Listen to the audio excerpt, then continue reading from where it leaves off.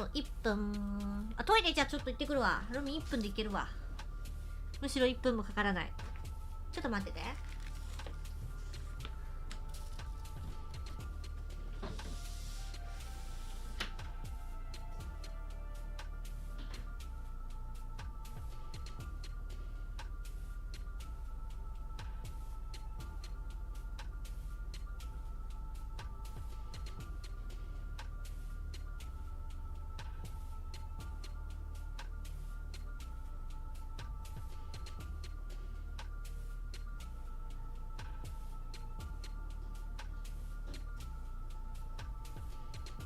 Thank you。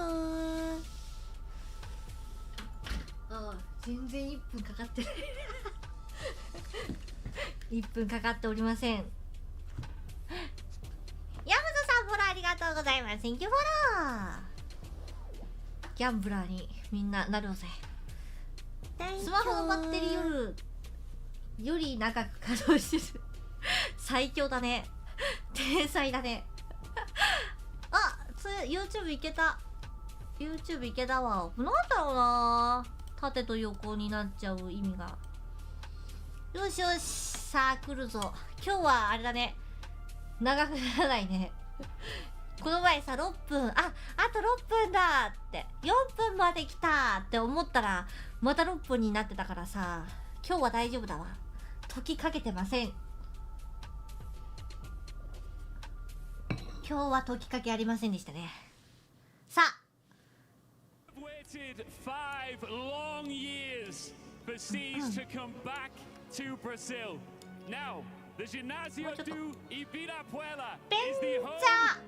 ザクロックさん、これありがとう。Thank you for that。ランダム W7 ドロッピングバイ W7M が勝つんだってこと？いや、どっちだろうね。いや、マジで次のマッチアップ楽しみ。あと6分と錯覚させてくるの。あ、W7M のファンいいね。いや、昨日のヘイズやばかったよね。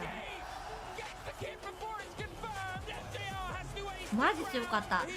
でもなんかさ、そうだ、ミカちゃんのインタビューで見たんだけど、なんか私たちはバラバラになりませんみたいなこと言ってたらしいんだよ。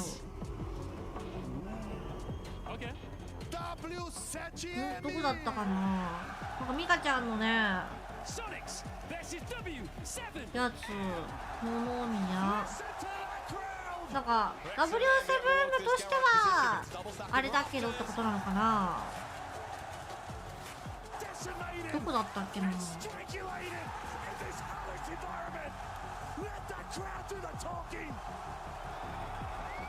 っぱあれじゃね、やっぱ言ってないね。楽しみだね。一瞬タチャンカいたタチャンカこれ昨日、これマジやばかった。この試合本当に熱かったね。G2 も強いよね。ルミはどっちも好きなんだけど、フェイズが上にいると思うと G2 に頑張ってほしさもあるんだよな。丸ごと買い取るのかな。そういうことなのかな。でかいな、音でかい。もうちょっと下げる。これThere is absolutely nothing like it. Good morning, ladies and gentlemen. MBs, we are live. なんかあれだよ。鬼滅売ってた。鬼滅の服着てた。Yesterday was an absolute banger. We got 3 games that just surprised us all in many ways. 楽しみだよね、それも。 Let's be very honest. However, the biggest piece that we expect どうなってしまうのか楽しみよ。なんかスタッフもって書いてあった。 W7M とそのスタッフみたいな、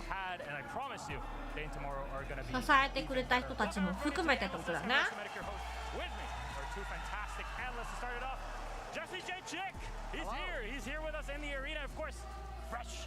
Gentlemen, how are we doing today? Yeah, pretty good, pretty good. It was a mad day yesterday, honestly. やっぱ横の輪郭が綺麗すぎるな。I've never been on stage where it was just そういうとこいいんや。 all 美 day when we しい。 stand here, you hear the crowd and the vibrations. It was incredible.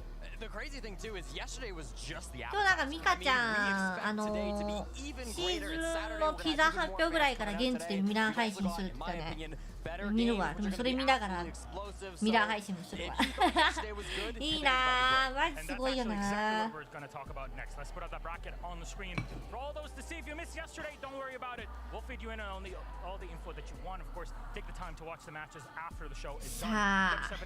そう思うとやっぱあれだね、このローワーにいたチームはさ、回数重ねないといけないから上がるために大変だよね。バータスプロってさ、どこで勝った？G2 と W7M と戦ってる？ W7M 戦ったか？勝ってたな。あれ勝ってたよね。今日負けたらバータスプロって対決って感じかな。勝ったらだな。勝ったら G2 と W7M が勝った方がバータスプロと戦って、でバータスプロとそれを勝った方がフェーズと明日戦う。確かそんな感じだと思う。そうだよね。多分合ってるよね。そういうことだよね。Indeed, Milos. W7M have been the best team throughout the year so far, and the thing that really drives it home for me are their mechanics and their confidence. Their confidence comes from repetition. They've been in gunfight after gunfight. ナビって CG チームないんかな？どうなの？ナビね、全然ね、ほんと2年前ぐらいから見始めたから、昔のチームとかにあったのかな？今はでも、あったわ。黄色と黒い字のやつだ。あ、撤退してる。あ、撤退しちゃったんだ、ナビ。そうなんだ。そうだよね、黄色い字のやつだよね。だから見たことあるな。当直呼ばれて戻ってきたら盛り上がってね。盛り上がってるよ。初戦が熱いよ。本当に。その理解で合ってる。オッケーオッケー。他のゲームに終わってきちゃう。いやー、どうなんだろうね。やっぱ続けていくのって大変なんだろうね。やっぱさ、こう成績を残していかないといけないじゃん、やっぱり。維持するの大変なんだろうな。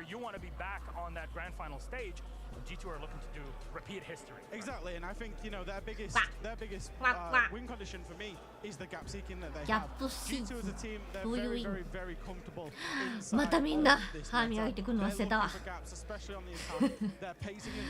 歯磨き忘れました。エントリータイム G2 あれ G2 昨日1分半ぐらいじゃなかった？ちょっと巻き巻きした。They get that entry success rate. When they get that entry success, they're converting it into round wins. An astronomical figure. 4 rounds out of 5. いやー、昨日強かったら、マジ G2 と W7 の強さがやばかったもんな。マジ強かった。ミカ様の W7M 選手後インタビューで選手とコーチは離れ離れになることはないって聞いて安心した。そう、それみたいよ。だから多分違うチームで頑張っていくのかな。どこだろうね。それ多分インビ終わっていろいろ落ち着いたら出てくるんやろな。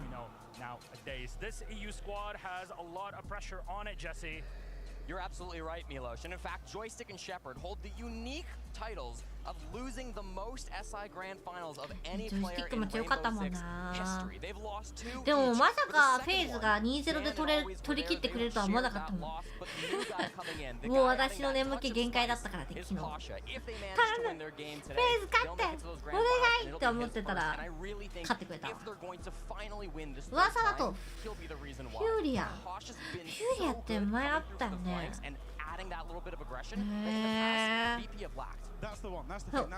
ーリーか。アルミンが思ってんのはフューリーだな。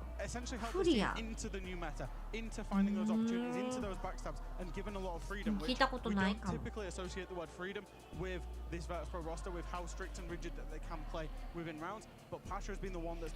の開始は37分後だって。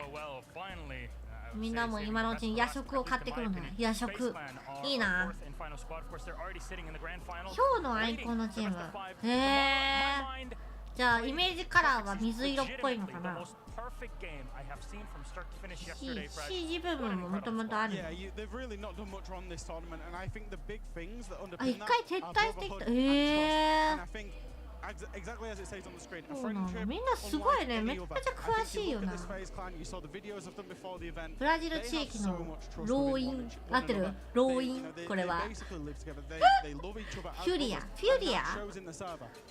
て出てくる。ありがとう。そのリキペディアルミンツイパソコンで開くとブロッカーが発動してこの配信が終わるから携帯で見る。マジ怖いんだよ。リキペディアマジで怖い。あ、ユウさんもフリア知ってる？ほんと怖いんだよな。あ、ジャスティ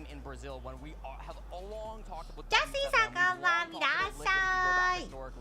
そうやばいんだあれマジで。恐ろしいんだよ。本当に怖い。今日も世界一可愛い。ありがとう。いつでもルミンは可愛いで。見たいたわ。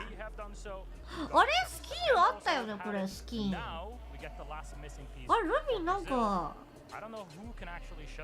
あったわ。覚えてます。このマークシーズナースキンがあった気がするんだけど。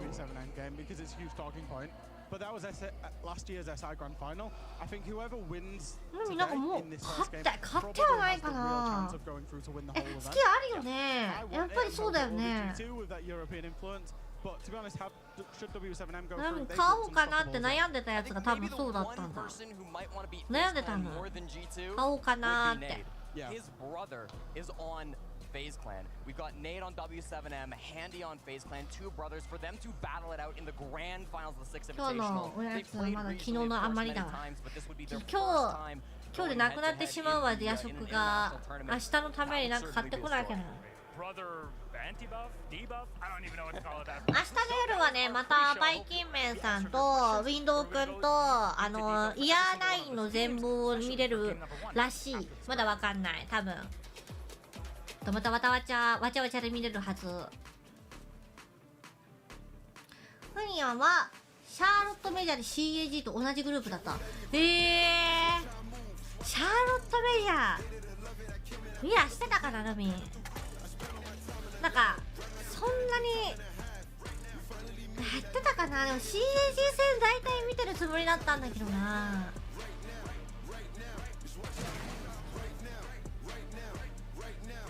みんなほら 40% オフかな。買った？みんな買い切った？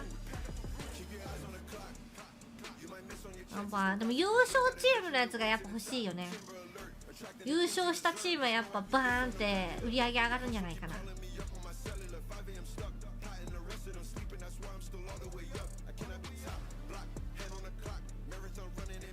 エレベートのスキンに人気だよね。あれコインも撤退だよね。コインってまだある？コインもなんかなくなっちゃうと違うっけ？コインはまだあります？とりあえず撤退系のやつは買っておかないとみんななくなってしまう。W7M じゃない。違う。そうだよ。W7M も買っとかないとさ、もし変わるってなったらあれやんだ。あ、声はフローグに戻る。あ、そうなんだ。エビレイドさんこんばんいらっしゃい。パブのオールラウンドスキン欲しかったら撤退しちゃった。もう買えなくなっちゃった。もうパブって買えないんだっけ。シャーロットメジャーの結果もありがとう。どんどんなくなっていく。でもその代わりやっぱり新しいチームもね増えてますからね。だってファルコンズとか GK とかまだまだ全然新しいチームじゃない。カイリさんこんばんみん。いやでも入れ替わりがあればまた新しい作戦もあるということですよね。だって W7M がそもそもだってさ、ほんとちょっとここ2年ぐらいじゃない？急にグーって出てきたのって。一応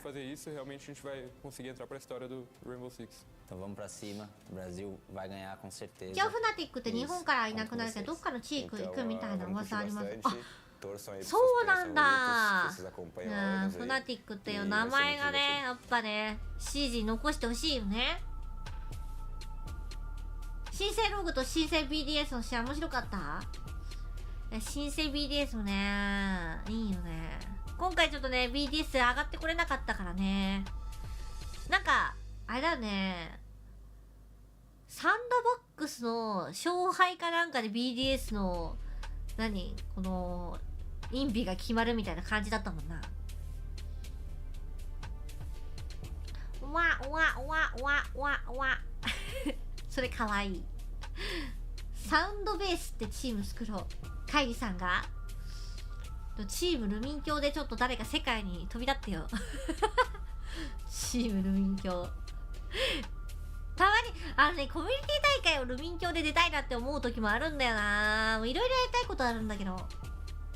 そうだったよね。あ、来ました。サンパウロイエーイ。ルミン教狂ってる方だ。いや、昨日の声援聞いたらさ、決勝戦どうなってしまうのっていうぐらい熱くなるよな。母の背中母のお腹にしよう。背中ちょっとあれだからお腹にしよう。母のお腹。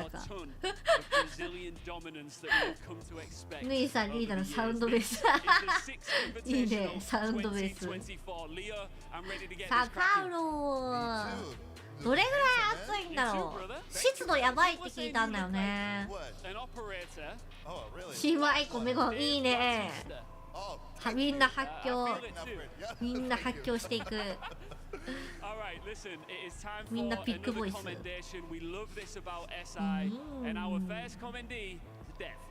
いいね、ピンクのジャケットかっこいいね。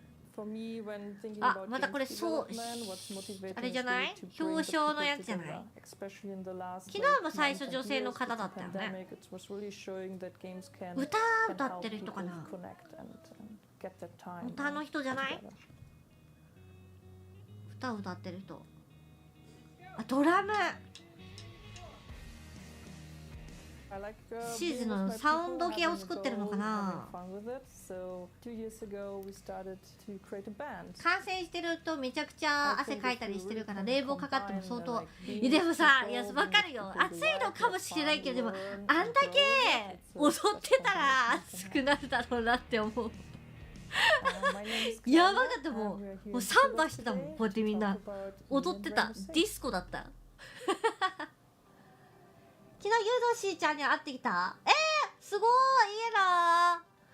ルミーさ、前回のシックスジャパンインビの時にユードシーちゃん喋れなかったんだよね。通りすがりとかでは見てたよ、こっちから。いいな。秋葉原だったっけ、イベント。マジビギーさん。はい、このカード。かわいい。ツーショットもいいね。昨日絵を描いてる人表彰されたけど、もともとファーンと描いてて、あ、そっからなんだ。すごいね。でもそういう人、やっぱ好きな人こそなんか実ってほしいって思うよね。CG を好きな人でどんどん集まっててくれたら嬉しいよね。ルミさんとのツーショットありません。ルミとここに並んでくれれば全然撮れるよ。隣に並んでくれる。すごいね、本当に。本当にすごいよ。この人はなんだろうね、でも音楽かなと思ったけど。違そう。 For me, my team is the best, of course. And they're really like happy to push each other to really get to a high quality delivery. It will sound that I'm saying that because we are recording about her, but I swear it's true. Claudia is probably the best manager I ever had. Claudia is Oh, this kawaii. connection point. She is this T シャツ glue かわいい。 between us and the rest of the Siege family, I would say. わしが V になることがあれば全然ない。 Give us the opportunity to give our own ideas. 背景投下というのがあってな。 I admire that skill of her. その方、火花のイベントスキンとかデザインだ。あ、 To the team. あれでしょ、角のやつやんな。ルミあれもう一回配ってくれないかな。持ってないんだよね。それこそマーケットプレイス売ってないかな。あれかっこいいよ、スイッチの。角生やしたいルミも。このルミのこの火花衣装に角生やそうぜ。Representing the team. It's another thing about this team that I think is really special. We come from all over the world, myself included. あれが今までデザイン出した中で最高傑作だったらしい。へえ。いやだってめちゃめちゃかっこよかったもん。マジでもう一回ください。お願いします。もう手に入らないのはもったいない気がする。あとマジでコスプレがしたい。火花のコスプレがしたいルミは。I was always about bringing my friends and also later other people together, and was always for me to try to make sure that people have the best experience. ね、欲しいよね。めちゃめちゃ欲しい。どうにかお願いします。もう一回リバイバル。エースのピンク色のスキンもさ、なんかみんなに聞かれるもん。どのスキンですか？何のスキンなんですか？バシ、あ、でも日本じゃね？シックスジャパン意味じゃね？違うかな？一瞬だけ映ったの違うかな？You see all the different people from the pro players to the casual players like me to the cosplayers that are there. Everyone that is interested in Rainbow comes together and really celebrate the game, celebrate everything that happens in between, celebrate all the time they played, really come together and enjoy them.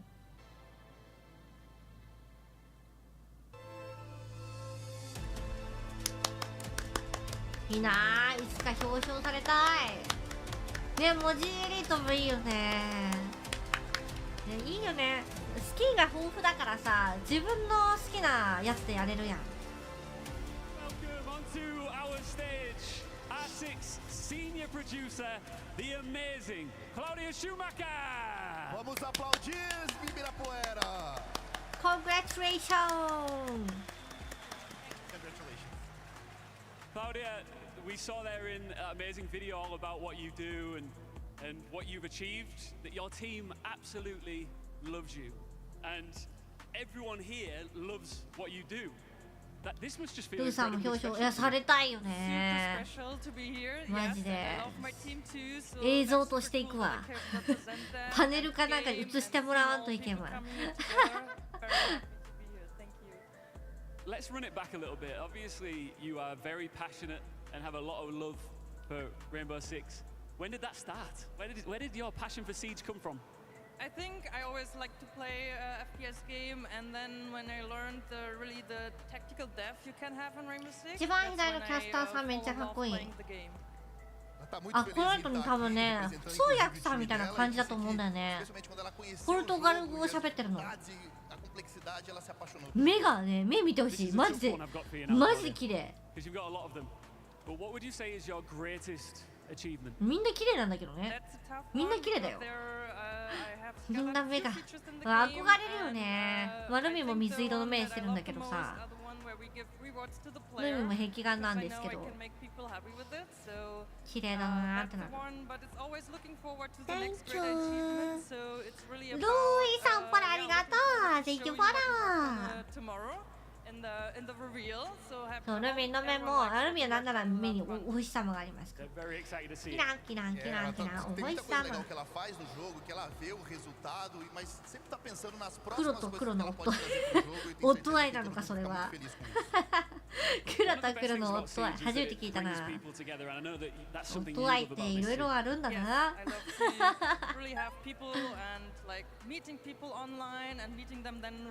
In real life is super exciting, so yeah, shout out to my ranked team. I met them this year the first time. リポストと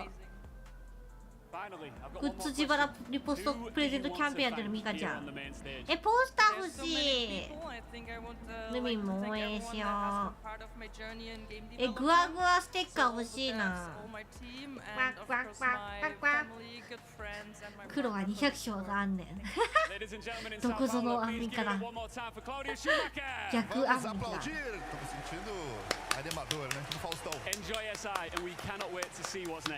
3日間で3人ずつ表彰されると思うと9人ぐらいいるのかな、表彰される方が。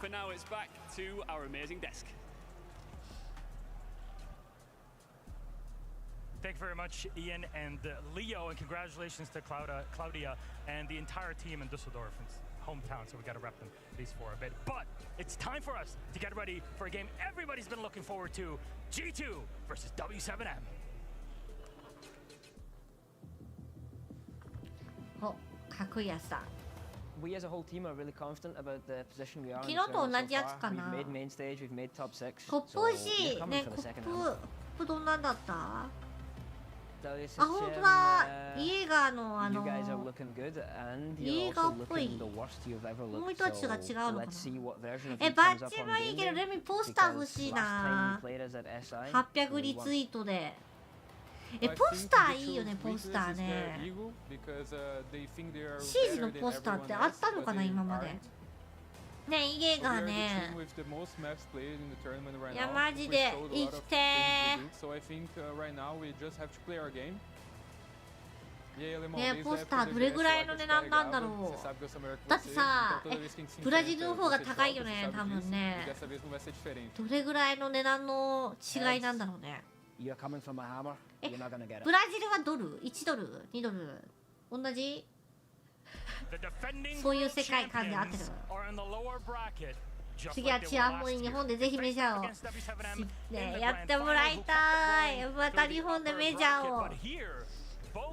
でもあの時さ、でも結構海外の人やっぱいなかったんだよね。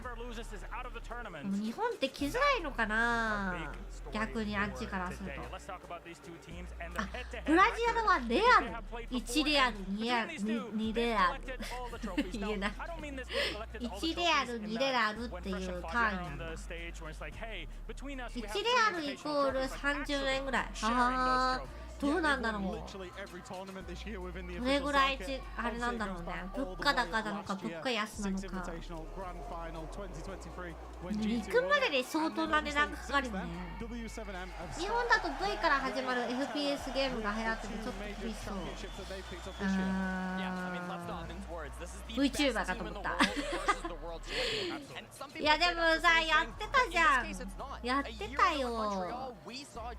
みんなシージが好きだよ。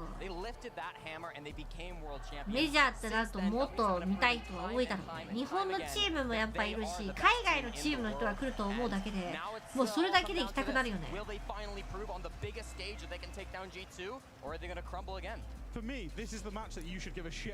だけの人数がさ、9000人確か入る規模のこの会場なんだって。それがソールドアウトってすごい人気だよね。で武道館でちょっとメジャーやろう。マジでめちゃめちゃでかいとこでやって。東京のやばい、友達探すのもむずいかもしれん。武道館と東京ドームってどっちがでかいの？東京ドームのがでかいよね。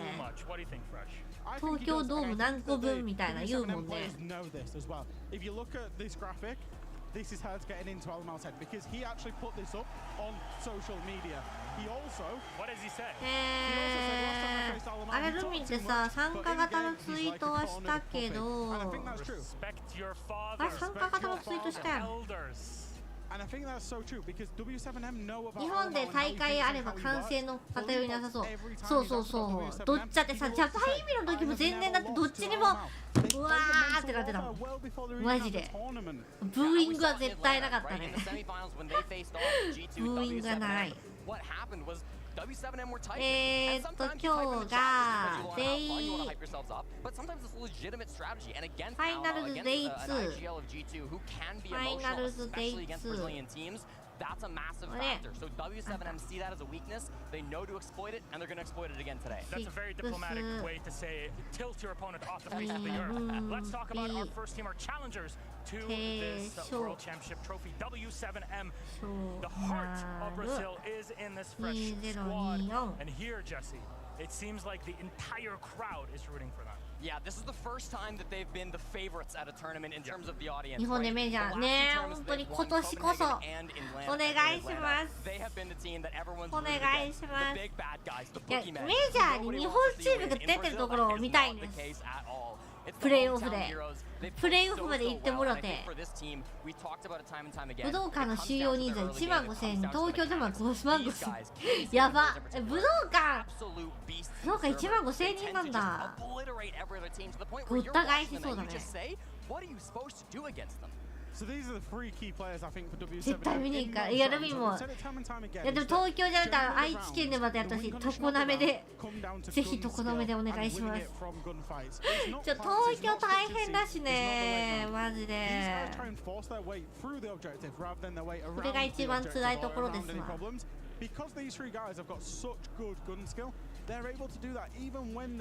前回はね、常滑メジャーだったから、ルビーね、岐阜なんだけどね、めちゃめちゃ見に行きやすかった。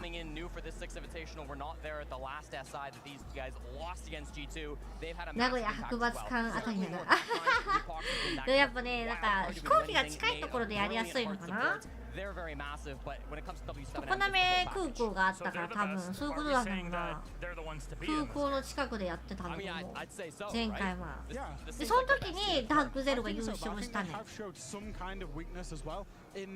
待って、ネオさんとパルパさんごめんね、今気づいた。全然 YouTube のコメント欄見てなかった。申し訳ねえ、本当にごめんなさい。海がただ夢中で喋ってた。東京でやってほしい。イベントはでも東京だもんね。でもオフラインもあるんじゃない？オフロはあってほしいな、今年もね。From what we heard and what you told us from Super is that this squad was completely built from the ground up to defeat them. このメジャーの時は財力がなかったいけなかった。あー、遠かった。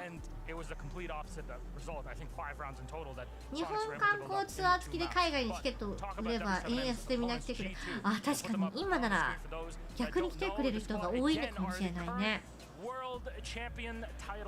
Holders and they need to win the next two games to make it back into that grand final against FaZe. Yeah, and they've done it time and time before. G2 のユニフォームかっこいいな。The Six Invitational, pretty much in the same place as they were last year. They made that lower bracket run. そんなことないと思うよ。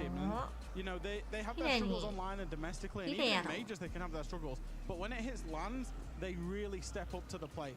They just all seem to focus in, find that zen. でも今さ、プロのこのマウスパッド、マウスパッドちょっと新しくしたくてプロのねやつを見てるんだよ。なんかいいマウスパッドないかな。ピンク色がいいの、ピンク。それこそギプトの力、ジプトさんの中に入れといて誰か買ってくれないかなって思う。Yeah, with how they got here to the stage, remember that a few days ago. But we wanted to highlight a specific game. すごい、なんか音やばくない？ Please break it down for us. So this was the match that we saw yesterday. We saw a couple of key clips that I wanted to focus for you. G2 win rounds that they should never in a million years be winning. Doki, I want to show you for the first clip. They're playing down below. This is match point. And first, not only is he able to find the angle to deny plants. I mean, he's trying to go for the Z4. Doesn't quite land. The plant's going to start going down very quick from Canadian. And he finds ここの思い出してしまった。いや、ここの本当ね、設置止めたのでかすぎたよな。That is incredible from Doki. So he steps up so often for G2 to be that big player. And then the other person that we talked about ここのベンジャもやばかった。オキシゲンのスキン買っちゃった。いいね。オキシゲンのスキンって誰のやつだった？誰の銃のやつだった？緑以上は違うよね。Solo on their own clear. There's no help here. There's no trades going on. There's no intel being fed. He's just a beast who has this and is able to work with his own game sense, his own mechanics to shut down when there are 4 players closing in on him. フィンカのスキンか。Pop off whenever necessary in Doki and Benja. What if we were to compare them and see how they face up against one another? リアルいいね。フィンカもまだ全然強いでな。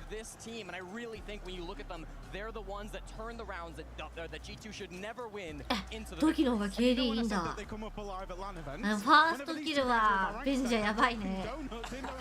やばすぎ。EPS 多分総合ポイントみたいな感じだろうな。ベンチのインビ成績異常すぎて、いや、ほんとやばかったの昨日、本当にすべてしばいてたよ。360度すべてカバーを殺してた。タロンの使ってる。タロンのやつってもうない。もう買えない。Yeah, because he's the IGL and he's the one who understands. He's the one who brought Split Theory to Europe. I know it's a big buzzword, but he's the one who brought it with him to G2. It's how G2 won the whole SI. アニメキャラスキンを片っ端から買うからもっと流行ってくれ。ほんとよ。頼むよ。ルミのスキン誰か言えないか。どっかのチームに。あ、まだ買える？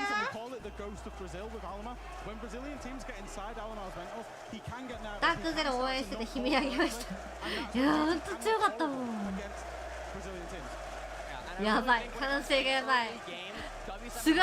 昨日の白いドレスの女性の人が今日黒いギラギラしてかっこいい服着てる。SHMG11 もある。なんか覚えられないんだよね。どれがどのスキンかって。You can at least get those trades and you can back it up. Now let's take a look at the next and final piece of our pre-match. Our map bands. 9 map pool is what we play with here in Rainbow Six Esports if you're new to it. Hello, welcome to the show. さあ、どこが来るか。おお、久しぶりじゃないナイトヘイブン。久しぶりだな。なんか最初の方しか見なかったんだよ。高層ビル。Is our second G2F picked up yesterday. They'll play it again. This time W7M on defense. あー、リムジか。いや、ナイトヘイブンちょっと楽しみだな。General thoughts on the map bands. Nighthaven Labs is the most unexpected pick W7M could have gone for. They have never played this map in team history. It is their permaban. They have come out and picked it against G2. That's a huge statement saying we are confident. Then you got Skyscraper coming up next, picked by G2. Comfortable map for them. They love to play it. They played it multiple times. Rare for W7M, but a very good win record for them as well. And then you get Console coming through. Both these teams have played it once so far. Both of them played it against Liquid. G2 got the dub. 7-4 もう結構さ、数こなしてきてるからだんだんとなくなってきてるんやろうな。G2 had to leave a map open in the map bands. ダークゼロ。あー、でもさ、スカーズ結構やってたのよ。スカーズマジ強かった。ナイトヘイブン最強だった。マジ強かった。あとどこがやってたんだろうね。あんま見ないよね。They've waited until today because I think today is their biggest obstacle in getting to this trophy. We talk about maps, especially when we get here to LAN events, because you cannot plan for best of ones here at the Invitational. All of our games are best of threes until you hit the grand final. So, 賭け事のお時間ですよ、皆さん。よろしいですか。I think so. I mean, I think they both have 9 map 賭け事はもうすぐです。準備をして待つのです。昨日結構だからみんなバータスプロにかけて負けてる人もいたからな。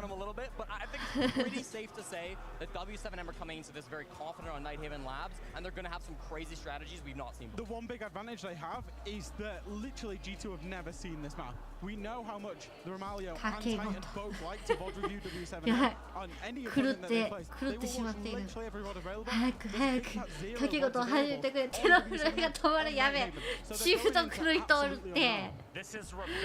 中毒います。まずいですよ。まずすぎます。あ、なんかルミが消えた。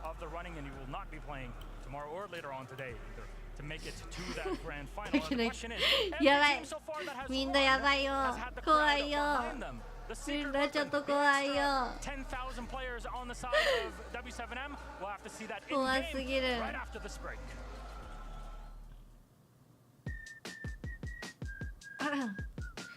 ピューピューピューピューピューピューピューピューピュー。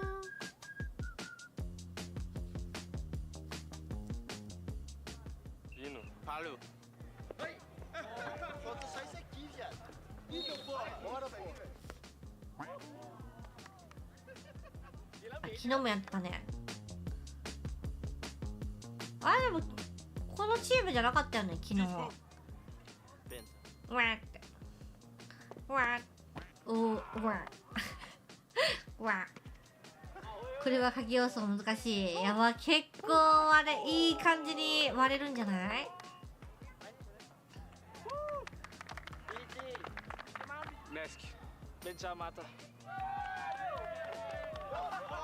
わーわ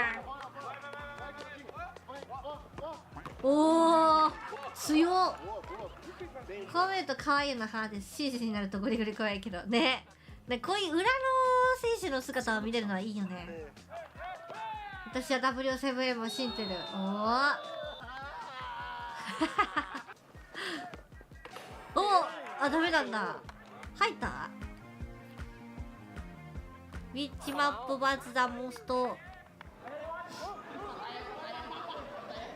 え靴脱げてる。わわピュー。あ、W7M 強いですね。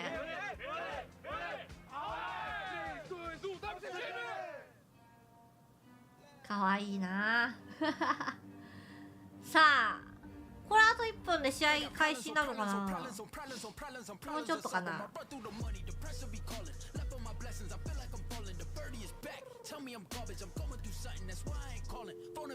11時多分15分ぐらいに試合開始なんだと思うんだね。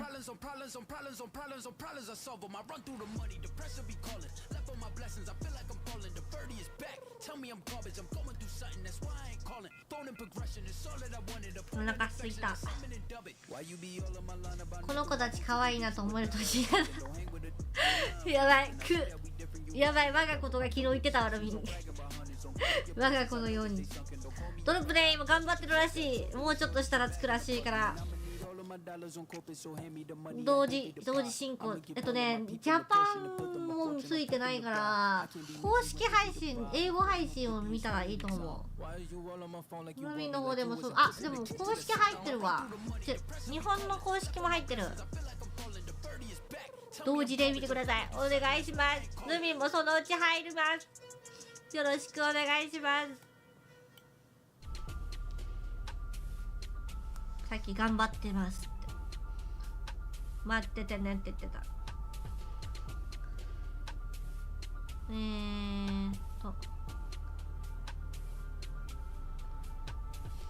そう気長に待っていただけたら、できればちょっと公式の方と2マトで見ていただけたら嬉しいです。狂ったように頑張ってるって言ってるあ、入場したあたりぐらいでウィーザの配信ます。ありがとう。もう時間まであるからさ、やっぱりさ8時間見なきゃいけんやろ。Crazy in here. My name's Ian Chambers, joined by this amazing Brazilian host, Leo. Are you hyped? Are you ready for this one? Oh my gosh, definitely. This arena will burn today. なんて言ったのうわー、めちゃめちゃ埋まってるね、今日も。土日、今日休みだからかな。昨日は金曜日だったもんね。I still think there could be louder, you know? Yeah, vocês entenderam o que ele falou? Que ele já esteve no Japão, na Europa, nos Estados Unidos, mas nunca ouviu uma plateia tão alta. なんかサッカーのユニフォームなのかな。あ、しましま、青とさ黒のさしましまのユニフォームはさ何なのかな。どこのチーム？見みんなサッカーの T シャツ着てるのかな。すごいすごすぎる。やばい。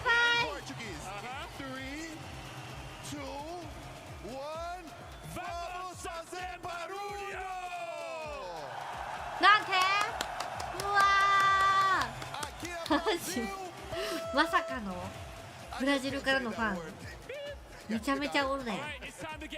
だからサッカーのユニフォームっぽくない？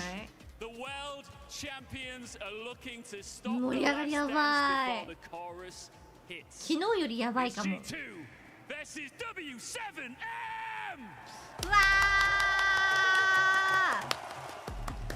ーかっこいい。ここ歩って。うわーわわわわわーかっこいい。似合ってるサングラス。くっそかっこいいんだけど。バモス聞き取れたルミもバモスだけは聞き取れた。かっこいい。やばい、似合いすぎ。これちまうぜ。でも長袖着てる。ふーちゃんもサングラスやれるでメガネからサングラスに変えれるで。イケメンすぎるよな。さあそろそろみんないいですか。 G2vs.W7 どっちが勝つでしょうか。掛け事もしていきましょう。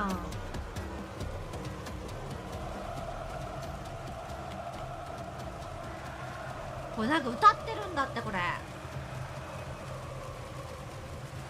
何の歌なんだろう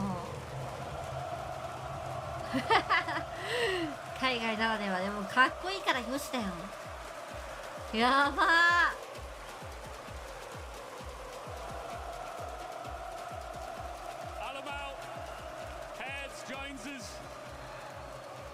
かっこよ。国歌かなやっぱり。いやこれだとちょっと G2 はアウェー側に行ってしまうからね。一応ブラジル対決だけどね。一人アレマオがブラジルの人だった。あ、ブーだよ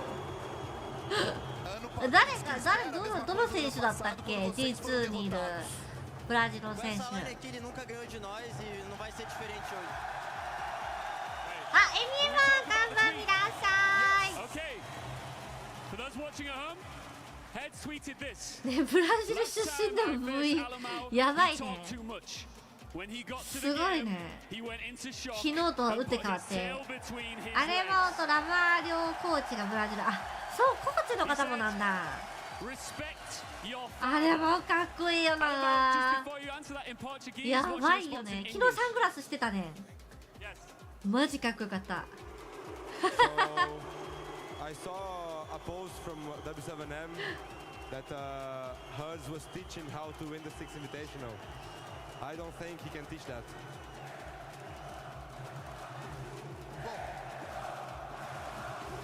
何？アルマオって言ってるから。なんて言ってんだ。なんて言ってんだ。おう、にゃんにゃんにゃん。おう、にゃんにゃんにゃん。なんて言ってるのかわからないけど、すっごい盛り上がってるから楽しい。あ、フェーズの元子で、なんて言ってるんだろう。Eu vi post da W7M no Twitter que era o Eros explicando como se ganha o Six Invitational. Eu não acho que ele pode explicar isso. なんて言ったの。歯が綺麗。歯が綺麗だわ。Não fala inglês, eles vão ser amassados hoje, é isso? I don't speak English, but they're gonna got smashed. I don't speak English って言ってた。それだけ聞こえた。あ、マギルさんこんばんいらっしゃい。ごめんね、気づかなくって。ツイッチで見てるからね、YouTube のコメント遅くなっちゃうかもしれん。うわ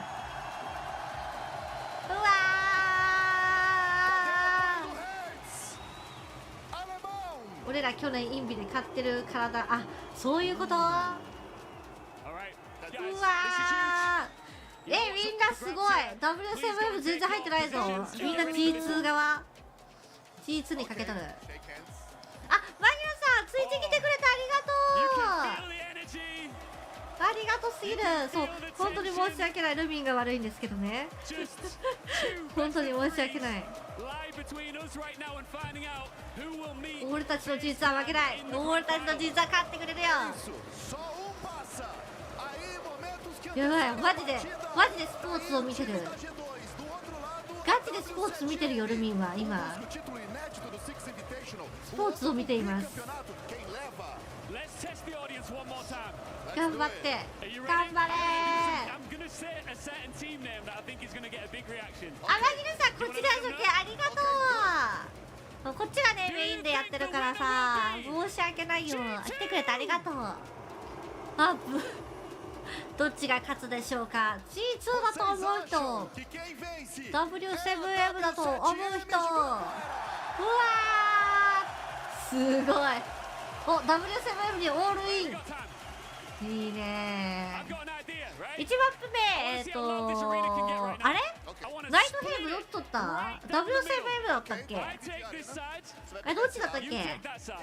覚えてる人で G2 があれ高層ビル、あれ逆か。どっちやった。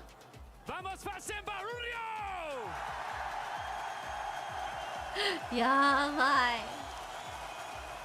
ヒースに半分。おお。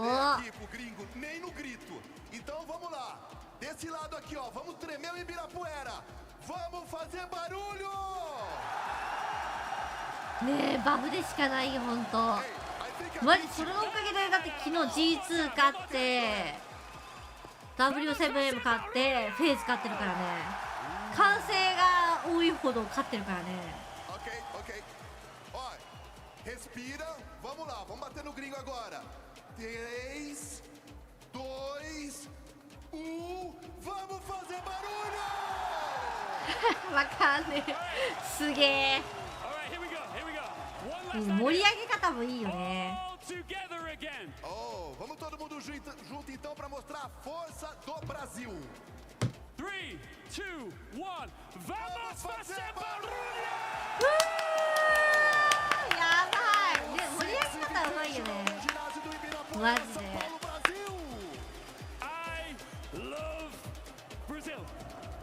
あ、ブラジル。わかった。ね、言葉全然わからんけどめっちゃ盛り上がってるわ。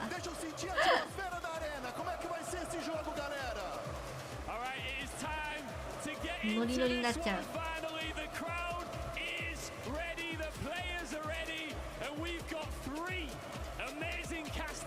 最後は全員行くよ。バーマス。あ、そういうこと。当てどハレルヤ。バーマスはなんかファイトみたいな感じやな。あ、今日3人だ。これで9年目のゲームです。本当だよ。9年も続いたから逆にこれだけの人数がね、やっぱ根強いファンがいるのもあるよね。ヘングマサさん、これありがとうございます。いきうわ、G266 だって。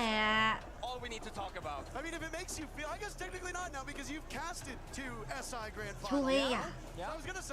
ピンクとファビアが並んでると感慨深い。みんなずっと見てる人がいるとあれなんだ、うるってきちゃう。もともとそのペイングとファビアは戦ってた同士ってこと？そういうこと？みんな W7M を侮ってない？いや、昨日なんか仕上がってたからな、マジで。いや、その前も仕上がったけど、フェーズ1、フェーズ2の最初ぐらいはさ、W7M あれって感じだったもん。さあ来るぞー。それでは G2vs W7M、 Good luck, have fun! This feels like a grand finals, but it's not. Both of these two teams, they've been there before, but only one 結局どっちがピックしたマップかわからない。G2 が攻撃選べてるってことは W7 ピックかな。サッチャートッケリペングとファビアンもお互い G2 で同じチームに所属して2年連続インビト。あ、仲間だったんだ。はいはい、すごいね。勝った方が強い。ただそれだけ、そういうこと。お、トゥーバーラオー同じチーム2018と2019のインビ2連覇した。その時代は知らない。ちょっと本当に悔しいよね。もっと前からこういうシーンを見てたかったなって。そう、仕上がりなんだよね。本当にシンはマジで仕上がってる。お互いに仕上がってると思う。決勝戦やろ。もうこれは決勝戦。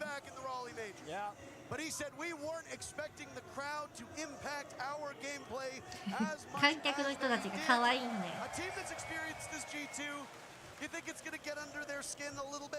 Not at all. I don't think that this was under the skin whatsoever. When we were playing, Nick, we had the crowd against us in every single tournament. These guys have just as much experience as us, and you never cared for it because your focus is on the screen right in front of you. Your focus on the 4 guys next to you, the coach behind you. Those are the only 5 other people in the world that manage to focus on all that in their head, and they know what they're up against. 事実もラボアトランタメジャーのスカート戦を思い出す。いやー、全然わかんないけど覚えてないんだもん。よく覚えてられるね。すごいよ。キャッセイさん、こんばんは。放送ありがとうございました。まだしている。いいね、ありがとう。たくさん見てくれたら嬉しいな。Going up against G2 is going to be a completely different game, though. I think we're gotten to the team キャッスルさんがキャッセイさん、キャッセイさんこんばんは。完膚なきまでポコラやった。あ、そうなんだ。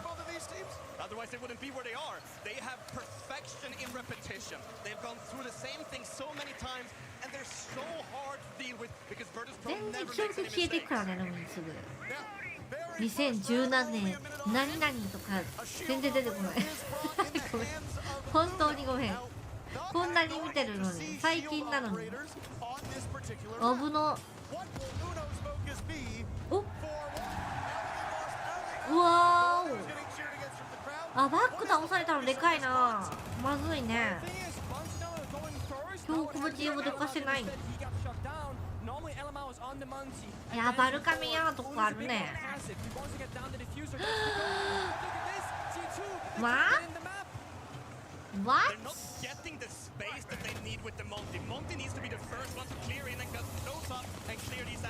まずいよ。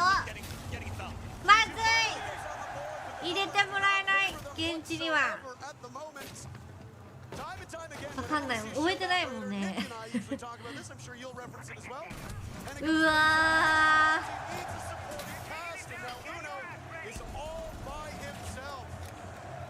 ー、マジ？やめてよ。ポンタをいじめないで。後ろからもね、音聞こえ、どんな音の感じなのね。なんかちょっとの音だったら多分聞こえないよね。リロード音とか全然聞こえんわ。いくら高性能なヘッドセットだったとしても。サッカーの試合かと。やばい、ノイズ消してる。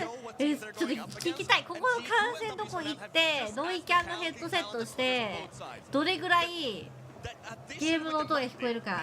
マジで本当に聞こえなくなるのか。ちょっとは聞こえてるくらい。見てみたいわ。ちょっとさっきルミンもモンタには殺意を覚えたけど、これを見るとかわいそうになってくるわ。さすがに、さすがのルミンも。But if you have a game plan going into this G2, you get shut down the first round, and let's say the next couple of rounds, do you think that might have a bit of a shake-up on their mentality? You know what I want to see, and that is さすがにちょっと聞こえてそう。あ、振動確かに爆発してないのになんかイングレ投げられたみたいな振動が地震結構みんな跳ねたりするからね。耐えられない。会場がよう垂れてる。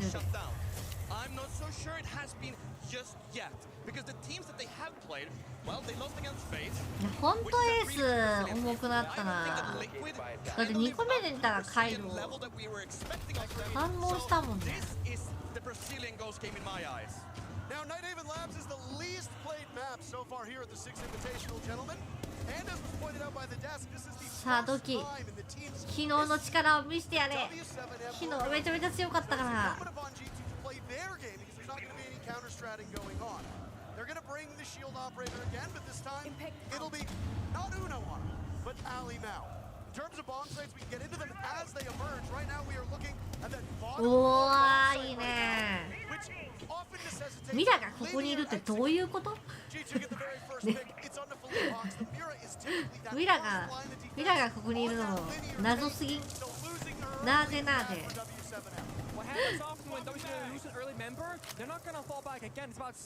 いやまだヘイズも GB もいるからな。ミラがいる位置じゃないよね。全然わかんない。いやめちゃめちゃ上にいるんだよ。本当に前にいる。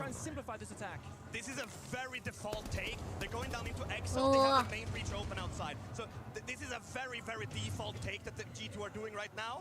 They have gotten really deep. でも外のロックさえ行けばそっちまで行けそうだけどね。でもウーロが持ってるのかディフューザーを。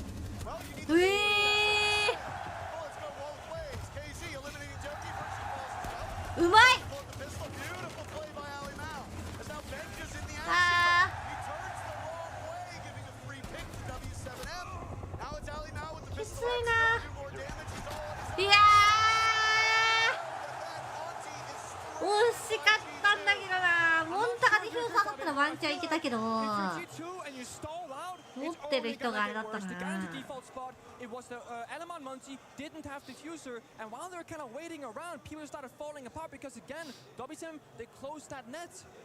Yesterday, when G2 played, my biggest concern for them was that the attacks they were making had only one tempo, and it was high octane fast. 攻撃で取れないのがまずいよね。What we're seeing now is a very different G2. This G2 reminds 次 me 第3 of マップですか。 they 第 play 3 slower 拠 than 点。 my うわ。 My grandmother doesn't even play the game. So what we need to see from G2 is maybe go back to the roots. ねえ、かわいい。ことごとくやられて、もうモンタしかいない状況ばっかりよ。 We need to see something different. Pay close attention to the face cams when they go into the G2 team. Very close attention. Alamo's face, if he turns any whiter than he is already, you know it's over. And this probably takes us back to the map veto, right? Because when you go C2 into Nighthaven Lab, and you don't know how you're put in place it, all your strat work, your counter ability to see, okay, this is a weakness. We can go to this position. We know this information. You can figure out on the fly. This is the first time G2 will see WM play this map. So it makes sense to play the months because they don't know the layout of でも where こ they're こ going の to 拠 play 点でもさ結構強いよね。やっぱプロが守るとさなんか崩しづらいなって思ったんだよね。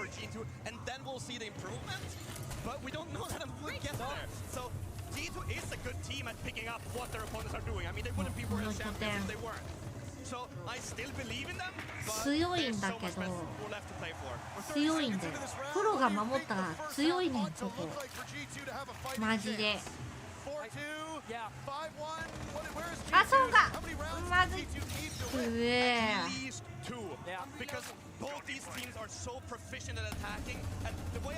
そうね、必須ピックだもんね、確かに。も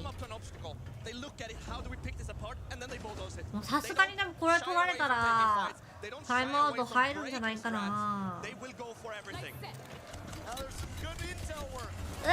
らなかった。お、いいカバー。あ、ロックしてたんだ。偉いね。こういうとこよね。やっぱさカバー車線仮にやばい。うわあ、ネ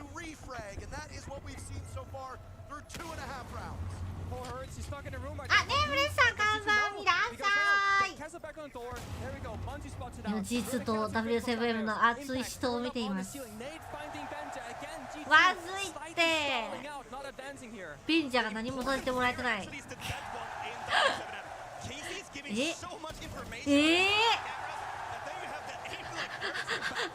やだやだやだやだ、仕上がりすぎてるって。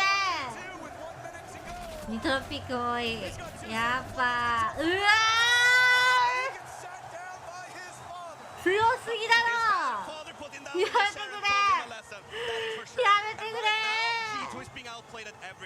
最後で強すぎる。仕上がりすぎてる。ハーデスがハーデスいつ通常運転だった。わ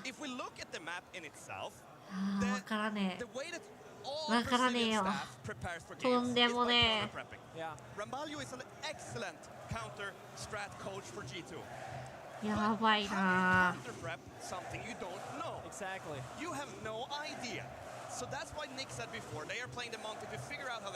タイムはさすがにねちょっと取らんといけんよね。もっとやめるんじゃないか。なんか G2 の良さが消されてしまっている気がするけどな。It might be the lowest kill count we've seen from G2 to start off a map at this entire event. I also point out that we've seen 圧倒的だね。やばいね。いや応援の力はマジであるよ本当に。力は力で騙らされる、それこそがチームワーク。いやでもその力は実は持っているはずなんだよ。対策してきた水がモンタだったのかもしれないよね。でもねいや 7-0 ちょっと困りますね。7-0 は困りますよ。お客様困ります。お客様楽しみにしていたんですから。接戦であれ接戦。こっからよ、こっから全て取っていく。そう、それが G2。 あ、W7M マップだって。やっぱりほらG2 が構想だ。ビッグマップだったね。いや 7-0 はちょっとさすがにねメンタルに来てしまうんですよね。それは困りますんでね。7-0 だけはちょっととりあえずイーブンになったら攻撃はもう防衛つらいけどな。ディスキルうわー狙ってたもんね。心折れちゃうって。逆にドイツ選手攻撃取ってあと3本ねえ、そうなんだよ。攻撃で取らないとこのマップきついよな。心がえぐられていく。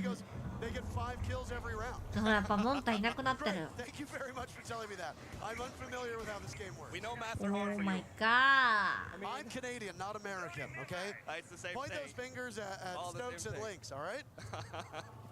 いやー停滞しちゃってるよね。どうするってなってるよもう。G2, we said aggression, tackle, isolation, getting the building faster with more confidence, and you're down to a spawn peak. Yeah, and the spawn peak kind of sets G2 up to fail, right? It does. Sure, it is just a kill. You have 2 minutes 45 seconds left and you have 4 guys left. But the thing is, the way that the game wants to be changed now and how G2 that's another thing. やばいな。絶対やばいだろうな。いやーカップ感かクラッシュか。メンタルブレイク。おいあらナイス。さすがにちょっとカップ感はね。始まって何してたらさっき言ったじゃん。どこ急にどこ行っちゃったっていうの始まってるよ。顔にいやマジで強いよ。means you don't have to play the Twitch or the Brava. Yeah. G2 love to play these, I would call them power operators. They would be 48秒。ここでどうなるか。Also that in combination with Ying, Grim, they love those operators to mess with the backups. マッサージ機。いいなぁ。Playing safe and playing smart. There goes a flash, and boy, isn't this reminiscent of how you'd hold on. うわ、ナイス。When he gets baited out. よしよしよしよし。やれるぞ。あと20秒。時間が20だ。あー、残ってんのソリスト。うわ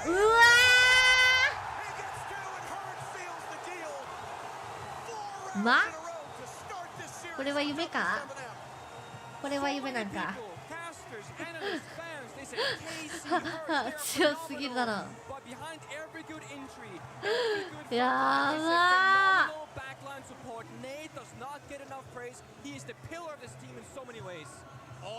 やべえですわ。これはやべえですわよ。まずいですわ。うわない、G2 頑張ってくれ。頼むよ。いや、レバーがちょっと持ち直してくれたと思ったのに。友野さんめちゃくちゃテンション上がった。いや、上がるよなこの試合。うわー、ネイロやばすぎ。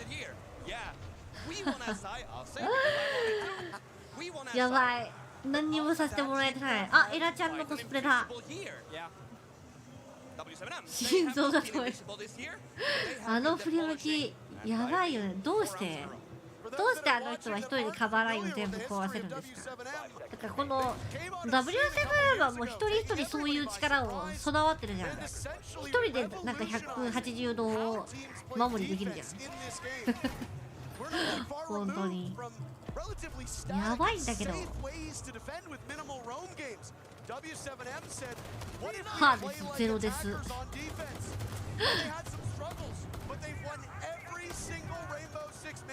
4-0 はやばいよねー。弱っ。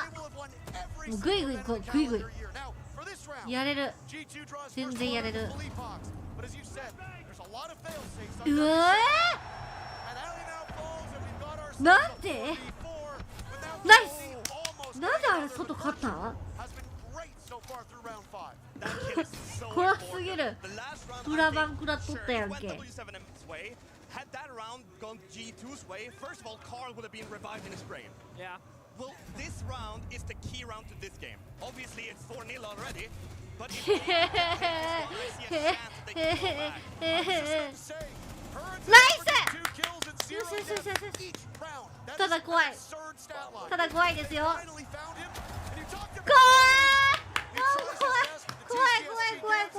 怖い。怖い。ナイス。とりあえず1本。もう1本。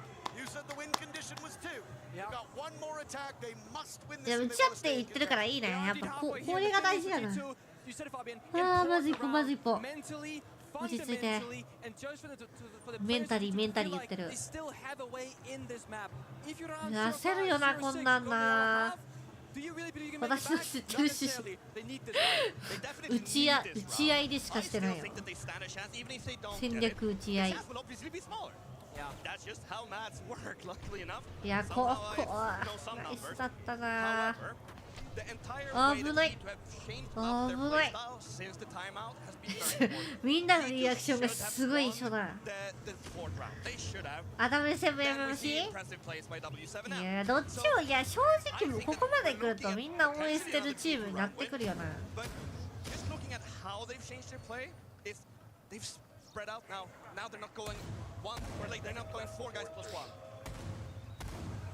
I like the flexibility that we've seen from W7M. Not only do they jostle their players on different operators, but they jostle the operators as well. Nade now bringing a frost. すごい。なんかサッカーのおーに聞こえる。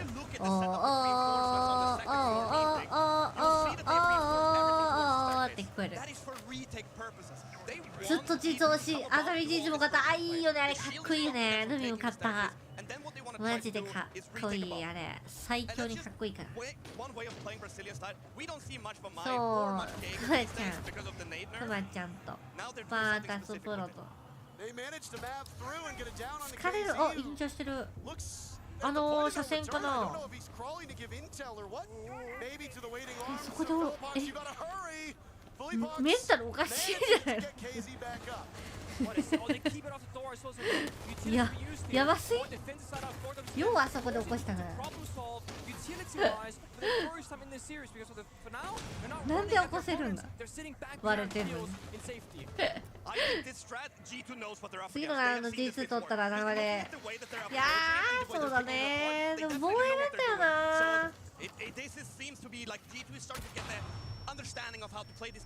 G2 は3ポイントを失いました W7M しかマイクロライス怖っそれでヒーツまた打ち合いに行くんでしょメンタルどういうすごいよね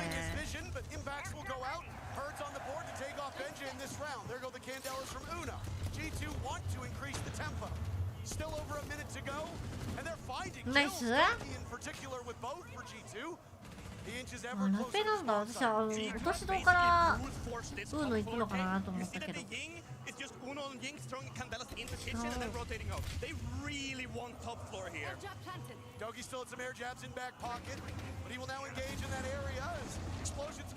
見るとこいいなナイスいいよいいよいいよいいよ落ち着いて勝てるよナイスただハーレスが怖いよ怖いよドキドキドキドキですいいね落ち着いてるねvery low time. They might run out of time here and start making mistakes. Herd's gonna absolutely pick up both, but he gets thrown out. Doki has intel. Uno walking right in. They line up. It's a game of kick away for 10 seconds. Doki will attempt the plant to bait Herd's out of his position. On drone. Herd's getting ever closer. Doki.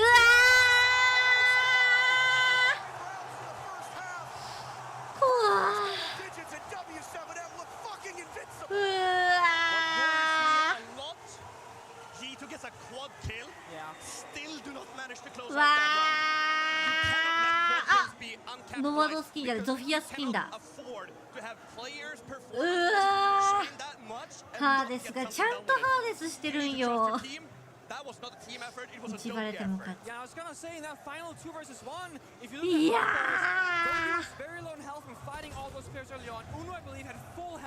ー5-1折り返すかいやハーデス止めないといけないよねどの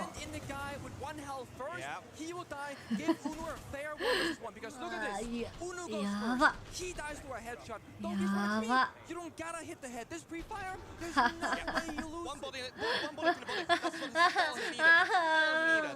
And it's not a fair fight. I mean, it's a zombie, so no matter what, it's not a fair fight. No, it's not. I mean, 王者を呼び起こしたただ召喚しないでもな起こさないでよ the way the round started was still puzzling to me. Virtue sprinting in through a door, it's kind of dying with no backup. Back to my previous point about looking at the face cams. I think even more now than before, pay attention to them. If Carl looks like a ghost, I think he's already mentally checked out. Because that's the issue I had with him. He could check out. I think Romalio has a better connection with Carl than I ever did. So I think that Romalio has an easier way to get him back. And I hope that there's things that they can do that between the maps if this continues going like it is. 本当に痛い本当に痛いやば怖いよ怖いよHow much of this falls on him because you've been thrusting blame onto Alamau, but Alamau's at least been holding his own in these gunfights. So when you're the in-game leader and you shut down or you stop calling or you turn white as it goes, that emotion is spread to everybody in your team. Everybody will feel the fear. Everybody will feel the negative emotions in the air. You know they're there. They just won't be mentioned. Someone needs to call him back to this. And sure, Benny's performance is helping Carl getting there. So it's like, well, obviously it's a symbiotic relationship where everyone is dependent on everyone. So Benny needs to step up his fragging. Most likely Carl has to step up his calling. Well, he's 0-6 now, Fabian, so that's not gonna happen for this round. Doki, though, fighting very hard in these moments to try and find these opening kills. He got one this time around. Stupid mistakes. Stupid mistakes like that Nitro cell missing. And it's freebies for W7M. Yeah, G2 are overreacting to everything that they're doing and just giving them the freebies. Benny needs to step up. Doki's overreacting, over-aggression. That's his biggest mistakes. Like, he has issues with not having the discipline. And then just stepping right もう冷や汗しかかけないわルビン。It's all up to the only Brazilian. This is a chaos. I don't even have words for this. It just looks so one-sided. Last night, after the game between Sonics and W7M, Grixer did an interview talking about how he felt about the game, and why he felt lost. They couldn't find their balance for Sonics to play passive, play aggressive, because nothing worked against W7M. Let's play the Monty. Let's take it nice and slow, isolate members. You play Monty the first round, Uno tries, Element tries, shut down immediately. You call a tactical timeout after losing 0-4. 祝杯の準備は整った。 I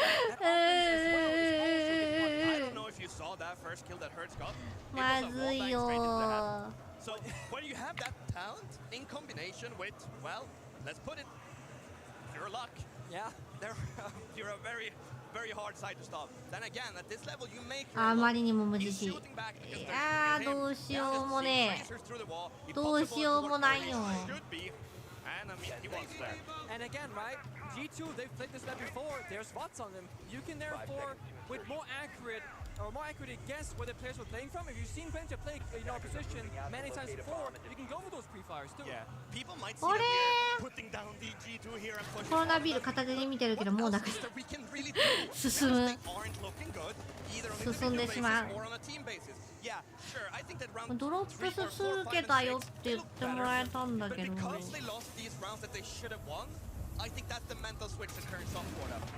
もうちょっといくかな。 Because Fabian, if you weren't here, there wouldn't be that much to ultimately play-by-play. My job wouldn't be anywhere near as important because of how one-sided this has been. But at the same time, あ、ついた。みんなついたぞ、ドロップスが。よかった。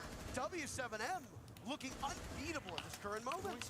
You know, Parker, you can always ask that for me to come to NAL. I'll work with you. I was come for my job. He's taking coach positions and now Herd swinging onto the opening. Created by 食らいついてけ。食らいてついてけ。頼む。 まだやれる。まだやれるよ。 I think it's a good look though. This proves that G2, they're not fully out of it. They're still fighting back despite it not working out, not giving W7M all the space that they do want. Yeah, I mean, what they're doing is they're taking initiative, and でももうここまで入ってんだよね。 maybe even more important. But is it taking initiative with poor discipline where they take fights that they shouldn't take? Why would you take a 37? やっとついた。よかった。安心して見てほしいみんなは。うわは。いや設置してるやん。しよう。あ、入るんじゃない？え？通った？ベンジャラがその逃がすな。まずい。いやまずい。うわー。え、飛ばないのあれ C4。マジ？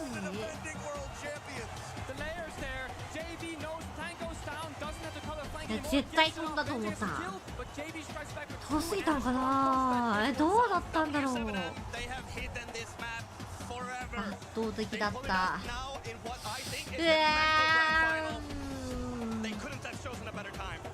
G2 がアウェイになるのは仕方ないですね。ブラジルでやってるの。そうね。でも G2 にもいるやん一応。昨日はあんなにみんなが応援していたのにあっという間だった。ということで勝利したのは W7M です。グッドハーフ。一応昨日はあんなに応援していたっていうのにさ。いやあっという間だったな。相性悪いんか。あ、そうなんだ。いやーポイントがいや次でもチーズバンプだよ。次はチーズピックですから。これやば。だってめちゃめちゃだって G2 にかけてるみんなね。 10.3 万やば。やばすぎる。とんでもねえ。うわー、あっという間だったなー。スナックタイムしてで、なんかさ、なんかこのインビ間中にルミの起床が寝るのが朝やん。6時とか7時とか8時に寝て、起きるのが2時とか3時に1回起きて、また寝て6時ぐらいに起きるので、そっから夜ご飯食べる生活をしててさ、1日1食なんだ今食べてんの。間食はなしでねだからね、めちゃめちゃお腹すくの夜が。やばいの。しかも夜ご飯もなんかいっぱい食べれないの。一回もなんかね、ちゃんとね、いつもみたいにご飯の量食べれなくなっちゃって。日本配信で見てない。そうそう、日本配信さ、なんかバイマさんとか喋ってる間完成聞こえないからさ、こっちで見た方がいいかなって思って、結構日本配信を見られてる人が多かったから。お腹すくんなよ。飲みのですぐ二のでするから。辛くでもいいから3食食べた方がいい。そうでしょう。でもね、そう思う何も思うの。どっかで起きたらいいって思うけど、もうね、起きる体力もなく。だからこれ夜中に3食食べればいいんだよねさっき食べたのが朝ごはんだと思って、ここから3食食べればいいんだよ。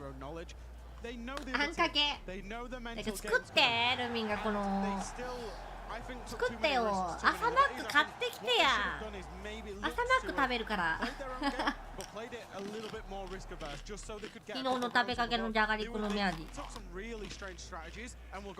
飲み物もやばい。飲み物の消費量もえぐいです。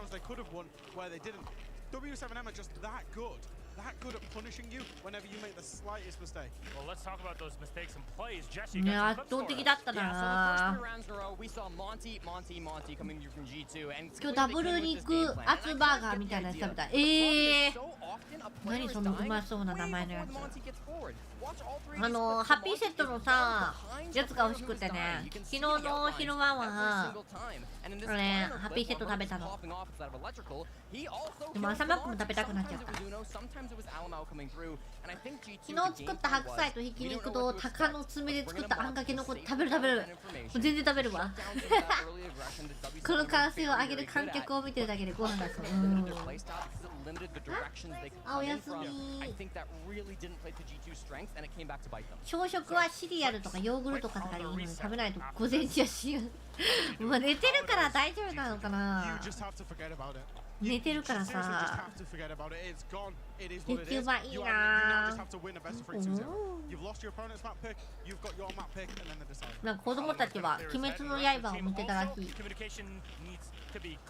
滅の刃の映画やってたの。さっきでももう配信前にお休みフレーズはしてた。なんかその後に鬼滅やってるって言って鬼滅見てた。何のやつなの。映画だってないのね。あ、映画やってた。あ、それ見てたんだね。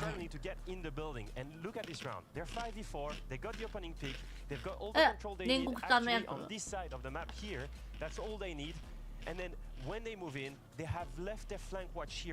デミソースとひき肉からこれでハンバーグ作ったのだけ食べる。そんな食べるって食べるしかないじゃん。食べ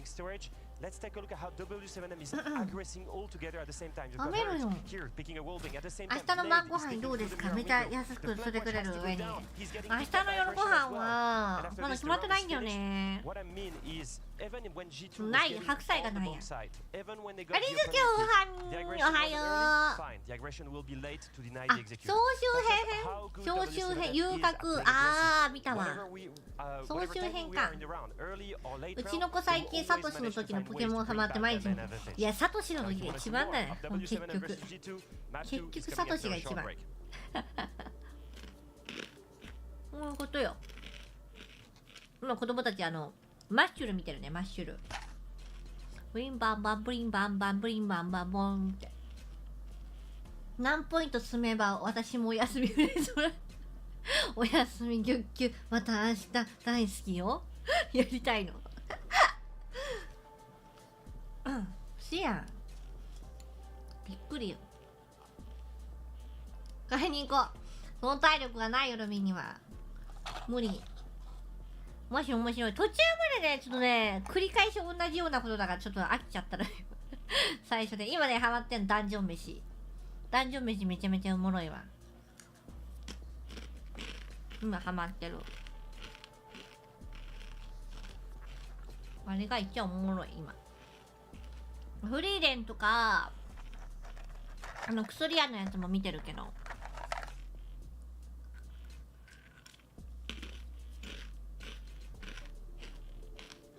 原作読んでた？配給じゃあ配給はハマってしまうと思ってるから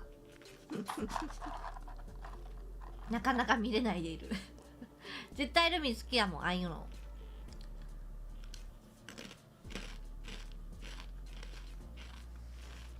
マッシュ飛んでくる鍵盤とするところ好きね。どれちゃんとなんかね別のゲームやりながら見てたから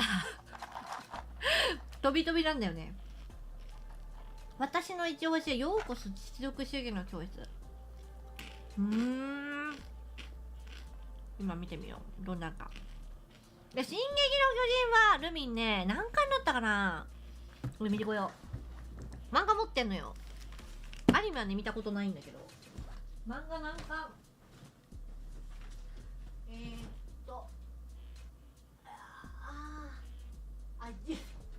14巻まであるわ。漫画14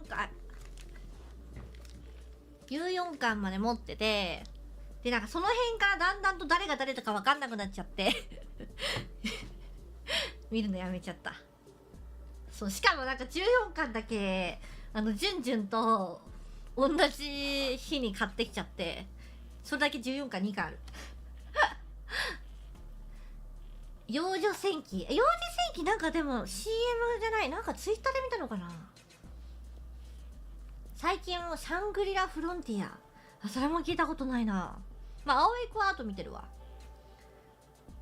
オープニングのバンプの歌わかるわ。バンプって感じ。ワールドトリガーもういっぱいあるな。ワートリって言われてるやつかな。薬屋とオレレベと妖実わかんない頭脳戦だからシージ好きな人は好きだと思う。ちょっと待っていっぱいだわ。フェイズ勝ったよ昨日。だからバータスプロがね今落ちてる。この今勝った方と次バータスプロが戦うって感じかな。まずはねどこだっけあれどこだったあれようこそ実力主義。アマプラにあれば見えるの。でも長いんだ。めっちゃあるやん。3期まであるやん。めちゃめちゃある。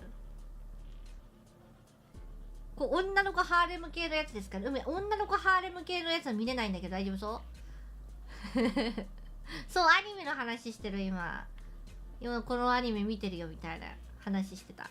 ワールドトリガーも長っ。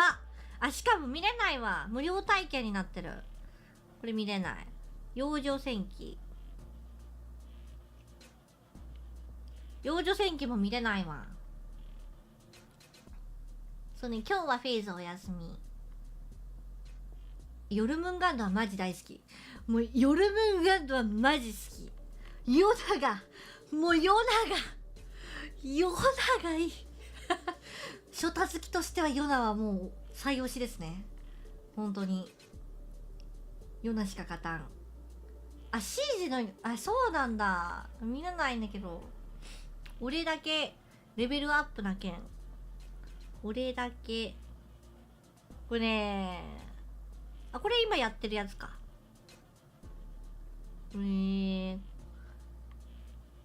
ちいかわ私考察見てるからね。漫画読んでないのに考察のやつだけで見てるキセコイ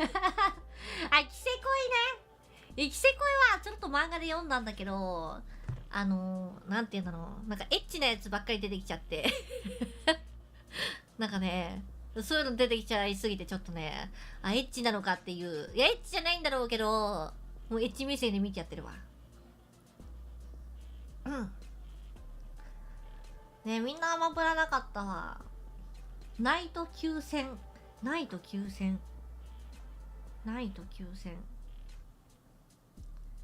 そう、あれアニメでよく再現したなって思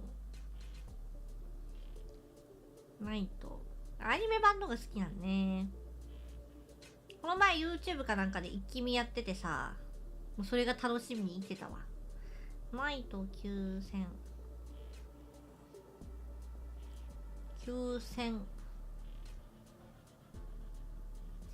出てこない。探偵ナイトスクープしか出てこないあ、ブラックラグーンね。ブラックラグーンね、漫画今買ってないんだけど、どこまで10年前ぐらいの漫画ぐらいまでしか見てないな。最近出たよね、なんか新刊ね。もう覚えてない。あ、このス版もね、これなんか聞いたことあるな。スパイダーバース、スパイダーバース、初め、あ、スパイダーマンのアニメなんだ。あんまりでもアメコミを見たことがないからさ野毛野良、ブラックラルーンのシガーキース、もうね覚えてないんだよね、誰が誰だったか。もうだいぶ見てないからね。あとダークアンダンブラックがルミは好きかな。なかなか分かってもらえないけど、ダークアンダンブラックマジ好きなの。あ、ノーゲームローライフね、これ無料だ。無料で見れる。よく聞いたことあるのやつばっかやな。でもワートリの話の続きで三つどもえや四つどもえの戦いがあります。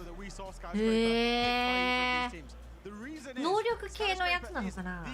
またそれとは違うのかな。戦う系なんだ。ナイトウェーブ結局7-1だったんだ。2まで取ってたと思ってたわ。わかる？ダークアンダンブラックはなってくれる？そうなのよ。しかも2期になって優勢のジェミニーになってヘイがされてちょっと人間性っぽくなってるのがなんだかんだ好き。あ、ルーゲームゲームに前もあって、あれもショタが出るね。あれもショタが出る。ショタが出るアニメを大体見てる。2月になる喧嘩独学と魔法科高校の劣等生。喧嘩独学はなんかよく、あ、かわいいかわいい。喧嘩独学はよくなんかネットで X の広告とか出てくるやつやんな。まだこのまま喋ってる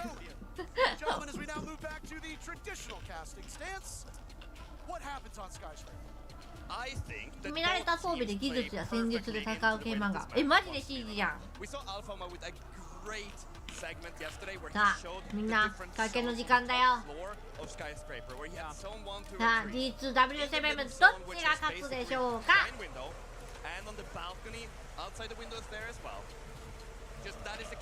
あー、友達ができるの悲しいよね。ああいうのうってなるよね。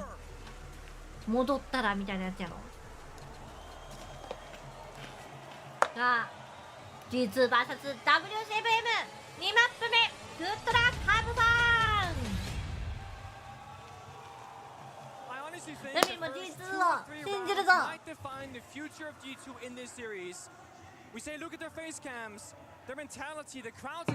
始まるじゃー。祭りじゃ祭りじゃ。The desk said Super Benja, Super Doki. They さあ did G2 は not ここで really show up despite 切り Doki 替えて having ほ a しい single ね。 round. They need to find their グル footing ハフグル in the ハ first フ round here for G2. They definitely do. 今の並びあーまあ100、140、110体力ゲージ見えてた Even before the defender-sided meta, it was very defender-heavy. Now we're seeing a Ying ban that makes a ton of sense from W7M. 便利 Again, だ G2 always これ wants サ to ード play マッ these プ行 power かないと operators. 2時に Ying is their 2時ですからね primarily 新シーズンの one ティ on ザー発表 skyscraper. So the ban makes 早 so まるの much か sense. な嫌だなサードマップ行こうサードマップに行きましょ Skyscraper, the most defender-sided map at this event. 70% of all rounds played on this map won by the defenders. う Every もう single テルミとカイロカイロ確か defender-sided. 強 There い is けど no reprieve, テルミも no なんだ oasis for the attackers to find. まあエースさ弱体食らってやっぱ飽きづらくなったよな This map, W7 have so much このマップも W7M も信じる have again banned the same operator いや as サー they ドマップ usually 頼む do. So there is 頼むよ nothing new because we've seen 行って plenty ほ of しい games where G2 banned Thermite and they are playing Skyscraper. W7M で And the オー same ル is, イン well, おお Fenrir す is ごい the default 10 banner. 万 They 並ん always だ go to お almost 互い there's 10 like 万 a の戦い 90% I don't know the exact number. It's up there. Yeah, but say カイド 9マン out は of テレ 10 ビ games 前 they し will たから ban マリ Fenrir. さんね Sorry? そっかそうだねいやもっと開かなくなっちゃうもんね Yeah, I mean, that's what he has here in Brazil, at least in this moment. Had it been any other team from another region, I think the fans would have been, well, 3 fans for the other team. Yeah, I mean, よ but く you're 見る right, マップ Fabian. When you マッ start プじゃ playing ない deep into よく tournament 見るピッ and ク you keep あでも doing the ゼ same ロ patterns ゼロ多いねなんかこの前 same の高層ビルの攻めの時ゼロ使ってたよ how ね far can you really get with the same まあこれ早いよグリムとフィンカドッキビゼロアマル Getting off the board for めちゃ W7M, めちゃ早いこれ unless G2 have really prepped and expected that, they 仕 need 掛 to けて put くるやつ something up to replace that operator. アマ And ルは you see 8上がるんではないです Zero. か I'm not thinking Zero replaces Ying, so I'm not あ sure 違 what his angle う is. It is definitely not the same. However, what we're seeing is a power operator in stealth, Dokkaevi. So what we can expect a little bit probably is Carl was doing it on Nighthaven Labs. Maybe we can expect him to do the similar stuff this time, where he goes alone a little bit, has his calls for information, and just sits. Last time we saw G2 playing Skyscraper, Carl was always on the other side of the map from where the rest of his team was pushing. Yeah, I mean, the way ウ Skyscraper の plays down もう also あそこ prevents 入って any るけ labs ど that you can play together. Uno-sama うわ Thank you 一瞬 Hero, an operator we don't see very much of, featured in the cinematic, by the way. Fully box on the board, down goes あ out. れ Now 魔王 one が of those 飛んだけ global ど operators being brought by G2 is no more. あー裏やられちゃったかいやーいい範囲だったんだけどね It's all up to Virtue. The round is not over. That is what we need さんほらありがとう関原 Guess what? Looking for more than that. Winnable. Absolutely following up on the assault.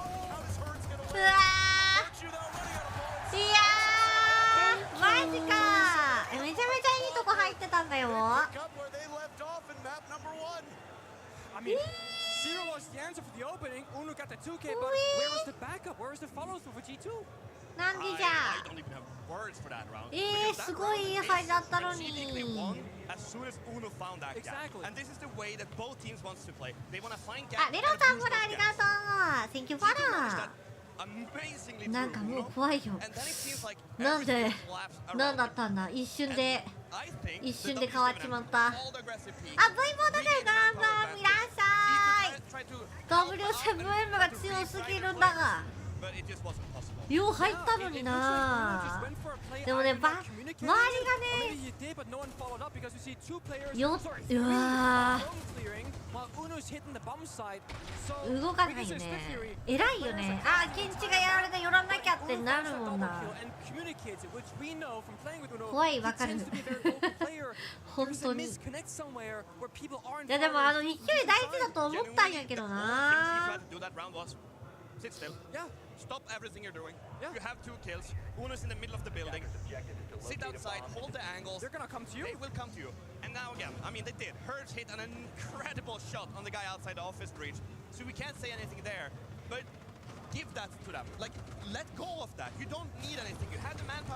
G2 推しですけど、もうこの時点で無理かなとは決まってる。いや、まだやれるよ。信じよう。大丈夫。まだ1ラウンド目。まだ1ラウンド目。いけんだよな。普通のチームはね、ウーノが中核で2キル取った後後続やる冷静さ、いや偉いよね。もうあれで走って戻っていかない、それがプロよ。いや、またモンタなんだよな。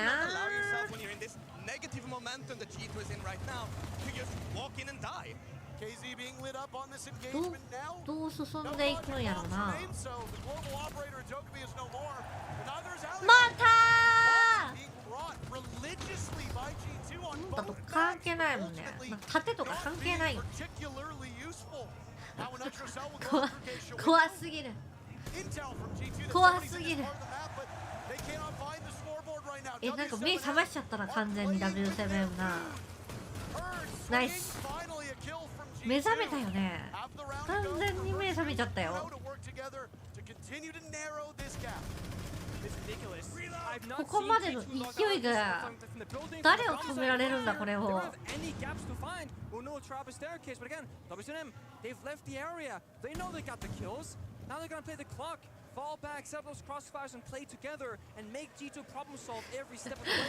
いや、ナロック。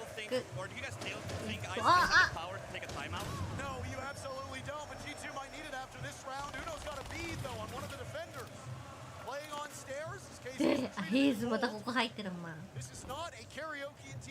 さあ、強いな。ほんと強いよ。本当に強い。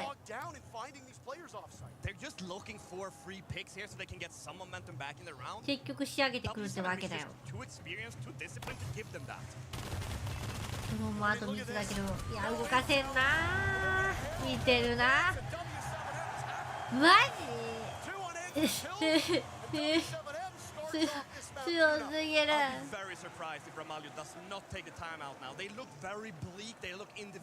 もう笑っちゃうよな。W7M な。やめてください。まだありますよね。あ、タイムアウト取ったね。どうしたら勝てるのこれ。まだこれから。G2 ピンクだし、作戦がある。打ち合いの強さが全員ないのリアルじゃん。もうリアルを超えたリアルよ。W7M に入れたけど何もかももう悲しくなっちゃ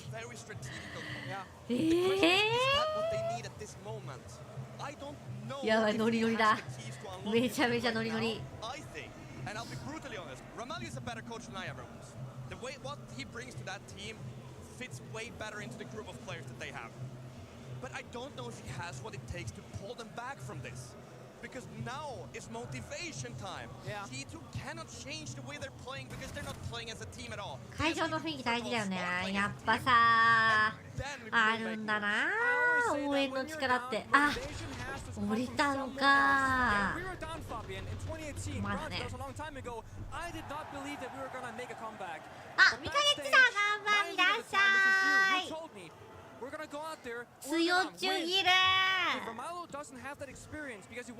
なんでこんなチームワークがローハイに。本当だよね。やだ。実やだって言ってたわ。ブラジルサッカー強い理由わかる気がするわ。ああ、声援の力もなのか。やだ。実負けてるところ見たくない。実況の人も言ってるよ。やだってえぐすぎて私笑っちゃう。もう強すぎて。T2 のフォローしてるし、ここまで来るとね。いや、でもまだ大丈夫。心が持ちよう。私たちの声援もあるよ。世界中の声援がある。G2 は2連覇しなきゃいけないんだから。After getting shell-shocked on map 1, your mental is chopped. How do you reset? めちゃめちゃ前なんだよ。The difference between the top teams is so small that the mental game is what sets you apart. And right now, バナナ猫だ G2 is わ。 not just losing in-game. They're also losing that mental game. This round, not a great start. Doki picked off by a Nitro Cell in-game. I think the same. I'm not super worried just yet. So we know this map. Okay, I am worried, but not. ルーさんを I 泣 don't かし think た。 that it's gone just yet. One thing that I want to pay attention to is before the game when we saw the face cams again, Carl was actually smiling. Alema was 怖い。 smiling. ちょっとでも隙間あったら死ぬんだ。 We 人 know って this 死ぬね map is very defender favorite. Yeah. 0-2 down. It's not uncommon on Skyscraper. The way they have played. 誰かが W7 や今のメンバーでやるのが最後だからたくさん試合するためにわざとローバーに行った説上げてた。怖すぎるだろ。やばいだろ。わざとって怖いだろ。 He's been averaging 2 kills a round. 都市伝説で会ってくれ。頼む。 There was once a duo from Brazil, Paulo and Ness, that we spoke very highly of. We're nearing this era where Hertz and KC, they're that new duo shutting down every single team's entries regardless of how they play the game. It's just G2 doesn't stand a chance in the gunfights. No? そうか、白って200色あるみたいに隙間が少しあれば一つ死ぬ。でちょっとわかんないな、それの。200色あるみたいにちょっとわかんないな。むずいな。一緒なのか。もう一個ある。ナイス。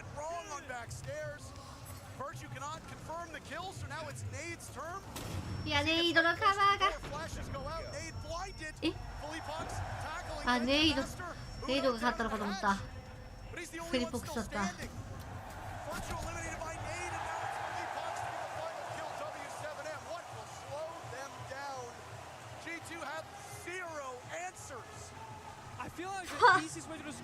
もう見ていられない。もう見ていられなくなっていたのに。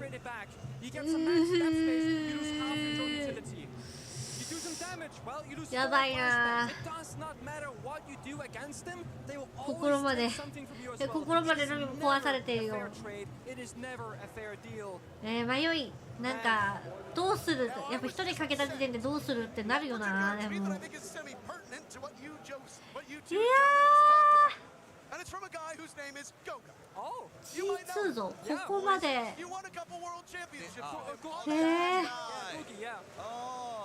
Goga, and the reason why this was sent to me is because Goga perfectly aligns with what you just said. あ、新平さんこんばんみらっしゃい。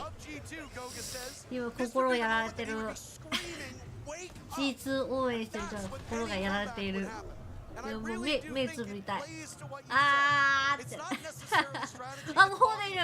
あ、しかも鼻でかホーデン。あ、取れた。取れてる。鼻取れてるんだけど。すごいとこ取ってた。すごい習慣取っておもろすぎる。最高の瞬間取れてたわ。負けたらもう復活ない。もうこれで終わり。そうもう終わりなのよ。いい瞬間だったよね。マジで最高の瞬間だったわ。今のでちょっと心に余裕が生まれたわ。G2 のための人だったのね。うわ、ルミもこのショットガン使いたいよな。サップ絶対強いやん。絶対最強やんこれ。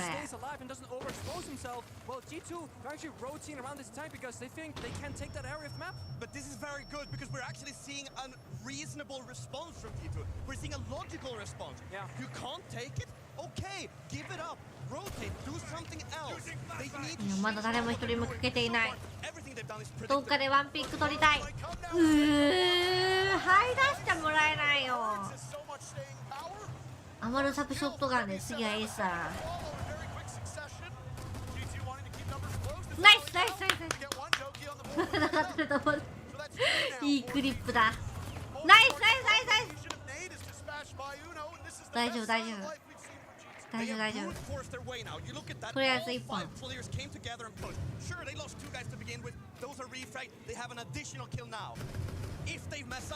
落ち着いて落ち着いて1本。If all you can do is just bull rush your way into the bomb site, I mean, you gotta keep trying it. This is a team where aggression in W7M needs to be met with proportional response. I think that's the major focus for G2. Yeah, they're gonna drone out here. They want the instance, obviously. They don't wanna mess up. Drone it, pick out the positions, communicate it, and 3, 2, 1, go together. 3v2. Now this is a karaoke and T defense. うんだよ。エッチナイスナイスナイス。よしよしよしよし。めちゃくちゃいいクリップでよくカメラさんもこの瞬間を捉えてたよね。うわー、撮った瞬間のわーがないよこれ。怖いって。会場の静けさよ。何の歓声もない。やばいな。会場がシーンなんだよ。Then they probably have a chance. They get one. I don't think they have it in them. No, I agree with you. I think 2 is the benchmark there. You first. なんて言ってるんだろうね。アレマを煽ってるのかな。なんかバイアレマをみたいな書いてあったね。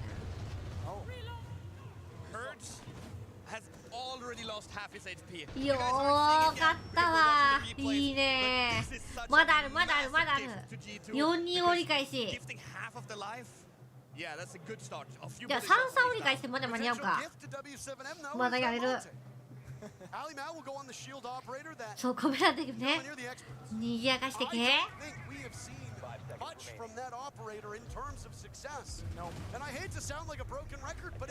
またモンター。モンターの時なんか取れてない気がするんだけど、どうなんだろうね。何かやりたいことがあるんだろうな。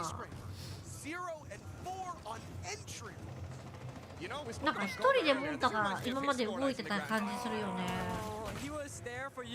うわ、飛び出しきる。I mean,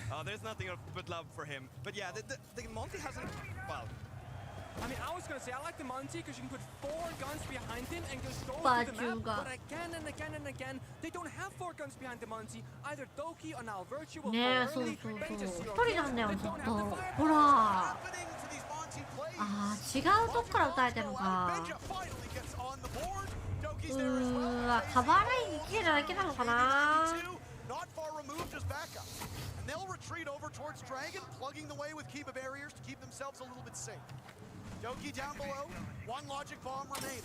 He hits a Gumon on the way up and is pulverized by JV92, who will continue to roam around and hold that part just within arm's reach of the bomb site. Uno in a 1v3. It was a good round from G2 previously. メジャーの時もそうだったけど、W7 戦の時に G2 が出すモンターいい思い出ない。そうなんだよね。もうさっきから見てても本当に思う。ライトヘイブンでもそうだったけど。カバーラインがやっぱしっかりしてるからさ、前線を押し上げることで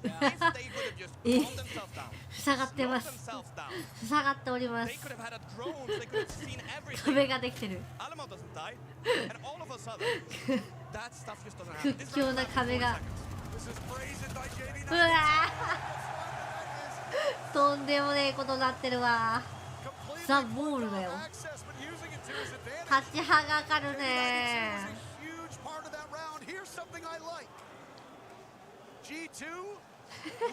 封鎖されてる。とりあえずあと1本あと1本あと1本あと1本。絶対に入れないという意思を感じ。嫌だよね、言った瞬間あんな壁出来上がったらえってなる。そうそう、42424242あるよ、大丈夫だよ、42にしよう。ダブの時は何かやりたいことはって思ったんだろうけど、今のあからさまに打ち合い勝てないから出したもんだに。あー、心が負けてる。あ、かわいいかわいい、めちゃめちゃかわいい。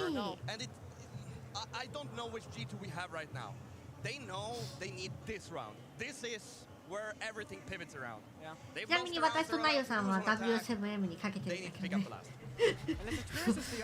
うさ、W7M が勝ちすぎていてかわいそうになってきてるじゃん、私たち。夏サムにかかってるじゃん。バレたか。ミカちゃんね、もうでも配信準備してるんじゃないかな。会場でやるって言ってたから。前回のね、メジャー行ってる時は映ってたんだよね、ミカちゃん。あざみの壁のことをチャットでグレートボールって書いてた。ドキがだってクククククって笑ってたもん。笑ってた。That master bedroom bathroom bomb site on the first floor of Skyscraper has only been played 8 times. And it is so decisively defender favored despite that small sample size. It's a Brazilian favorite. It's the only reason that plays this map domestically. They also have a very rare version of this one played internationally. It's hard to attack. でも上取らないとね、ここきついよな。 Only one of those rounds hasn't been won by the attack. 全部見えちゃうもんね。 This bomb site is very, very hard to attack. Like, even if it's not the most favored one, because of how they remade the map, which is a long time ago, I think people are sleeping on it. Because it's like old habits die hard. Right? W7M has looked mighty good on both of these maps. G2 start off with the pick. Ali Mao in particular, the one to get it. Still plenty of utility on the side of W7M. Can't say the same for G2. Mostly in the hands of Engine Master as the last logic bomb will go off. Action has been Nice. As G2 strikes a second time. いいよ。いいよ。嫌ないシーズン1って2試合目って言ったから、これ終わったらそうだね。そうそう。まあこれでは終わらないけどね、サードマップ行くんでね。まだやれます。まだあるんです。よし。いいよ。折り返しだよ。いいよ。やれる。やれます。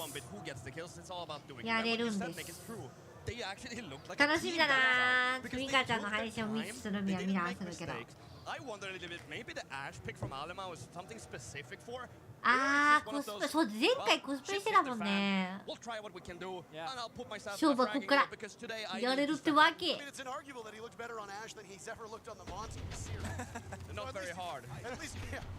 まだここからなんだ。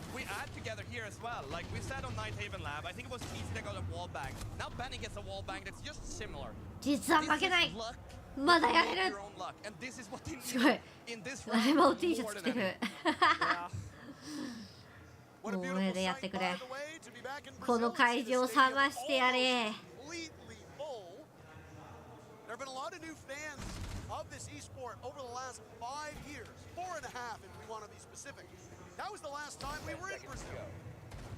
この G2 のアザミをつけたら私もアザミ強くなるかな。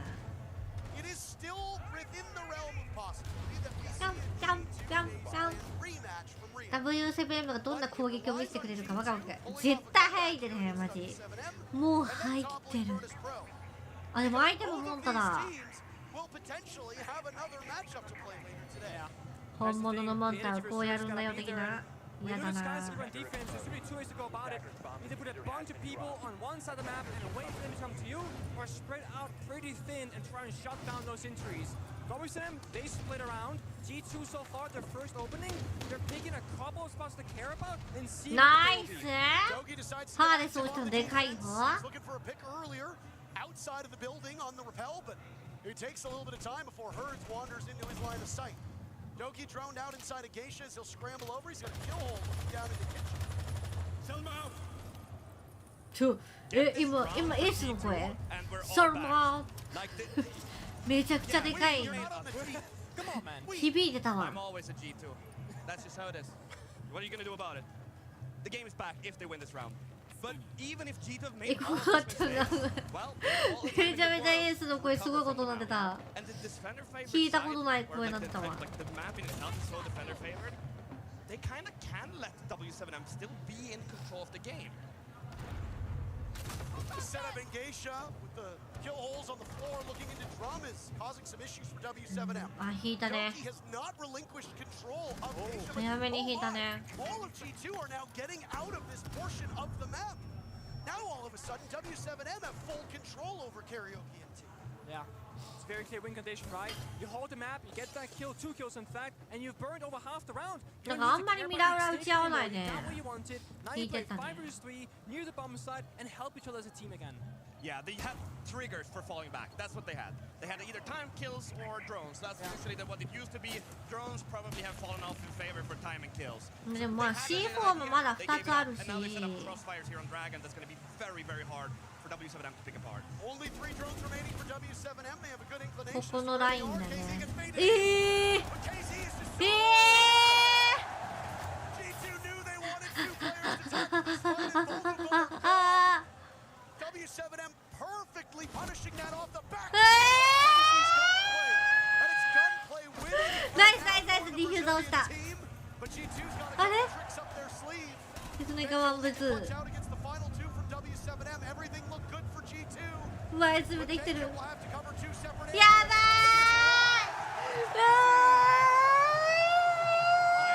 Magnificent mid-round for W7M. I don't even have words for なん what で W7M just did. Because I don't なんで think か that was a なんで W7M 負けてる I think that was ど a こで間違 G2 えたどこで世界線変わったんや Genuinely, they had the perfect 勝 setup. ってる世界線だったじゃん今 Players playing aggressive in やばい G2 の顔が Neither one of them gets Casey. That guy needs to die. ま There's ず no すぎる excuses. And I think this plays into nerves. Then for some reason, 太鼓 he 2 also 人抜きやばいよねいやもう Let them 顔 have が it if they get the first 2 kills. さやばい You look at it, right? ぞ There's 3 stages to that round. The first stage, you haven't やばすぎた with a gap to 2 kills. Great. Fall back to second stage. ここ Dragon. The third stage is the bomb side. You don't have to die. 一人で勝ったからね Dragon, you can play what Ben just playing, for example. But it comes down to a 2v1.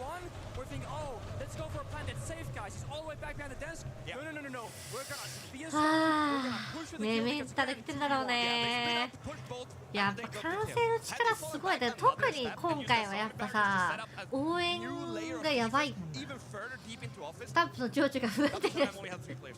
おかしくなっちゃ From everywhere. うおかしくなっちゃうよ You can calculate with the communication where they will プレイインまでにブラジルチーム全部脱落してば関係なかったそうだよねなんなら G2 が応援されるまではあったのに G2 is especially egregious. これ W7M とフェーズになっちゃうのかな嫌だよ同郷対決見たくないよ Championship last year. But as I said in the cast then, there's some kind of magic in Montreal with that G2 team. But we are very なんかすごいことになった今ラペリングわけわかんなかったわ I saw this is home turf for Dogs. It is. They've got みんなの情緒がおかしくなる they've got the confidence of home. These Brazilian teams are showing why it matters so much to play with the crowd at your back. You know, I spoke to JV the first day here in the elevators, and I was like, "Are you guys ね gonna win?" He's like, "No, we're gonna go lower マジ bracket, で and then we're gonna make a miracle run all the way back." And then W7M making that miracle run, they faced G2, the finals of last time. Only one of these two can survive. Ali now is in that position. Uno and Doki ナイス support players. いや G2 いいよいいよいいよいいよ。まだつぶいつ全然やれる。大丈夫。なんで現地から出てきてる。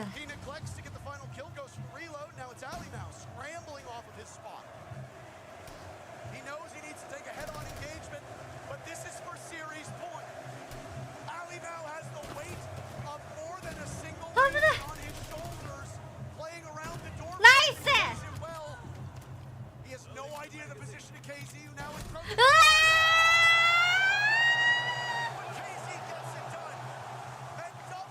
うわーうわ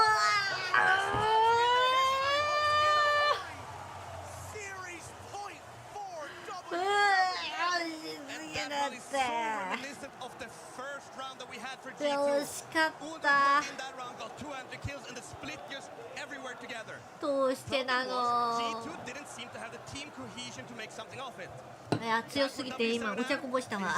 盛大にお茶こぼした。いやマッチポイントだ。とんでもない巻き進行よ。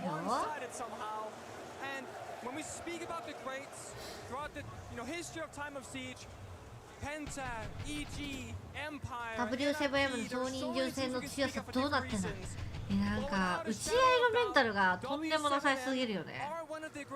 ここで打ち合ってくるんかいってところで打ち合ってくるからさ。で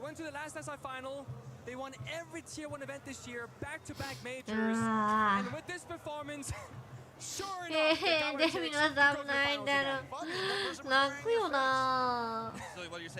いやないの情報解禁はよ。いやどうなの。世界共通で解禁のやつが決まってるからどうなんだろうね。するのかな巻きで。前回とかってどうだったっけ。巻いてたっけ。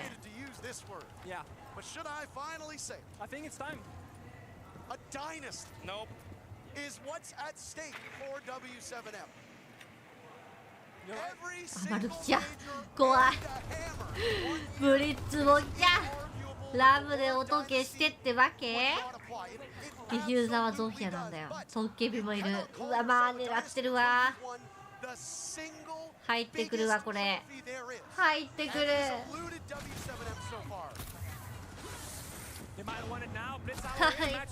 いいいよ。あまるもいいよいいよいいよ。ラブも止めてるよ。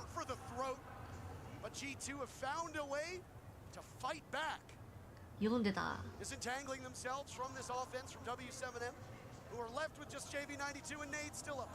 W7M tried to change the game plan here. Yeah. They tried to change the tempo to go super fast, super aggressive. Didn't work out. G2 read into it.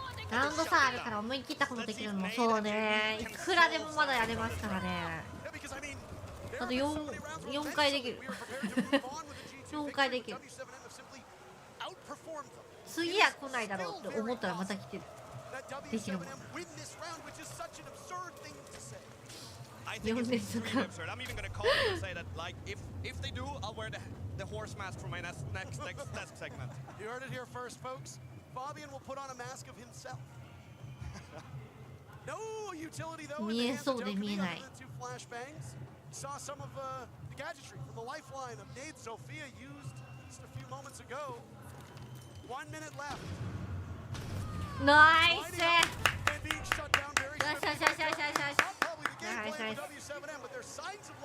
あと4回遊べるの。遊ばれてるやん。ナイス。よい。まだやれる。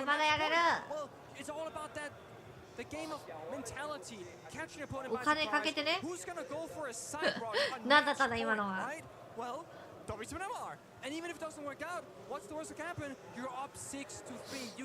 持ち直してくれ。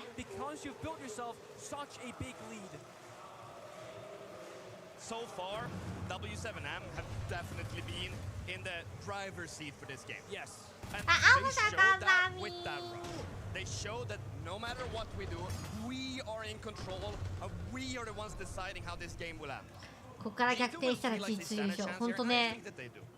この W7M 倒せばその後は G2 全然勝てると思うんだよね。ここが山場。I don't know if they have what it takes, but I really hope that they get it closer than what it is right now. I have no horse mask in this race. But I would really さてさんこんばんいらっしゃい。 to be kind of close. Please, I don't care who it is. I would just like an exciting match between these teams. Because while we are excited at the masterclass that W7M is putting on, it's not a fair fight. でも次は普通に来てるね。キャッピーとかアイキューとかグリムだもんね。この強さの W7M に勝てたら何も怖くない。本当だよね。誰でもやれるぞ。なぎ倒せる。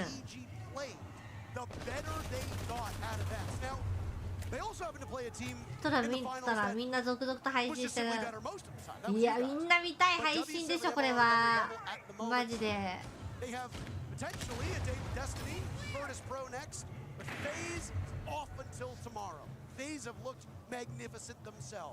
あー怖いわ。It's incumbent upon G2 over the next 3 rounds to show off why they're defending world champions and why they've made it to this point in the tournament. G2 haven't lost their discipline yet. I think that the key way for G2 to come back here is number one, Penny needs to step up. 翻訳になぎ倒せる。誰と戦ってるんだ。誇れ、誉れ、どっちか。絶対どっちか。誇れか誉れか。きっとどちらかですね、これは。この感じは。誉れ、あ、もうどっちかって言ったじゃん。どっちかって。どっちかだなって思ったのが自分。実質読めてる。実質読めてます。That's it. You're going to be fighting blind through most of these engagements, but if a team can excel, it's W7M as they follow up on 痛い痛いなんで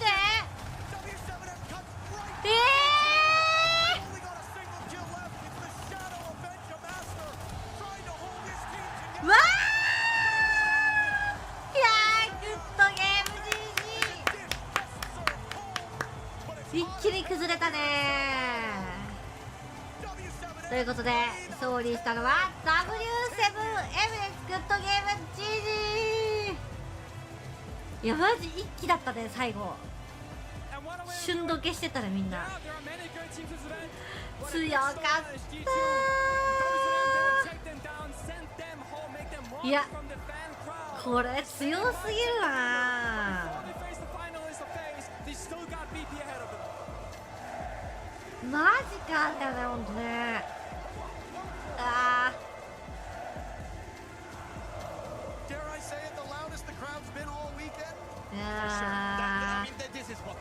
ポイントが倍だったバーサスプロ本当に昨日だって結構フェーズに対してもやられたもんね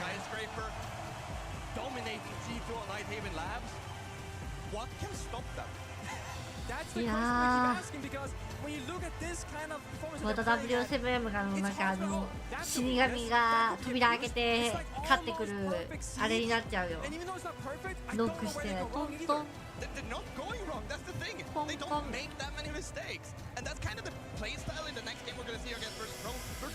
マイポイント消えた消えちゃったいやG2がな勝てると思った W7M グループの時はそうマジでさあれって思ったんよさすがに対策されてるのかなって思ったの各兵から血が出てるそうアスカラムさん頑張りいや W7M 圧巻だったわマジでG2がお前消えるのかあー次 W7M 勝ったら決勝戦でネイドとハンディの兄弟対決見れるうわーフェーズとやってるでしょ毎回って思うもん毎度やったるやん前回のメジャーはロースとさ W7M でしょその前もさその前の時フェーズとやんなかった W7M じゃなかったそれはやめてもろて。insana aí. No primeiro mapa a gente não botou a gente na bag, ele simplesmente amassou os caras e agora vamos para cima da VP. Vocês imaginavam que o jogo ia ser fácil como foi? Não, contra a G2 a gente nunca imagina que vai ser fácil, mas eu acho que a gente teve uma ideia muito boa ali no pick ban e a gente acabou surpreendendo muito bem eles ali e acabou sendo mais fácil do que era para ser. 例えばさ、これからのメジャーどこでやりますよみたいな発表をさ、いつもインビだったけど、どこでやるんだろうね。なんか次のメジャーのとこだけ確か決まってたよね。イギリスだっけ？イギリスでやるんだったっけ？あ、アトランタ、ロースト、セッチミ、その前はセッチ、あ、リキッドか。リキッドだ。そうだそうだ。あ、イギリスだよね、やっぱり。その次とかまだ決まってないからワンチャン日本。ワンチャン日本来い。日本に来てくれ。We got to address this crowd again. I can't imagine what it feels like. なんなら次の6インビジャパンとかなんないかな。It's one thing experiencing it as a host and as part of the talent team, but having that noise for you, what is it like? Like I said yesterday, it's a dream to play here. Inside the game, I try not to hear as much as I could because I think it can distract me. But in the mid game and now, like, it's just amazing the support.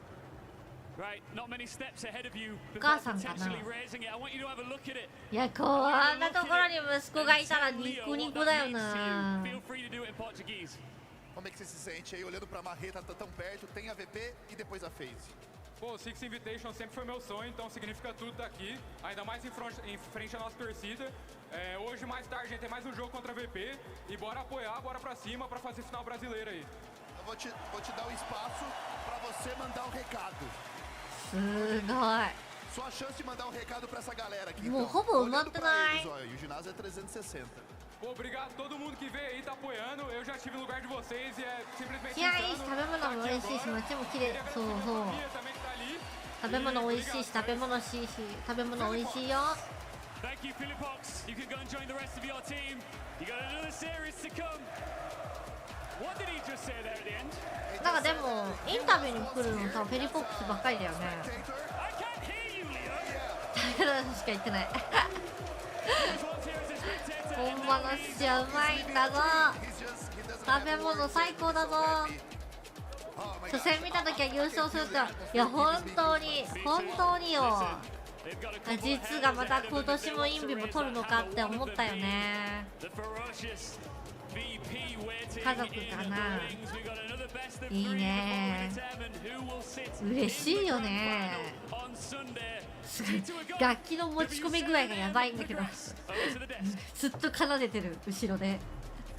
試合終わったらまだこんなに熱気ある。やばいよ。一生カーニバルしてる。 W7M support, but they also live and breathe Rainbow Six Siege. It is clear from this arena, and I love every single bit. Gentlemen, we're back again here on 日本の実況でテンション爆上げたってさっき言ってたもんね。いや次はついにみんなシーズンの発表ですね。どうなるんだろう、何時になるんだろう、早まるのかしら。いや、ここでもまださ、サードマップに行かないで0-2っていうのがすごいよね。なんか逆にね、このフェーズ3に行ってからの方が0-2の試合ばっかりかもしれん。もうサードマップまで行ってるチーム1個もないもんね。知らされてる、いや知らされてるけど、でも楽しみやん。早くみんなに言いたいじゃん。早くみんなに言いたいじゃん。ルイだけ知っててもさ、このって秘密を一人で隠してるようなもんじゃん。早く言いたい。早く言いたいです。早くみんなとわーってやばいよね、これやばいよねってなりたいよ。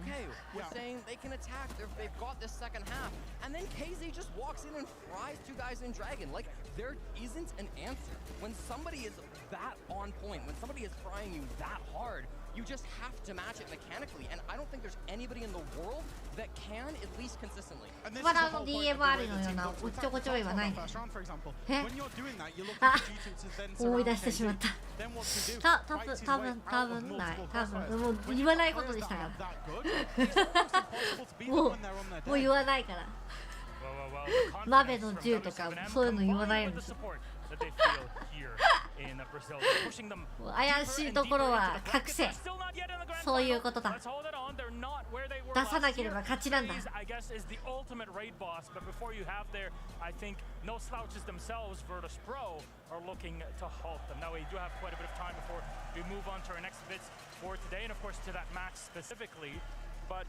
Does W7M have what it takes to break through another European team? グッズどんなのがあるんだろうなんかグッズさホームページとかに載ってないのかなこんなグッズが売ってますよみたいな VP play which is very very old and default and how W7M play which is very very new and energetic and fast and confident I think W7M's playstyle suits that fixture more. So yes, I would say right on the bounce probability. フェイズってどこ行きました？フェイズはもう王者です。今待ち構えています。この次バータスプロと W7M が勝った方と決勝戦でフェイズが明日戦います。もうフェイズは今日一日お休み。この試合とかもしっかり見ていけるからやっぱアッパーでいるっていうの大事だよね。でもなんか数こなしてる方がなんだかんだ勝ってるよな試合熱中しすぎてフリーミーお休みだと思ってたわお仕事中フェイズ不戦勝いや不戦勝じゃないもう昨日勝ってるから今日はもともとお休み昨日負けてたらこうまたあるけど昨日勝ってるからもうこの争いには入ってないもう待ってるだけあちょこちょこ乗ってたそうだったんだ土日だから休みなんだろうなと思ったからそうローバーの方がそうただ戦ってる方がやっぱ上がってくんだろうな前回の G2 のインビの時とかもう明らかになったもんなローバーアリガリが勝つっての他のゲームでもよくありますもんねあやっぱ他のゲームもなんだでも試合数こなしてる方が不利だけどやっぱり腕は上がるんだろうなゾーンみたいなところに入るんだろうね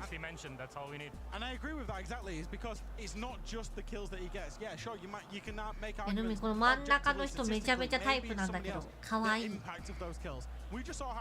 そう作戦もバレるしそう限りがあるからね去年の G2 は一番試合数やっててインビ制したからなそうなんだよもう勇者だったよね勢いとか流れとか大事なんだろうねやっぱあるよね MNM はチーム改善そうだねなんか不正なんだった給料が支払われてないかなんかでなくなっちゃっただから今しか買えないまだあるよね MNM のチャームとかなかったっけチャームじゃないスキンって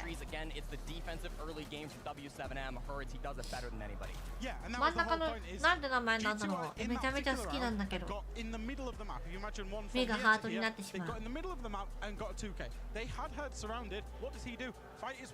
よくでも見るよね名前を知らないで見てるお金問題悲しいよねそうそう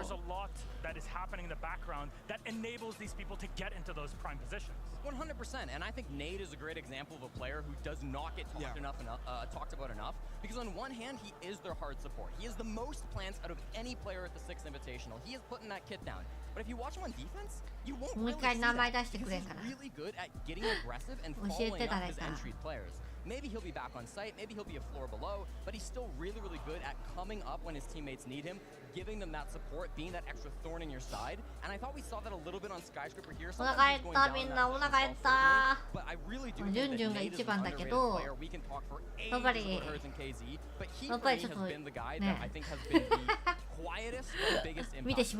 It's the decision making for me. It's the decision making of for Nade when he gets aggressive or when he doesn't. We see it so many times across different teams. ちょっとトイレ行ってくる。ジョイスティックはね、そう今バータスプロだからこれが出てくるよ、これから。トイレ行ってくるね。He always makes the right decision of when he needs to get aggressive, bring his team back into the round, or when actually he can let his entries and his front line be those players and then be the support player. I think it was Philippox yesterday in an interview who said it's going to be me and Nade who make the difference. W7M were here last year. They didn't have the exact same 5 players. They've brought in Philippox and Nade, and they've been the difference makers. Yes, you still have the star players, but it's that backline that comes through that really elevates the whole team's play. It's the finesse on top of that diamond. Gentlemen, thank you very much. And I know we can talk about these squads all day, every day, and we will later on, but we have a while before we get to our real meat of this day, which is the reveal, and of course, game number 2 for this day. ネイフがダークゼロでインビ取れてよかった。今までネイフはどこにいたの？ここにゴストこなんとも言えない空気になるって。危ない危ない。変な空気にさせてしまうとこでした。47分。みんなこの数字が見えるか？みんなには見えるか？ねえ。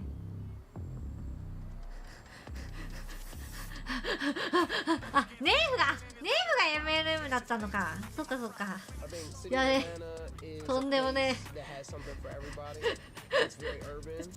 え。やばいよー。起きてられっかな。さあルフィさんトーク力が試される。シ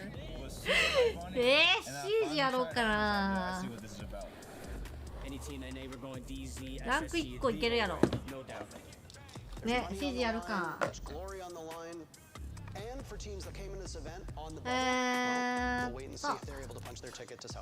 びっくりしちゃったわ。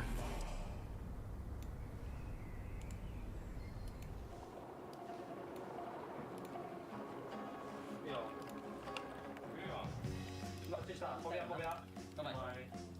れどっから上がってきた？臨海か。あ、日本チーム。プレイヤーネームはピョンでやってます。チームはスカーズに所属します。ルミマオになる。ルミコニックやね、ルミマな。ルミコニックなの。誰かやる人いる？やりたいよって人いますか？あれなんか止まっちゃった。うん。やりたい人ねえ、参加したい人いない？やりたい気持ちなら負けない。なんか固めちゃうの C つけたからかな。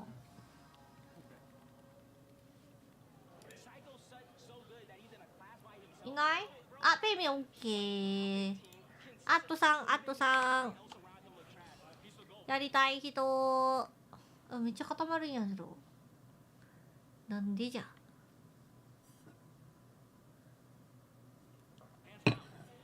誰しもこんなに待つとは思わなかっただろう。みんな驚愕の待ち時間。日本はだって日本のやつは数になってる。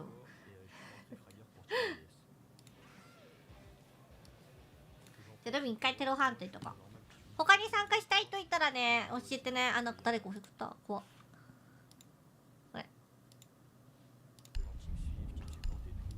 一回テロハント。一斉に C 立ち上げた。確かにありえる。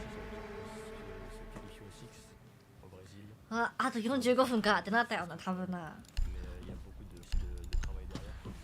そうなるよね。ターゲットドリルへようこそ。私の建物内に数体のダミーを設置する。いやでもさ、このプロのね見た後ね、感度がおかしいの、目がおかしくなっちゃうの。あ、指示しながら試合見てた。すごっ。絶対できんのやな。44分ベッドの中で。いや絶対寝ちゃう。それ寝ちゃう。新シーズンのティザー見ないまま寝ちゃうやつだ。絶対寝ちゃうって。そんな。いや二度見した。二度見しちゃった。あ、全然当たらない。マジで感度くるんだよね。なんだろうな。黒の感度に目が慣れてしまうんだよね。インビ見た後マジでね本当にね大変。やめてやめてよ。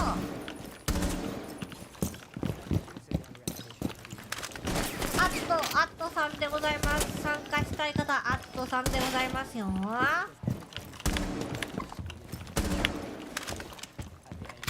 で OK でこれ終わったら遠慮はしなくていいのです皆さん。あ、レイミも OK。 ディスコード出してもいいかな。ディスコード消しちゃったんだよね。あ、嘘あるわ。ディスコードありました。すいませんすいませんありました消したと思って。うわ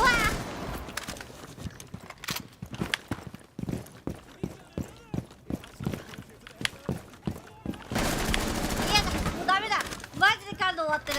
ほんとダメ。もう黒の感度に目がついてきた。あなたもできる。もうほんとにダメ。ほんとにダメなんですけど目が追いつかないよ。あおかーい。そういえば RGL スキンにイースター要素あるって岡山さん言ってる。イースター要素なんだろう。卵なんかあったっけ。メリーゴーランドみたいなパチャンカいたよなイースター要素ってなんだろう。ちなみにね DPI が800の1111かな。早め、ちょっと早めらしい。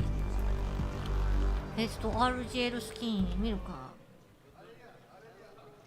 ちょっと見たいよねそれはね。ペーミンとナイミンあと2ですよ。誰かいない。あれどこだペーミンがいたとナユミンあれナユミン上の方だったっけ。あいたほんとほぼ同じ。あ、本当は同じぐらい感度。今起動治療会。僕30分ぐらい眺めたけど分からんかった本当そんな難しいのかな。試しルーさんと同じ感度にしてタゲ取りしたら感度早すぎて酔った。やっぱ早いんか。インスタイ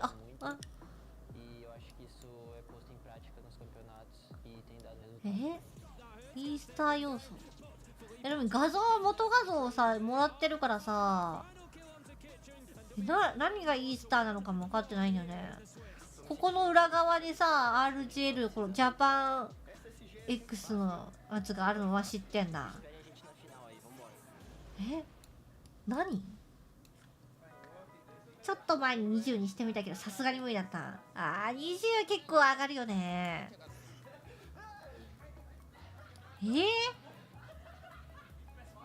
服装とかなのかな。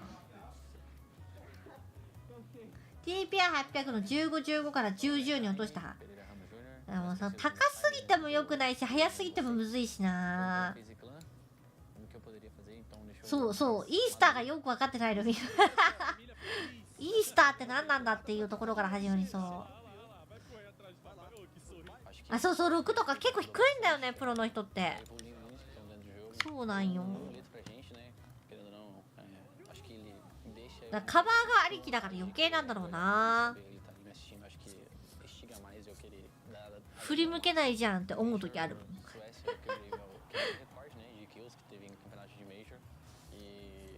平均どうなんだろうね。でもリープスとかは別物だけどさ、ローセンスでマウスの振り幅が大きい。そうね。でもルミもマウスパッドマジでかいんだよな。ちっちゃいマウスパッドでやれる人本当にすごいと思う。もうビャって動かすからさめちゃめちゃ遠くまで行く。イースターはイエス・キリストが処刑されて3日後に復活した復活祭。じゃキリストのマークが入ってるってことそういうこと。リープスが出てきてハイ選手の基準がおかしくなってる。やばいよなあの人は。なんかお遊びとかじゃないから余計にな。なよみんけたかな。もう一回送るね。なんかジンマシンできてんだなるみん、昨日からめちゃめちゃジンマシン。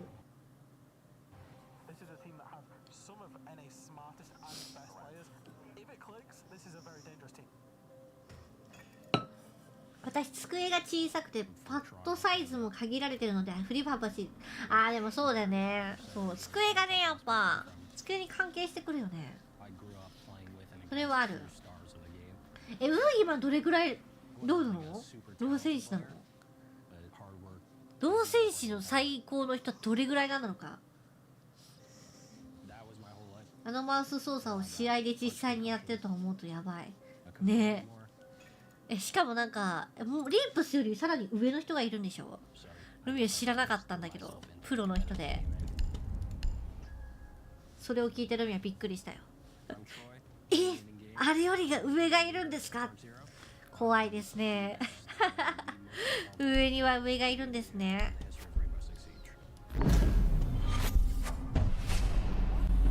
ワイルドインスペクト、ちょっと渋い系のやつ。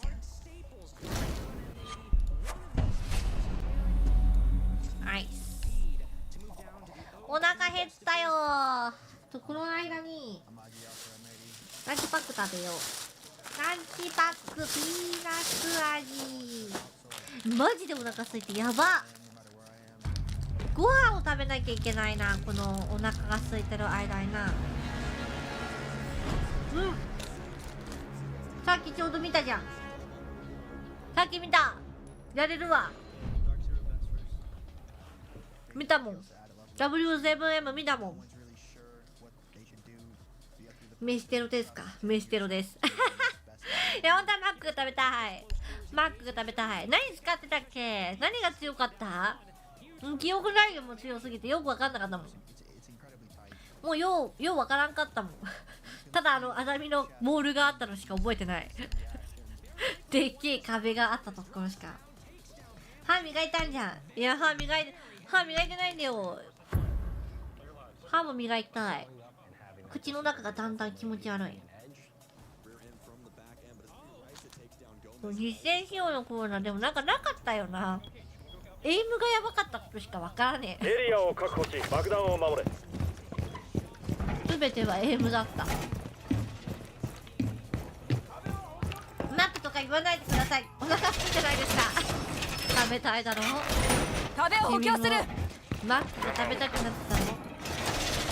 ピロリピロリピロリピロリピロリ、はいピロ、みんなでピロリ、はいピロリピロリピロピロリ。マガジン交換。狂ってる。やばい、めちゃくちゃドローン回ってきてる。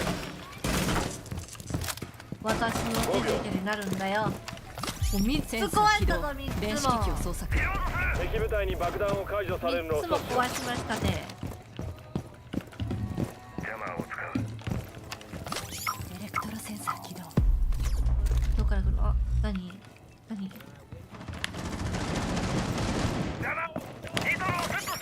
敵部隊が爆弾を見つけた。防衛しろ。いない。位置がバレた。あ、その外かと思ったら違かった。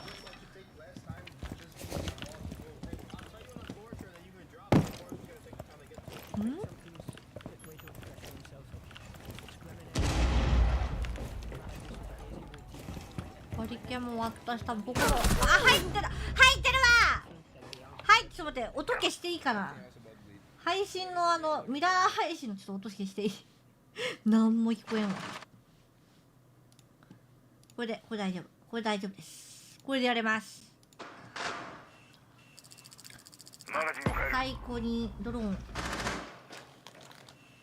しょっぱいのと、ドラゴンもここまで来てるな。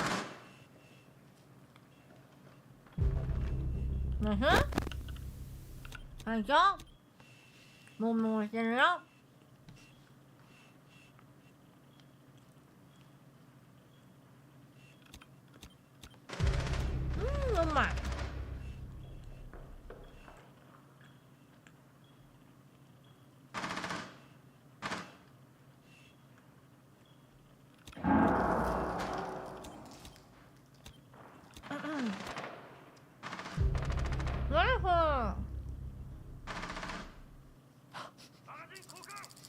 自分で言っててさ、もぐもぐしてんのがさ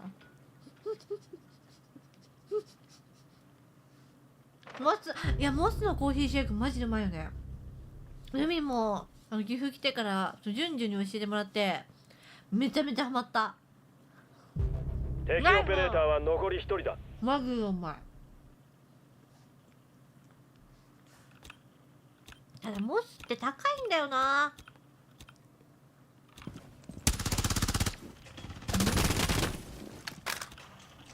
軽く入ってるのか。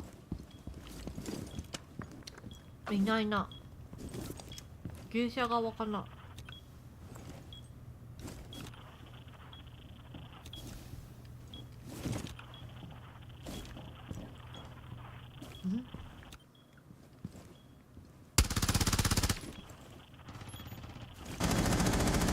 15秒。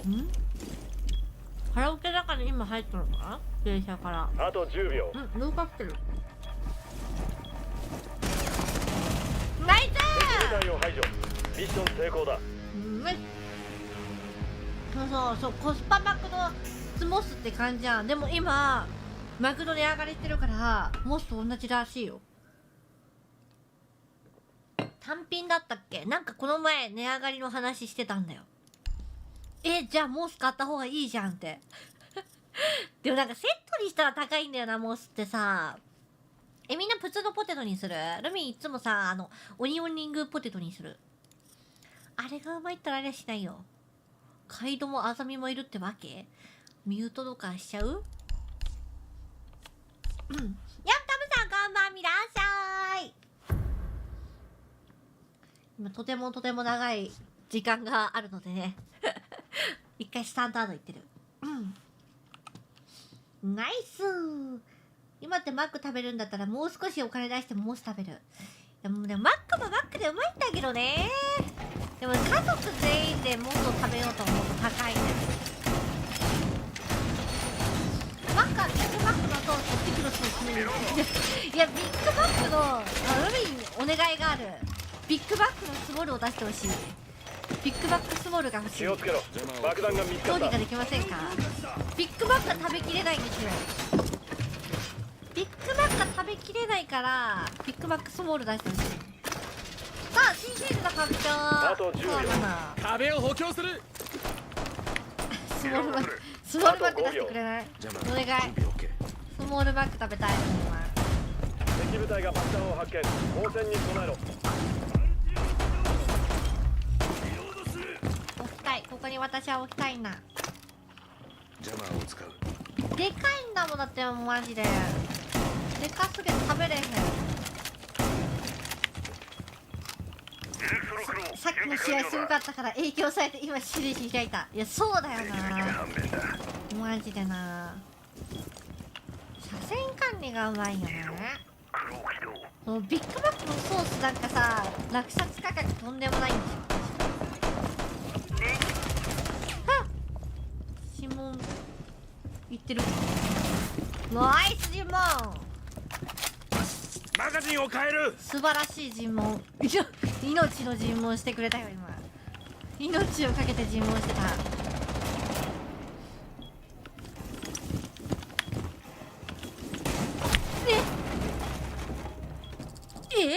下がったじゃん。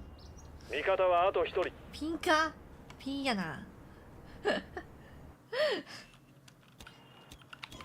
頑張れベン。また一人ぼっち。ナイス。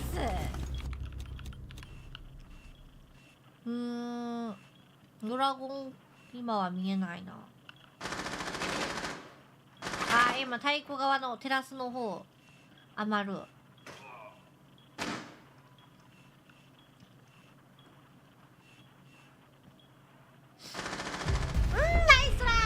ッション失敗。味方がやられた。くそー、やられた。ジェルミン外のやつ全く見えなかったわ。全く。展示オフィスもう一回遊べるとやってやるんだからね。裏多めだったよね。何にしよっかな。アリビーだな。マットどっから入ってると思う？これアマルさ、アマルカラオケから入ってんじゃないのこれ。そういうことじゃない？そういうことだろう。引っ掛けてやるんだから。あ、ここのミラやればよかったね。あれミラだったよね、展示で守ってんの。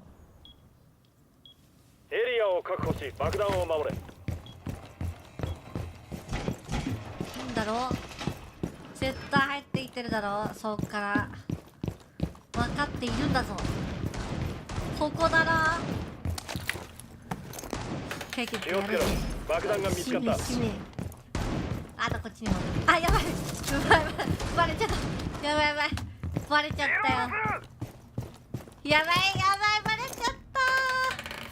これバレちゃったよみんな。ダメかもしれない。壁の補強完了。ダメかもしれないわ。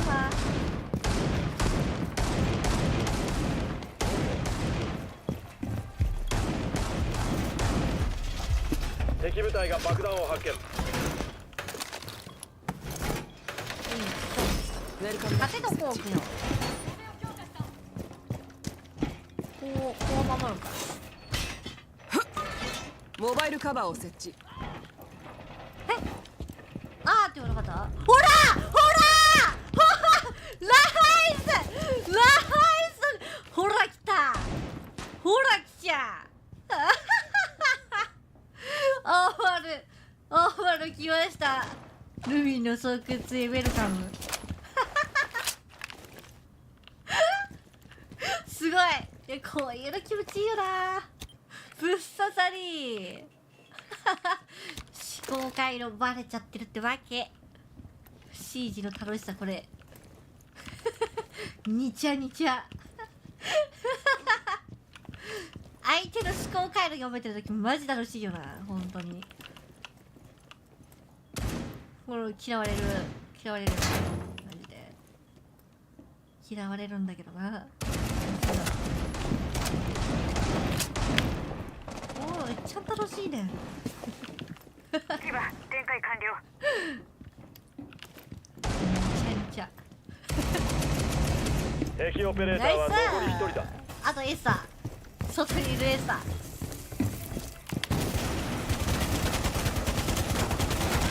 あ、痛いいないあっち側かな、いい側かな。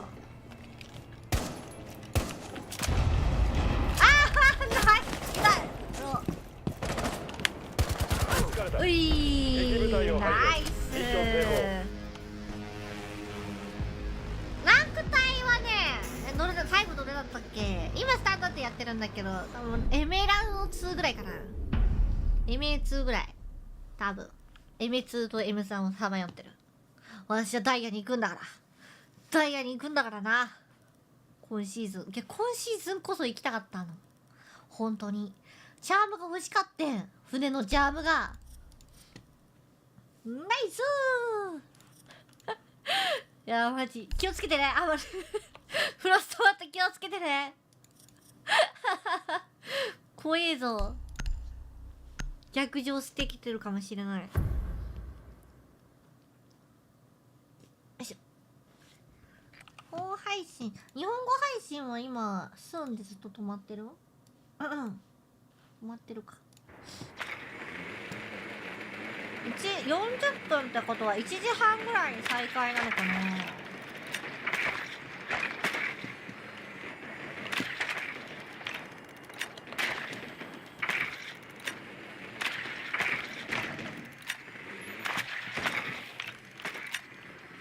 からオッケーからドローンが爆弾を発見。ああ安いのか。じゃあ突入10秒前。バックが最強だから。突入5秒前。ほんと今シーズンバック強いよね。爆弾を見つけたら移動して爆弾を解除しろ。大丈夫だった。フロストどうだった？いたフロストいたかな。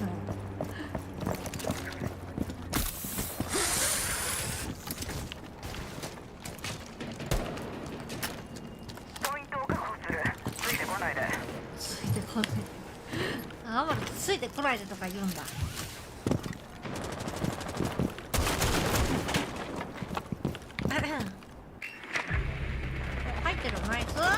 マガジンを変える。いいね。入れない。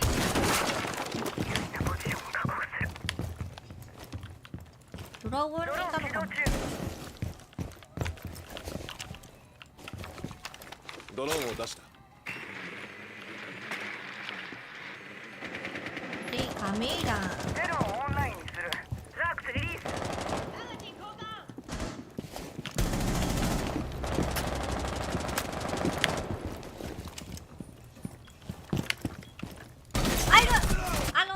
真ん中、ドラゴンと太鼓の真ん中。なんか変な社の上乗ってる。バルが。バルキリーのか。ナイス。やばい、おかしいおかしい。あー、助けてー。ビリビリするわ。ビリビリだ。ナイス。あともうい。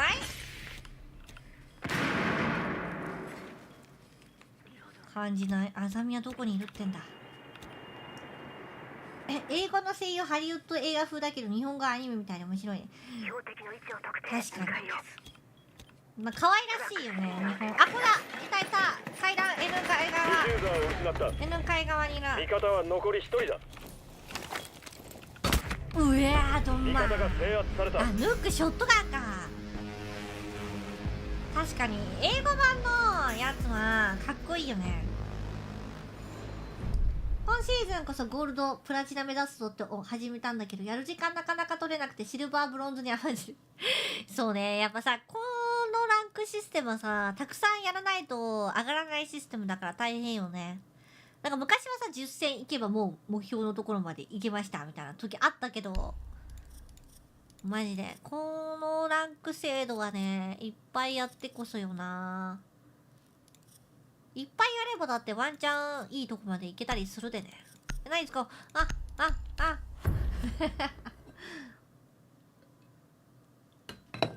飲み物なくなっちゃった。今こんなに表情しないし、やばいやばい。溶けてる。あーってしてる。いやでもさっき W7Mやばかったな、本当にガチで。なんなの見せられたらさ、優勝じゃんってなるよね。ドローンが爆弾を発見した。トバちゃんがいる。トバちゃんがトバちゃんとビリビリしてるわ。久しぶりここ開けてるわ。飛び出し穴。10秒後に突入。そんなまで仕上がった G2 があんなに何もできないってね。もうだって G2 と W7M とんでもない頂上決勝が行われると思ってた。移動して爆弾を解除しろ。蓋を開けてみればよ。びっくり。こんなことがあるんですかって。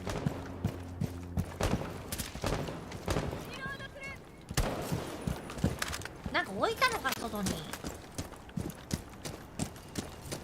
ほんと強かったもんな。なんか食らった。大丈夫。カプカンかもしかして許されねえ。カプカンがいるのか。何食べてどんな練習したらあ、尋問か。なんだ大丈夫だった。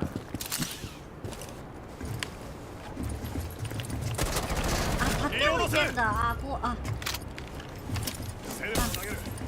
やっちゃった。ごめんね。すごい盾置いてたのにね。あれ。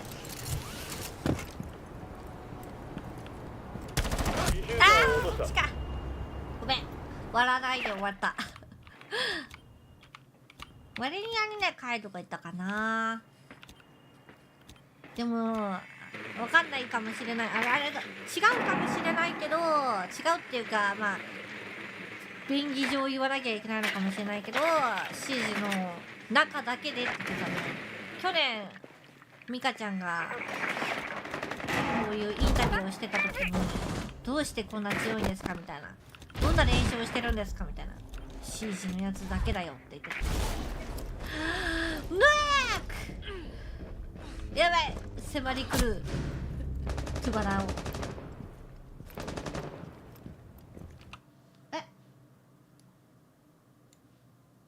なんか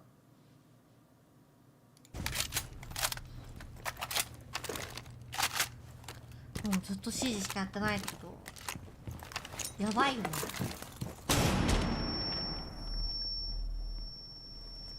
うわすごい、ミカちゃんすごいとこで見てるよ。ディフューザーを確保した。頑張れ。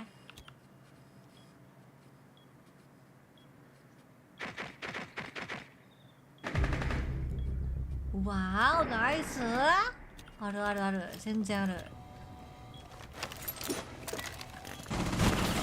敵オペレータナイーはあとス、でかす1人だ。ぎ。えらどこだ。ドラゴン、ドラゴン。残り15秒。いい判断。10秒前。ディフューザー作動中。何として最後はドラも守れ。ゴンにいた。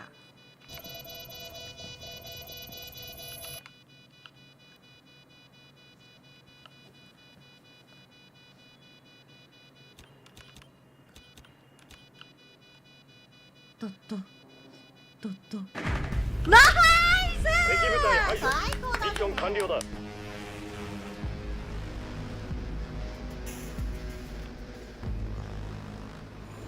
ちょっとこれ一回終わったらちょっとミカちゃんがさ今やってるからさ日本語配信見らしていい？見たすぎる。歓声をどれぐらい聞こえてるのかちょっと見たい。いいよいいよいいよいいよいいよいいよい。これ買ってはよ買ってみたい終わっちゃうかな。最高じゃきよーよいよいよいよい。すごい。これぐるぐるのやつってこんなにいっぱい種類があるの？ディギさんおはよう。ドローンを使って爆弾を探せ。見していい？これじゃあこれ見せるわ。これやばいよミカちゃんの。これやばくない？とんでもないとこでやってる。がすごい埋まってるので、ちょっとカメラのアングルによっては見えてないところもあるんだかなと思ってるんですけど。やば。本当に熱気が多いですね。やばくない？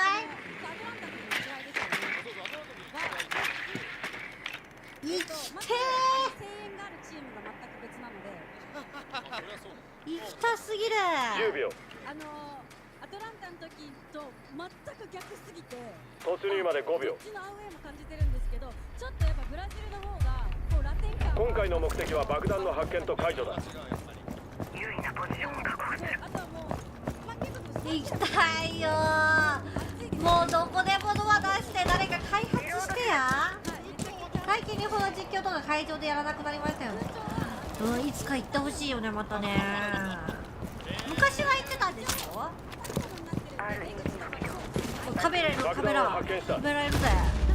爆弾を発見した。またあそこの横開けてるんじゃない？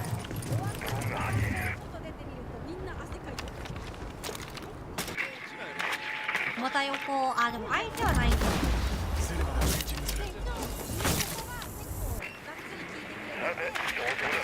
じもじくんがいるわ。これ線またなんでこれ最近のみ下手っぴなの？めちゃめちゃ下手っぴなんだよね。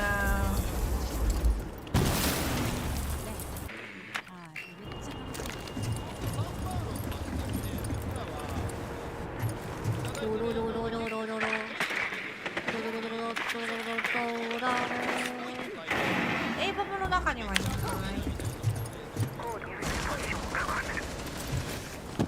すね、私が泊まってるホテルの周りっていうのはちょっと高級住宅地感があるので、そんなに夜なんですごい。ナイス設置、ナイス設置すぎる、ナイスすぎる、神設置やわ。神設置。残り10秒。ナイス。敵部隊を制圧。こちらの勝利だ。GG。い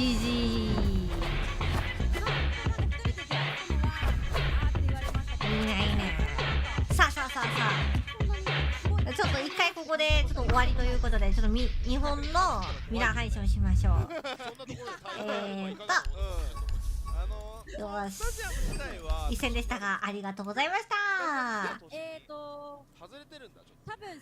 いやノイズ設置すぎるわ。まあまあちょっと外れてるね。ちょっと外れてんだ。ちょっとだけ。はい。でもそんなになんかすごい遠いとかっていうわけではないので。なんか周りにあとはですね、思ったのは、はい。どうですか？大丈夫。後で聞くから。外にあるなんだろうアミューズメントっていうのかな。みんながこう楽しめる場所。そうが。今までだと例えばこうスタジアムだったりこうその会場の中にゲームしたりする場所があったり、それこそイヤーラインを試す場所とかっていうのがもう特設で組まれてるのですよ外に。なんかテントみたいなところで皆さん並んでプレイされたり。炎天下の下に組まれてる。あ、そうです。すごい。みんなそれ分かったよね。ナイス設置すぎた。あ、クレパキさんと友野さんのね、いいコンビになったよね。岡山さんソルチャのコンビもいいよ。あとはこう写真。いや本当でもニカちゃんがいてくれてよかったって思うよ本当に日本のことを思ってシージのことを思ってる。You playing rank。あ今日はねミラー配信するの。今日はねランクはしないかな。プリクラみたいなのが撮れるんだから。その後ろの画像とかそういうのが全部インビのサンパウロのインビの画像になったものがこうもらえるっていうので、まあ記念としては。来場者の皆さんもすごい楽しんでらっしゃいました。はい、すごい。へえ。俺と友さんのへえがすごい興味なさそうなへえだった。でもどんどん聞いてくる。俺の興味なら俺が。終わっちゃった。ソーリーフィニッシュナウ。ソーリー。またやろう。もうなんていうんですか言葉が出ないぐらいの。オッケーオッケー。ソリソリ。本当にすごすぎて。ちょっとまさかあれもブーイング食らうと思わなかったですよね。いや、そうなんですよ。正直昨日はどっちかっていうともうめちゃめちゃすごいところで観戦してる。今までのそのブラジル以外のチームと違うところで言うと、まああれの方がキルすると拍手はされてました。あ、そうなんだ。こっちもねそれすら聞こえないレベルでしたからね。まあでもなんか全員がっていうわけではないんですけど、まあやっぱりいやそうだよね。あれの方がキルをすると。汗だくだったもんだってみんな。友蔵さん通常運行で安心した。あとはなんかこう昨日インタビューとかもさせていただいて、この後ビタキング選手のインタビューも出させていただくんですけど、やっぱこうかける思いっていうのはいつもより熱いっていうのはブラジル選手皆さんなんだろうちょっとねミラー配信今こっち見たいから時間が多分もうねないと思うんだよね。ブラジルチームのノリが多分もうやらないかも。そうですね。時間空いてる時間による。30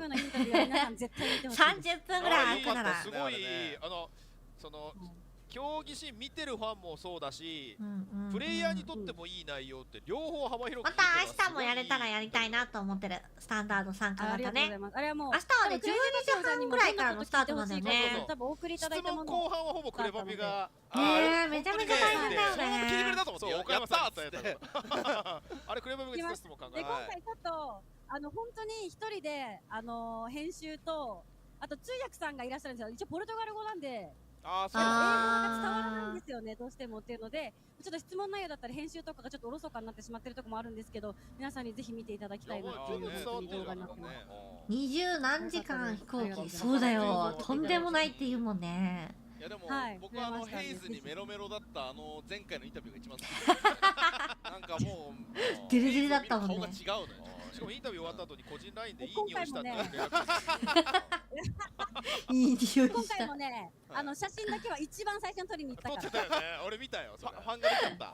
いやすごいよね。それはね自分で編集してね。そうですね。いやそうです。忙しそうだよね。全員揃ってインタビューさせていただきたいので。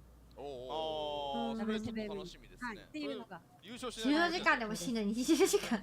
とんでもないのよ。してもらいたいですね。罪な男よ。イケメンは罪なんだよ。立場では別に深さもある必要ないとしてね。まあそうね。ユニフォーム買っちゃったんで。いいなぁ。いいんですけど、ちょっとコーチとかもインタビューしてほしいですけどね。コーチとかに練習方法とかね。そうですね。今回本当はコーチの方にちょっともうね大人気で。イグーさんね。はい。皆さんがもう前回とそのインタビューのその状況も全然違くてですね、やっぱりインビテーショナルっていうだけあって、取材の方もすごいたくさんいらっしゃって、ああ、そうなんだ。はい、奪い合いです。奪い合い。よくインタビューできたね、やっぱりそう考えると。奪い合い。これは本当 UBI ジャパンの皆様のおかげで。ねじ込んでいったわけね。こっちジャパンだけどみたいな。ありがとうございます。いやいやいや。うちジャパンだけど。あとはもう本当に裏配信させていただけるんですけども、数本当に多くいるストリーマーの方の中から。イヤー9のシーズン1パネルを配信させていただけるということで、一応ここは3つしかないので、その3人の3つしかない、すごーい。なんかスケジュール決まってるらしい。ねじ込んだ。そうです。ブラジルの方が1人ずっと配信されてるブースがあって、あとは3つに分けられてるんで、時間とかも含めて、その中で2試合目とあとイヤーパネルっていうのは本当にもう光栄なことだと思います。ぜひ皆さん2窓で見ていただけると。会場のみかちゃんの配信見に行こうね。盛り上がりはそっち側しか多分ないと思う。日本代表だよ。岡山さんもちょっとインプットもらったんで、ちょっとフォローしようかなとは思ってはいるので。はい。はい。なんかあと気になることありますか？なんかね、カンペが来て、岡山さんからもっとステージ以外の物販とかも教えてって言ってました。ああ、物販ね。一番最初に載せたじゃん。あれ。あれ、公式配信ではほら、ポスト見ろ。載せてないから。ポストを見ろ。何がある？見てほしい。何がある？なんか目玉なんだった物販。目玉はまあ私ね今日インビスタイルなんですけど、まあとかもすごーい。可愛い。めちゃめちゃ可愛い。全部売ってるやつで、あとはブラジルチームのユニフォームも。何ですか？後ろのプリントとかあるんですか？T シャツ。めちゃめちゃ可愛いね。おー、かわいい。あれだ。今スライドとか使ってる。はい。ねえ、この時からの配信やばいよな。新しい。絶対後ろ見ちゃう。フィギュアとか。はい、まあボトルとか、まあもう全部でステッカーとかも売ってるし、グッズの数に関してはめちゃくちゃ多いです。ミカさんと最後に会った時何か言ってましたか？本当に。ルミンがそうです、ブラジルチームだけになって。何や、でも普通に普段のこと話してる。ディスコとかでね、ゲームはしてるからね。ショップの中の様子とかも全部アーリー。ブラジルチームはヘイズみたいに日本に由来ある人や新日韓もそうだし応援したくる。そうね。確かに。ぜひチェックしてみてください。このシャツもいいけど、ルミンショーパンちょっと欲しいな。ショーパンいいな。なんかそのプリクラでしょ？いや、それどうでもいいから。シージに関する。プリクラ。レインボーシックスシージに関する。プリクラは C じゃないの？あれまだ新シーズン長いなんで。新シーズン体験コーナーとかないの？あ、ない。それに外にできてんの。あ、テントがあるってこと？さっき言ったやつですよ。そう。じゃあ体験はできるのも？多分そこでできてるんだと思います。ちょうどの列だったらちょっと確認できてないんですけど。僕がねインビ行った時はモントリオールは今ちょうど多分配信で外回ってません？なんかインタビュー。そう外回ってる。マジ？めちゃめちゃ天気いいやん。めちゃめちゃ天気いい。これ私映んの。いや難しいな。でもあれだから本配信では出てこないわ。無理。椅子かぶってこっから探すの無理だって。インテンカでいいし。いやそうだよね。でも多分テントみたいなのはあるだろうね。まさかのここで流されるっていう感じは。日本代表のグッズどうなんだろうね、確かに。リポストキャンペーンとかもやっておりますので、ぜひグッズ欲しい人はそちらも見ていただけるとどんなものがあるかわかりますし。この映像をさ、日本配信とか本配信で流してほしいもんね。盛り上がり方がちょっと日本の方も真似たいというか、ちょっとなんかね、一部その熱狂を取り入れたいよね。応援の仕方。はい。日本の方も盛り上がるけど。これに関してはやっぱり応援バフっていうのはすごいあるんだなっていうのが。千と千尋の神隠しの顔なしのタトゥーあって、すごー。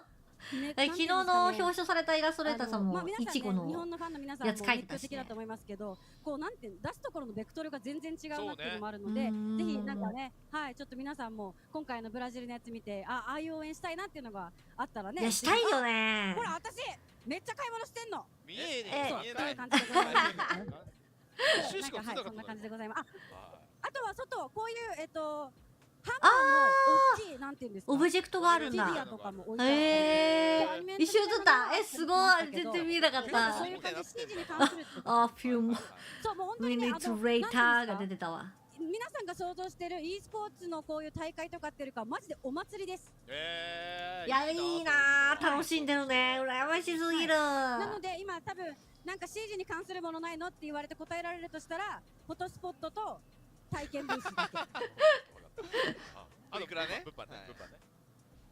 プリクラって日本のでもものじゃない。それがあるの嬉しいよね。はい、どうぞ。サンパウロで一番美味しかったものを教えてください。それがですね、本当に皆さん野々宮全然更新しないから何してるんだなって思ってると思うんですけど、分刻みのスケジュールででして、食べれてないってこと？あんまりご飯食べれてないんですよ。じゃあラーメンが一番美味しかった。田所商店ね。田所商店が一番美味しかったんだよね。そうです。すいません、一番初日にいた田所商店さんが一番美味しかったです。食べてほしいね、ちょっとね。昨日もここ会場にいるのに会場内で試合見れてなくて。そうなの？並んでたのかな。インタビューでそうですよね。試合後にアポ取ってるとね、忙しいですよね。まあ試合中見てください、ここは。遅れてもいいって。あれははい、全然遅れても大丈夫だと思うんで、試合しっかり見てください。ちょっと今日はミラー配信等で楽しみたいと思います。よろしくお願いします。はい。じゃあ引き続き野々宮さんはね、こういうので。そうだね、忙しいよね。皆さんぜひね X 見てください。というわけで気をつけて残りの日程も野々宮さん過ごしてください。ありがとうございます。はい。楽しんでください。楽しんでー。気をつけてミカちゃん。なんか通話のラグがあるのがサンパウロ感じましたね。でも思った以上に少なかった。少ないけどディスコードで喋ってるのかな。何で喋ってるんだろうね。ね、体調だけで本当に気をつけてくれたらいいよね。モントリオール2回行かせてもらったので、結構モントリオールってどんな食べ物なんだろう。ドーム上の競技シーンのさすがかさ。寒いところ暑いところ、本当そうだよね。おかしくなっちゃう体も。これがなんか e スポーツの大会だなと思ってたんで、今映像ちらっとその後ろのやつに映ってただけでもすっごい祭り感出てるな。なんかね。全然 CG 知らない人もいるんじゃない？全く CG 知らないけどなんかお祭りパーティーしてるっていうので言ってる人もいそうだよね。お、なんかハンマーあるぞーっつって。というわけで現在1時30分近くになっておりますが、あんなに優秀なレポートがいる。本当よ。2時30分なのであと1時間ぐらい皆さんお待ちになるかなと思います。その間にねちょっと本国の今流れてたようなもしかしたら会場のあと27秒でさかもしれないのでそれを見たりとか、あとはちょっと CG をやって待っていただければなと。あと22秒なんだよね。まだ待つ？いやないシーズン1のパネルをやってからその後でもあと15秒って出てるよ。それでは一度インターバルに入らせていただきます。また後ほど。そうだよね。失礼します。なんでだろうね。これ何やるんだろうじゃあ。本配信何やるんだこれ。これ何をやるんですか。始まった。To the halftime show, my favorite part of any broadcast, where even myself have to live up to Fox and Laxing, and I open up a couple buttons on the shirt because we've got to relax here. We've got a long time before our reveal panel that'll be happening. もう一回 CG 遊べるの？始まる？ But I'm joined by two friends. ハーフタイムショー。そういうこと？なんかやるショーマッチ。ショーマッチ明日じゃないんだ。明日もショーマッチやるよね。World champion King George. これキングジョージか。もう。He is a legend, and you have an effigy. わかんない。配信で見てたらキングジョージってわかるけどさ、ここにいるとわかんないもんだね。You know what's going on in the halftime show with Albana and George, and we'll also have rotation with Dev Marta and Rolo. 別のやつなんだろうね。明日は明日であるのかも。And I want you right now to subscribe to the channel because you can ask questions directly to our four guests here on the show. All you need on twitch.tv/rainbow6, make sure you subscribe and then you can ask your question. Our team here at Blast R6 will be reviewing all of the questions and putting them in. 奥さんの料理食べて、ああ、幸せ太りはあるよね。 Our friends here, what they have. First of all, we'll start with generalities. Mr. George, how's it been in Brazil? Amazing. I have never seen a crowd at an esport event, probably even a sporting event in general like this. It's like every play, every moment, it's like just cheering, and it's like everything's like, I don't know, right on the edge of like you feel like it's the end of the game every round, the way that people react, whether it's a win or a loss. It's crazy to see. It is, and it is intoxicating. Alfama, I know you've been very busy with your illustration, so you didn't get to experience too much of it, but have you had the moment to like stand in here and feel it? No, I did come in here as well, and I was also talking to some Brazilian players, and they were telling me it's not only that they cheer when you get a kill, they actually cheer when you shoot the ball, or you do something that's very like basic. Pan phase. Yeah, it's just absolutely crazy. I love the engagement, the passion that they show. Like the fan culture, the sports culture, whatever esports or sports, like they're always showing so much engagement. I just love it. All right, I think we're starting to get some questions from everybody in the chat. So remember, subscribe to twitch.tv/rainbow6. 食べていいのかな。いや、お医者さんに従おう。お医者さんがすべて言う。700レベルやばー。 They're hanging out right now. とんでもない。 Father-in-law, brother-in-law, sister-in-law, my parents are all hanging out with them every day. So they're having a lot of fun. I miss them. I'm sure they miss me too, and I'll see them soon. So they're having fun in the meantime. Good to hear. Good to hear. Alfama, question for you. You have been all around the world. What does it feel like to now be on the telestration on the analyst desk? You know, it's great. I get to see and now have the top-down view on everything. So when I used to be a player, I could not see all of it. 4時間の中で昔のタチャンコを1ラウンド目から使うという謎なプレーを。そうだね。昔のタチャンカは確かに。なんか今ジョージが毎日指示やってるみたいなこと言ってる。でも本当でもずっと指示してるもんね。配信。バモブラジル行きたいよ。連れてって。ライフさん連れてって。ルミンだって行きたい。ブラジル行きたいよ。That's constantly popping off. How does that feel? How's that transition?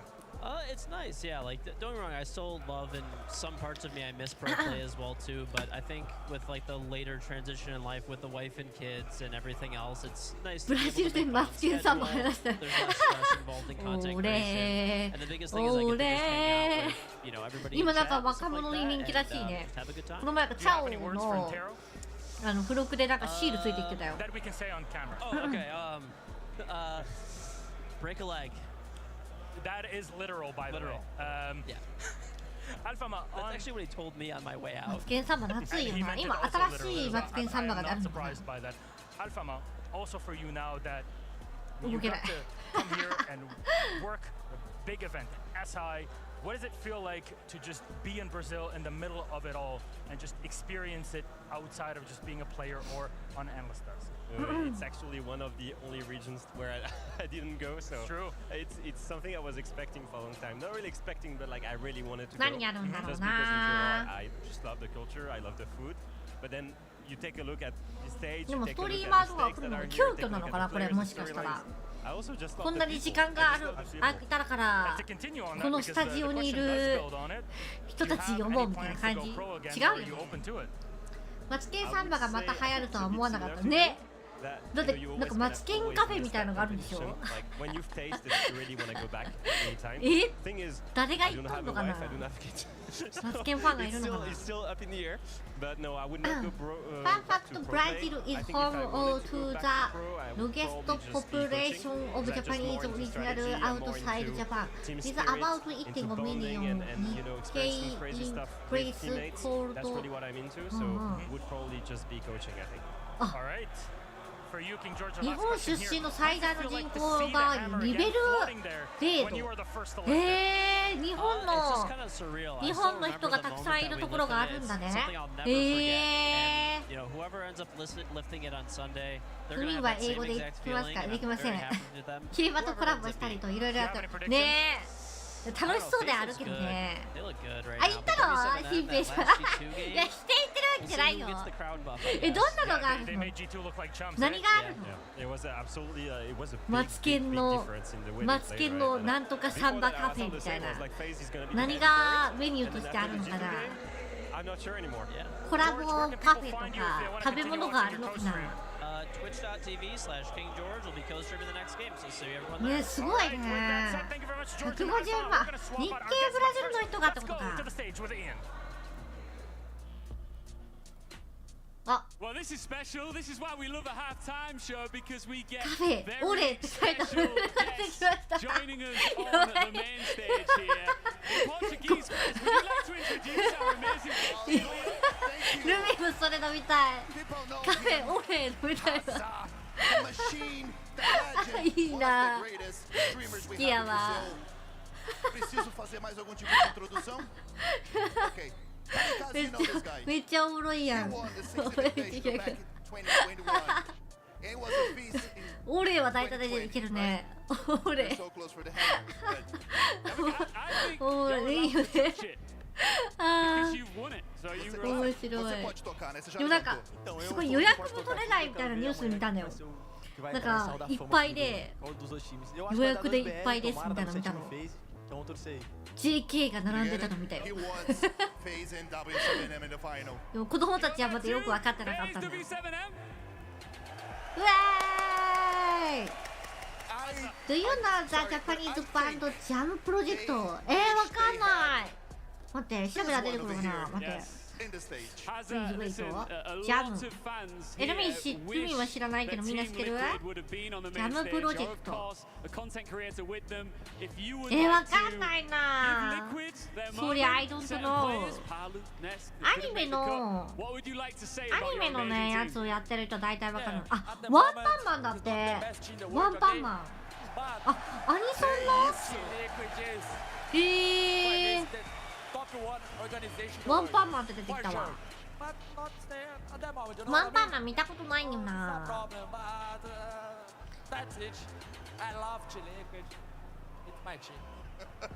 今だと日系3世4世あたりまで行ってて、意外とブラジルって身近な存在。いやー、いいよね。こういう関係を深めてほしいね。いろんなアニソン、歌唱力やばい。聞いてみようかな。おすすめの歌、ジャムプロジェクト is favorite music song please name please 伝わった？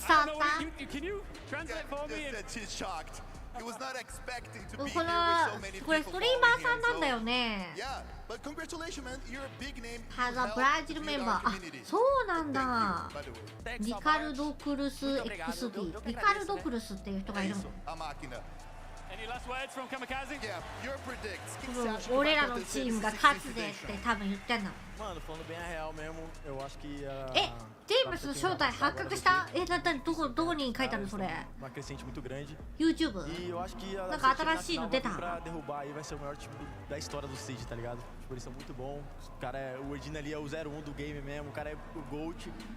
リーマーさんだよね、きっとね。Basically, he thinks W7M will smash everyone in server. One more time, Sao Paulo for Hazard Kamikaze! Aplausos! Amazing! Right, let's get right back to the desk. Thank you very much, Ian. And there it is, Kamikaze and Raza, big names here in Brazil. They join us live from Sao Paulo and Ginásio de Ibirapuera. あれがオペだったらやばい。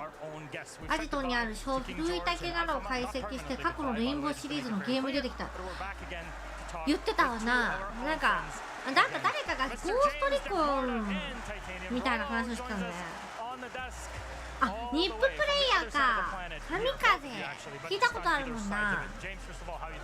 I'm doing great. I don't know how you can talk on the desk with the crowd this loud. It is insane. I can barely hear myself think. ハリを殺したのがデイムス。そうそうそう。ハリを殺したのがデイムス。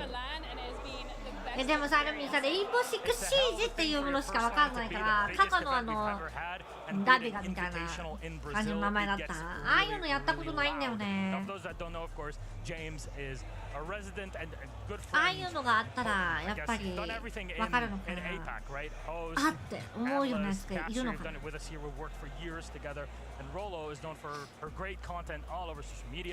ノマドとかと関わりある。いや、わかる。誰かが考察としてゴーストリコンとかのやつなのかなみたいな言ってた。そう、過去作ね、わかんないのね。なんかもともとデイモスはレインボー舞台にいてみたいなって感じじゃなかった？もともといたんだよね、確か。関係ではなさそう。いやでもそういうのを深く知りたいよね。マジでストーリーが欲しい。本当に小説も読めないからさ、マジでさ読めないんですルミ小説だからさ、ちょっと綺麗なアニメーションでちょっとストーリー出してくれへんかな。レインボーシックスシージのなんかストーリーがを中止としたなんかストーリーゲームが欲しいな。ね、動画出てたよね。UBI ソフトのゲーム全部追ってないから悔しい。今でも安いよね、スチームで確か。過去のゲームのやつ。そう、字が読むのも嫌い。字読めない、漢字読めないから。そう、CG アニメ出してほしいよね。それをゲームとしてやりたいわ。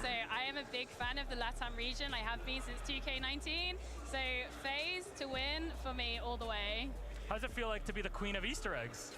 A wild experience. I can't believe like a small passion I used to do in my spare time has just exploded on the internet. Hey, people want what they want and you give it to them, and that's pretty muchこれ昨日あれだよね。表彰されてた人じゃない？違う？あ、そうか？このぐらい C シリーズはちょくちょくクロスオーバーしますからね。クロスオーバーってことをこうさしていくってこと？あ、こことここがつながったみたいな感じの意味合い。あとそう、2時半からだって。で、なんかその前にハーフタイムショーがあるみたい。だから新シーズンは2時半から分かるみたい。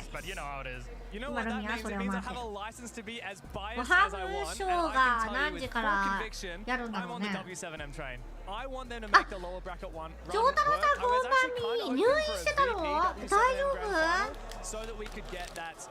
退院でした？2時半から。So I did. I initially put 発表の時間を変えられないんだろうな。and everybody said that was a bad decision, so I changed it. あ、よかったよかった。You should completely lock in. ラミンが入院したわけじゃないけど、子供たちが入院してる時期があって、マジで辛かったから、本当に泣きそうなほど辛かった。あ、来るかな？本人が入院したらもっと大変なんだろうなって思うよね。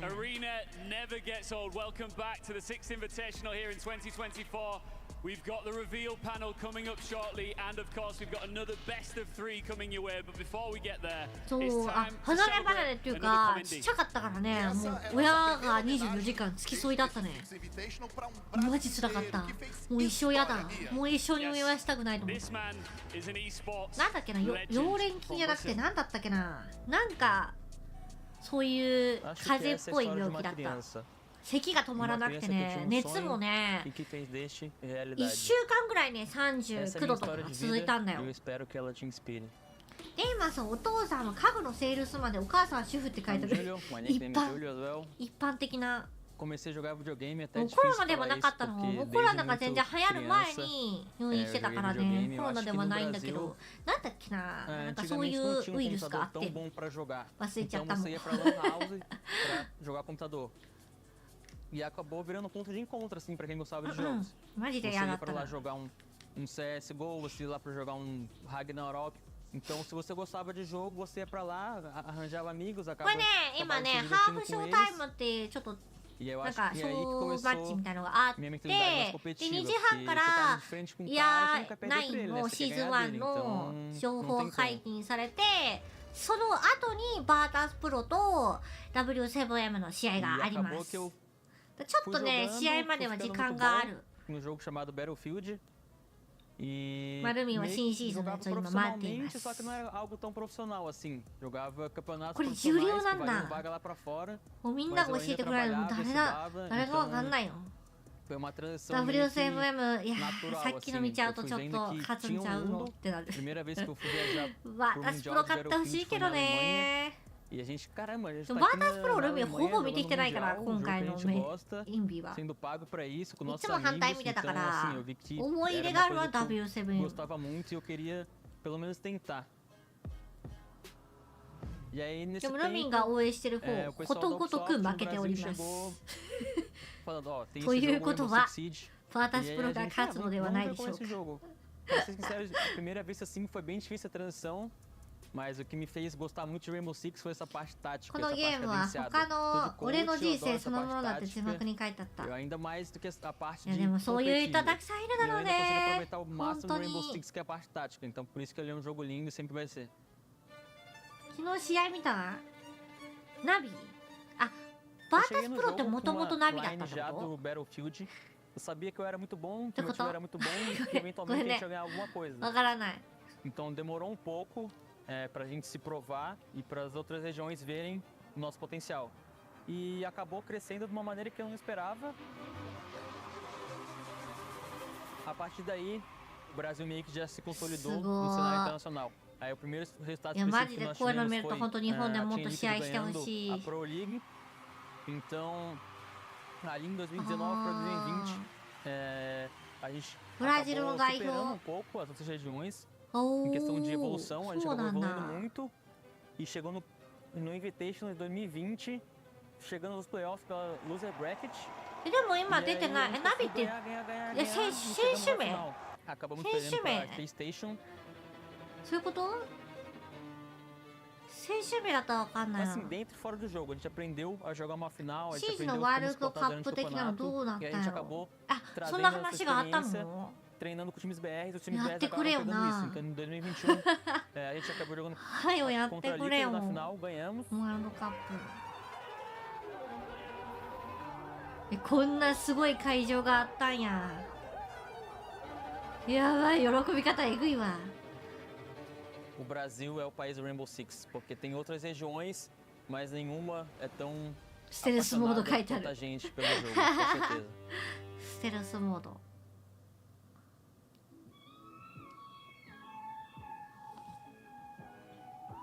Depois de todos esses anos, もしワールドカップやったら何カ国が参加するんだろうね。確かに。日本は確定ですよ。2021のインビトと、あ、そうなんだ。本当ね、2022からだね、飲み始めたの。ちょうどボーロがいたところから。岡さんしか知らないから逆に。ルミは本当2年前ぐらいから見始めたから、もう全然ね、昔のチームは分かんないから、今のチームだったら分かる。Cara, eu acho que a comunidade do Rainbow Six é sim uma segunda família pra mim, porque eu tô desde 2015, então tem pessoas que estão há 8 anos na minha vida, tenho grandes amigos. やるんだったらストリーマーとか引退した人とかも参加してオールスター状態。確かに。 そうね。いやー、なんか今、うわー、この人懐かしいって人が多分いた方がみんな盛り上がるよね。今のチーム逆にわかんない。日本。今ね、スカーズっていうチームがね、その意味に出てたんだけど、ちょっとフェーズ1で負けちゃったんだけど、惜しかったなー。 僕はシージやり始めたの去年からですが、ハマりすぎて過去の大会を追っかけた。すごい。それはすごいね。熱意が。Cara, acho que se retornasse para onde eu comecei na minha carreira, eu acho フェーズだ。よかったよかった。ルミンがちょっと全然分かってなかったからさ、なんか別の話をしてるのかなと思ってたの。そう、今残ってるのはバータスプロとフェーズと W7M っていうチームしか今残ってない。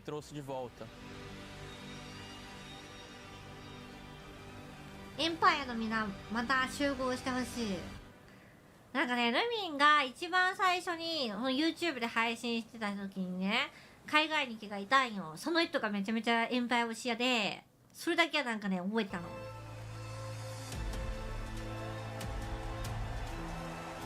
あ、大丈夫？危ない危ない。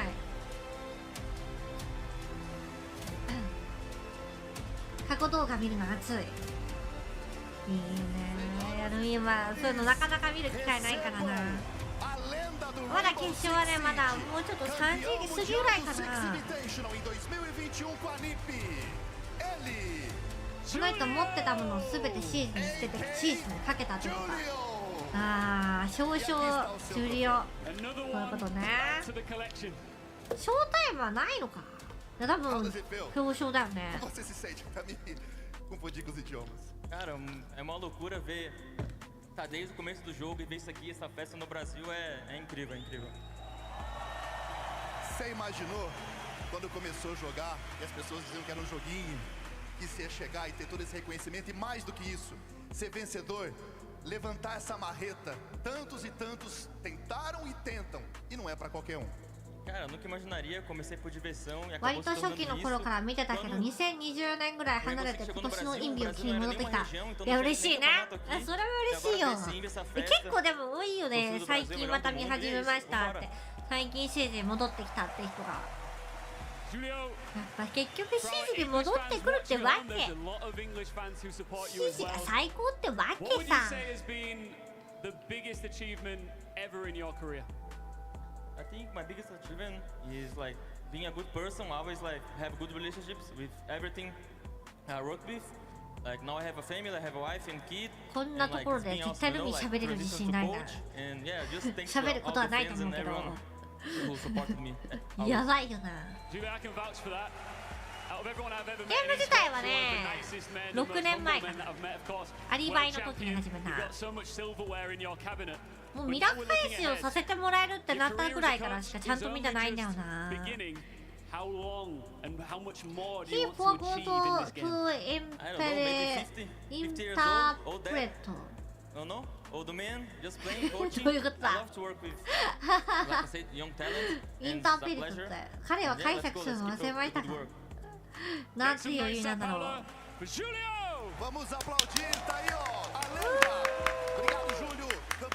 ねえ、そこね。今日でやれるのすごい。緊張しちゃうの。シーズと同じようなゲーム性があるけど、シーズのゲーム性はシーズしかない。そうそう。シーズのゲーム性はシーズのみしかない。唯一無二。あ、数欲を忘れたかった。あそういうことね。あれやっぱない。ハーフショーないくね。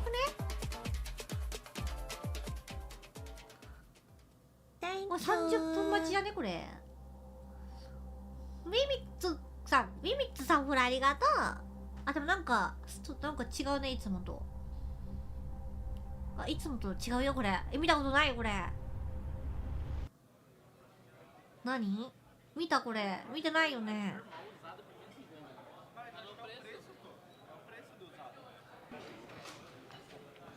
ご飯食べて。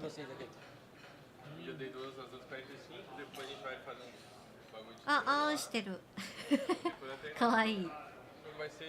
あんした。何時に起きたの ?11 時半に ?8 時半に起きたんだ。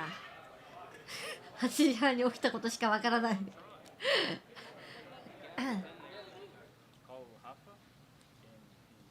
インタビューの風景。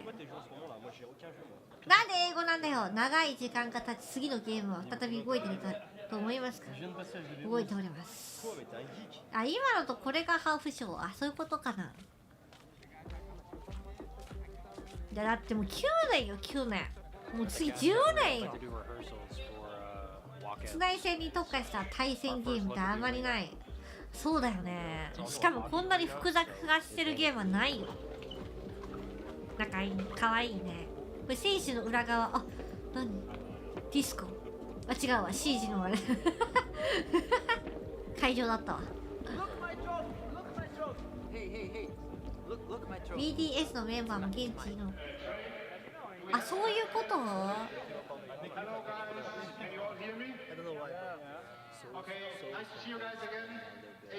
あ、この前のアトランタメジャーの時のやつだこれ。素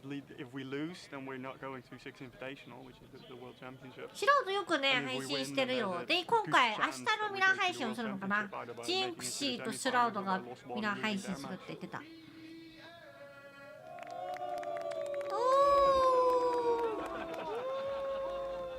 いいね。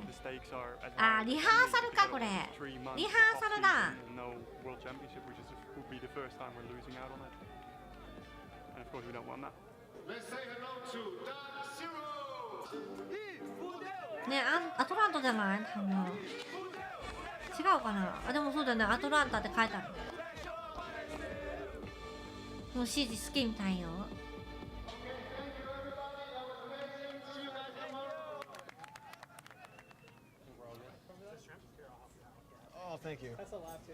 ね、裏側見れるのいいね。なかなか見れないよね。No team has been like through the ringer, kind of like how we have, with how close our fucking matches have been. I mean, like we literally could have been sent fucking tracking. That's fine. To the job not being done. To the job not being done. Can I coach you with my water? Here, let me coach you with my water. Yes, sir. Rob can't すごい美味しそう。お酒飲んでる。だんだんだね。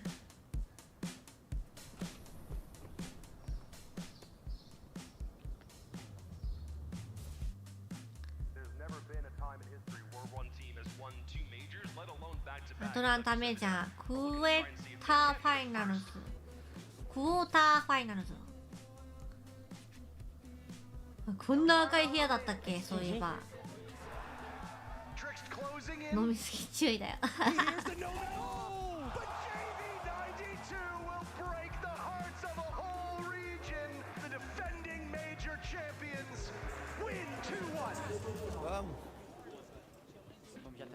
JV, don't play Monty again, man. Okay? Never ever again. 裏側こんな感じなんだ。I have a lot of respect for BDS and like their players in the team. I think they're all really good, especially Shaiko. Like I've always looked up to him. BDS need to come semi-finals this major to make Invitational. かわいい。よくギュッとしてんのかわいい。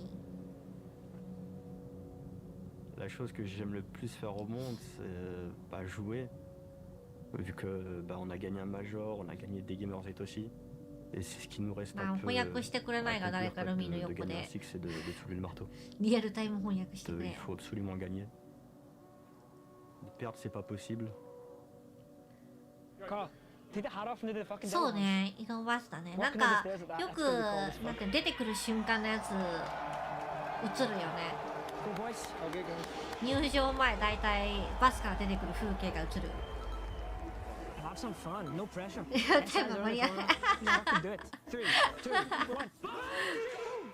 青葉さんでもダメか。You guys, you chill and go on site now. Okay, guys, let's see how can we execute this, okay?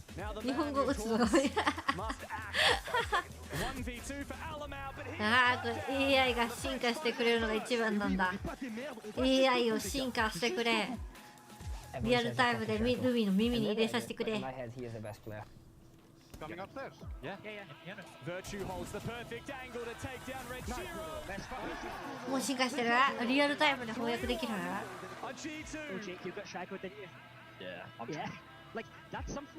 使ってないだけじゃない。ルミが入れればいいってわけ。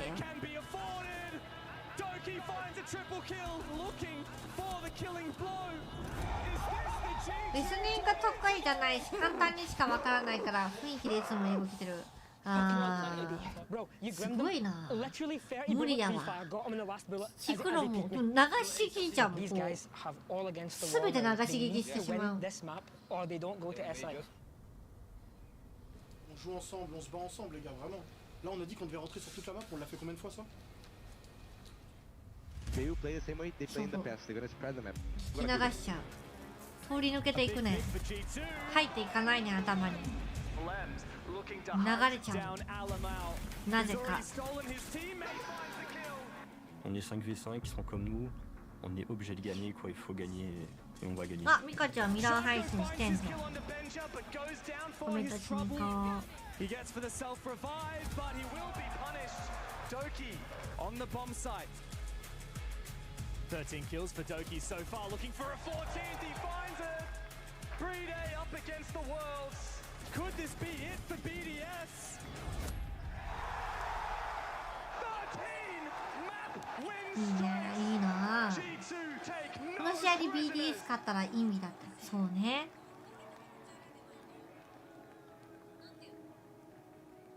そうね。To the French, they waved the white flag today. Yeah, they're going to have to sit and wait and see what DZ do later because, you know, that's essentially a Saigon for BDS. Quarterfinals! I 雨が降るんだって。You got it, GG. GG. You got this, GG. Good, feeling good. Team played so good. Like every single player played lights out. So I love winning as a team. So good. And like we were so dominant today. It was crazy. So yeah, they didn't stand a chance. GG. 日本人同士で話すとその時その時で英語で覚えた単語は英語、日本語で覚えた単語は日本語でごちゃ混ぜ。ああ、そうね。確かに。そっか、ごちゃごちゃに。そうだよね。日本語しか覚えてないから日本語だけど、どっちもあったら分かんなくなるよな。サイコがこんなに感情をあらわにしたのメジャーなかったよ。いや見たかったよね、でも BDS もね。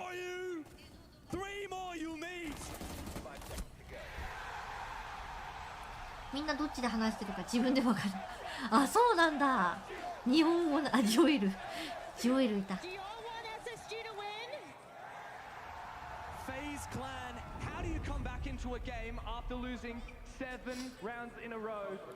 だ、こんな感じなんだ。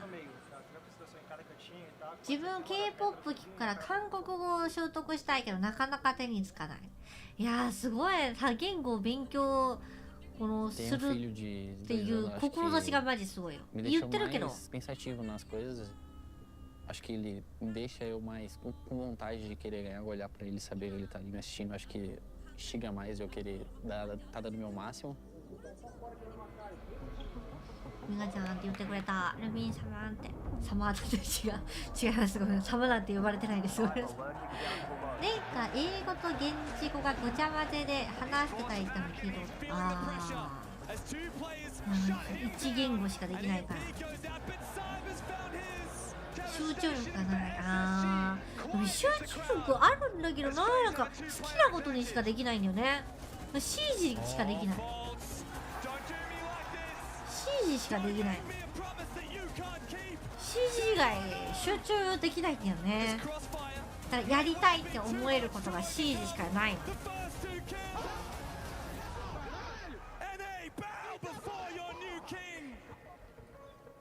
どうしたらいい？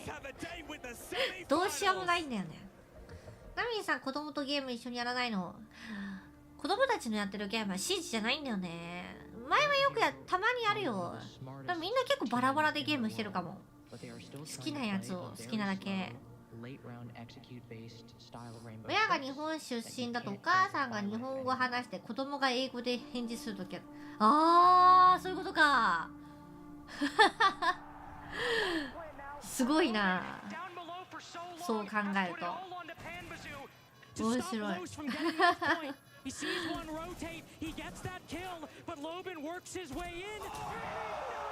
いや、ロス強かったもんね、この時。ほんとマジ強かった。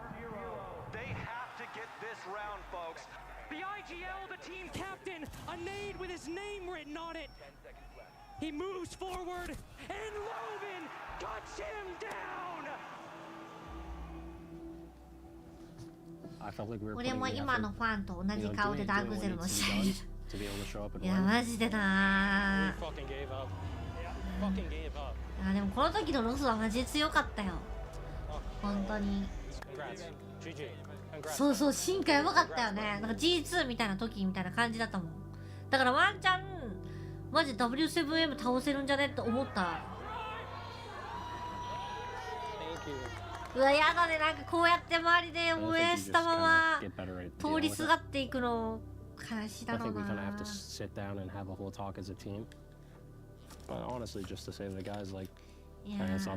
ちょっと泣きそうだもん、この選手の気持ちになって。悲しく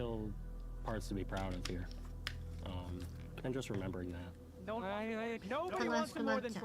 He is the most impactful player in the entire game. The amount of work he does, like for all of us to succeed. ねえ、もう今見てもうるってくるわ。うる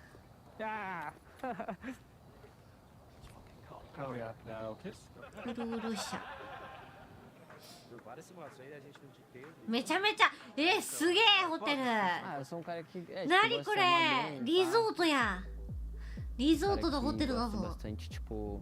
De manter uma rotina da hora, então Eu gosto assim de sair, comprar roupa, tênis. 実はさっき負けちゃったの。さっき。Um cara que gosta さっき W7M とやって負けちゃっ dessas た。 coisas é algo que me deixa こ bem. こ勝ったら次も試合あったんだけど敗退だね。さっきの試合でボコボコやったな。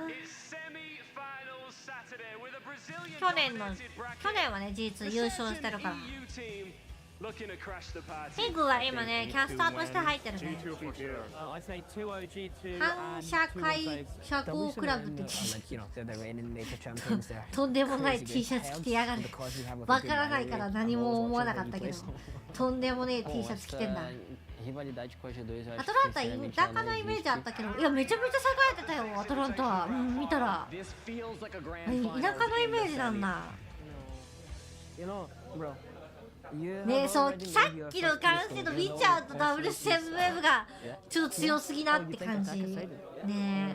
だから何だったんだろうって感じ。フェーズ1の W7M はマジでHello. Are you nervous? No. かわいい。 You're nervous? Yeah, I always nervous. But the nervous is No, it's a good thing. Good luck, guys. Yeah, the guy comes up to me as well saying console's attacker sided. He's shitting himself. He knows he's about to get like 6-0. 世界王者インビテーショナルは取ってないんだけど今年のメジャーは全部勝ってる。だからこれ取ったらマジで最強のシーズンだったってイヤー8の王者ってわけよね。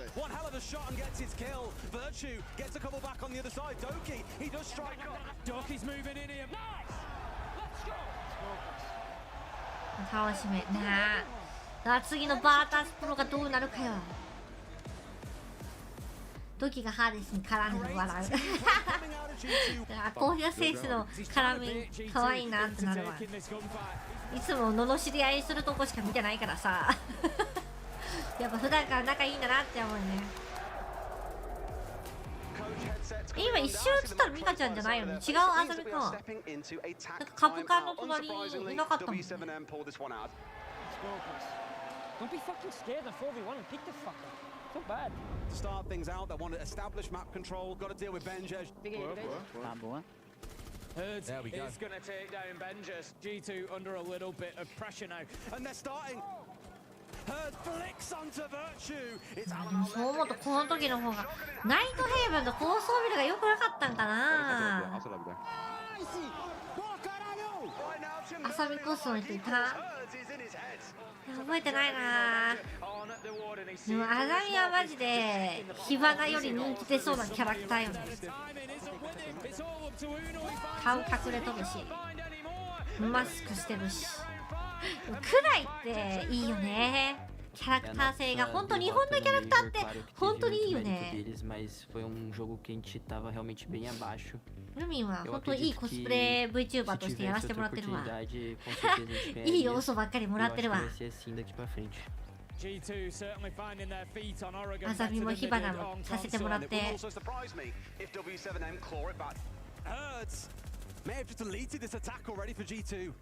Hertz is unstoppable right now.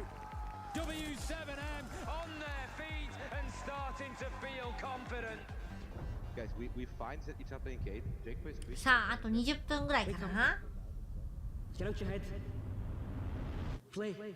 これがショータイムだったのかな、もしかしたら。愛知住んでるから愛知県警なのが下見しても、あ、そうなんだ。その隣さんやん。確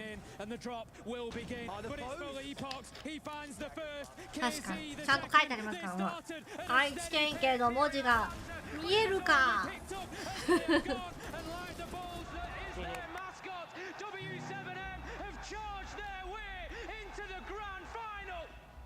I'm not gonna sit there and be sad of something that I can't change anymore. この時も 2-0 だったんだ。Like everybody loses, man. Like you lose more than you win.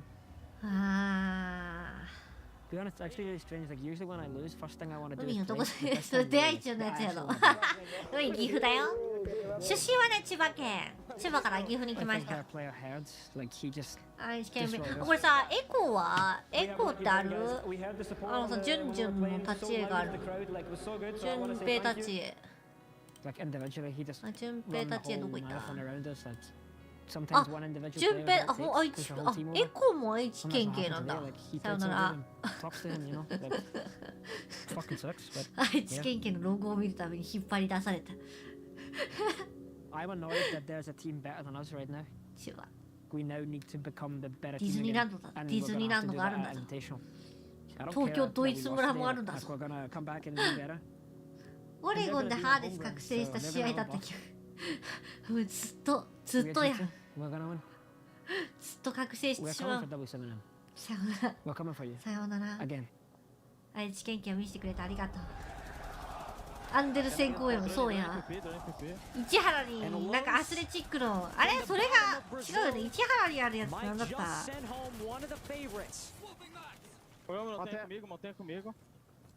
船橋か市原にね市原になんかアスレチックっぽいやつあるんだ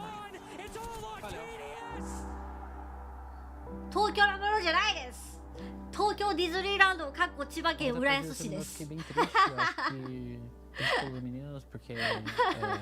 東京のものではない千葉県のものだやめろ子供の国って何子供の国に行ったことないかもあ子供の国って名前だった市原のやつが千葉Falei pra ele ficar calmo. あ、本当だ Tem seus momentos. キッズだもんこんな名前じゃなかったよ昔 Cada tem a sua hora. 昔からこの名前でした違うルミンが知ってる名前と違う名前も覚えてないけどモンキーパーク知らないなおい岐阜じゃねえぞ Nunca imaginei isso na minha vida. おいおい愛知県って書いてあるモンキーパークは本当に岐阜と愛知県のことは何もわからないんだぞルミンは何もわかんないんだ何も知らないんだぞルミンは最初岐阜がどこにあるかも知らなかったんだ明治村もそれは愛知県どうせ愛知県でしょどうせ明治村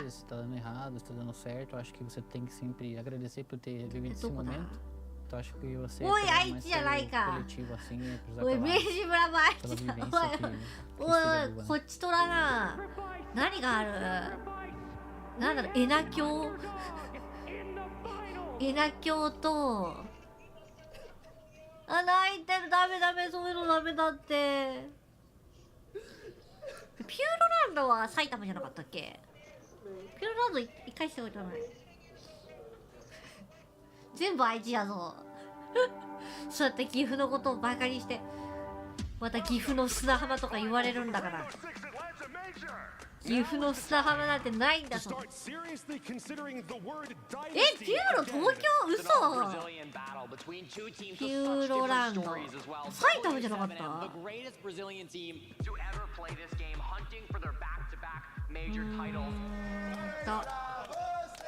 お東京だ東京ですわ知らなかったいつの時代の映像すごい過去に遡ってた日野市東京って市ってあるんだ多摩市だ多摩市関東は全て東京偏見だよそれモノレール走ってる東京に村も村もあるの東京村知らなかったわモノレールは千葉もね走ってるピューロはちっちゃい頃に1回しか行ったことないんだよな三河ムーバレー何それ三河ムーバレー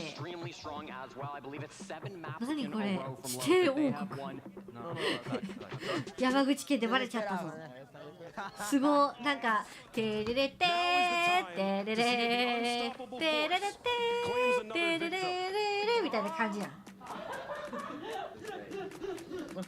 Caralho, vocês são cringe. 八王子に村があるの？区しか知らないわ。東京は区しかないと思ってた。Thank you。町田市って神奈川県に頭突っ込んでるところもあるぞ。僕の地元だ。テレサムライズサムラありがとう。先に取れるの？へえ。金持ちになれるってわけ？東京は通行手当ないと入れない。群馬じゃなくてそれ。群馬ではない。旭山動物園が自分の国土。北海道だっけ？旭山って北海道じゃなかった？旭山動物園。Essa expectativa alta é algo que eu aprendi a lidar. 北海道だ。これはね、わかるね。Você quer chegar, você tem que passar por todo mundo. 砂金や天然石。すごい。怖いね。猫ちゃんがどこに住んでるかもう怖いわ。どこに住んでるやばいぞ。九州の方だな、きっと。多分東側は全部東京だと思ってる。九州より横側みんな東京だと思ってるわ。もうなんだかもうどこがどこか分からなくなる。ああ面白い。ルミよりチリおかしいと言ったわ。あ、逆にね。あ、東京生まれ東京育ちだからそういうことか。すべて日本は東京みたいなもんね。やばい。思考が洗脳されてますね、東京に。一回岐阜来てみや。東京という方から始めてみよう。震えるぜ。ウーバーイーツなんてものはないですからね。車がないと生活できませんからね。謎解き冒険テーマカード。謎解きなんだ。なんかそういう脱出部屋みたいなのがあるのかな。山口ってさ、待って、山口って四国で合ってます？大丈夫そう？怒られるからこういう間違いすると。山口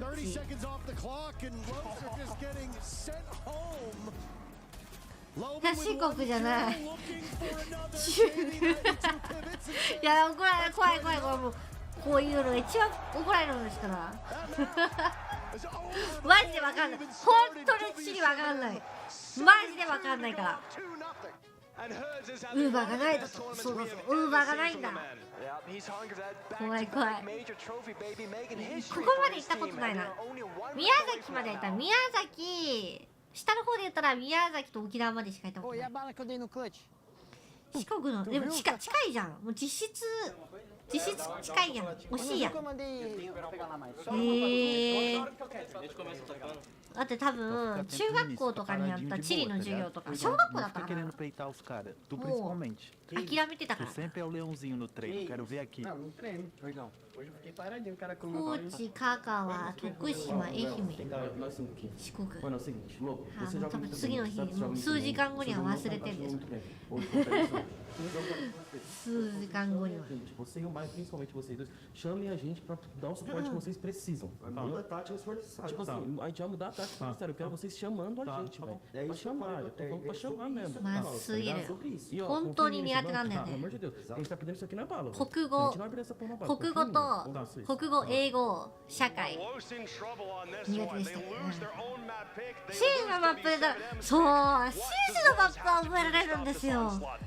本当にシードマップは隅々まで覚えれるんですけどね。なんでこの日本の地ではわからないんでしょうか。日本地図全然わかりませんな。まあ自分の住んでるとこさえ覚えときゃいいやね。自分の住んでる地域の何々市ってところまでわからない時もありますけど、どこって言われたらわかんないわ。自分の住んでる市どの辺って言われたらわかんないわ。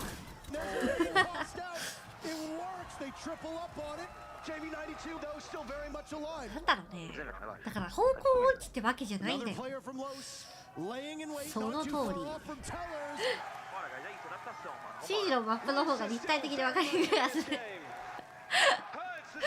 じゃああとさ、ルミでそうこれ地方の人はよく特になんだと思うんだけど、何々の北側の方で回ってくれたらいけるよみたいなさ、北側から回って南に入り口があるよみたいな、そういう伝え方をする人がいるんだよ。って分からなくない？どっちが北か南かなんて思いながら歩いてんのかなみんな。そう、北ってどこやってなるよね。そう、これ地方の人特有だと思うの。なんかもう山とか多分そういうのでどっちが北か南か分かってんの。分かりません分かりませんってそうだから自分の家を説明するとして、だからこっち側北側から行って道路があって駐車場があるよみたいな説明方をしてくる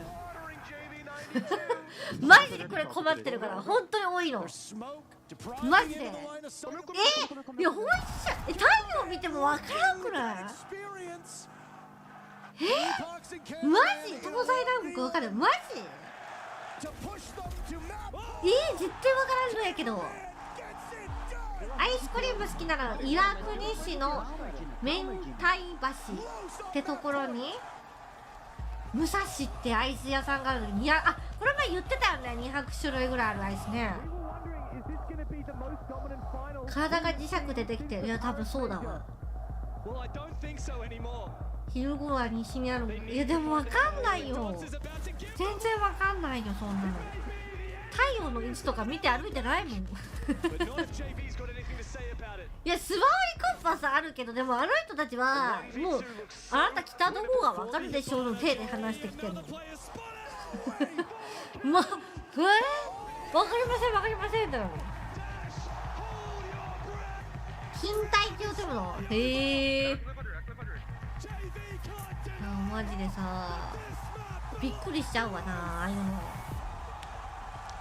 みんなが見る。でもねやっぱこっちのこの岐阜に住んでる人にそれ言うと、これを言うと共感してもらえないの。わかるでしょみたいな。あっちにあの山があるんだからこっちが来たでしょみたいな。分からん分からん。いや山とか見てへんと。ガリリアでパソコン買いました。ナイス。ガリリア様々なのでうまくいいの、お城のとこにあるやつ。知ってる。いや有名なのねアイス。北とか知らんやろ。困っちゃうんだから。困っちゃう。めっちゃ困っちゃうんだから。理由が来たら迷う。マジ？Era pra gente estar preparado pra perder, dá mais emoção também, que tipo, porra, tava um muito fácil. Então, mano, a gente quer ser campeão do mundo, a gente vai ter que saber vencer a dificuldade. ディズニーランド内は歩けるんですけどね。スプラ父親の影響で昔から好き。あ、そうなんだ。みんなもルミンのどこかから買うんやね。あ、ウキミおはよう。寝てた？ルミンたちは今あと6分でもあと6分です。あと6分です。新シーズンのやつまで。あ、確かにマップアプリ大事ね。そうね、確かに。でもなんかこいつさこいつとかってなんか左って書いてあるのにさ、左曲がったらなんか急に方向転換することない？待って、被害より違うな。これなんでもな、これなんだろう。被害しかわかんない。この前がわかんない。何がより被害へ愛を込めてやる。これはありがとうございます。なんて呼ぶんだろう。彼岸は読めんの合ってるよね多分。花子くんで学んだ。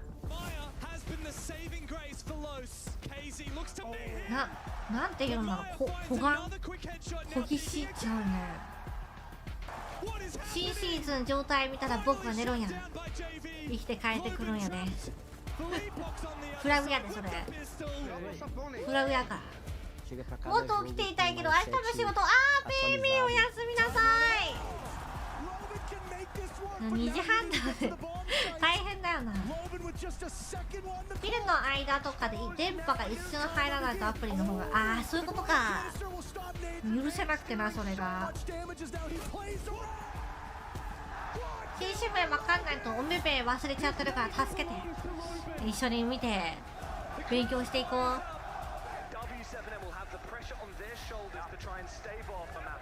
ベビおやすみありがとう。さあ、あと5分。でもあと2分って出てる。5分じゃない。おやしゃくね。ランチパック食べた。ランチパック。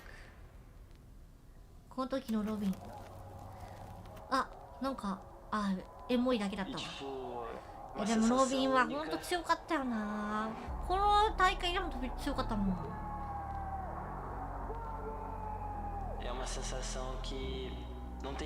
エモ、昭和の映像みたいなエモさがある。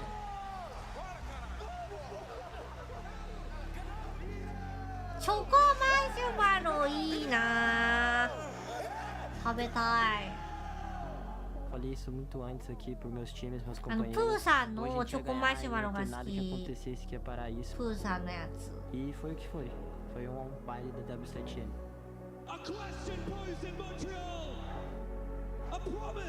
ペイさん誰や。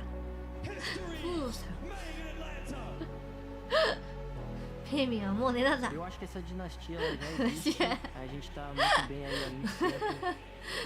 さんちゃうかったな。ペイさん。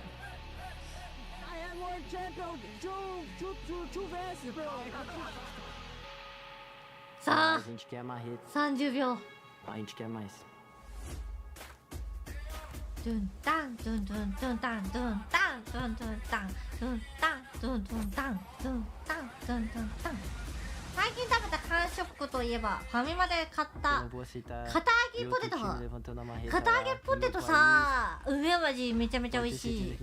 最近ずっと梅味のものしか食べてないわ。2、1、ゴー。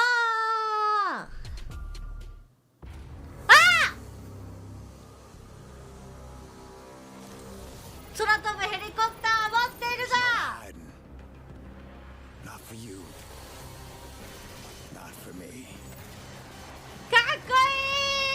い。かっこよすぎるだろ。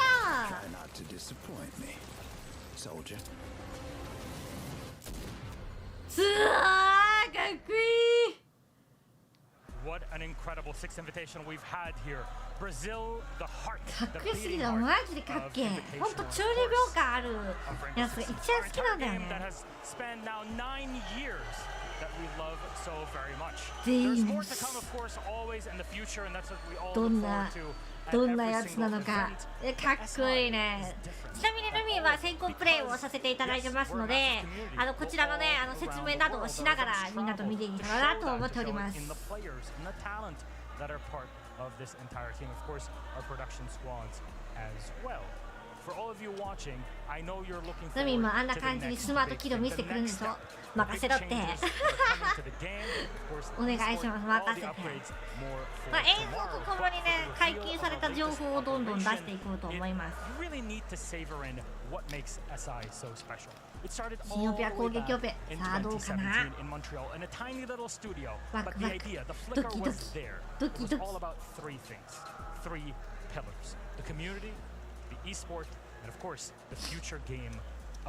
っこよすぎる。マジディーモス好きなんだよな、ルミン。マントが好き。The esport, well, we had 20 teams. We're down to 6 and now to 3 to make it to that grand final. And they've made it all so worth it and beautiful to see. And as for that very next step, it's time to uncover who めちゃめちゃ人おるよ。 lies behind the やっぱ shadows. みんなこれも見に来てるでし This ょ。 quick on the draw. It's time どうしても見たいよ for ね。 Operation Deadly Omen. Enjoy. あ、すごいキングジョージ多分さ配信してるね、会場で。あ、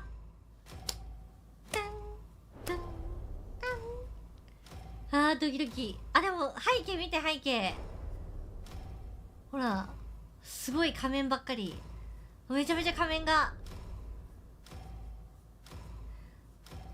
サイドの話、そうだよね。キーちゃんすごい仮面するキャラね、かっこいいよね。こういうキャラクターマジで好きやねん。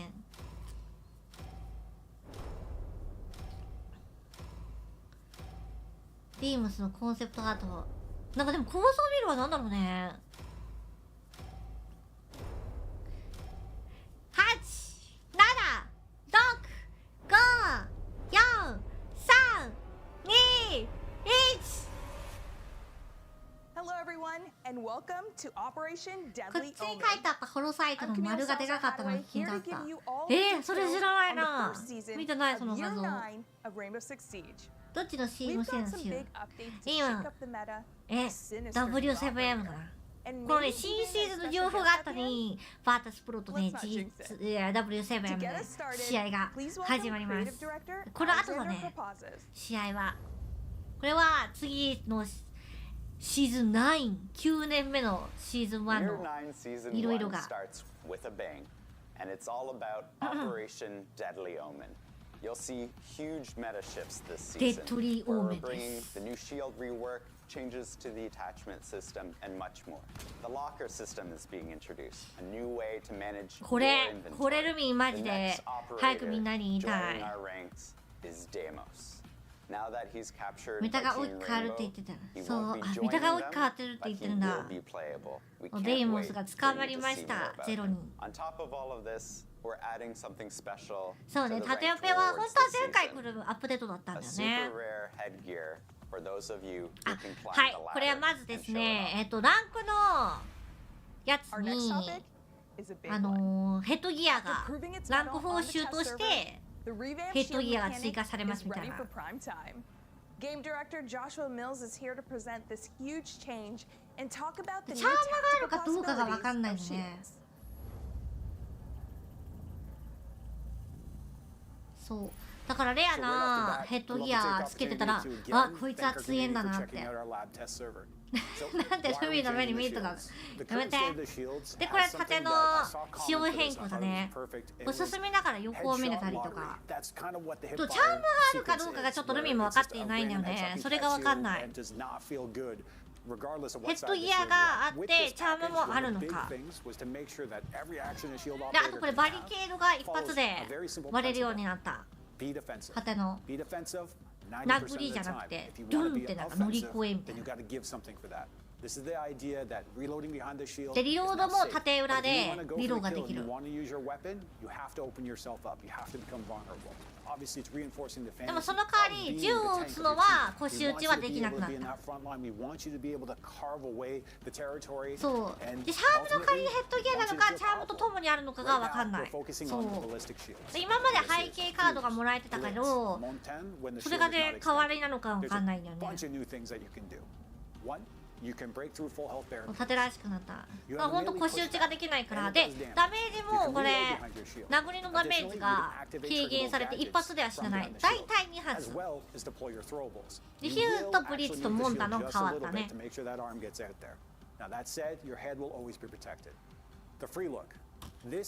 リールックはでも強いなと思ったよこれ。モンタは正直強化だと思う。check if there's traps, but more importantly, if you're working as a team, やっぱね、なんかやり方がちょっと難しかった。銃撃つところをギュッて押すと見れるみたいな。They're able to sprint, better rotations throughout the map, but that said, a defender can light up that shield. This will actually stop a shield operator from sprinting. This is one of the key things you can do to start coordinating your team or setting up for the flanks. 縦のアプリダウンするようにしてさようならダウンはしない縦のまま突っ込んで近接しようそう。でもね2発ぐらいかな。眩しいされたらどっちにしろって感じだよね。そうね。ちょっとブリッツが強すぎたのはNot a position you want to find yourself in. So it's best to use the suppressive fire to keep them at a distance and work with your team. So this is the foundation of our shields going forward. みんな縦に分からせられるんだけど。いやー、どうなんだろうね。ちょっと実際にやってみるとマジで分からん。縦。本当に。あ、もうちょっと縦。詳しくはね、ルミ3時に動画上げるのでね、縦の仕様もいろいろ。これと別になんか他に撃たれてる最中とか、そういうのね、なんかバフじゃないか。なんていうの？ナーフもう課される。たくさん撃たれれば撃たれるほど足が遅くなったりとか、耳鳴りがしたりとか、そういうのもね、動画にまとめましたので、3時に動画が上がります。オリックス、そうでもオリックスと同時にバーンってやったの。それマジでえってなったよ。それもあります。見てください。そうね、リロード中で打たれたのは強いなと思った。縦オペとしてできることは増やしつつ、うちはちゃんとフリーにしたの。面白かったもんな、もう本当に嫌だったもん。マジで嫌だった。なんでこれが何だったかな。何だったかな。僕よくわかんないよ。あ、ちょっ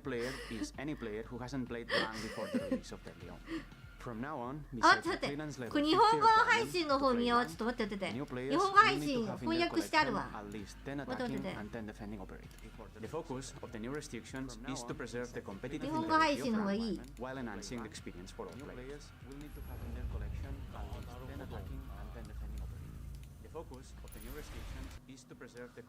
こっちの方がいいわ。ある程度やっぱりプレーをするっていうところの上限を上げてきたということなので、まあこれは翻訳済みだったこっち。競技性を上げるためには一つ踏み切った。あー、レベル50、まあまああんまり変わってないから。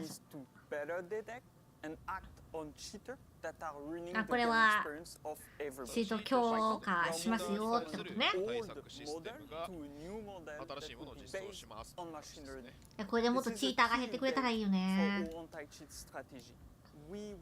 久しぶりの人も5マッチやらないとダメって言った。あ、ですって5マッチ防衛攻撃ともに12ずつ持ってないとランクできない。あー、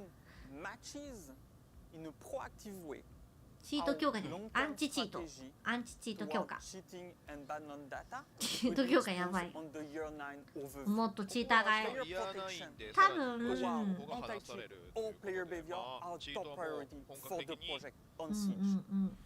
しませんという。In addition to accumulating razor-sharp skills and finely tuned instincts, Siege players have a tendency to collect stylish looks. So we've got a new inventory system. あ、これマジでイルミンはね、待望出た。本当にマジで待ってましたって感じ。来ましたロッカー。ロッカー。メニューが変わるという話ですね。はい。なんか今までこのスキンを変えてた場所がここのロッカーっていうところになるよっていう。なんかまとめてで見えるって感じかな。頭は頭、銃は銃みたいな。そう、これマジで、これはマジでいい。で、何よりいいのが出てくるのよ。レアリティとかでも見えるしね。見てこのハード、みんなこのハード見えるが、これがやべえんだ。これを待ってたんだ。フェイバリットはフェイバリットできます。僕もそうですけど、たまりにたまってるかなと。お気に入りができるんです。だからお気に入りにしといて簡単にお気に入りにこう変えれるよっていう。マジでこれは待ってた。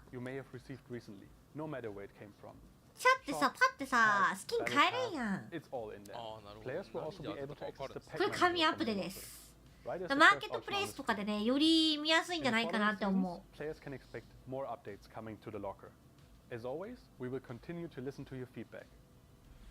の In Operation Deadly Omen, you'll want to take a fresh look at your loadouts as big changes are coming to attachments, ここですね。来ました。 including the return はい、 アタッチメントのアタッチメント。 Which combo これ見どころですよ。これはね、お気に入りにしといて他の使わないやつを。そうそうそうそう。これです。今シーズン一番皆さん気になるところかなと思います。 With Deadly Omen, we're going to upgrade the ADS and the attachment system. We're going to bring this awesome gunplay and gun feel that we have in Siege, and we're going to make it even better. So for the ADS, we're slowing down the time it takes for you to come from the IP to the fully ADS state. This means that if you have a plan, 見るまでが遅いん control よ。 of an angle, you're going to こ get うやっ rewarded て later. 覗き込みが遅くな These る。 changes also allow us to have ナイブスさんフォローありがとうございます。 kind of bonus we can give to our attachments. Currently in the game, we have the Universal 1X. で、ここ悲しいの。ちょっとルビーはこれちょっと悲しいの。 Deadly Omen, we're reshuffling them マジ into で 4 categories. We're going to have 1.5 と2倍がなくなっちゃうの。 1.5 倍がなくなります。2倍もなくなります。でも 2.5 と 3.5 にこの2倍みたいなやつと 1.5 の見やすいサイト 1.5 倍サイトみたいなサイトを追加されたの。 1.5 倍サイトだった見た目の2倍 2.5 か。そうなくなっちゃうの。そうですね。1倍は別にない。あれ比較的早い。まあ ADS2.5 が普通って感じかな。1倍アイアンってなってくと速くなるよって感じ。一応形は残るんですよ。 1.5 倍の。ただこれが 2.5 倍の距離になってくるんですね。そう 1.5 の目も使って2倍使ってたのから悔しい。ここがポイントですね。そうですね。はい。アタッカー側に。そう。これやばい。R4C に 2.5 倍がつくんです。これ。攻撃はみんなできる。どのサイトでもつけれるようになる。かなりグレネードの弱体とかもありましたからね、バランス取ってますね。そうそうそう、昔の英国って感じ。ADS が速くなる。家側防衛はダメ。攻撃は。で、このアングルグリップをつけることでリロードがめちゃめちゃ速い。マジ速いよ。本当に速い。アングルやばい。やり込み要素がまた広がる。びっくりした。速さ。で、これホライゾングリップ。ホリゾン。正確な英語だと。あ、ホライゾンってルミ言っちゃったわ。そう、バーティカルじゃなくてなんだっけ、レーザーサイトで速くなる。だからアイアンのバーティカルじゃない、線ついたやつをつけるとショットがめちゃめちゃ速いんじゃないかな。で、今のホライゾングリップをするとめちゃめちゃ速くなる。いやー、これやり込み要素がなんとなく感じで言うとハンドガンで走ってる感じの速さぐらいになる。速さ的にはホライゾンリコイルはそんなにばらけなかったけど、なんかハンドガンでさ、みんなさ持ち帰って速いやん。あれぐらいの速さなスピードだった。ルミン的な体感ね。そう、自分に合うのタイプが。皆さん見てください。投げて跳ね返る奇跡が全部出ます。ガジェットが見えるようになりました。線が。いうことがなくなります。そうなんですよ。これは非常にいいですね。そう、レーザーサイトだから良くなったよね。だからショットガンのやつめちゃめちゃ速いと思うよ。レーザーサイトつけてアイアンのショットガン。プロじゃなくてもできるっていう。そうですね。エースキバーはね、だいぶね、昔前回今シーズンか、今シーズンにね。そう、これ初心者向けだね。初心者の方に一番嬉しいと思いますが、 C4 とかやっぱ難しいからね。やっぱり見えた方がいいと思います。あとあれだね、センスがね良くなる。で、これはオンオフができるから、今までのやつがいいよって人はオンオフしてもらう。ゲーム体験変えたくないって人もいますからね。ラペルとはラペリングのことですね。これラペルのかアニメーションがピョンってなった。ピョンってなんかね、ピョンって早いですよね。出すのが早いですよね。そう、物理学ぶとき、そうそう。この軌道を見れるなら変なところからイングレムつけ、そうそうそうそうそう。オンにしてる方がいい人もいるかもしれないね。一応ね、ここのなんか乗り越え4所っていうのがあるんですよ。早いですよね。出すのが早いですよ。早いですよね。R4C2.5 があるの。いやルミンはさちょっとホロ強だからちょっとあんまり使うことないかもしれない。これでプロの完成でもカウンターストライクみたいな、あ言っちゃった、みたいな投げ物も起動。どうなんだろうね、完成はどうなんだろう。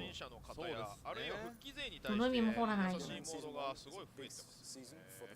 今度は AI、 今まであった AI 戦に新しいマップが追加されました。増えます。今僕はクラブハウスで人に教えてます。解雇中戻ってくるかもしれないぞ。おみんなに教えてあげて。ミコル大変そうだから練習しなきゃ。そうよね。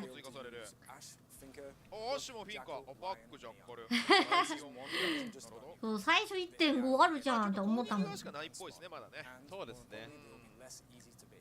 使いこなせなかった。2倍以上使うと酔っちゃう。でもそういう人もいるのか。まずやってみようって言ってやれるのいいですよね。いやこの間僕実はねブラジルに一緒に行くメディアの方向けにあとこの配信のディレクターと一緒にやったんですけど、新しいマップが増えましたよ。やっぱり初心者の方に教えやすかったですね。反復で何回も同じことができるんで AI 戦は本当に教えやすかったですね。初心者さん大歓迎ね。あざみ、これもすごい変わるね。そしてさりげなく LMG も調整しますね。LMG 僕結構いいなと思います。LMG 終わった。まず行きましょうか。これはねイヤー9で修正しますという話がありますけど、シーズン1に来ました。これ結構ねでかいよマジで。テロハン帰ってきてほしい。ハゲ取りの人数を増やしてほしい。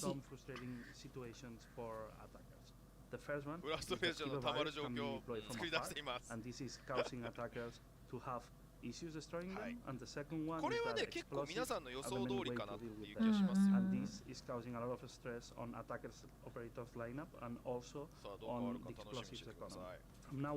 これは銃で壊れるようになりました。ヘルメットのやつだと36発。銃で壊せます。まあでもね、ほんとね、LMJ とかなんていうの、マックスマンだと結構旬時計。結構旬時計だね。で、これ LMG の銃。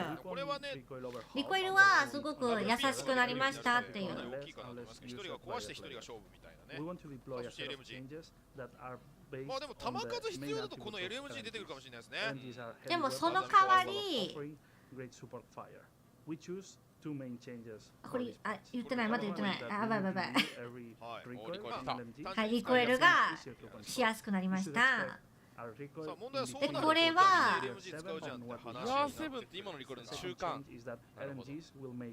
これです。はい、めちゃめちゃ重い。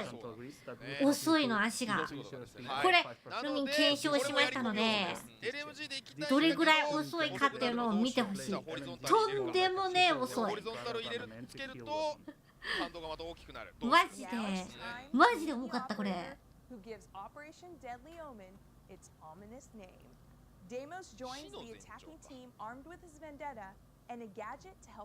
トもわかんない。ルミンは先行でちょっとプレイさせてもらったからあれなんだけど。そうね、LMG らしくなる。足遅くならダンスのメリットに違う。そうそう、めちゃめちゃいい調整。びっくりするぐらい重いよ。さあ、新オペレーターデイモスの話です。来ました、かっこよすぎ。やばい、ラスボス感だよな。スマイルありがとう。ルミンスマイル、インクありがとう。強くなるのを取るか、足が遅いのって大丈夫か、どっちかは。こんだけ濃いキャラクターいねえからな。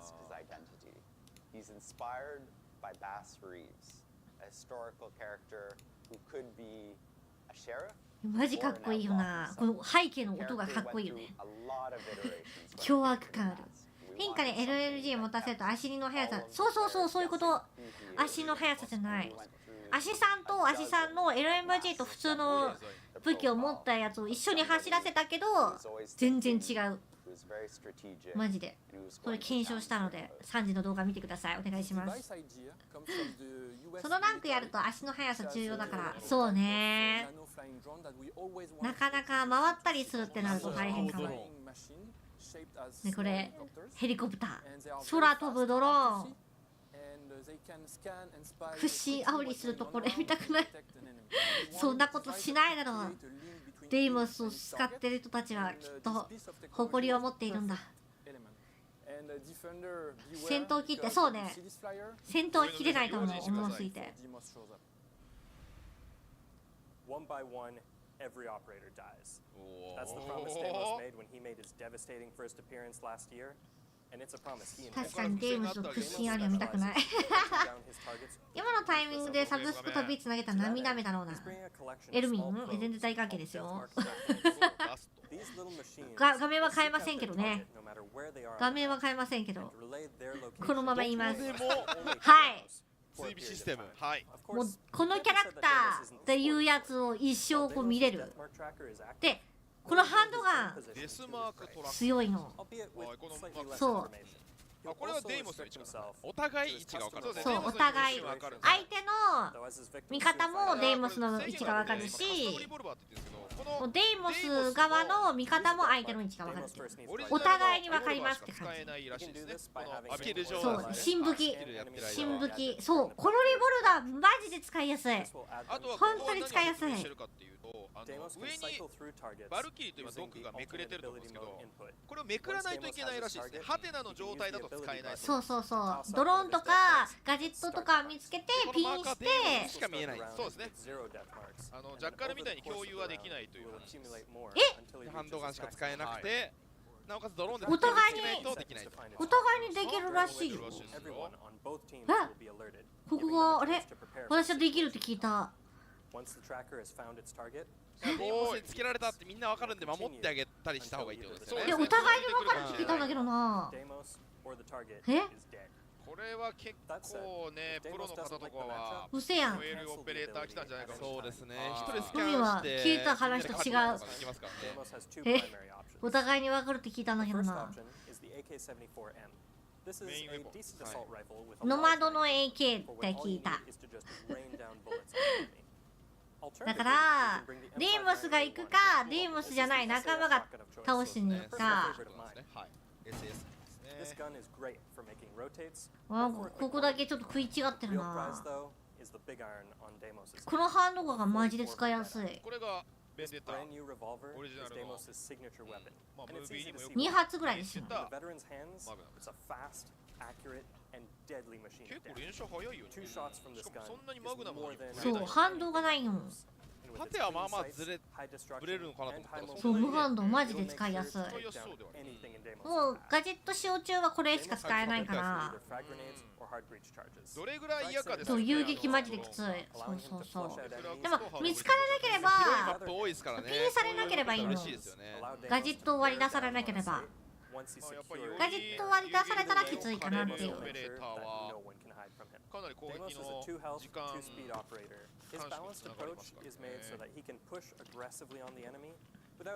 ハドブリもフラグも持ってるのでかいよね。ロードアウトに盛り込んでいてくさ。いや、ああ、私じゃなくてびっくりした。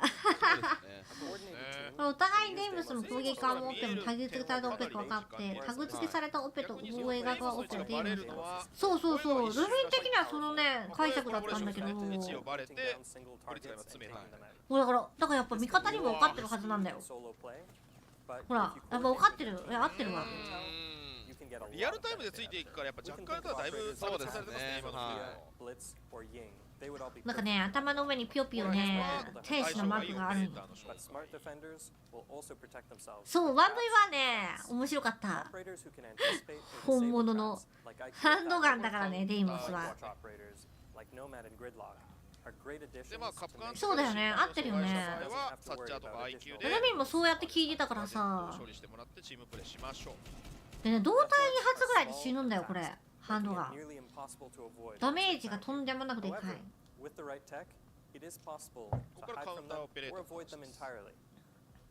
ビジル。これミュートが無効化だね、まず。トゥバラオも。いいですよね、新オペというか、ゾトでも防げると。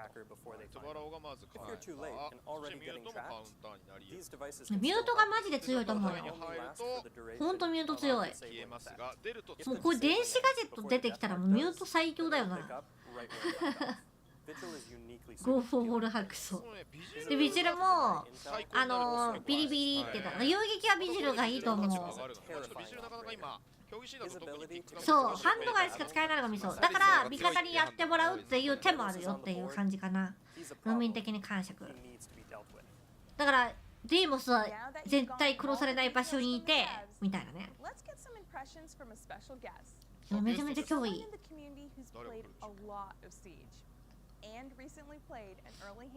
位置は分かってても決め打ちはしづらくなってる。そうね。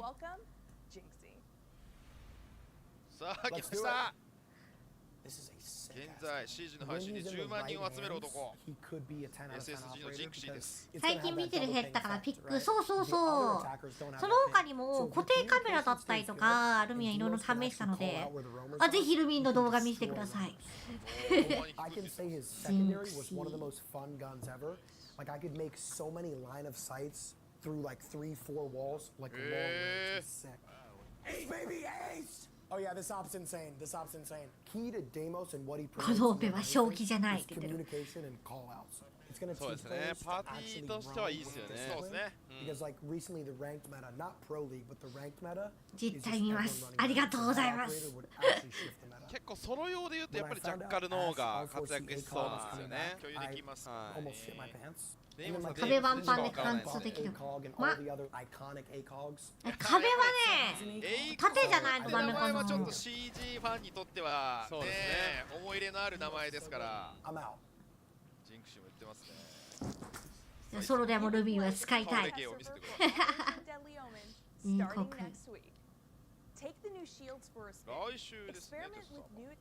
来週だって TDS。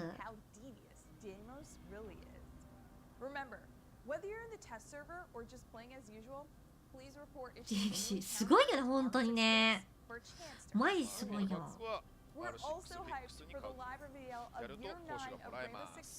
日ねイヤー9の全貌をね見せますよっていう発表ですね。新シール縦がね縦が違うんよ。あさあ誰だみんなわるかわかる？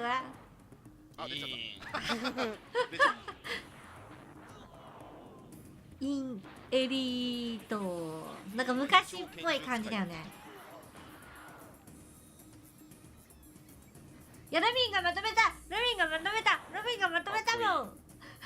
発売中なんだ。今ゲーム立ち上げた。あ売ってるの？ですかね。インのエリートこの間オムライスこれ何も聞かなかったことにしておこう。ね中国映画みたいだね。かなり盛りだくさんのアップデート。たくさん。2エリートスキン。新兵みたいなのがいる。ああ確かに足見もあるかも。ライブリリースは3月12日と書いてあるんで、3月盛りだくさん。やっともうちょっとルミンの荷が下りたわ。かなり盛りだくさん。はい。よかったよかった。ちょっとまず縦ですね。やっぱシールド。皆さんちょっと思ったと思うんですけど。1位ですごい使ったりシーズンの変更も楽しみ。モンターマジで強い。ブリッツはちょっと弱体。設置後の駆け引き防衛側ができることが多くなったんですよね。メジャーマンチェスターイギリスだよね。展開シールドを解いた音でやめるとか。君当時大変でした。本当に肩の荷が。でもまだ明日のやつもちょっと見ちゃってるから。そうですね。パンパン打たれる。明日のやつもまだあるんだわ。口滑ってもいい。やばいもうさっきヒヤヒヤしたからもハリーさんのやつで先行プレイさせていただきましたでそれ言っちゃダメって言われた時にもマジで吐きそうだったもん。って言ったらどうしますって言われて。シールドはシールドでまあそのストレスだったら。でもクレパピさん筋肉がめちゃめちゃついてる。その味方の前線進めたいのに愛してるブリッツ愛を誓ってます。ヒューズ君の盾は完全需要完全になくなりそう。ヒューズねどうなんやろうな。足英国リコイルできるかな。だって昔より R4C だってリコイル結構ひどくなってるじゃん。追加要素で変わったなっていう。新シーズン楽しみだね。ロビンは今からちょっとツイートの準備をしてみんなのこのツイッチあと1分なんだよね。気合気合でリコイルできるのすげえよ。絶対できない。それ以外何かありますか？あとはやっぱアタッチメントですかね。やっぱりそれのアタッチメントの要素ってすごいやっぱりワクワク感があって。でも本当にね、足速くなったり自分のカスタマイズでいろいろできるのがすごい。まあアングルグリッパーはまあハンドでかいからなみたいな。あとアイアン鏡の型とかね。バーティカルとフラッシュハイダーで統一。フューズの盾は腰打ちするから使ってる人多かった。そうね。腰打ちもできないからね。できない。それは持ってこないな、さすがに。あ、動画投稿されたかな。あ、されたー。ちょっと待ってね。これが丸ごとわかるやつで2本立てになっております。今回2本立ての動画となっております。拡張性上がったなと思います。ちょっと待ってね。アタッチメントはホリゾンタルグリップも増えたのもそうですけど、まあちょっとここ 1.5 倍がなくなったのかどうかっていうのは僕もちょっと触れてみないとわかんないですけど、基本的に 1.5 倍が使ってたんで。そうですね、1.5倍、まあ強すぎたかはちょっとあったんですけど、ちょうどいいんですよね、シージのアップと敵のサイズと。予約投稿してるとさ、それがどうなるんですかね。できないんですよね。やっぱり皆さんね大好きなアッシュさん復権。そうですね。アッシュの英国、R4C の英国が来るっていうのが。マイナス5。まあ昔からやってるシージ民の方は嬉しいね。僕もすごい嬉しいですね。もともとアッシュ使いだったので、すごい嬉しいなと思って。多分シージ触りたいなって思う人増えるんじゃないかなと思いますよね。英国戻ったのみたいな。英国戻ったのみたいな。しかも防衛側は結構当倍が多くて、で多いって方ほとんどかな。当倍が多くて。そうですね。当倍でちょっと一部持つかもみたいな。なんかキャッスルが英国持つみたいな。ちょっと聞いた。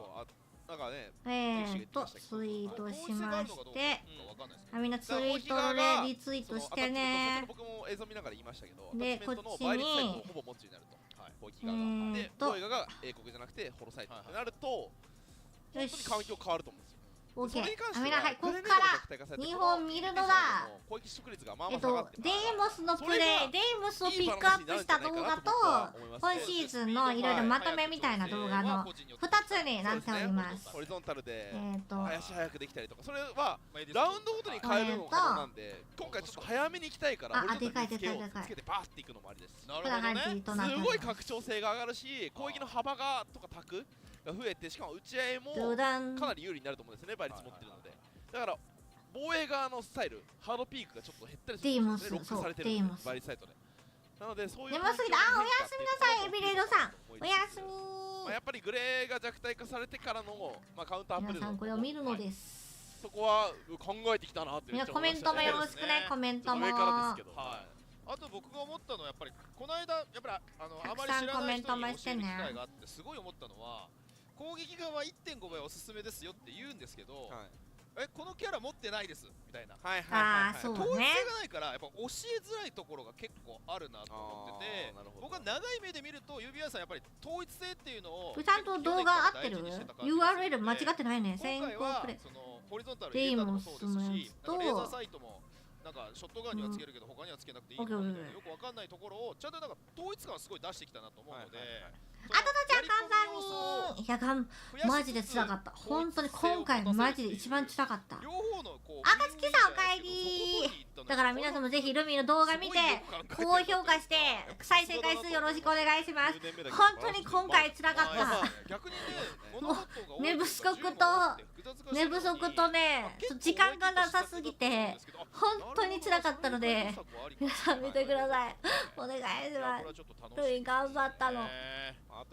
どうにか一人一人の再生回数と高評価とコメントの力でかなりされると思うんですね。いろいろよろしくお願いいたします。プロの試合見てるとマジ辛かった。できるなと思うんですけど、実際自分たちでやるっていうのとすごく大変じゃないですか。本当に辛かったの。そうですね。なんかそう革新的なもの一つよう頑張った。選択肢が増えるっていうのはものすごく良くて。ちょっと R4C のことに関してだけちょっとルミあんまり触れてないかもしれない。簡単にしかやってないから。自分一人でそれピックして決闘しようやみたいなスキャンしてこの人と戦うっつってバーっていくのもいいですし。ああよかった、ここまで出せてよかった。もうなんならまとめ動画はガチで出さないかと思った。最大限生かすならパーティープレイだけどデイモスだけで終わらそうとしたルミンをまとめ動画はもういいかなって思った時もありました。それこそストリーマーはジンクシーさんのような方がね、デイモスでキルを取るクリップを上げてくれる可能性は十分にある。デイモスクリップはマジで映えるよ。本当少なかったですからね。でちょっとわかりやすかった。本当結構ちょっとデイモスクリップの方はだいぶおちゃらけ感おちゃらけ感あったから、あれドローンでめくれてないとスキャンできないんで、ドローンで発見されたらあれなんです、ドローンで見られててハイドしたらそれはドローンで見られてる時点でもうハイドできないんで結局どっちも同じなんですよ。ドローンに見つからないようにハイドすれば海外配信はどうかな。いつもハイドの定義は変わらないと思います。結局はめくらないといけないんで。そうなんですよ。あれオペレーターが確定してないとドローンは使えないっていう。上のねどこの表示がくるってなんないと。おととちゃんやな、いつもありがとうって言ってくれてるみんも嬉しいよ。さあ裏はもうすぐ始まりそうかな。その辺りのバランスやっぱうまいな。そうなんですよ。既存のなんかこうさあなんかすごい選手の顔が隠れてる。よくないなこれ。よくない。However, Nade as well, I think is one of the most solid backline players that makes all of the correct decision making possibly that you could imagine for a support player. Knows when to get aggressive, knows when to step back and let the team play around him, and that's what makes him so good. マジで Overall, the entire team has very high game めちゃめちゃ降りた。 That is something that もうほっと usually し you'll たる see に a は。 fragger and you'll call him pretty mindless. 多分ルミ以外にさこの新シーズンの動画を出してるのが多分さEA さんしかいないと思うんだよね。 All of W7M is fraggers. All of them are support players. They're geniuses from bottom to top. I mean, even Philippox back in his MIBR days was the star player of this roster. 他にい And た he's か come in な。 and started IGLing and playing in the support role. You just need to be in the right spot and to really show up. But all of this team is showing up. KZ specifically has been really putting up numbers. あと23分です。 I mean, he broke the kill record. Like みんな見てくれ。ルミの頑張った動画を見てくれ。ちょっと間違いがあったら本当にごめんなさいだけど。 Basically, 間違いがあったらもうちょっと疲れから出てるものだから許してくれ。 The actual setup that they play into, and that's the one thing about W7M is their win 動画 condition の is 時いつも思うけど、純 essentially 平さんの扱い。 and that's what KZ, that's what Hurts delivered. They are just so comfortable. 順々大体扱い悪い。 they come up against the player, and instead of going around with, like face might, like try a different approach, or trying to do がよろしくてホックイズ。 try to go around a little bit like smaller steps where they change そうなんよ one player な。 out. どうしても They use どうして bulldozing. もやられ役になっ What て is しま the う。 way to pick this でも apart? だから 1v1 で And they always hit ハンドガン対銃で全然勝てるハンドガンなんだよ。だからちょっと勝った時ハンドガンですけどってちょっと言われる。 1v1 大会でこれデイモスでやりたいわ。 But they want it. They want this hammer so much fresh. デイモスみたいな銃を防衛に1人持たせてくれたらお互い分かった状態でハンドガン対決したい。 And then they've added Philippox and Nade as well, who brought a lot of finesse to this roster, a lot of good, very smart plays and intelligent plays, and they control their players really well. They let them off the leash when it's needed, and they bring them back in when it's needed. Somehow, during the playoffs and now up to main stage, they have brought themselves back because the team we saw in group stages, it wasn't as convincing. I mean, they even lost to Virtus Pro back then. So, do they have what it takes to beat Virtus Pro? Yeah, I think they do, but they need to show it now because Virtus Pro beat them last time. 2倍 2.5 追加のとこだけルミンさあんま振りなかったのもさ明確じゃなかったんよ。ちゃんと見なかったの。体験してる時に他のキャラクターもついてるのかなんか 1.5 のサイトが 2.5 って言われたけどなんかちょっとさなんか見た目が一緒だからこれ合ってるよなっていう不信感しかなくてあんまりね確定で言えなかったよな。あ squad looking back many years in the past. Chalet is going for W7M with Virtus.pro さあマップが来ましたよ皆さん。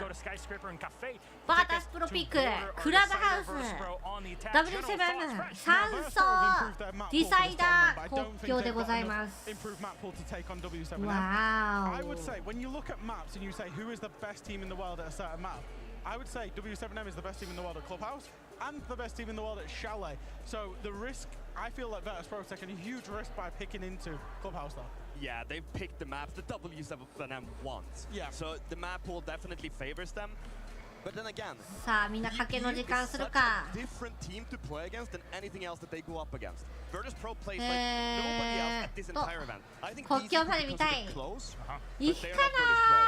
黄色に2-0取ったからな。 Alright, so what can we expect from Clubhouse? Is どうだろうね。 because you said, you know, W7M incredible on this map, best one on it. Virtus.pro have the pedigree of also having been the best team for quite a while on Clubhouse. We talk about how Clubhouse isn't a map that you can really change too much on. However, W7M have just such a depth of strategy in their actual strategy that they employ in terms of whether that's a turtle, a roam, an extension.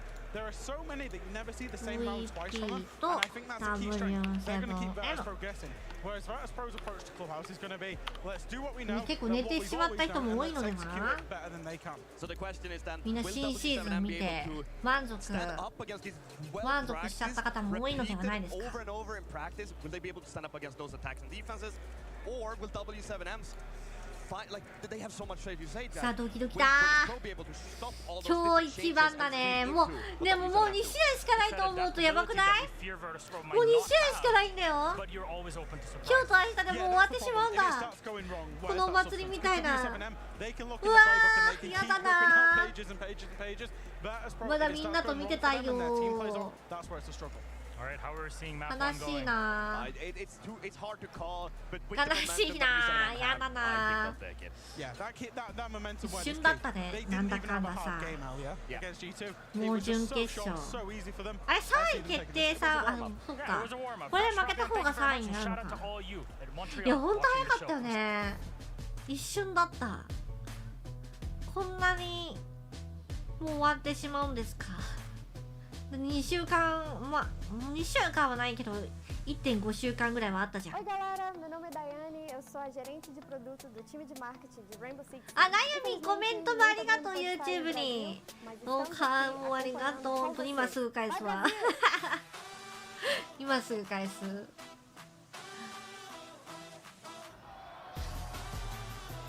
今返してる。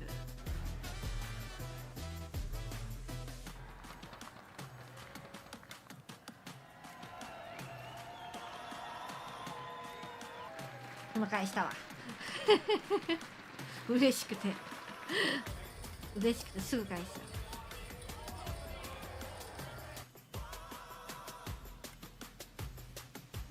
た。あっという間だったね。なんで楽しいことってこんなにすぐ終わってしまうんでしょうか。なんでなんでしょう。やめてほしいな。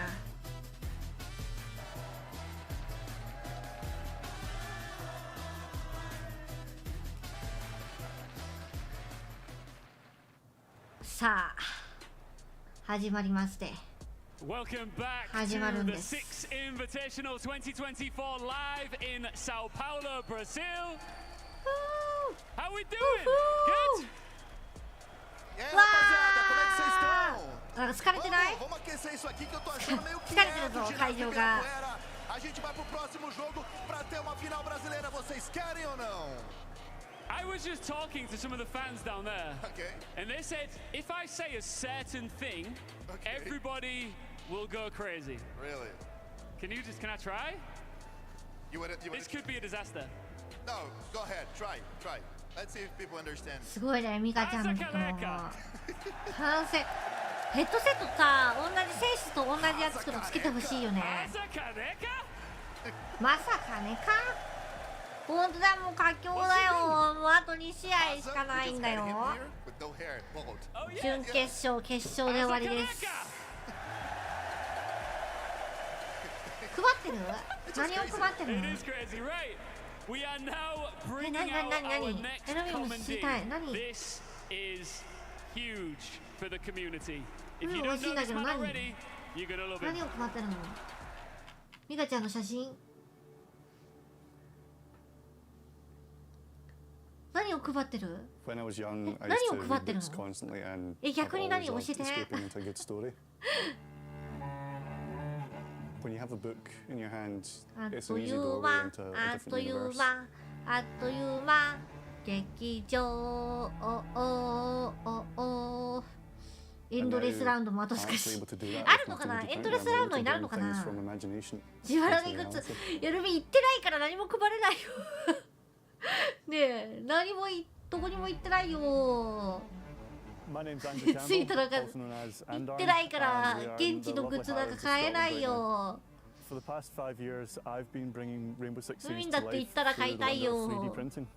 I use a 3D printer to replicate the gadgets and costume pieces of the operators. And ミカちゃんの配信をミラー配信したいもん。自前のものでも。どういうことどういうこと。何を配ってるんだミカちゃんは。I was first introduced to Siege back in 自分が着た T シャツってこと？ Operation そういうの配ってるってこと？ and I realized it was fun, it was tactical. When I started making new バー friends チャル through 空間だから it, I な。 just enjoyed it a lot more than I thought I would. I think Ubisoft have done a really good job when they're working on the backstory of the characters. There's just so much to do with the operators. Their designs are amazing and it gives plenty of ground for cosplays to build off of. The operator これ that I picked 表 the 彰 most されるんじゃ to ない really の？ surprise is of course Sledge. コ He's ス my プ main レ attacker. の第一人者 One じゃ of な the い？ best feelings playing Sledge あ is、having リ your ポ whole スト team キャンペーンは behind や you っ as てる you're よ about to ね。 break through a だから wall. 配信で Just 配って knowing るっ that て言っ they're てな going to い？ go through there, 違 they're う？ going to take out anyone who's standing in 配 your 信では way. 配ってへん？ Yeah, it's not about getting the most これ多 kills, 分 it's コス about プレ being イ a ヤー great さん team の player. 表彰なんだと思うよ。絶対そうだよね。コスプレイヤーさん第一人者なんじゃない？多分配信で違うかなわかんないけど。そんな気がする。そう、このバルカメラ、これ分かった。これ日本でもさ、グッズ作ってもらってたよね、今回。And then people just 見 started たぞ。 messaging me saying, "Can you make this? Can you make that? Can you make this operator gadget?" And it sparked something completely new in me. I ルビーも分 wanted か to ん do なか better. I っ want た、 to make 全然。 bigger things, よう分 more かってな accurate い。 things. And from 2016 onwards, I've been printing things from everywhere. すごいね。 When I'm あ、で working も on a new3D gadget, プリンター the って first thing 本 I 当 do 優 is 秀よな、 go そう straight 思 into う the と。 game, だ get か as ら many こう reference い shots う as I can of it 作 in る人 motion, の it functioning if there's も any のがす movement. ごい成功 And になっ then たよね。 I'll import those images into a 3D modeling software. ね And I'll spend ドローン many, と many か作って hours すごい。 getting the scale, getting い the や、欲 function し right, い。 making it look just like it does あ、 in アザミ game. のキババリアはさ、クレムペさんが壊 exporting してやっちゃった those 3D やつ models さ、なんか to プ the レゼント printer. 企画やってたよね。 And then many, あれ many もこ hours の人が later, 作っ you たの have かな、きっと。 the first of hopefully many new props. And from there, it's just fine tuning and just making sure that it すごー。 what 欲 people し see on the screen. い。ドローン欲しくない？猫のさ、にゃんこドローンで The 欲 first しい time わ that I。saw a cosplayer にゃん wearing こ one ドロー of ンが my 欲しい。 props was a SI-20. ね、ドローン欲しいよね。そう、そのルミンドローンのやつの色柄のやつが欲しい。ね、バラカメもいいよね。エアコンとかのこの隙間とかに飾っときたい。めちゃめちゃ欲しいんだけど。Knowing that I made a little something that then they've chosen to make part of their amazing costume, it's just the best feeling in the world. うわ、すごーい。すごすぎる。いや、みんな本当にさ、本物だよね、マジで。あ、センスすごい。マジ火花の服でしたい。フロストマット、ルミもフロストマットのマットある。机の上に置いてあるマット。I've seen people who've wandered around the Invitational or majors and gone, that's my character that I play, and it's suddenly standing there in front of them. And I think that makes the game better for them. They enjoy it better because they're actually seeing part of it in front of them. Behind all of the outfits, like レーザーが出る EDD とか見つけた昔のバージョンね。カプカンはもう恐怖心しか出ないからな。トラウマだからカプカンだけは。許せない。許せなくなっちゃう。家でもトラウマ発動しちゃうかもしれない。うわー無理だーってなっちゃうかも。すごいなー。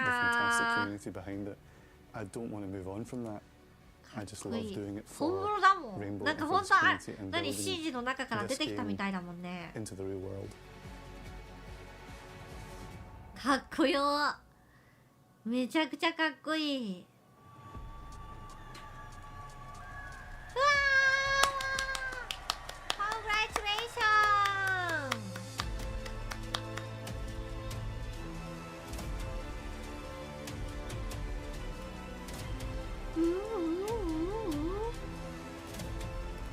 めちゃめちゃすごいなー。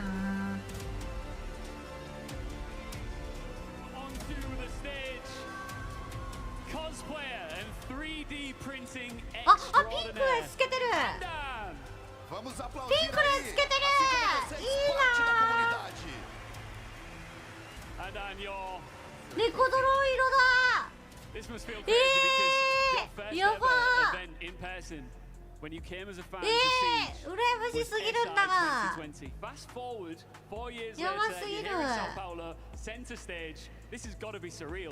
It feels like a dream, really. I never thought one day I'd be here on the stage in front of this amazing crowd, accepting the work I've done. It is. I said it in there, it's the best feeling in the world, but this truly is. It really is. 羨ましすぎない。 That is for sure. すごい。 Ele nunca imaginou que a primeira vez que ele viu show de Rainbow Six foi 4 anos atrás e agora está aqui na frente dessa galera maravilhosa. Ele não imaginava que isso fosse possível. É sonho. I see you at all the events now, and you've put together some amazing items over time. What would you say is your greatest creation? I'm putting you on the spot. I absolutely hate this question, Ian, but I mean, it's got to be the hammer. Come on, everyone loves the hammer, right? Vocês não gostam do martelo? É uma das criações mais legais dele. Martelo incrível. É bonito ou não é? Not many people get to raise the hammer on the main stage, and Dan, you join an elite list here. 一人一人がやっぱ市場でこうやって好きで支えてくれる人がいっぱいいるんだろうね。 Why do you love it so much? It's really just the epitome of loving a game so much, being able to bring it to life, to share it with everyone who's attending these events. And just make it great for them. We get people from all over the world who just want to make something. They realize their creative potential, and then you see them walking around as their favorite character. You know, I have to give the biggest shout out to the Roundtable of Operators, which is the largest cosplay community in the world for Siege. Anyone here who's watching at the stadium or at home, if you want to cosplay, please check them out. You all have that creative potential within you. Seriously, it is the best hobby ever. Tá dizendo que é incrível, um hobby muito legal poder fazer os cosplays, especialmente de poder se vestir. Assim como esses maravilhosos que a gente já viu hoje no ginásio do Ibirapuera. All right. Is there anybody else you want to thank before we let you go here, Andan? Absolutely. I mean, the biggest thanks has to go to my best friend, who's up there cosplaying right now. Cam, you got me into Siege in the first place. You started the journey. This award is as much yours as it is mine. Thank you. 好きは好きなだけ語ってもらって、みんなのことを聞いてるのも楽だよ。やっぱり自分ばっかり喋ってるより、みんながコメントしてくれてるから、レミはここまでコメント読んで配信できてる。で、ありがたかったよね。シジはファンとかコスプレとかコミュニティクリエイティブな人が多いのがすごい。確かに。本当ね。でもそういう人たちのイラストをさ、ゲーム内に取り組んだりとかさ、すごいよね。そんなところなかなかないよね。Thank you. Your support is the best. You know what? I've got one more thanks for you, and Dan, yourself, because you have become a staple of the Siege community. One more time, ladies and gentlemen, for Andan! Uma salva de palmas! Thank you very much. Thank you. He can go sit and watch an epic best of 3 that is coming up shortly, right? Exactly. It's our final, upper final. W7 and I'm excited. Me too. It's kicking off after the break.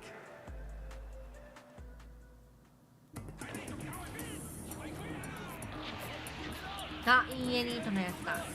あ、こっから6分もあるの？まずいまずいって。まずいってさ。まだじゃあ賭けはまだ待った方がいいね。まだ入場もしてないからね。これなんて書いたの？本名かな、インの。コスプレというセンスのマスクありバージョンが好き。センス？コスプレというとセンスのマスクありバージョン。どんなだろう？マスクありバージョン。おすすめの e スポーツスキン。なんだろう？ e スポーツスキン。何がおすすめかな？e スポーツスキンってどういうやつ？e スポーツスキンって、あ、止まっちゃった。これなんだよ。チーム、こっちチームスピンでいい？だったらルミンは G2 のあざみ。G2 のあざみでしょ？これおぬるめ。あとは恋のエコー。あとは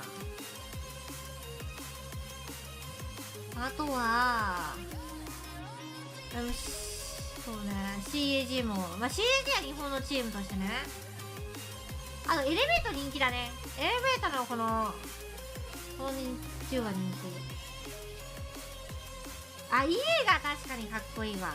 G2 家が。これね。フェーズのドフィア。いいね。あとリキッド。ルミはリキッド推しなんで。リキッドのエースも好き。ダークゼロ。ダークゼロはね、ルミンね。どっちも好きやな。ダークゼロね、このね、柄が好きだから。柄が好きやねんな。持ってないけど。あと BD、BDS じゃない。これね。BDS のバルキリーも好き。あとなんだ？あと何があった？これも人気やんな。アニメ映画では結構人気だよね。あとミドリージョンってどこだったっけ？美味しい、これだ。ミドリージョンどこだった？ミドリージョンなんだったっけ？あれわかんない。あとミドリージョンも好きだみんな。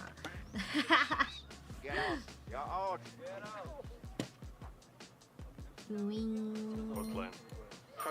ニップか。ニップの緑のリージョンもお耳目でございます。おぬぬむです。Jaeger? What? Oh! God damn it. I was like, Jaeger? Alright. マジ目の乾きがやばいんだよな。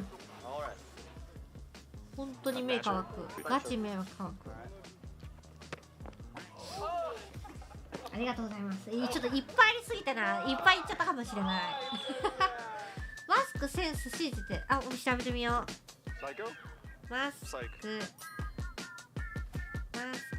センスシージ。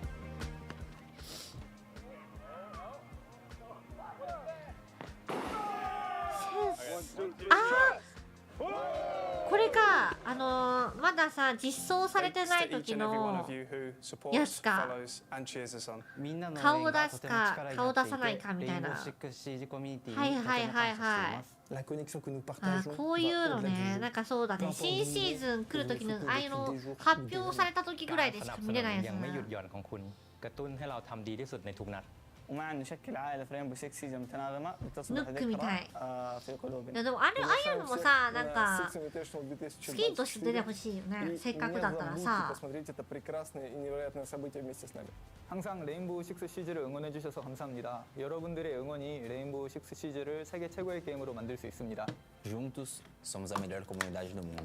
Muito obrigado, galera. Thank you for the support. شكرا على دعمكم. arigatou gozaimasu. Thank you. Спасибо огромное. Muito obrigado, comunidade. Merci beaucoup. さあ、あと2分だ。みんな起きてー。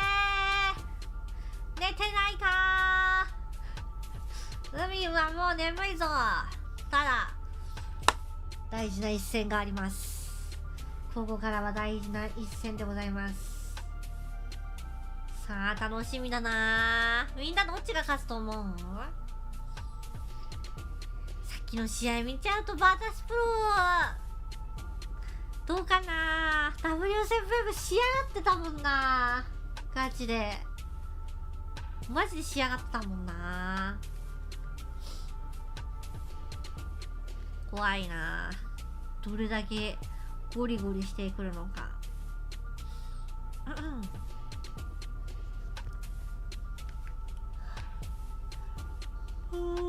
だからミカちゃんなんか誰かあっちのレポーターさんと喋ってるのかな。コメシ曰くバータスプロは相性がいいとのこと。お、じゃあやれるってわけ？やれちゃうってわけ？いいね。良いではないか。やれる未来があるということ。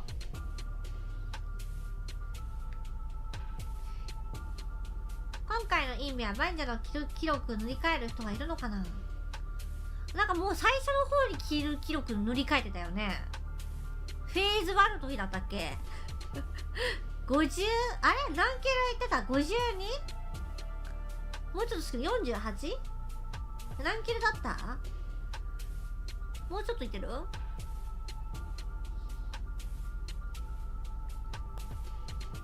あ、290。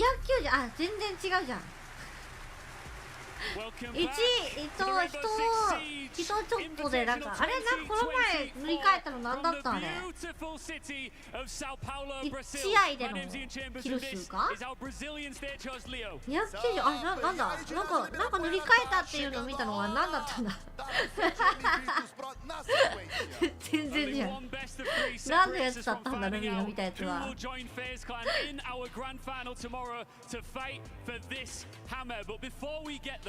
There are many moments in Siege history that live forever. 1ラウンドの最多記録だったな。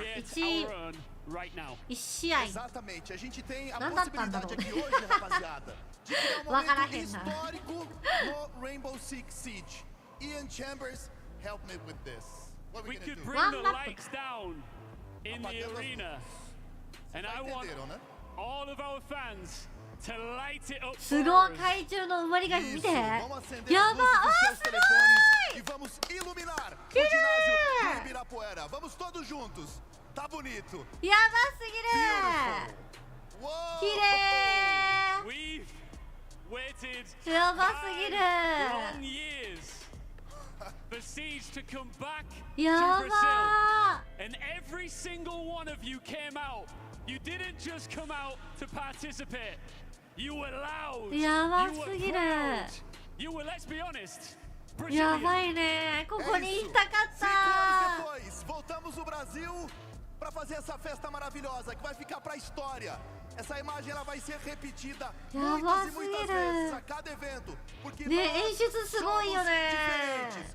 これが一人としじみだと思うととんでもない。 これから何が始まるんです。これから準決勝が始まります。準決勝です。やばい。あ、トドちゃんのおかげでたくさん素晴らしいスタンプがね増えました。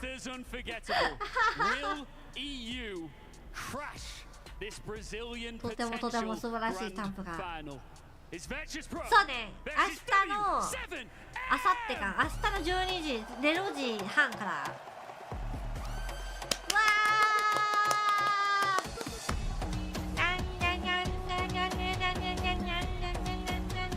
ご自転車読めた大丈夫。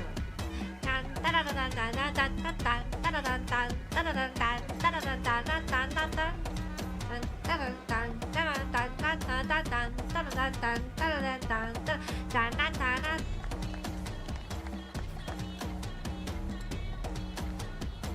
いいよね、このノリ感がいい。ここの会場で踊りたいもん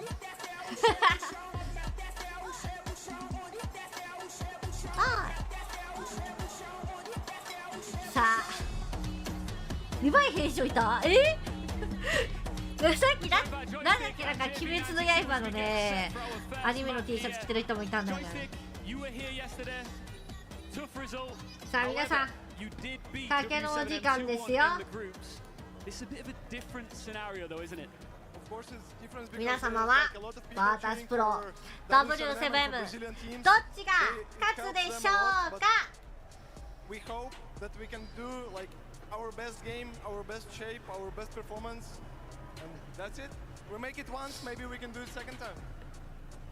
Bom, vocês jogaram contra eles na fase de grupos e eles venceram. E ele disse que agora é um pouco diferente, porque de fato vocês têm o apoio da torcida, mas se eles fizeram uma vez, eles acreditam que hoje podem ter a melhor performance e vencer.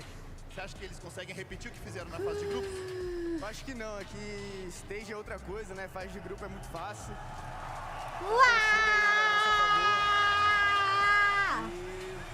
Vamos botar ele no bolso. I just say stage group, playoffs, different now. They're gonna be in my pocket. Joystick, let's not forget here, yes, there's a lot of Brazilian fans, but at home watching, there's a lot of supporters for you and your team. What would you like to say to them? Of course, thank you all guys for the support. Thank you everyone. Thank you for cheering our team. We all love you. We're ready for this one. Should we shake hands, please? Feito de mãos, esportividade, é isso. すごい。やばい。 Man, do you know what? I can't hear anything in here. すごいな。 They can do louder, right? Let's ask them. Can you do louder than this? やば。 Portuguese once again. とんでもないよ。 Okay. For the grand final, upper お final つを乱すまで。お、 Vtuber and いくらかけたん W7M だ。 in 3, 2, 1. Vamos fazer barulho! Much better now. いやー、もう埋まってるもん。もうすべてが埋まっているよ。 Vamos lá então, família. I want our players, I want everyone backstage, I want やばい everyone な。 in the arena and area to feel the ground shake for this one. Oh, vamos fazer tremer isso aqui. Vamos balançar o ginásio do Ibirapuera como nunca foi feito antes. Em 3, 2, 1, enche o pulmão e vamos fazer barulho! わかんないけどすごい。わかんないけど全然よくわかってないけど。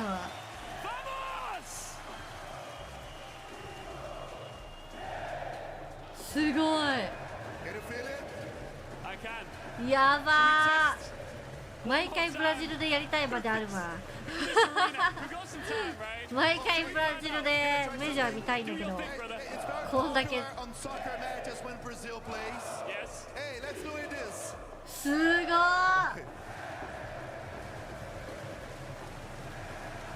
毎回これ見たくない？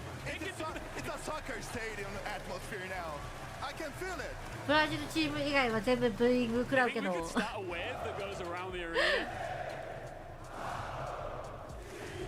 すご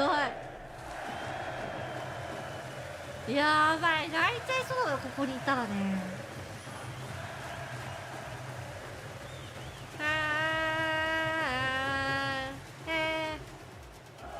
うわ、止まらない。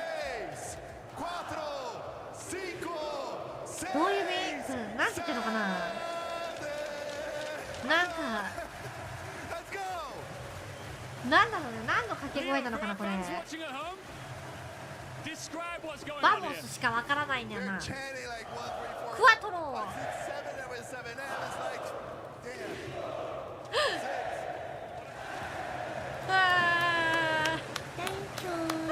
ごい。ペイトラさんもありがとう。やばい。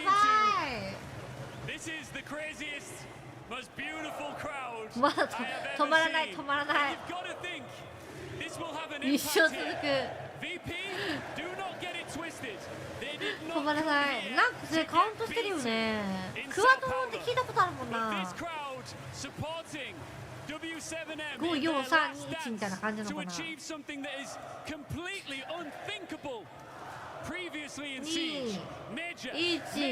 みたいな感じかな。54321みたいな感じかな。教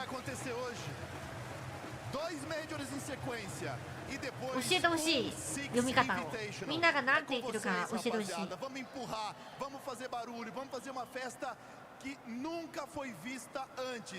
Vamos lá, ginásio do Ibirapuera. Eu sou brasileiro com muito orgulho. すごい。国歌なのかな。すごい。やばい。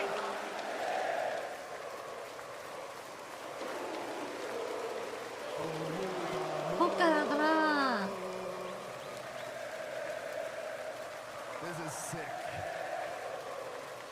やばい。You built like a monster. Appreciate that. And you can sing. I don't want to work with you again, Leo, all right? I'm kidding. I'm having the time of my life here in Sao Paulo with these amazing fans. すごいな。Will VP or 現地は取り合う。いや、そうだよね。いや、ミカちゃん羨ましすぎるよ。すごすぎるよ。毎回ブラジル、いやブラジル国民、この CG 民みんな日本に連れてこう。そしたら一緒に盛り上がれるよ。いやばいね。ブラジルってほんとすごいね。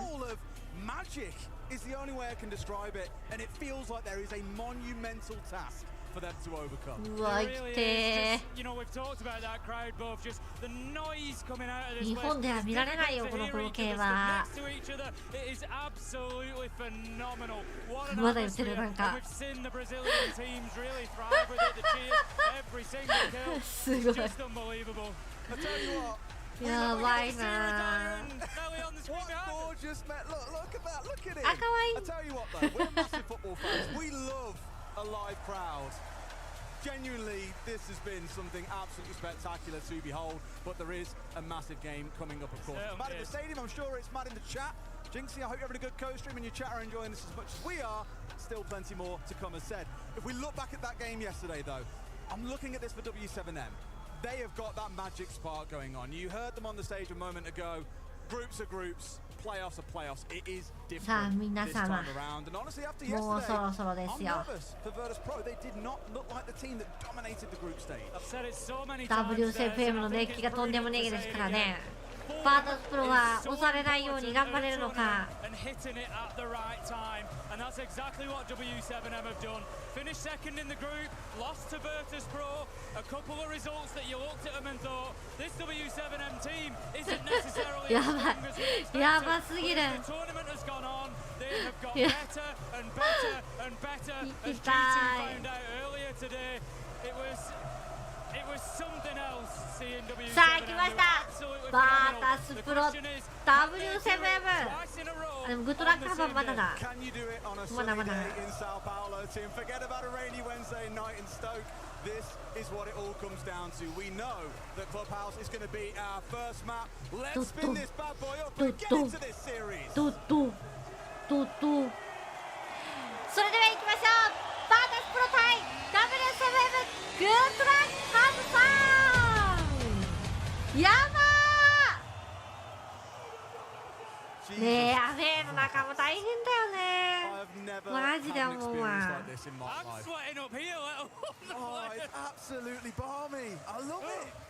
さあ、ドキドキです。火花。あ、どこだった？クラブハウスか。始まりなのだ。さあ、始まったのだ。やってやるのだ。ちなみにW7F を応援してます。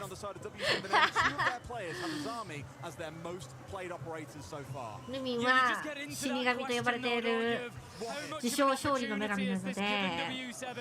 To prepare for exactly this. It's no surprise whatsoever to see those bans coming in, so you better believe that W7 have got straps in place. Tubarao and Nibbana round things out for us, but Des, talk to me about map bans. I look at this ban, Clubhouse, W7M, I'm already worried for the EU team, Des. What I always think about looking back, though, for Virtus Pro is back when they were known as Team Empire, they are 4 players from that roster. everyone always said, you don't take Team Empire to Clubhouse. And it still is going to be the same story for Virtus Pro. But as you say, for W7M, the battle is, they play every single map, Tim. Until earlier on today, the only map they didn't play was Nighthaven Labs. And then what do? They bring it out after not playing it for the entirety of 2023 and slap G2 around the face with it and utterly destroy them on that map. So at this point, I think it's really hard to say, well, what map do you take W7M2 when they're so bloody good at the game right now? Into round one, though, straight down into the basement. Means we're going to see Virtus Pro having to work their way across the entire groundめちゃめちゃやばいじゃんと思ってた。地下だけど見て、めちゃめちゃ上締めてるよ。すごい広く守りそう。2回まで。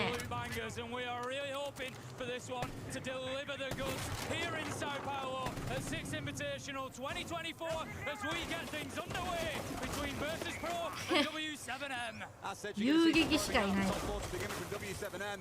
ね、めちゃめちゃ広いね。現地1人。221。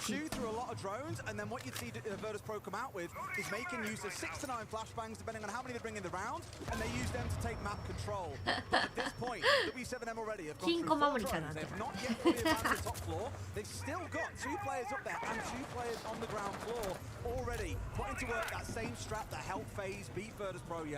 That's it, just leaning into that time wasting. You know, let's give Virtus Pro enough problems to solve around the map, and that will burn the seconds. That will force them into those last-ditch attempts onto site. Virtus Pro, that's something they're definitely going to have to deal with today. As it stands, we're a minute 10 into the round. Virtus Pro still not inside of the map yet, Des. This normally is where you would see teams throughout this competition. I think about G2, DZ, Wolves, even other teams like that as well. They would just go and rush and smash their way into the site itself. Forget about the Rovers. There's 3 or 4 players not on site. But Virtus Pro have started out strong. 2 early kills. They've got 2 players on the top floor. Couldn't catch them out towards the east, but have sprung a trap in towards bedroom and gym. This is great from Virtus Pro, managing to get themselves 3 on the top floor. 1 minute 20 left on the clock. It's pretty much easy for them now. なんかあれさっき見てた試合とは違う？やっぱりそういうこと？あれ？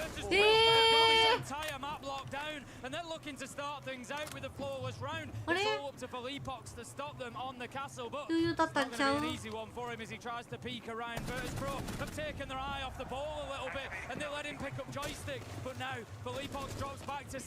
だから言ったでしょ、バータスローは相性がいいと。やっぱ応援する方が負けるんだろ、みんな。そういうことなんだ。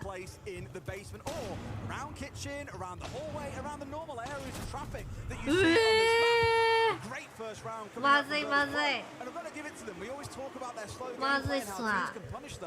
They've done a great job, as mentioned, from forcing the defenders away from Bailey Cash and CC out towards gym and bedroom, and then they've had a player waiting on Logi Hatch and 1 playing on the south balcony, and they've just pincered onto the retreating players, found 3 kills, and really blew that map wide open. So, in a way, actually punished W7M. I think much control. And I think as well, you know, we know that there's going to be a big battle over those gunfights today.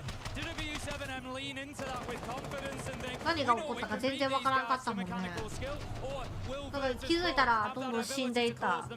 And in round 1, they've just shown exactly that. W7M have tried to take the fight to Virtus Pro. Not something really that FaZe did. FaZe were happy to play behind those sort of time-wasting barriers, the Legions, the Frosts, everything else. W7M get out into the map and say, you know what, we're bringing the fight to you. And they've just found out why that's a dangerous thing to do against Virtus Pro. Because mechanically, I mean, you speak about a really good point there. 広すぎてもって感じだな。まあだからクラブを選んだっていうのもあるのかな。まあ、狭いマップほどさカバー取りやすいからね。高層ビルはカバー取りやすいんやな。But in that spot, what they're doing is looking to get use of drones first and move through the map with droning, then make use of the flashes late in the round to get control of areas of the map. What FaZe did really well was either swing when the flashbangs were being pulled, or they waited for the flashbang to go off in the room in front of them and then swung from a doorway while they worked forward white screen to take the 1v1 gunfight, while also playing behind things like smoke, behind Goyo, to really slow Virtus.pro down and to not enable too many 2 or 3v1s. でも基本的な攻めだよね。バータープロがしてくるのってさ。This one is much more side play. You've got the mirror, you've got the clash, you've got the Fenrir. This is not going to be as aggressive as round 1. It's going to be up to Nid and JV92 to try and hold on to Cash and Red Stairs for as long as possible. For the time being, Virtus.pro, they're ticking the boxes. They're doing the things they need to do. Opening construction wall, opening CCTV wall. Pasha's moving in through garage now. 壊して目線だけ開けるようにしてんだ。 W7M to feel confident and comfortable, but JV92 and Nid, they will not be moved right now. They're going absolutely nowhere. クラッシュだ。さっきも使った。クラ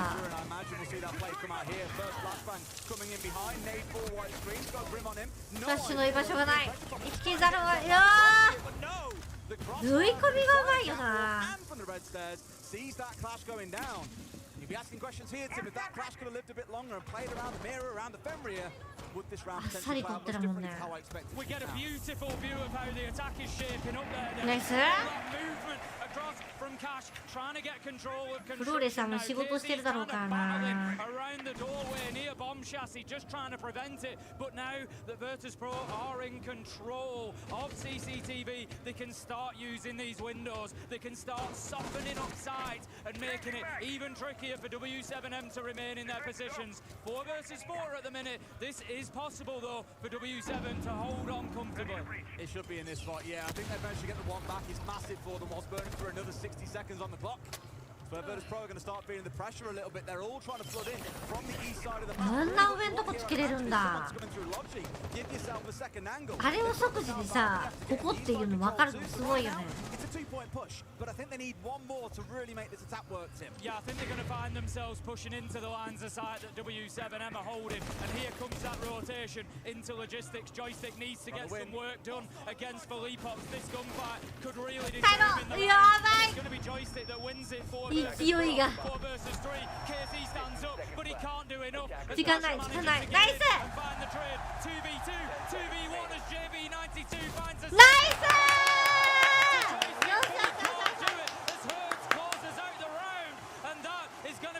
なんか声援と一緒になってこう喜ぶと嬉しいね。さっきは反対だったからさ。嬉しくなっちゃった。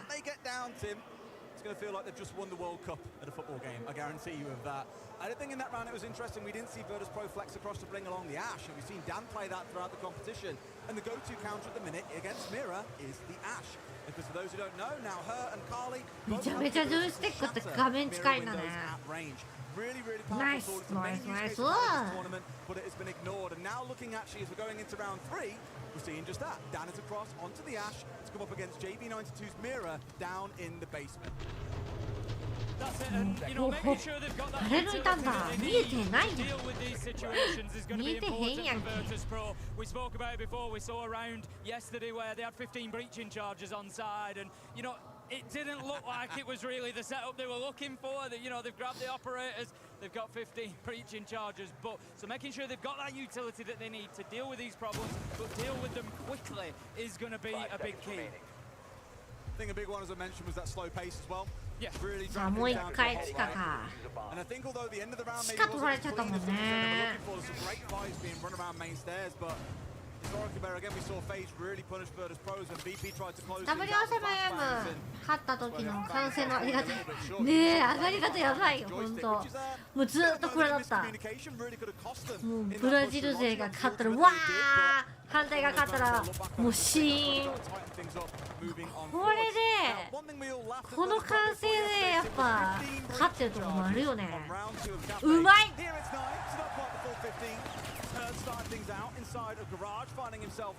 ちょっと狭めにしたね。あんまりひどくてつなげないにしたね。Could be dangerous for Virtus.pro if players like Herd start こう finding い his う feet, 戻りを feeling 抑えてる himself 時 in は this ね game. ね変えたね。さすがに広く出過ぎて出たかとなってない。 W7M want to play that fast aggressive style. Virtus.pro めっちゃロックしてんもん。 and they can win them, but if they don't hold on to them, W7M they are going to start to run away with this. But at 1-1, it's been even nice. shut down and Herd has as I said, starting to find his feet here on Clubhouse could be a very, very dangerous game for Virtus Pro as he manages to find a third. Absolutely huge. Shepard at least shutting down the rampage of Herds. Cutting through 3 players of Virtus Pro. Casey finds another. And this round, very different to how round 1 played out. So they played out on their own, they played aggressively still. And this time round, they have absolutely deleted Virtus Pro.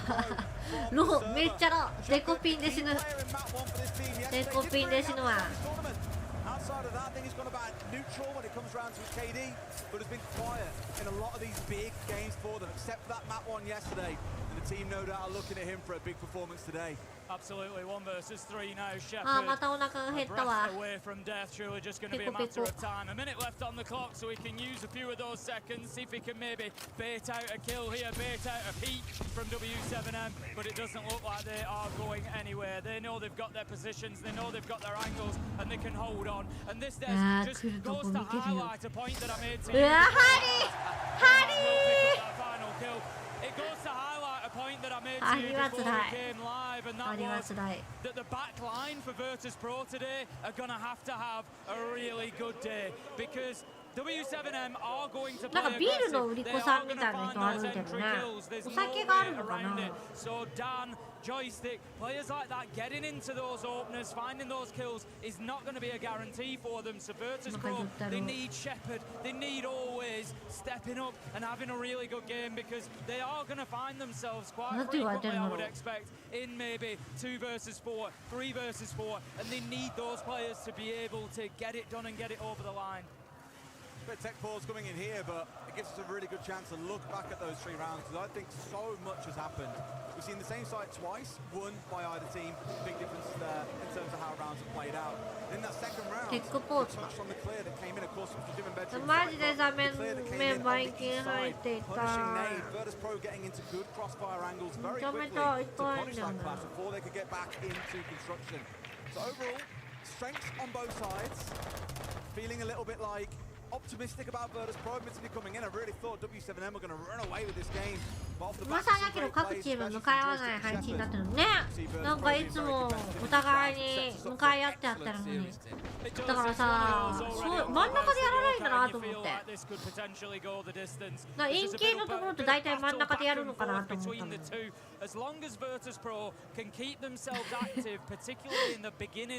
だからさ、こっちの人たちはさ、W7M しか見えないし、こっちの人たちはバータスプロしか見えないっていう状況だよね。地域によってだいぶ見えないよね。To get themselves into position and create a solid execute onto site.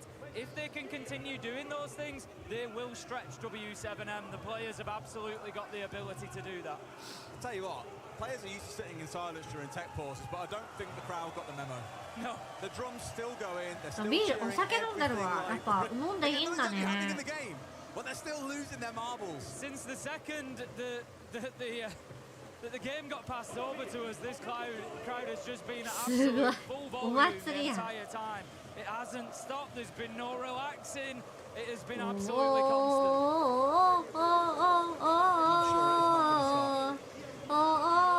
It feels like being at a football game. Seriously. Things I've seen. 完成でスタッフのコミュニケーションいやめちゃめちゃでっかい声で喋ってたのねマジで絶対やばいよ Here we go. Cash CC defense coming out in round 4. First time we'll have seen this site on this map, but let's give the option to go a little bit more direct to site sim, unlike Gym and Bedroom where you normally have to start clearing out on the east side of the map. Here, the main battleground tends to be inside the garage itself. However, without the Azami on side, it becomes a little bit harder to defend. You still have things like the mine that are very, very effective at countering things like Capital that often get brought along to push you towards that side of the map. But as it started out here, very little presence being shown by W7M inside the catwalk itself. Casey's now starting to get himself set up, but no reinforcements, for example, only one player to hold it down. でもエースも持ちつけるからね今もうさテレビから焼いてエース焼いて持ちつけるよね Shepard just going to be rotating over to that CCTV wall. Needs to be careful, of course, because the bandit of Herds is playing in behind there. He's going to hear that the battery goes down, and off goes the exothermic. Easy as that for Herds and Virtus Pro. いや、文字好きで歓声が上がっている。 They've done nothing to deal with that bandit. They've done nothing to さあ make 来る his のか life 階層 difficult. Nobody's gone in 合っているのか 見てるところは doing that. No use of any EMP gadgets. They don't have any on side. No nades going in from CCTV window, for example. Nothing done to try and shift him. They've basically just gifted them an exothermic. I mean, their read is absolutely spot on because Nice. out towards the master side. You've got 3 players starting to square themselves up for a construction push, and immediately getting some of those bandit batteries down onto the construction wall to keep things locked up nice and tight. And I'm with you, like I really thought things like a Zofia would be great here. Obviously the Ash got inside instead. Dan's the kind of play, he looks to get inside the blue, get that open up from below, deny the blitz, sorry, bandit the opportunity to play from that position, and then they start the march directly in towards sight. So as it stands right out, Tim, I mentioned in the previous couple of rounds, I want to see more than a couple of angles being used to attack. Here, they're looking at just one, just the construction side of things, which is dreamland for W7M. And you can see W7M he's really starting to warm up. It's an absolutely beautiful shot onto Always there. He's looking for the angle just through that small hole in the steel, and he does not find it as Joystick manages to come in and get one. Virtus Pro, though, as you say, stuck to this push through this single doorway. It is not going to be an easy one for them. W7M, it's allowed them to just sit on site now. They're just holding angles and they're just waiting for the push to come. They've still got 2 more smokes they can play in the back pocket of the thermite here, so really trying to bait a reaction out of W7M with those first 2 coming out of the jackal of Joystick. But really, W7M said, no, we aren't falling for this bait. We don't need to make an aggressive play here. You guys are the ones trying to force your way in through a single doorway, and there's more of us than there are you. Nice! あー、ダブルピーク強っ。あれができるのすごいよね。やっぱどうやられてもいいから一人持っていくっていう。うまい、やばい。なんかない。ナイス。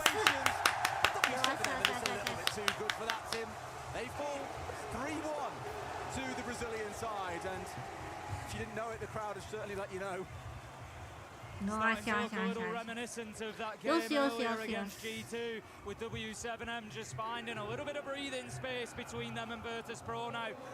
They just look electric, Des.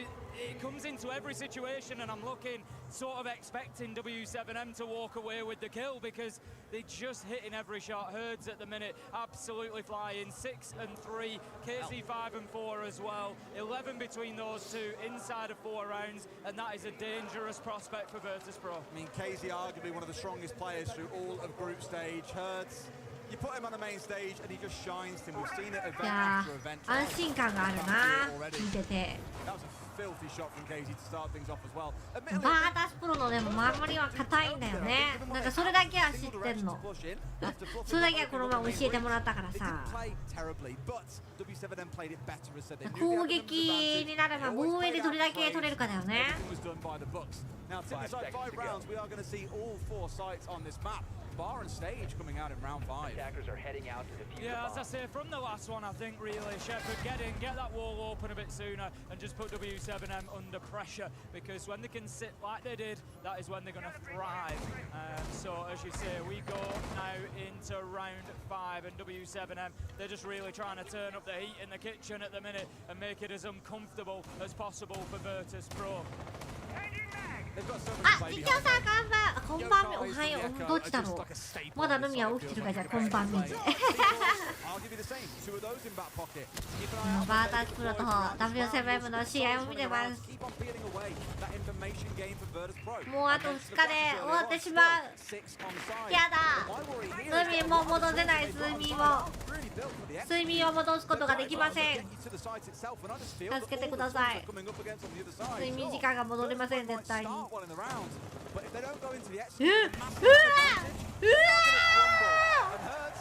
強すぎない？何？強すぎませんか？わけがわからないって。何が見えているんだ？Gonna have the claymores out on the outside windows, just preventing that potential jump out from coming out. But I don't think that's really where the danger is going to be for Virtus.Pro. The danger, honestly, Tim, is inside gym and bedroom right now. The danger's in the room with them, Des. It actually is. Is the danger in the room with us, Tim? Yes, it absolutely is. The danger in this case is in the room. It looks like they're defending gym and bedroom, given how many players they've got stacked up here. 4 of them in total. You got Joystick trying to work his way inside around kitchen as well, but for now, W7M don't look too pressured. Actually, upstairs, on the site itself may prove to be a different story. That's a really big kill. 年配のポイントが枯渇してる。食べて、ズミのことを見て、食べて。痛い。いやーちょっと戻らんときついよね。でもどっかで1キル取らないときついのか。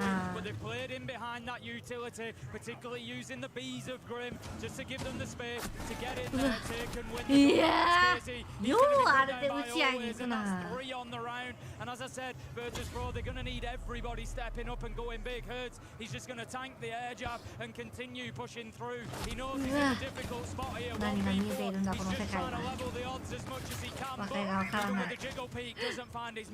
Not much to do. Not much to do. At least don't down the player on the other side that's been lethal in this round. Always with a 3K. The team do manage to get the diffuser down, Tim, but I think, like you said, this one feels like a bit of a foregone conclusion. There's no way Virtus.Pro inside 20 seconds expose all 3 players to 1 versus 1s, lose them, and see it crumble from there. They've also got the veteran on the upstairs. They're ready and waiting by the looks of it for the castle barricade to come down. Herd's all too aware, but look, it's the discipline being shown, exposing nothing to the other side, picking up their man. この人たちは見えないと敵と戦うね、見えないと敵と戦ってなんで勝てんの？投資能力を持ってるね。5秒後の未来が見えてる。今から勝てるよってなってる。Yeah, I think a good attack there from Virtus.Pro. It looked a little bit difficult after Hertz got that opener. That's the 3rd round in a row that Hertz has been able to pick up the entry, or W7M rather. Hertz has got 2KZ1, and again it put Virtus.Pro on the back foot, but as I said, they need that backline to step up. このこんなとこ乗れるの？怖くて乗れなくない？換気口の上乗れるの？落ちたらどうしようっていう恐怖しかないんだけど。落ちたらどうしようってなるよね、あんな。怖いよ。怖い怖い。エッチ。エッチとエッチですね。If I can hear myself thinking, or I can hear Des in my ears, then I'm sorry, but you've fallen below Brazil. It is, yeah, a challenge at this point, should we say, Tim?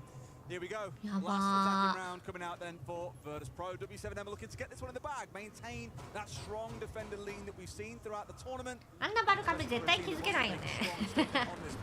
マジで IQ いないとさ。What are you doing taking them onto this map? Because W7M have been known for the longest time to be a sublime clubhouse. これ地下？また地下戻った？もう一回バー？ No, not at all. I mean, I do wonder about that second half and just exactly how it's going to look when W7M can kind of dictate. WM7M といったらもう一個取りたいよね。 They can really take the fight to Virtus.Pro a little bit more. It's a little bit tricky on defense to do that. エース落としたのでかいね。 The attackers to present themselves to you. And Pasha is going to present himself wrapped up with a bow on to KZ. As he finds serious man. やってますわ。 It's horrible, Des. It's horrible. 地下でも最初の守りに変えたね。一回広く守りすぎててボコボコにやられたんだけど、狭く戻ってまた広く守ってる。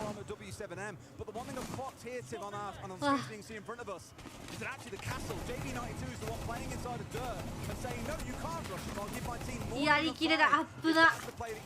これやってます。これやってますわ。うわー。FCC, it's not going to go the same way as last time. That's what they're screaming into the other team's faces. Philippox is on the flank here. If he doesn't get picked up, it could be dangerous, but they do ちょっと前 not. すぎじゃない Joystick, they managed to chain a couple of together, and all of a sudden, it's exactly the same as the last round. It looks like W7M are on top, but Virtus.pro did their heels in and say, absolutely not. We're going to get a couple of kills. We're going to start swinging this one. They've got the mid-floor control now. They can start on the hatches. Des, they've got plenty of time. JV92 and Nade have been forced back into side. Virtus.pro need to just take a breath, or they just need to shoot them through the floor. Oh, that works too, I suppose. ここもやってます。どちらもやってます。どういうこっちゃねんな。キル入ってないのかな、ボリューム。なんで食らってるのにさ、眩しいって微動だにしないの。すごすぎかよ。うえ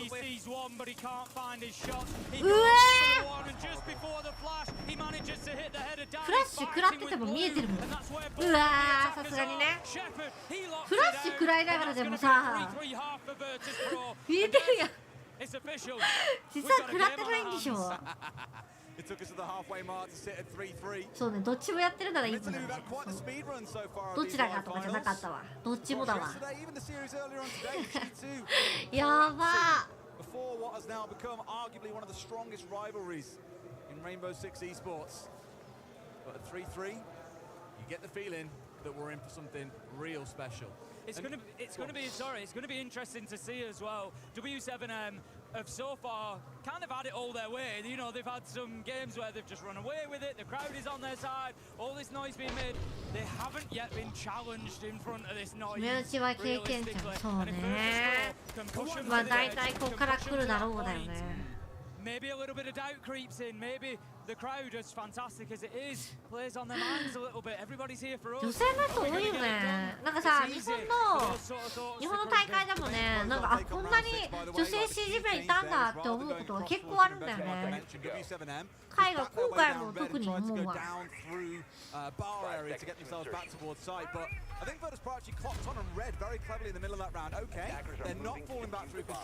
3歳折り返しですね。ちょっとワランちゃんバータスフォローいきそうだよな、これ。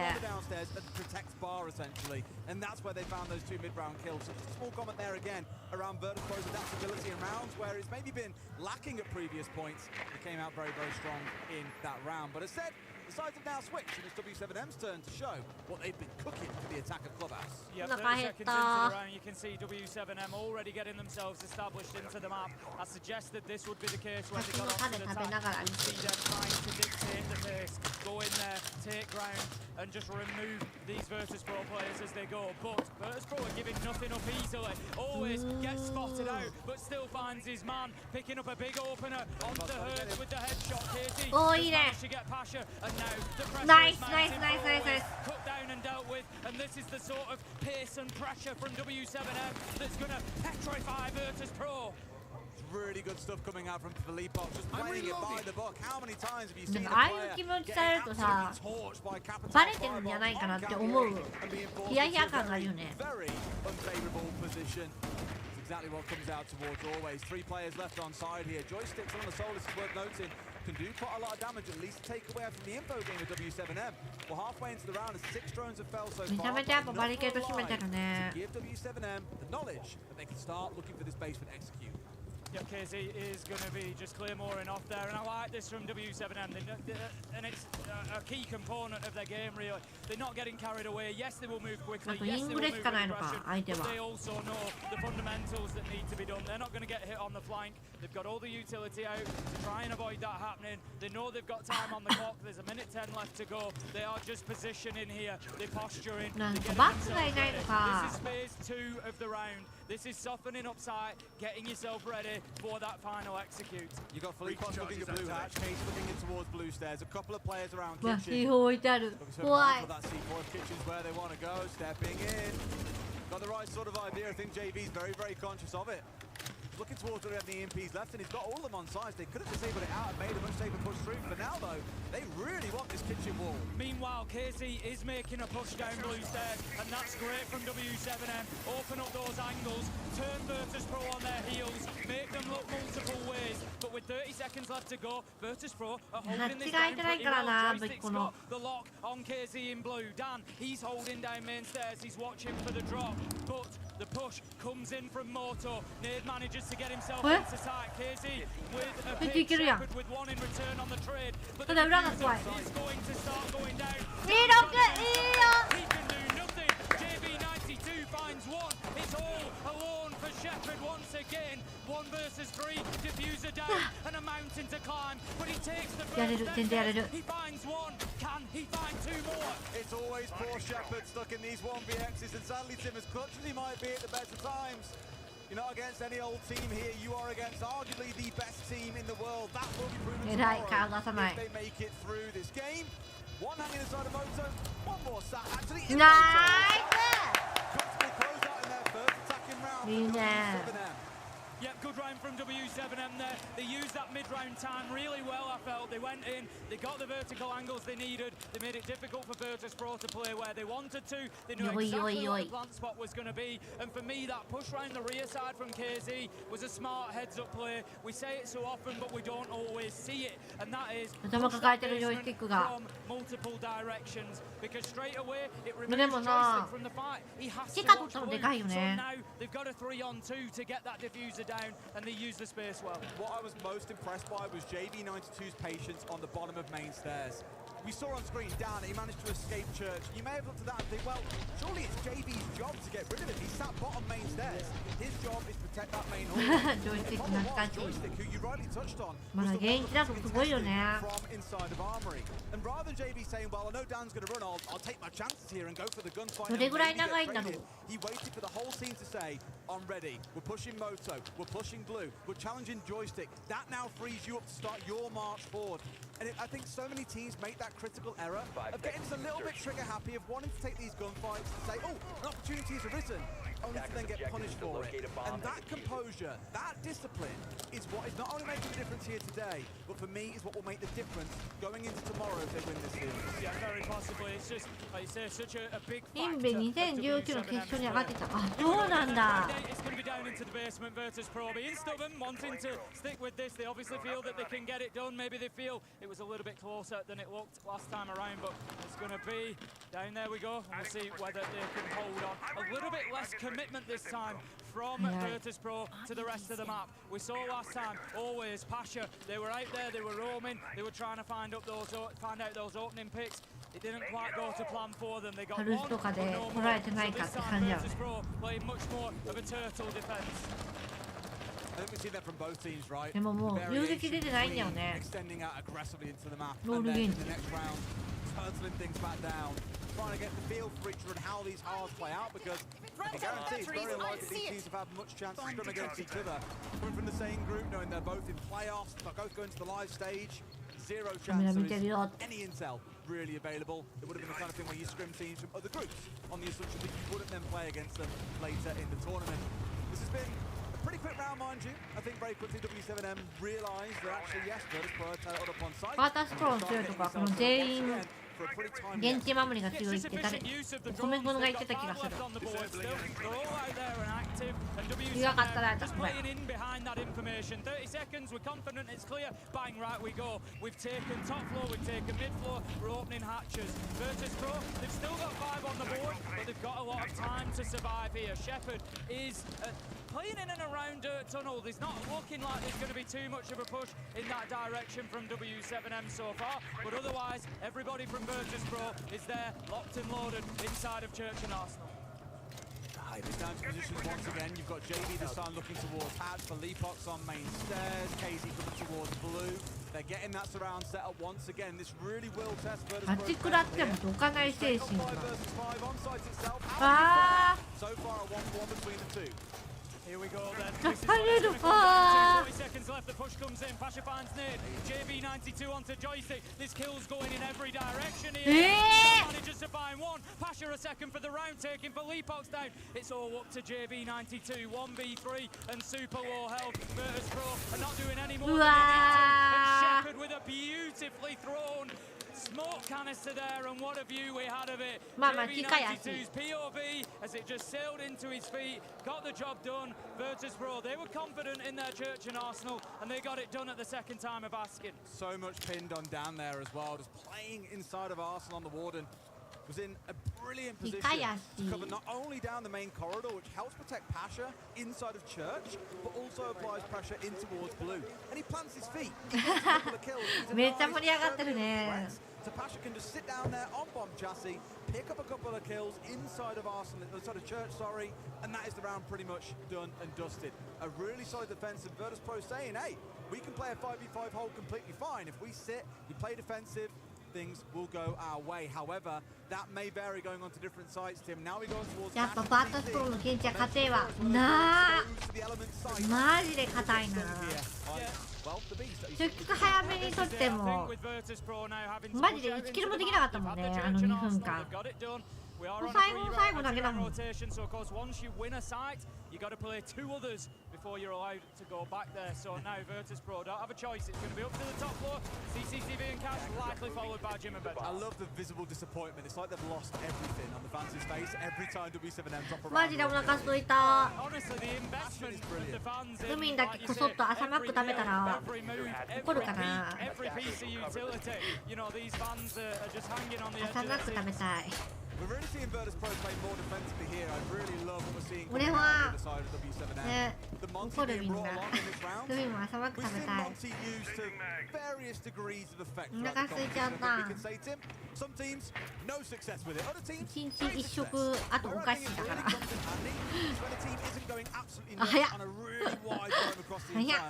個人的にバータスプロ勝ったら今年はフェイズ優勝で W7M 勝ったらそのまま優勝すると思うあフェイズとバータスプロって試合したまだしてない正直バータスプロには勝ってほしいんだよだって W7M とフェイズの試合よりバータスプロとフェイズの試合の方が見たくないでもバータスプロよりちょっと W7M を応援してるんですけど起床した待って明日は2-0で負けてたわやばいもう疲れてるかもしれない2-0で負けとったわやばいな朝マック食べたくなるでしょグミもあれからも朝マックのことが頭でいっぱいなんです疲れてんなやばいなこれはさすがに疲れてるわびっくりしちゃった自分でそうじゃんやってんじゃん昨日の最後眠すぎてもう記憶が朦朧としてた意識が朦朧として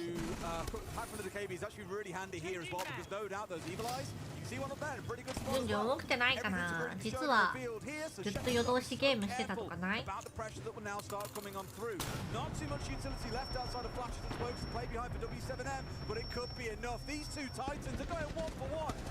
いいよ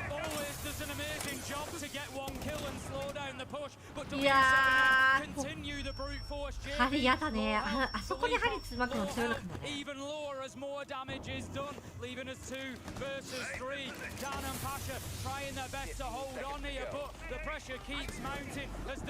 うわ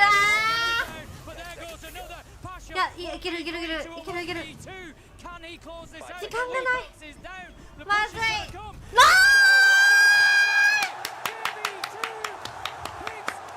ナイスすぎる順続パスのでじゃあ一緒に行くからゼロミートで食べたらさすがにってなるからやばいよね今の見えてたたまたま決め打ちかな何が見えてたのかな何が見えてたのやばすぎたなこれはすごい何かを投げてるまあクラッチする流れやんな。それでタイムアウトで時間がなくて終わりやんな。勝つんだあれ。やば。バックが出てる。この JB 視点見たいわ。あれ一人忍者だったのか。いやそうなるわな。We have got an unreal matchup in front of us here. It's Clubhouse, it's W7M5, it's Virtus Pro 4 on the scoreboard, but neither team is ready to back down. Woo! Woo! I'll tell you what, Tim, it's already hot in the venue, but I'm getting pretty warm up here, it's fair to say. I mean, when you've got like 9,000 people going absolutely bananas at everything that happens in the game, it's no surprise at all. It's going to keep on coming down to that. Now, どけよ。これを置くんだ。どけよ。絶対言ってたわ。ミュート言ってた。Look at what's on the other side. W7M have got the Thatcher on side. You time this well. A couple of teams have done it extremely well at this competition. You get the EMP on top of the Warden, disable the gadget, flashes follow through, he is dead. However, there can always be other things to cause a distraction. There can be the rest of the team ready to soak up any attention that Warden's pulling, capitalise on the back of it, net themselves a couple of kills, and things can fall apart very quickly. However, not too many players of Virtus Pro on that side of the map. It is only always in joystick. Yeah, you see the problem with opening the thermite breach. でもなんかセット寄りのブリッジじゃなさそうだよね。ブリッジ入れてるときさ、グリムとか、グリムいるわ。インとかも入れてたけど、いないんだ。これは来るのか。極理。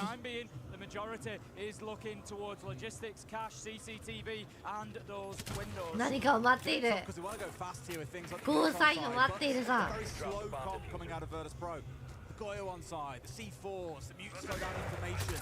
The Warden to try and negate any cheese plays, but it can still happen. Here we go. Here comes the choo-choo train. The leap boxes straight in. Makes it a 2. Could have found himself a third there. これだからブリッツだよ。That was dropping down a gadget, but a 4v3. これだからブリッツはいけないって。ダメだってこんな活躍するやん。ダメだって。ブリッツをこれ以上活躍させたらまずいって。ダメなんです。ダメなんです。ブリッツやめてください。ブリッツは本当にもう強いけど、もうこれ以上活躍したらランクにはびこってしまうでしょ。本当にブリッツやるんだから。はびこりブリッツ許しません。誰から許せないな。ブリッツはマジで。ブリッツ禁止です。マジで強いんですから。マッチポイントだ。だってこれバータスプロピックですよ。またもっとブリッツがランクにはびこってしまう。ルミンの悲鳴が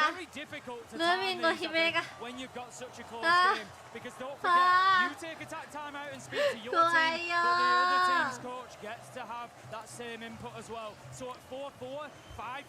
You don't really want to give them that opportunity. So Virtus Pro leaving it until their what could potentially be very last opportunity. 6-4 W7M. They just need ここでバータスプロは取ってくるのでしょうか。 Starting to struggle, it feels a little bit with the pace of W7M, particularly that last round. ガシャンガシャン。夢に出てきちゃう。なんでこれイングラ投げたんだ。タイミングだったんだな。銃で殺せたもんね。うま。絶対やばいって。ブリッツの音がこだましてくるなんて恐ろしいんだけど。And for those curious, by the way, whenever we get to map point, you always see the crowd get their phones out. They start waving bye-bye. Yeah, I love that. To the other team, just being like, "See ya, bye-bye, ta-ra." See ya, bye-bye. It's become quite a consistent thing now. I don't know if you'll see it every single map point. If this goes to 6-5, for example, we'll find out, I guess, at the end of this round. If we do see Virtus Pro manage to pull one back. But Tim, to be a defense, back down into the basin where we've seen both teams have pretty good success. Last time round, it was pressuring down the things out for the team. ここの前強そう。ここの前はこの前見たな。But essentially saying it doesn't matter what you prep against W7M, every single round, every single map they play, even if it's the same map, there's always something new being brought. わかんないわかんない。何何暗号。暗号が怖い怖い。何何。謎解き。Nothing less will do against this Brazilian team right now. 市民が分かる暗号はブルーバー、フロストバトルしか分かんない。それしか分からない。I've mentioned already, they don't get carried away. They still cover the flanks. They still put the claymores down. They still do the fundamentals. And you see it from Hertz again. Then he gets it and he's up on a counter. それしか理解できない。思い出せること。でも見たことないんだよね。正直リアルタイムで見たわけじゃない。ネタとして知ってるってだけしかわかんない。海岸線ブルーバーフロストバトル、そう。ネタでしかわからない。Still very reminiscent of the last time we saw this side attacked into. It's quite quick from the side of W7M. Got themselves control that is needed. A couple of hatches opened up. Still kitchen closed up for now. But truthfully, Tim, a lot of the action has not revolved around kitchen at all. It's mainly been around that church triple wall. It's been around Boto. It's been around Blue. Bottom main also having an impact as well, no doubt. But things might be changing here. 今でも金月が YouTube にある。2周しておくか。Was just hoping for an early pick to start things off. Leapog's going to be holding that bottom of main position, wanting to open the wall. There go the sellers, and that is just going to give those long lines of sight. A little bit of an attempt for some denial, but it will be no good as JV92. あ、そこしか割らなかったんだ。それでもテルミがいるとイングラム落ちてもできないもんね。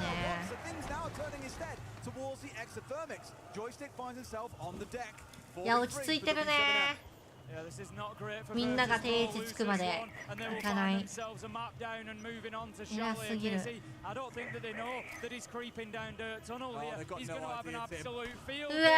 怖い。うわー、なんかさ、もう効果音つきそうだね。テレンテレンテレテレテレテレテレテレテレテレで。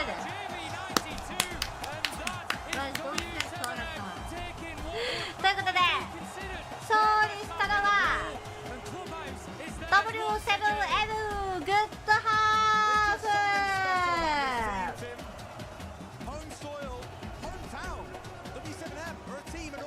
いやー、これにマップでも取っちゃうんじゃない？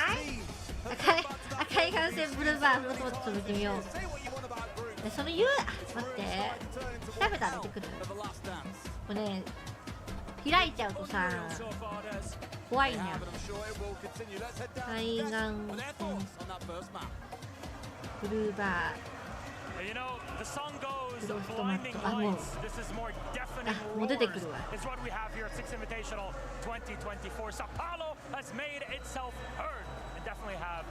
なんか海岸線の中懐かしいな。なんか UI がすごい懐かしい。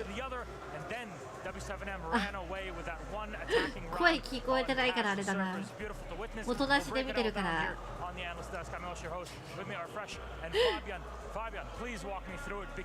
すごい再生回数じゃん。強くて強い。マジで強くて強い。これが有名なやつか。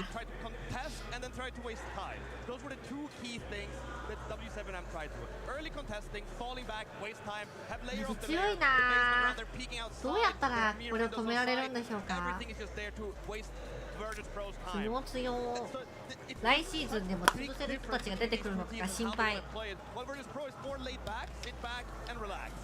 Yeah, and I think the big difference between these two teams was the attacks ultimately. Yeah, obviously Virtus.pro achieved 3 attacks, which I thought they punished the W7M mistakes really well. Punished some of the aggressions and almost lazy flanks coming out from W7M when W7M was defending. But as soon as W7M got under attack, the big thing for meねえ、W7 マジで強いね。何だったのかな、フェーズ1はマジで。何だった？全然違う人たちがやってる？もしかして。影武者の人たちがプレイしてた全然違うんだけど。そうね、昔は起き上がれなかったからね。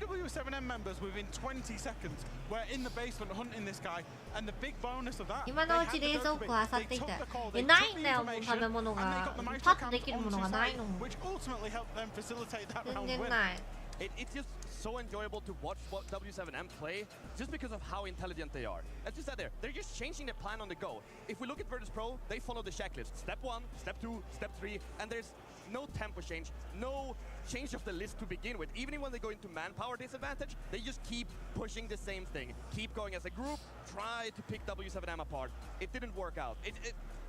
It ultimately came down to just not being able to pick W7M apart. It's tough when you're facing off against a team that is literally built out of reactive armor. All of it. That is all of W7M. Every time we try to chuck something at them, they are ready and they bounce it right back at you. And that is what we expect out of W7M. That style that you mentioned. 他にも領事館フラグ置き土産や酸素フラグ自爆など話題にこと書かない。あ、それは知らなかった。それ初めて知ったわ。初耳ですそれ。そんなものがあったなんて知らんかったで。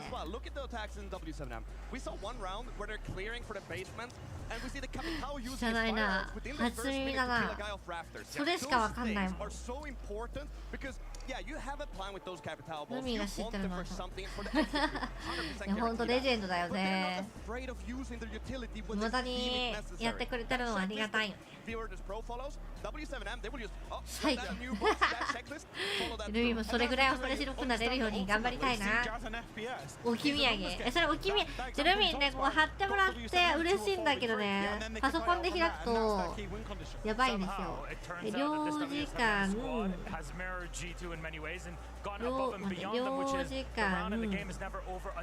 フラグ、わあ出てきた出てきた、置き土産。し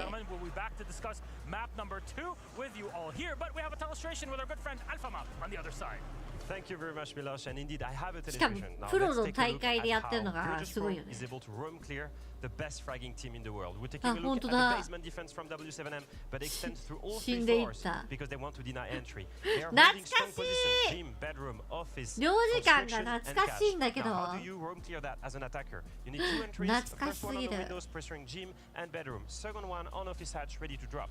Then you need two cutoffs.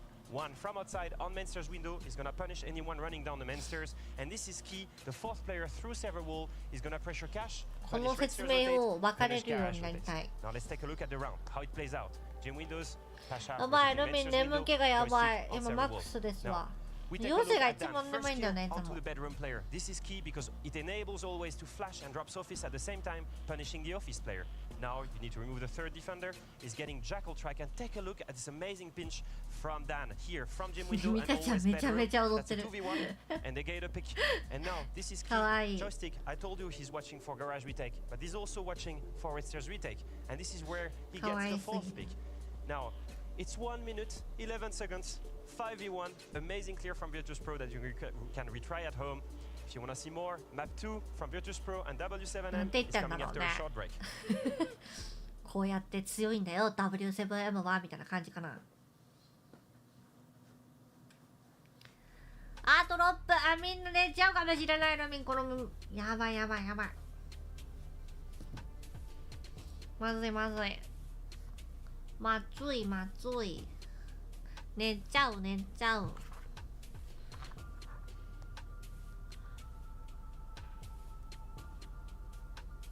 お話をあと何してもこれとこの試合で例えば W7M がもう勝ったら終わりだけどバータスプロが勝ったらサードマップまででこの勝った方と明日のフェーズ戦って終わり。もうこれなかったらもうあと1試合しかないんだよねえ。もうインビ終わっちゃうよみんな。やだよもう戻出ないってほんともう無理だよ。フェーズ対 W7M わかんないよまだバータスプロという高い壁が。いやでも今の見ちゃうとなやっぱ強いな W7M なマジで。いやー、どうなっちゃうのかな。やだ、まだまだ続いてほしい。まだまだたくさん試合見たい。今も見たよ。ほとんどフェーズ2のフェーズ2 1日お休み、2日休んだ。いや1日だよね。1日休みぐらいしかしてない。それ以外全部見るやしてる。先週の水曜日ぐらいから。いやマジでかー、お祭り騒ぎが終わる瞬間が一番寂しいな。毎回思う。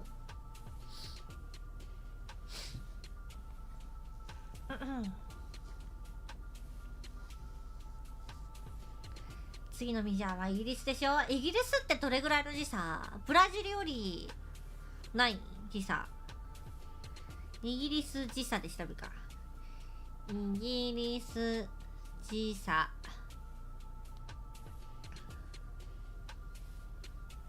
9時間。9時間ってことは9時間ってことは今、待って、ブラジルは今より楽ってこと？ブラジル時差12時間。あ、今より楽になるんだ。じゃあ3時間巻きぐらいだ。いつムルミンが配信始める8時じゃん。8時に配信始まりますの時ぐらい試合が開始ってことかな。めちゃめちゃ見やすくね。めっちゃ見やすいやん。最高やん。でもあれだね、ちょっと前に始めて参加型とかできないかも。ワンチャンできないね。でもいつも8時からしかさ配信できないからさ。だから昼間3時ぐらいから配信始めて6時までやります。ちょっとご飯食べてきますねって言って。感覚がバグってるよ。行かれちゃった。ルフィ行かれちゃったかも。この時間になりすぎちゃった。参加型とかしてたよ。明日も、じゃあ明日ね、配信開始が、本配信の配信開始が12時半なの、深夜の。だからランクやるかちょっと迷ってんだよね。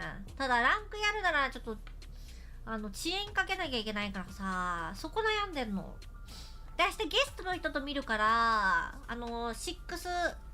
イヤー9の、この全部丸分かりみたいな時に一緒に見るから、その辺がね、ちょっと悩んでる。参加型にするか。参加型インピとんでもねえ。参加型インピやばいでしょ。軽いわ。インピ参加型しますって。やばすぎるよ。おもろすぎる。めちゃめちゃ気軽にできちゃう。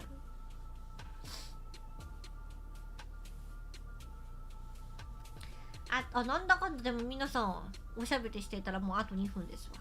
一瞬なんだよね。なんだってさっきのさ40分の間とかもさ参加型ちょっとやったりさ話してたら一緒よ。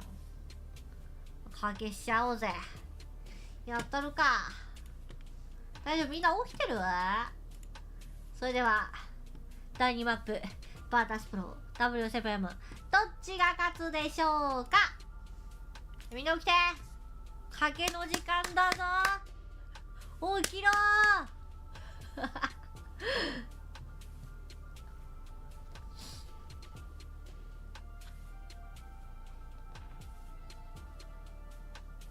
かけてるみんな。お、バータスプロにかかっています。新しく始めたゲームのおかげで起きれてます。指示じゃないってこと。まあでもね、これを見るために起きてるようなもんよね、やっぱり。この起きてるために見る傍らのゲームだよね。そういうことだよね。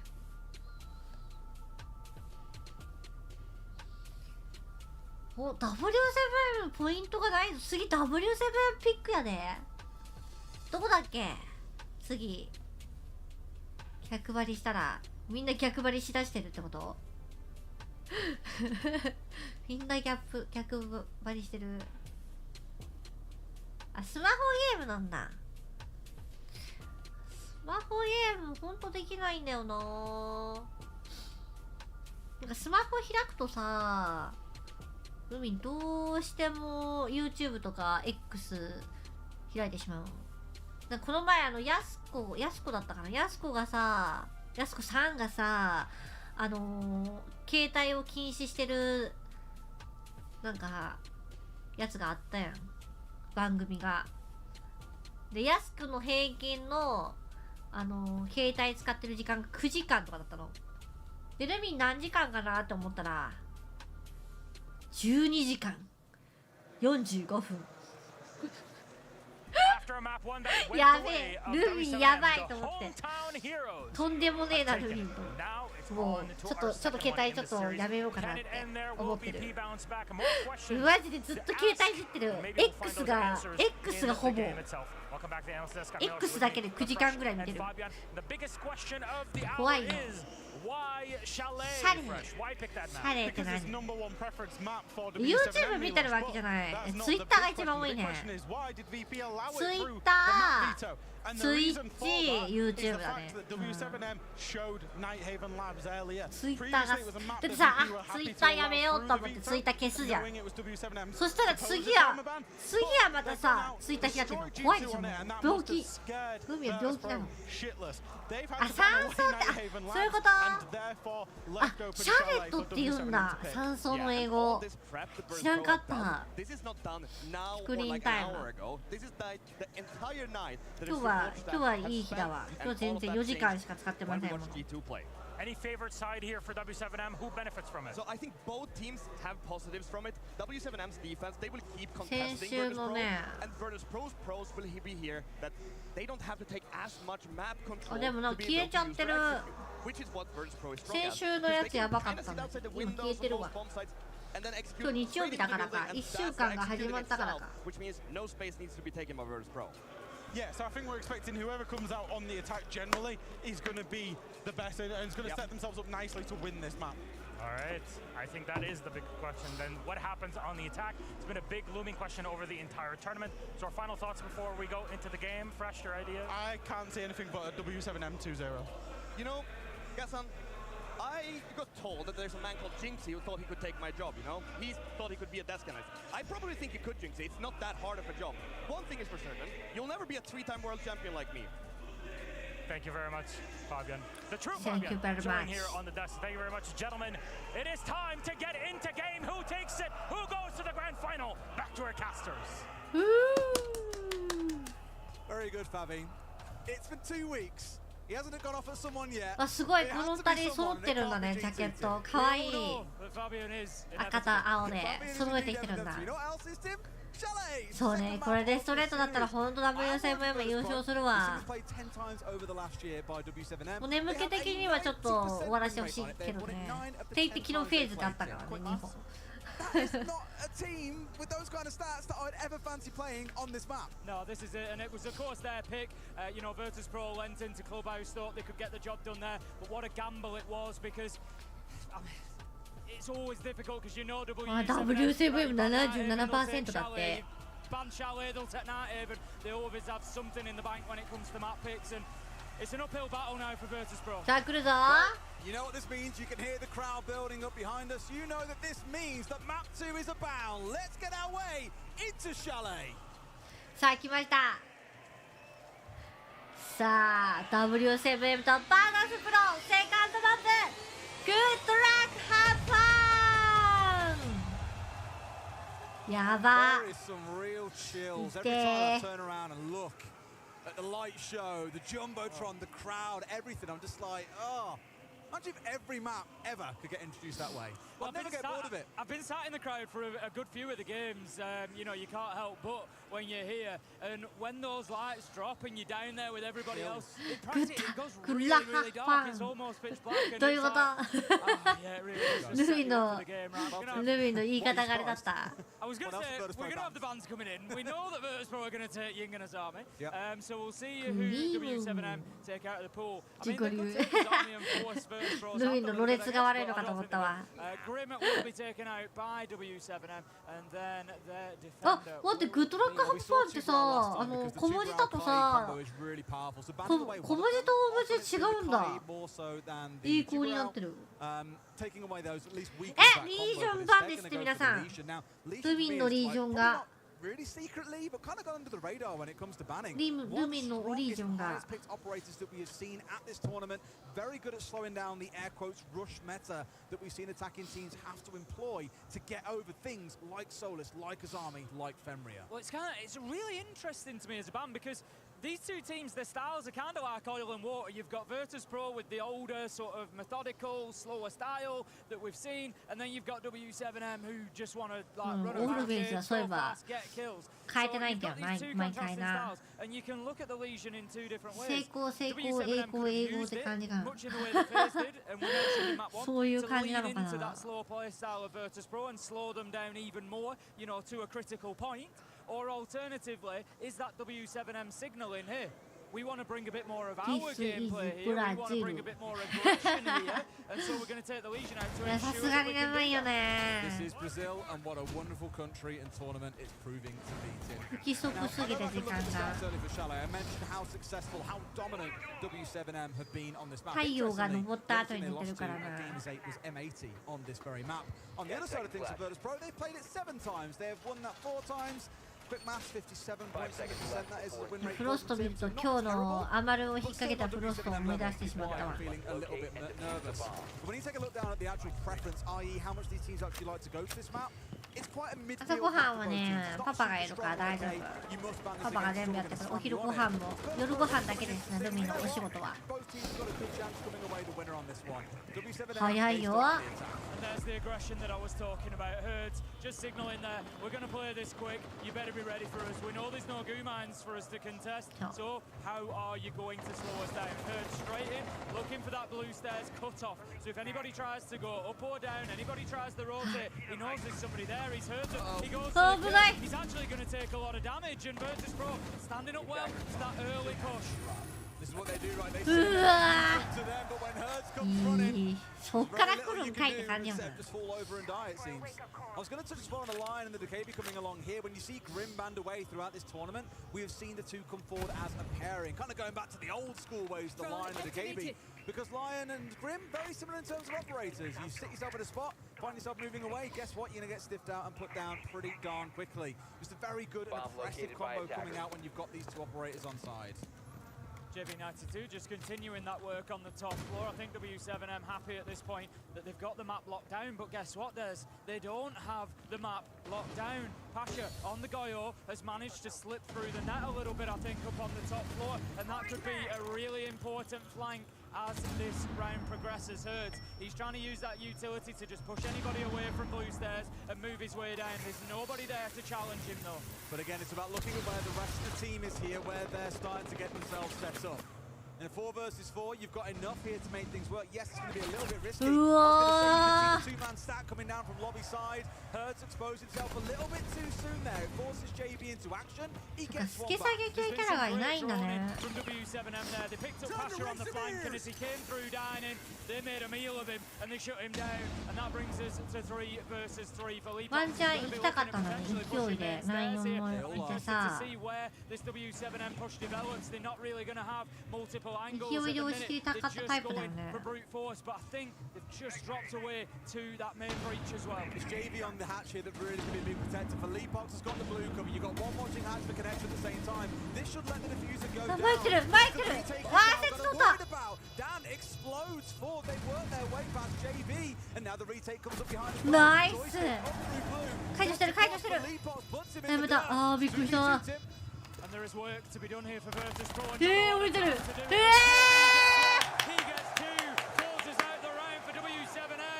よう取ったね、設定。前来てたのやばかったな。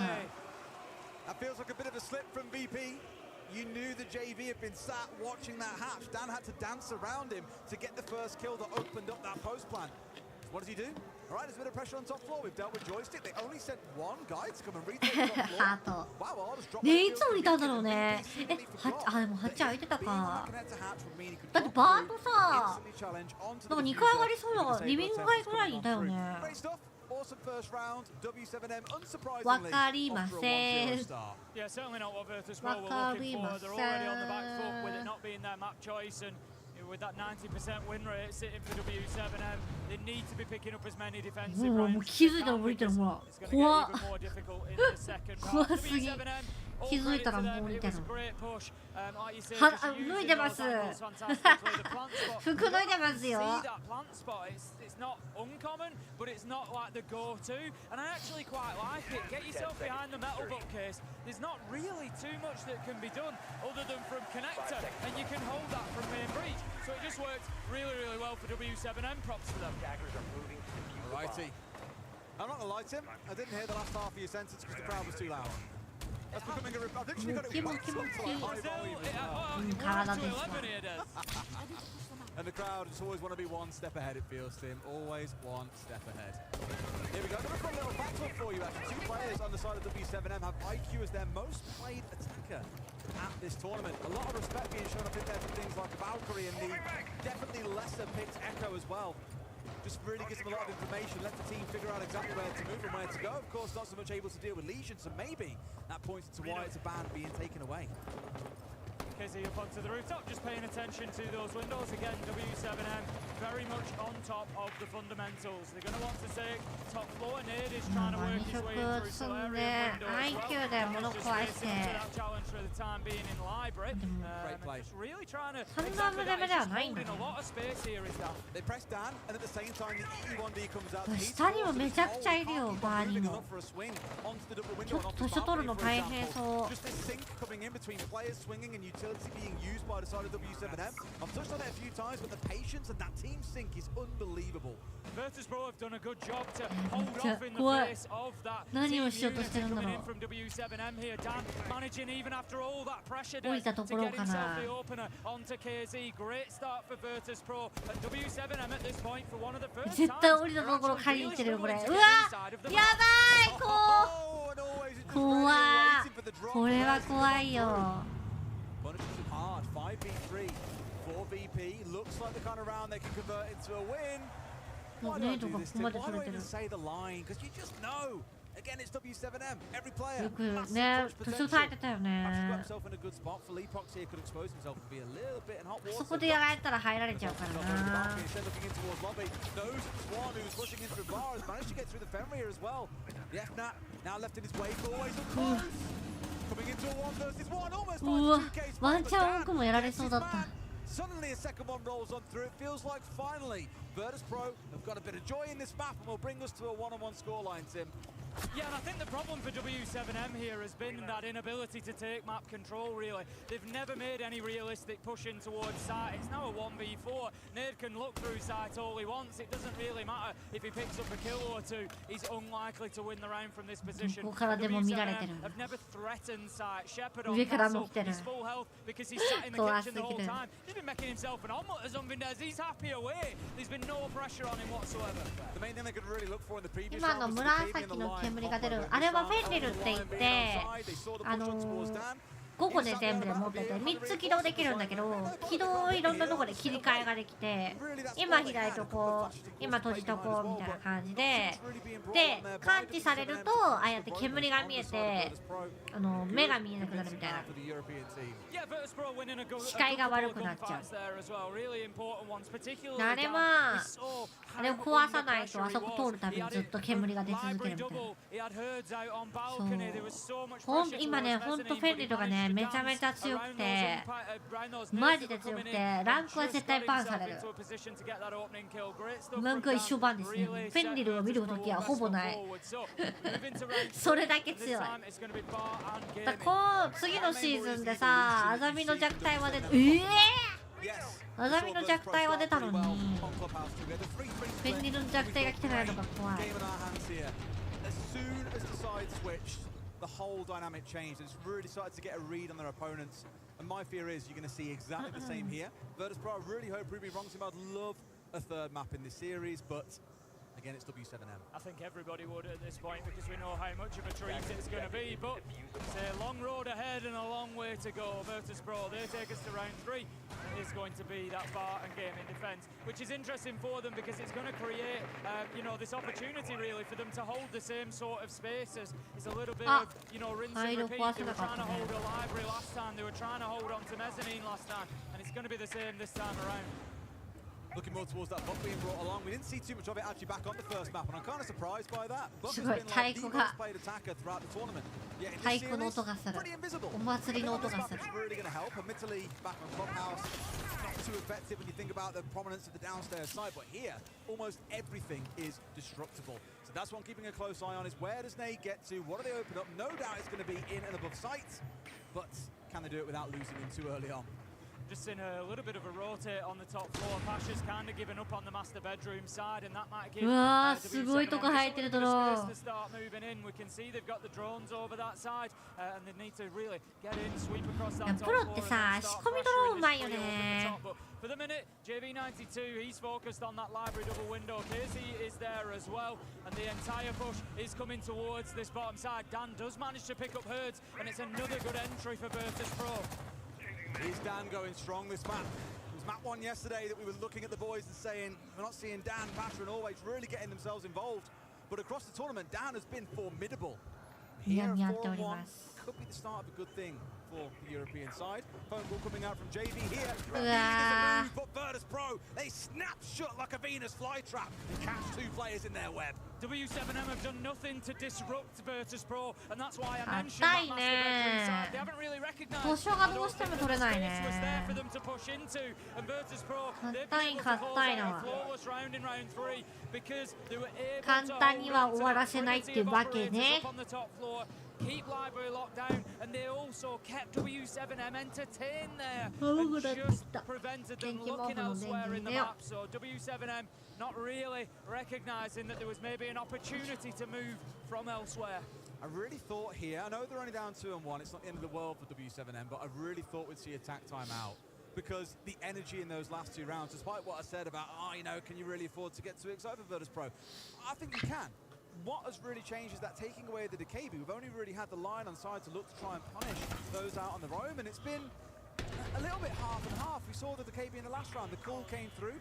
Immediately, Virtus Pro get 2 kills. They know the swing is coming. They've been ranged far too many times by Decay. This time they ain't picking up.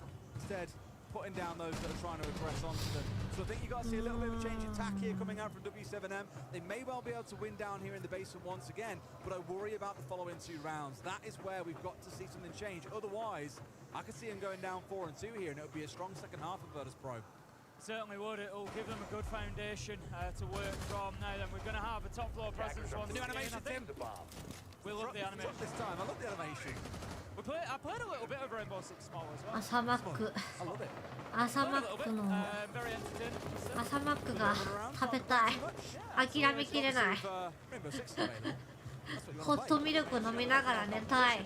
No competition. So, round 4 is going to be down to 自律神経が乱れまくと、うわー怖い。getting a little bit cheeky out of library double, and I like that, Des. Virtus Pro, we talk about them being slow, methodical, but they're starting to feel that confidence, maybe bring that little bit of aggression into things as well, and let W7M know that they're going to take the fight to them. They're not going to have it all their own way. Well, had that main breach opened up now. Always again. 暑いね。Be a stinger, because really, you're turning towards the ace down the series, you're pushing them inside a trench. Now, admittedly, Virtus Pro have done a little bit of a helping hand here to W7M. They've got half of trench opened up. One of the north-facing walls is also left soft, but it's all by design because Virtus Pro want to play around this area. So I think they're going to have to try and force them through the main breach here, Tim, and normally a shield operator will be the go-to for a lot of teams looking to make an execute into here work, unless make a push down the main stairs like we saw out of W7M previously. There is the potential for W7M to reuse that push, as you say. They were またでも引き下げがいないわ。ブリーチングチャージでやるのか。まだキャッチャーも持ってるもんね。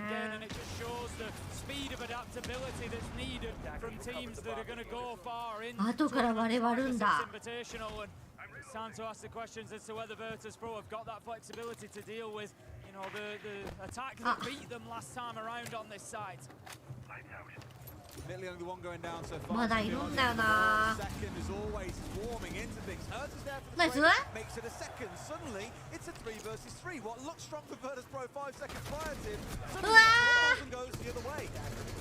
ナイス。ナイス。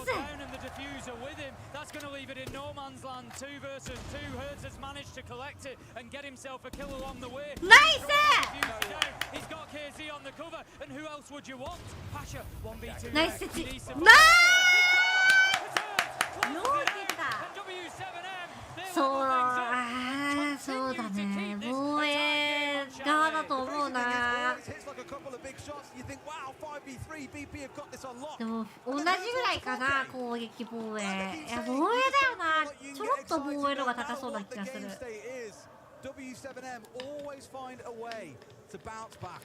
いやー、よう取ったな今の。どういうところがどういうところが難しいな。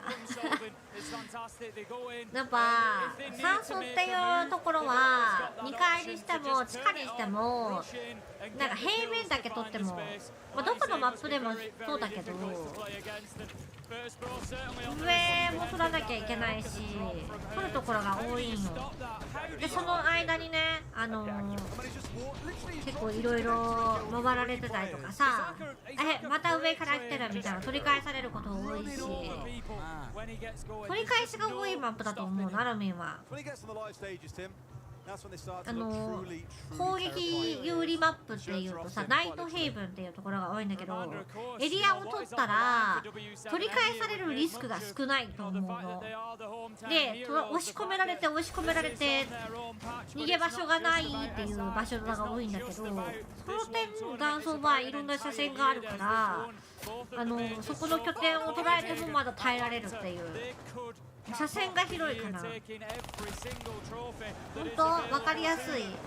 合ってる普遍的な考え方で自分がランクやってただけど。ね、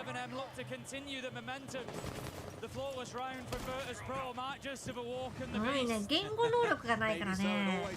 なんかこう思ってても言葉にできないことが多いんだよね。国語力がないんです。私国語力ありません。IQ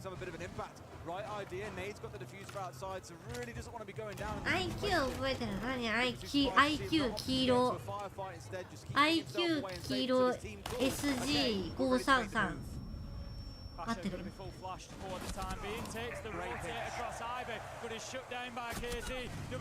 強い。戻ってきたわ。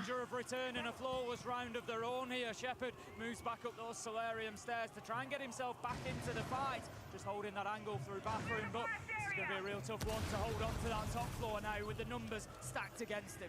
I've seen a couple of people on Twitter just saying it's an absolute delight to watch W7M's attack because the timing of their execution, I mentioned back in map 1, the patience are unrivaled at this tournament. It feels like I know SG なんてシグよくわかんない。あれ何だったの結局。あれ何だったの？さっき入力してもらったチャットぐらいしかわかんないの。結局あれは何なのか分かんないの。決闘者みたいでした。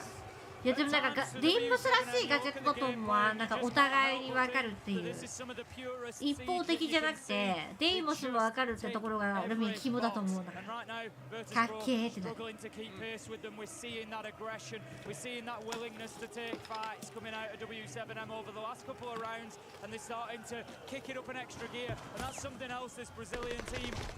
ュエリスト読めないそれ履修してないわ。履修してない。IQ の AR の正式名称がそれね、銃の名前全然わかんないんだよね。全く分かってない。テルミットの何の銃か分かんない。R4C とゴミ虫と ARX と SMG11、SMG12 ぐらいしか分かんない to go and recover the diffusers to try and get the round 全 back くね、銃全然わかんないんだよね。興味がないのかな。そこだけは一生覚えられないんだな。とりあえずみんなに誰の銃って聞くやつ。そう、覚えてない。全然覚えてない。おい、デュエルしろよ。デュエリストだったか。あ、ナオトさんおはよう。今ね、ちょうどダータプロと W7M やってます。今ね、2マップ目なんだけど、1マップ目は W7M が取りました。今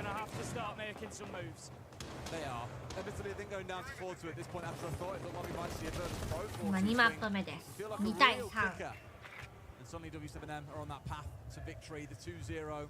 I'm sure they've got in their minds, get themselves well rested before a showdown with Destiny tomorrow in that best-of-5 grand final. Let's get into this round though. Bar Gaming is going to be the sights. On the attacking side, I mentioned about the buck earlier on, already getting chewed up and spat out by Virtus Pro. Last time around, Virtus Pro did a great job of holding on to the top floor, particularly this triangle around Blue Stairs, Library and Mezzanine, and it looks like that's set to continue. Virtus is down. There is an opportunity potentially to get him back on his feet. He's just about to do that, so it's going to be a 4-5-5, but Virtus' is going to be one shot. The thing is, やっぱり強いよね。ほんと W7M 強い。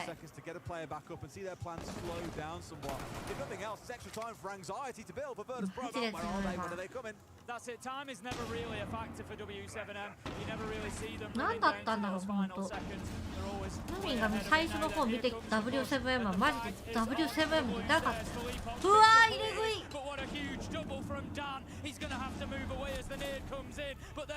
入れ食いだったね。カバーラインに近いから、ああいうの多いよね。まあ、3-3折り返しか。You see them employing a similar sort of strat that we've seen out of Virtus Pro across the last couple of days. Overwhelmed with flashbangs, force your way forward and take those gunfights. But when a warden is present, that's why things like can be massive for you to get the push forward that you need. So well played by Virtus Pro, still keeping things close. すごい。みんな脱いでるよ。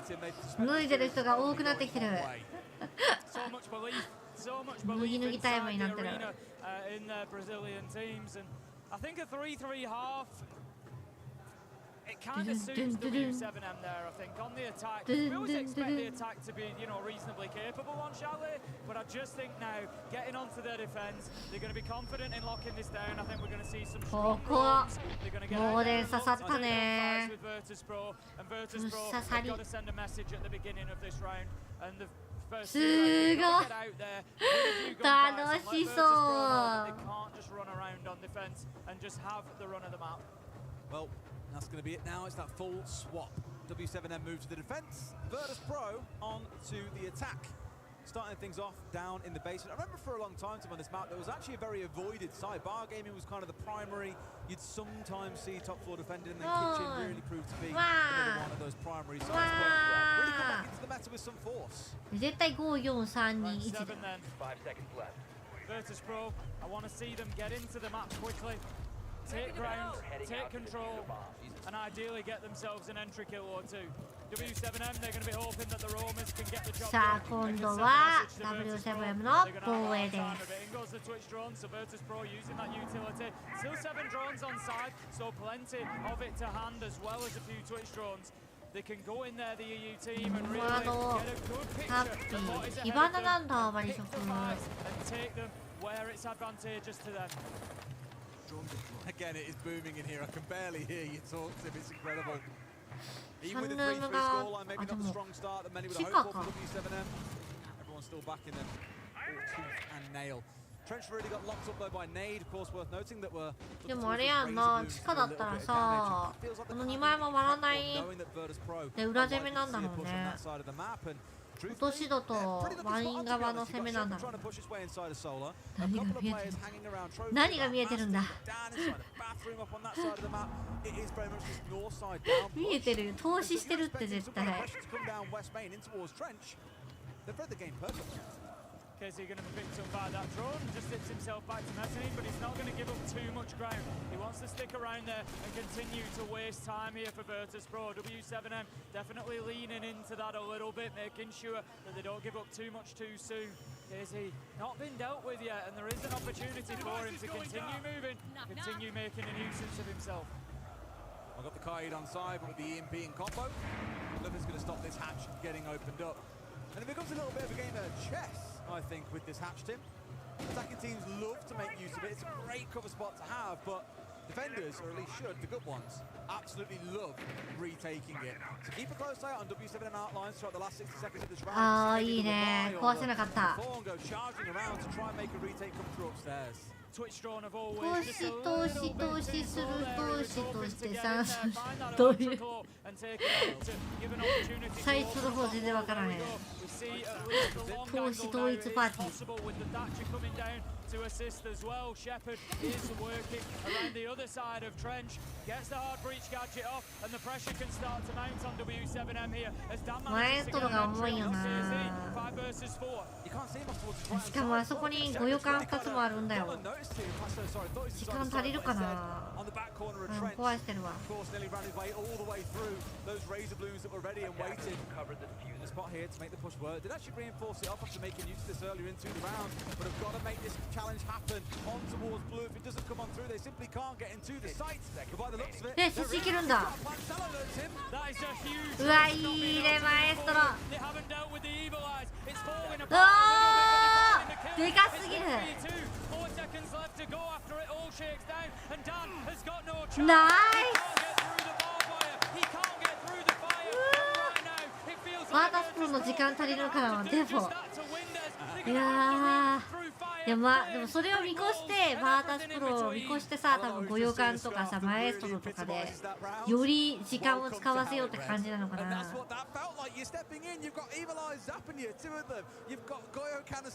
投資するには投資が必要、そして投資する力が必要、最後は冷凍保存。投資なくなった。冷凍保存になった。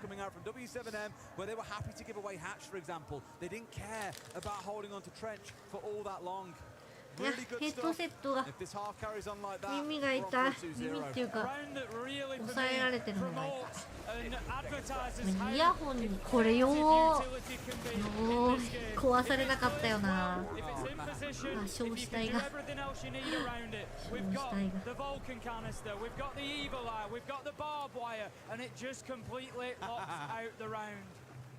オール NA LA が一番下。めっちゃおるやん。そうですね。Accept second place, maybe apart from Virtus.pro. They're certainly still looking for more, but I don't think anybody can honestly lose to this W7M team at any scoreline and come away and feel bad about it. Because they are just 実況してる人も笑ってたよ。And when Virtus.pro are trying to adapt around 7 bringing on the Brava for the evil eyes of the Maestro, what does W7M do? They abandon the Maestro altogether and change things up completely. This time around looking more towards the castle and the Fenrir as their main sort of core parts of the composition here, looking to keep Virtus.pro out, looking to make it incredibly risky to go pushing into rooms that you don't have full knowledge of. When you're nearsighted, guess who's going to swing you? Of course it's going to be W7M. Dan just positioning drones there, try and provide a bit of intel as the round continues on. Make sure that they can't get hit on the flank. Make sure people are watching them. Joystick in early, doing a bit of work vertically, but the sight is over on Bar and Gaming. But what he is doing is again just preventing any presence out and down. Potentially causing them a problem. Great opener from Dan. That's 2 rounds in a row now. Casey's going to take a lot of damage. So does Joystick. Those two. いや、今までで一番やばい。昨日よりもやばいそう。うい、いけるよ。大丈夫やれるんです。喉もやばいよね。なんかどんどん声が低くなってる気がする。to hold off Virtus Pro, save them and keep them at bay and チ take ピ them to a 5-3. チピチャパチャパトゥビトゥビタバタバ。喉やばい。連日10時間の配信をしてるから、そして時たま励んでいるでしょ。喉がやばいんですよ。ガサガサ。マジコミドビドビブンブンブンブン。チピチピチャパチャパ。いっぱい入ってきて。あさ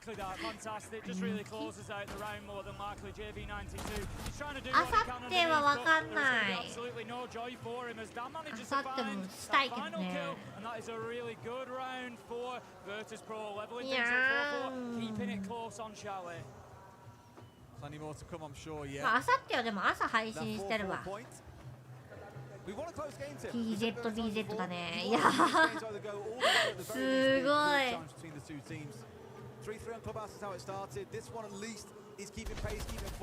We aren't seeing either team run away with the second half just yet. There's still plenty of time for that to change. I won't say it too loud. Not that the Brazilian fans could hear me over the noise they're making. No. But I don't want to risk it. But yeah, I'd love to see Virtus Pro take this map and go to 3 because I sort of feel like the matchup deserves it. Both teams at this point have had big rounds. They've both had big moments. They are both fighting with everything that they've got. And it just feels like the excitement here could absolutely, you know, continue boiling and bubbling into that third map.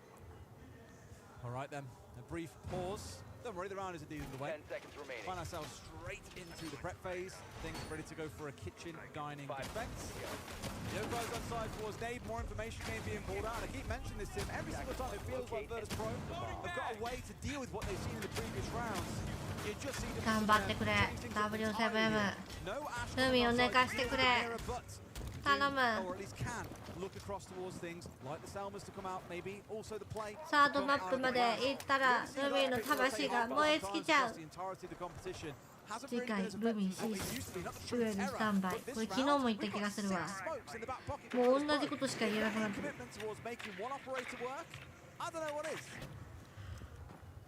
To have that presence down in the basement, then drones being taken out, so they will be aware, of course. We've got a player down there to deal with. KZ, Kurtz, Nid, all holding around side. KZ does take a lot of damage down there in the basement, so needs to be careful on the Solus.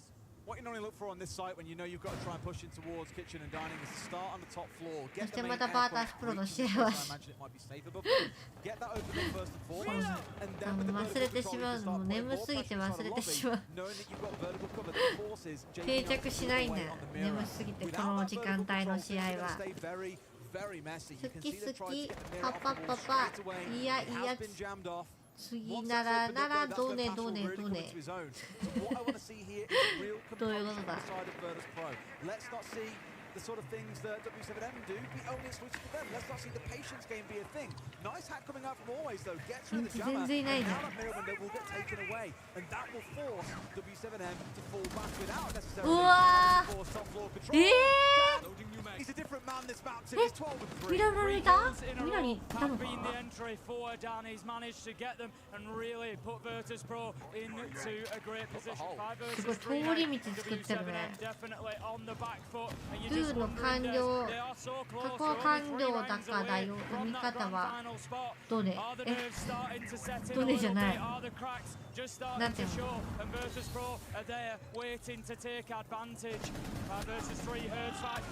ダンさん強すぎ。マジで何がドゥーンって読むな。ちょっと W7M タイムアウト取らんといけないんじゃない？いやでもまだ上があるからな。でも設置ポジは潰せないよな。ダン。グーンかダン。The Okai is in spot, but seems 20 seconds to play. A smoke actually might really help the Yokais here. They're going to be paying the price for this. He'll stall out one, but can they find the other? It's been shot out, and that is really all they need here. Down to that, it's been taken out as well. This round is cooked in, and by the looks of it, it's done. Shepard gets the diffuser down, so now Virtus Pro, they sit back, they hold their angles here, has got a mammoth task ahead of him. He comes up corner, manages to find Joystick, who was led prone. 1 versus 5 becomes 1 versus 4, but if Nade's going to be successful, he's going to have to find one of the rarest things in all of Siege, and that would be the coveted 1v5 ace clutch. And right now, time is not on his side. He's got about 10 seconds to find these kills. He's taking damage, and that is likely to be an impactless kill as he finds the second, but can find no more. As Pasha closes it down, and that's Virtus Pro putting themselves in the lead here on Rally. Rather than worrying about the vertical control and getting in, opening up the floor, for example, potentially getting C forward, instead hacking out that mute jammer that was sat on the wall turned out to be enough. Everything got opened up, and they just played long angles from there. Whether it was top floor or the ground floor, everything was at a distance. Let's go! Yeah, W7M が勝つんだ。嫌だ嫌だ。さすがにタイムアウトだよな。Not quite unsurprisingly, given they are now down 5 and 4 on their own map pick. Yeah, and that goes to tell you that, you know, the position that they're in at the minute. They're looking at this and thinking, you know, there's a bit of momentum going against this here. Virtus Pro are starting to find rounds. It's 5-4. They're almost in round 2 away. We need to try and get this locked down. But remember what I said in that one, these timeouts work both ways. And what they've also done here at 5-4 with only one round between them is they've given Virtus Pro an opportunity to have a discussion, to cement what's working, to really talk about the strategy going forward over the next couple of rounds. So as much as this timeout could work for them, it could work against them. Very much could. Enough composure being shown, but I wouldn't say it feels like the game has run far enough away from them and they have to be majorly concerned. They want to make to get this game back in their control.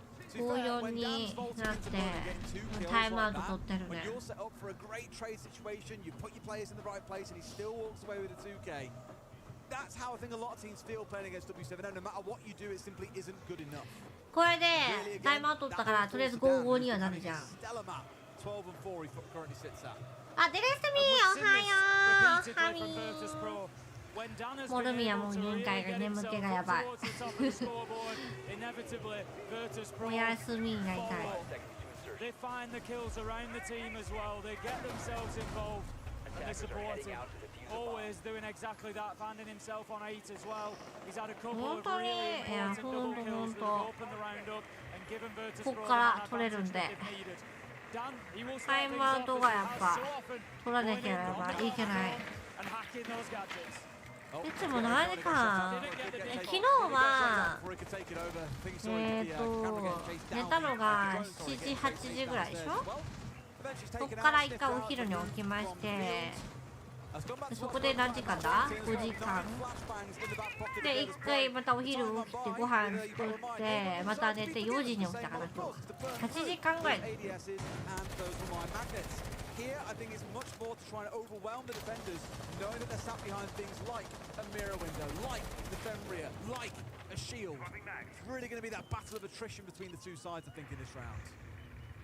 Dan once again on the hunt, just looking for that utility. The Fenrir FNAT taken over, and that is going to be a big one because it's going to allow access in through this front door should they want it later in the round. They are attacking onto Bar and Gaming. My concern for Virtus Pro on the attack right now is they haven't done anything to disrupt her.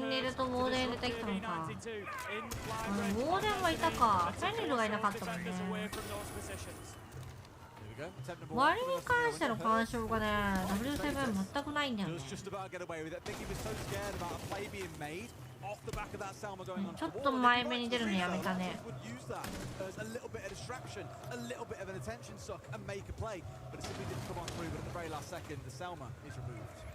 Virtus Pro are in that position now where the only move left to them is to push forward and take the gunfight. いやー、ちょっときついな。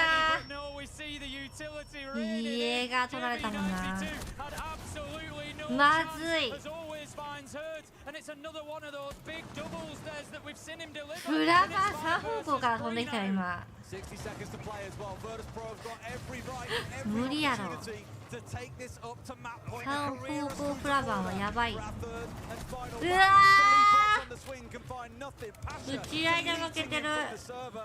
3方向からフラッシュは無理だよね。まずい。ほ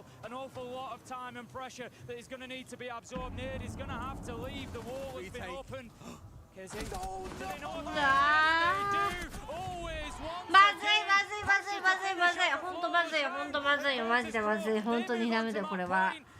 まずいって。これはまずいですって。まずいよ。マッチポイントだよ。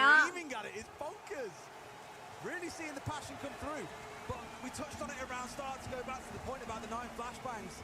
I thought it might be a battle of attrition between the Jaeger and between the Wamai, and of course, all those flashbangs coming against them. But instead, what do you see? The Jaeger screen with 3 flashbangs all going off at the same time. It didn't matter where, you can't look away from 3 at once. He was guaranteed to be 4 white screen. It was a brilliant team play coming out from Virtus Pro, and that is the kind of stuff they've done all tournament long. And it's looking better and better as the days go by. It reminded me very much of a player you remember Old Consulate. I can't remember who it was now. There was a player on yellow stairs of Old Consulate, and there was just about 10 pieces of utility rained in at once. Tim, that was every game of Consulate on yellow stairs. みんな頭抱えてる。会場元気だった。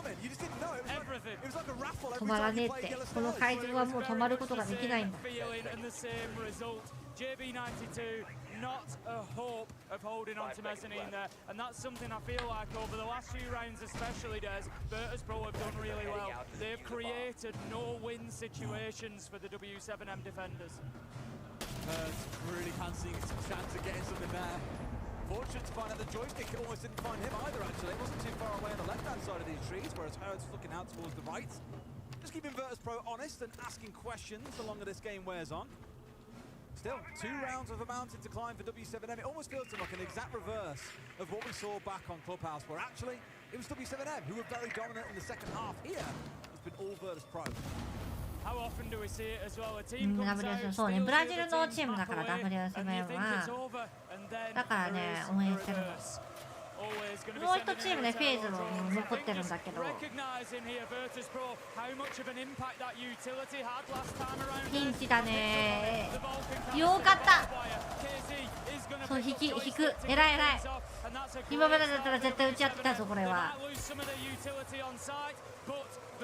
私の予測ではバータスプロがこのマップ勝ちます。メガネクイズまずいって信じまうよ。やだやだ。It's difficult to make myself heard over this. I tell you what, to be cheering your team this much when you're down 6-4 is something quite special. And if that drives to take this round and maybe the next one, well, it's very close to see who the 6th man on this W7M roster will be. Working our way あ、直来た。直で来ちゃった。現地少ないぞって。まずいね。入れるキャラクターがさ、8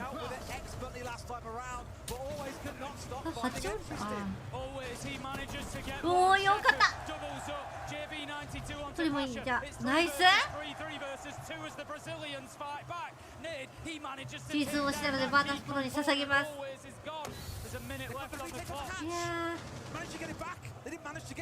やみんなおのおの自分の推しチームを応援しよう。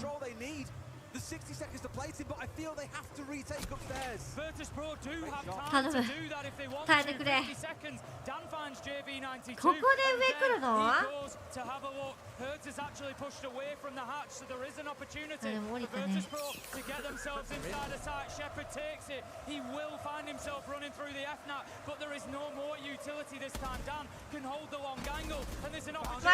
い！いや、まずいみんな！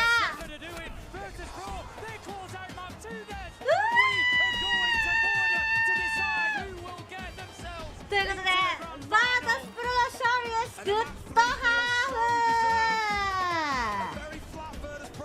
フ！マジかー。これ分からなくなってきたね。最後どうだっけ？高層ビルだっけ？あ、どこだった？うわうわうわうわうわうわうわうわ。ちょっとバック行ってきていい？ポイント100ポイント持ってかれた。あー。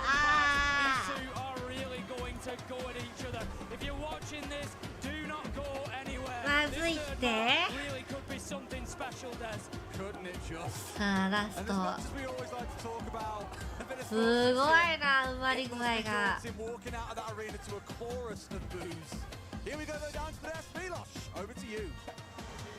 踊る元気もなくなってきたわ。Finally put a map on the board. Our first one for really any team to take us to a map 3. We have not had a map 3 yet here in the main stage.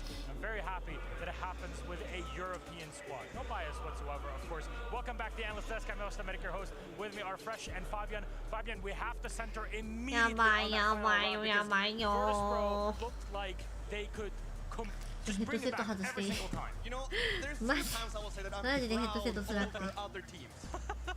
この時にイヤホンだったらいいなって思うんだよね。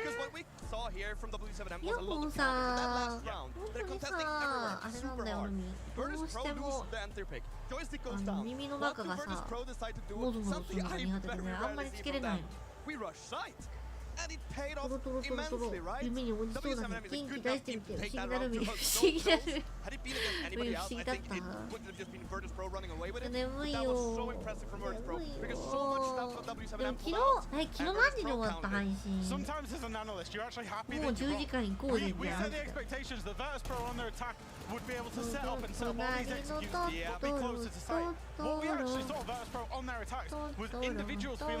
た。Dan made a huge play on the 2K. Always made a huge play on the 2K. That last round, as you say, the decision to just hit site in the 4v5, spot the gap. That's what we expect of teams like G2, like W7M, not of Virtus Pro. And I think that came down from it. It's do or die time, right? That has to be a strategic decision. Before the map started saying, we're on the, it's the last map potentially was at the 6 Invitational. Do or die time, anything you see, go for it. いや、マジでタイムアウトから持ち直したね。いやー、最初はなー、取ると思ったんだけどなー。攻撃強かったね。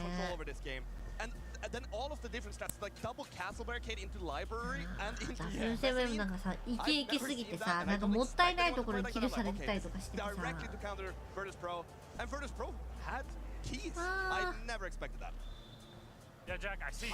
I'm just gobsmacked. Yeah, absolutely. We can't believe it. W7M is setting up some of the strangest non-default setups you can see a team do in professional play. Clearly adapted, like you say, for Virtus Pro. And Virtus Pro got we'll just ignore it. We're just going to hit side. We're going to try and find individual plays, and they hit them. Virtus Pro have flipped the script on their opponents here at W7M. This crowd bump is not something that's genuine. You are not here, and you cannot feel it the same way that we can, so we hope that you'll be at our next event. なんだよね、ロミンのね、ベッドは。すぐ後ろなの。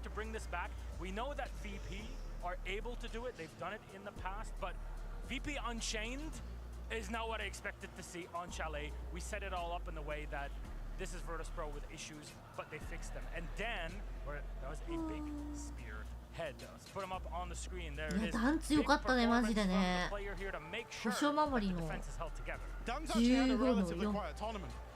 And the thing is we're so used to seeing him inside of Europe, kind of playing off the back of the Dokkaebi and the kind of initiator operators, if you wanted to call them that way, that initiates the team play and they executes, and he's so good at that role. Today, he was one of the initiated, where he was taking those opportunities and trying to find the gaps. That one where he went in the mud window and just picked both players inside of games, the confidence to just open up the round like that. Yeah, that was incredible. Just, they have the freedom, and so unexpected. I'm lost for words, because I never expected Virtus Pro to take their opponent's map. Virtus Pro is a team that wins their own map. They win the third map, and that's how they end the series. They don't win their opponent's pick, especially when it's a Brazilian team that gets to fully count them. They proved me wrong, and I've never been happier about that. You know what? If you're watching right now, you want to feel that you're proud of yourself. Click that last segment of Fabian being proud, and just replay it every night before you go to sleep. I think you'll sleep a lot better than that. Go, Fabian, Fresh, thank you very much. We will take a quick break. When we get back, it'll be time for map number 3. Finally, we get one in our main stage. See you in a bit. 6分ぐらい。So, Ian, this is Brazil. あ、インタビューじゃん。Yeah, a little bit. Are you さっきこれあれじゃない？なんか中央で流れてたやつじゃない？ One word, vamos. 絶対これ C 関係ないと絶対いるやろ。ねえ、外は入れるのかな。中に会場の中には入れるけども、入るのチケットいるけど周りは大丈夫とか。あ、ねえ、後ろについてるさ、うちはさ、配ってるやつなんだね。Show by. Show it. ミキッドファンだ。 Show W7M. No, no. Oi. Come on, stay, sir. これミカちゃんが爆買いしてたってやつだよね。 What do I say now? 爆買いしてるとこ You ろ got 取 a られた。 message for your mom? Yeah, I got a message. Let's go. Mãe, tô aqui. She is. Você pode falar em português com ele, ele sabe. You speak. Ah, ok. Minha mãe acompanha o cenário competitivo da R6 junto comigo. Que resenha. I lied. すごいね。マジでお祭りじゃん。 Thank Vai you. Brasil! La Brasil. レッドブ What did ル you と say? か。 Vai Brasil! Vai 配って Brasil. るのかな。 Vai Brasil, é go Brasil. スポンサーなの。 Vai Brasil. Vai Brasil. Yeah, vai. Let's keep going. Let's keep going. Let's keep going. わ、すごい。あ、ミカちゃんだ、ミカちゃん。 Oh, look at the size of this hammer. Vamos. ハンマー。あ。バレ、あ、ダメだよ、入ったらって A 怒ら gente れ vai ser banido agora. Oh, た。入 the っちゃ stage ダメだ manager よ。 needs me. ねえ、ミカちゃん映って Hello, た。 hello. めちゃめちゃ爆買いしてた。 Ian, where is Ian? Milos, my brother. You are the definition of a man to me, you know that? Gente, cadê o Ian, cara? Whenever I see you, the beard, the hair, the body, I think that you literally are Siege. I worship you. You're a め king っちゃ to 喋 me. りかけてる。 There's a mark on it, so I was like, just get him. We were gonna eat some food together. Can we do that? Let's eat. Bye, スポン Brazil. サー、あ、すごいなんかバーみたいな。これ何？ This バ one? It's in bacon. No bacon. No bacon. Got ー it. みたいな。おしゃれ。あ、 Clima ハ de ン tensão. ハンバーガー。 Tension in the air. Unbelievable. ハンバーガー売ってるお店なんだ。 Muito bom. Oh, what the ball? 寝たい。 Bom. 寝たいよ。飲む Obrigada, の寝たい。 pessoal. Do we need to pay 飲 for む that の burger? ねしたい。 So now, did you learn the true あ、 Portuguese? すごい遊園地みたいじゃん。なんか What Portuguese? サーカス、あ、サーカスだ。 Português. Estamos サーカスっぽくない？なんかイメージのサーカスこんなテントいっぱい張ってあってさ。海のイメージサーカスだわ。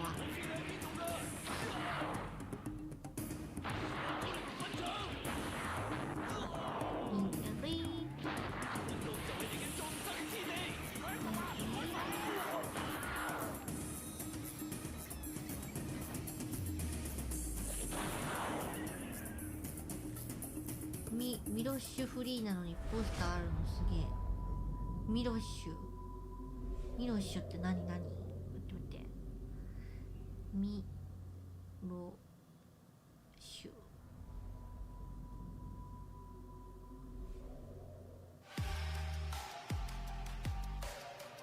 あ、キャスターさん？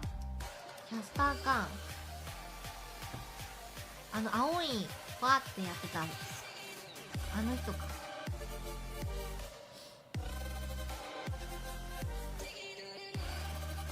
フリーの人なんだ、すごいね。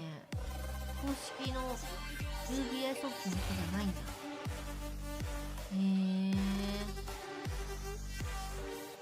多分明日もミロッシュって言ったら誰ってもう怖い。もう自分が死ぬで怖い。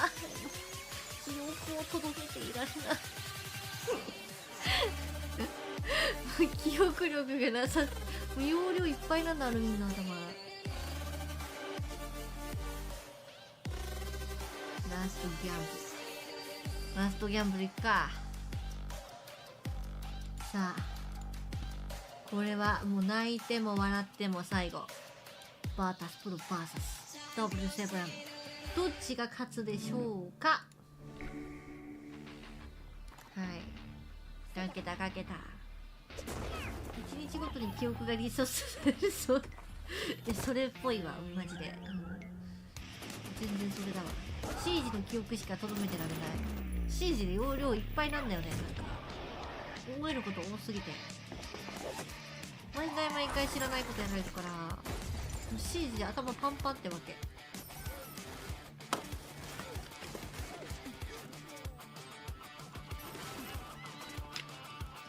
この待ち時間で筋トレしようかな。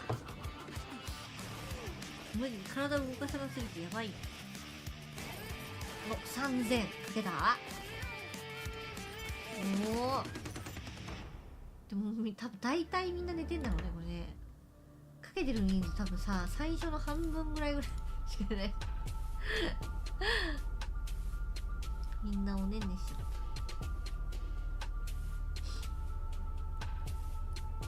見ようてあと1分やわ。やっぱり喉ガスガス。もう可愛い声なんか出ない。ガスガスだわ。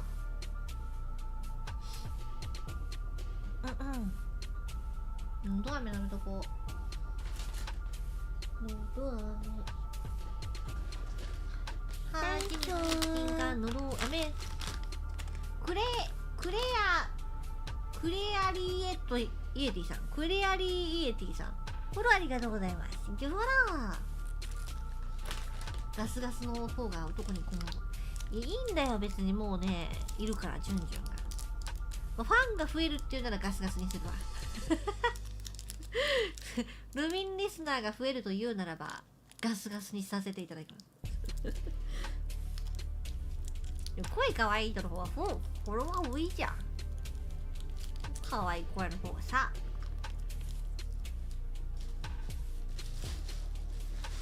見てみ、可愛い声の Vtuber しかいないんだから。あ、さてさんスマイルありがとう。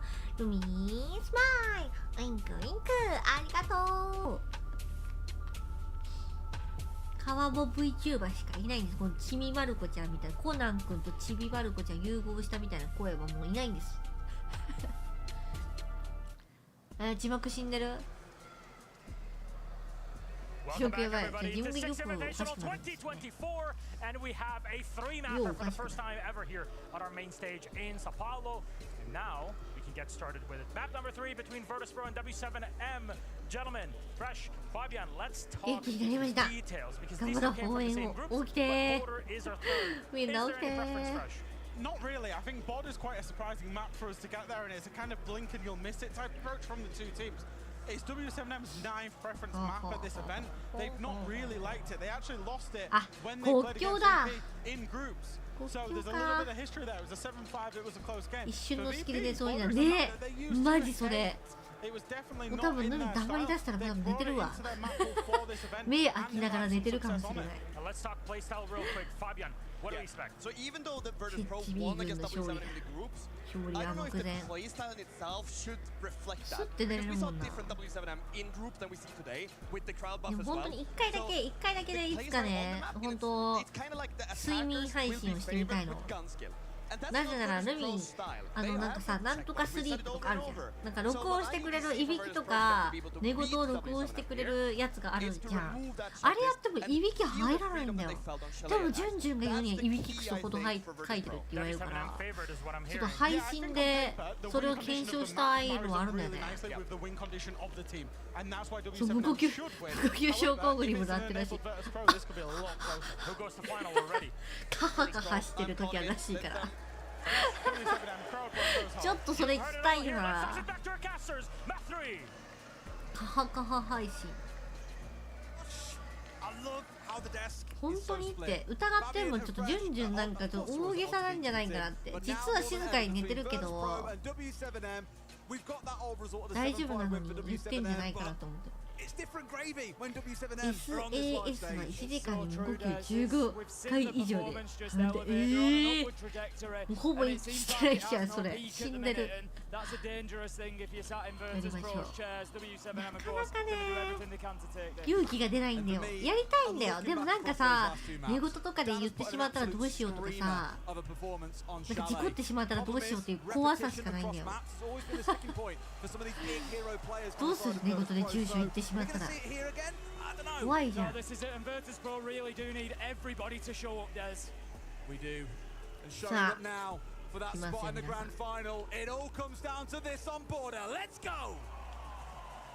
かっこいい。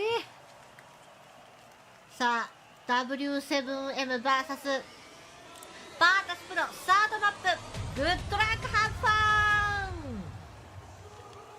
Still chills every single time, Tim. I'll never get bored of turning around and looking at that. Yeah, I know the desk was split. I'm not sure the arena is. I think they know who they want to win. I think we all know which way they lead. It is most certainly the team down the right-hand side of your screen. It's W7M. The thing is, we're all talking about this sort of fairy tale story. We're talking about this fairy tale story coming out for the side of W7M. We can't forget that for this Virtus Pro core, the 4 players that were formerly on Team Empire, グロロミ they've been in an SI Grand Final twice before and fell once in 2019. Once again, やーは私って意味なのね。 We'll have to find out tomorrow by winning this map. Unsurprisingly, being taken away once again by Virtus Pro. Seen them making a very excessive use of flash grenades, as I've mentioned, throughout the entirety of the competition. And Azami has been their staple go-to permaban. That doesn't change too, even when it comes down to this. 何語で何語なの？あ、バトラーシップさん、おはよう。スイッチ配信気づかずずっとあ、本当 YouTube に入れた。ごめん、全然 YouTube つけてること忘れてたわ。全然見てなかった。YouTube はもうこっちに来た人をスイッチに誘導してることぐらいしかしてないの。グ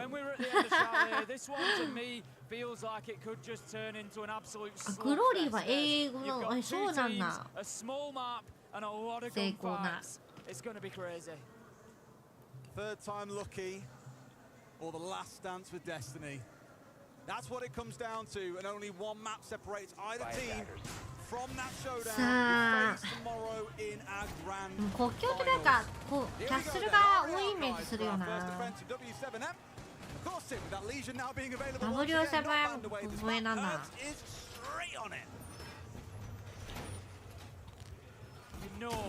You know that he's going to be, and he's going to be trying to abuse it as best he can, and get every drop of advantage that he can for his team. We're going to have the Warden, which is always an important one to watch out for, JB92, to see exactly where that comes into use. 国境はよくキャッスル使う。キャッスル守りが多いイメージ。キャッスル使えるとすごいよ。海は全然使えないからさ。運費が苦手やね。確かにオリックス版珍しいよね。まあでも確かにセキュリティとか上がり下がりされてるのきついもんな。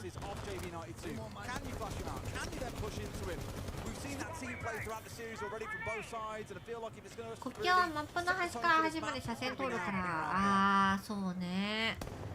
確かにロックで管理される方多いもんね。Virtus Pro keeping the fundamentals and the basics there. You can't let the size of the match get to you. It's got to be the same as any other map that you play, because those small mistakes, anything at all, W7M will take full advantage. KZ is having a peek around that window on the Vigil. Doesn't quite get the angle that he needs, and he's going to dip back into safety. We'll give it to Dan. His use of Brava so far has been excellent across the series. Always getting value with those drones rather than just running them into the... いやー、いけないね、今のタイミング。いいタイミングだったね。あ、何があっていいスモークだと思ったのに。どっちかっていうとバータスプロがオリックス。そうだろう、多分 W7M がバンしてるからタゲバンなんだろうね。ウェイ、ショボコいらっしゃい。こんばんみ。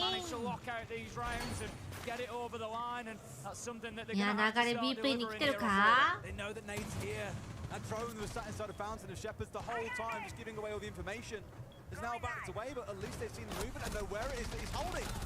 よいよいよいよい。はい、よいよい。まあでもハードス忍者がさすがに起こせないよね、位置的に。わあ、カバー入りにしたのかな。うわHe manages to pick up the final kill. He'd also downed the player, so 2 rain in for him at the end, and Virtus Pro take round 1 on the attacker border. あんなに G2 に圧勝だったのにすごいな。いやー、テンション上がってきてる。 VP 推しの人はテンションマックスだね今。This time around, it was more the utility player, Pasha, without using a single AMP, getting into a great spot to get his team off and running. And I said I was a little bit concerned about would we see Dan carry on being the hero? Well, Timmy's found himself 2 kills in the round. Looks like he's not going to slow down. これだからわからないのよ。No, 最後の最後まで。 W7M need to deal with. You feel like maybe, and I say this time after time on border, it's the perfect map for the defense to get aggressive, stop the attackers getting in the building. You hear a barricade knocked, you run towards it, you take the fight. W7M certainly have the ability to win those fights, but I don't know if maybe a little bit of nerves, a little bit of confidence kicking in over the last couple of rounds of Chalet and into border. おい、どうしたんだ W7M。 Where they were 起き winning ろ them on close. Those rounds, those kills are just starting to TG を fall する away ので from す。 them. VP は結構 W7M に強いイメージがある。なおフェーズに弱いイメージもある。まずいな。まあでも本当相性悪からな。ここに勝てるのにこっちに勝てないんだみたいなのはあるもん。 But actually, it's a great way to remove half of Virtus Pro's game. I mentioned that you see the drone being one half of it, the flashbangs being the other. That is probably the first time where they've only got 3 flashbangs on side. But on the other, you're facing off against Mute, Mozzie, and Solis. So much intel denial, not a lot of flashbangs to play behind. Maybe looking towards the Grim and the Brava and saying, okay, there's even more available there to work with, sure. But I fear that W7M actually could really punish JB の位 Virtus 置 Pro. よ。見えるやろ。でかい。うわー。いやーでも一人持ってたからね。フェーズが勝つ年かもしれない。ここでバータスプロが勝てばの話やろ。W7M 勝ったら W7M 勝っちゃうんじゃない？フェーズと W7M だったら。 We've already spoke about the Mute, the Mozzie, the Solis, the chipping away at the information game. In fact, inside 60 seconds, we'd already seen half of their drones off the board. And that's the kind of thing that let JV make the play that he did. And it's great that it's the Castle making that play. Yes, his gun's not great, but your utility's already been deployed. You've already done your job. You're like a Jaeger. Your ability is then there to go and run around and do そう思うとさ、バータスプロもフェーズも W7M のインビは取ったことないもんね。どこが取っても初優勝なのか。インビメジャーでは取ってるからさ。ここで優勝が決まる。ごっくり。うわー、よう出た。あ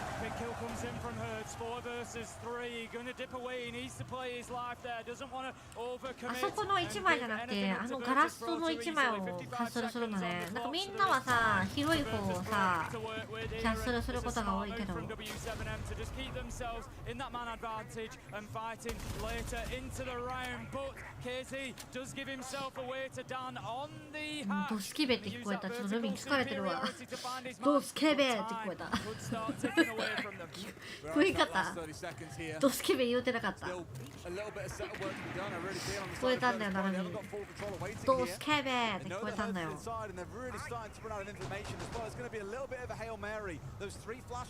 いや、現地入られたらきついだな。お、上やられた？ They've got the Solis on side, they can snip it out if they need to. うわー。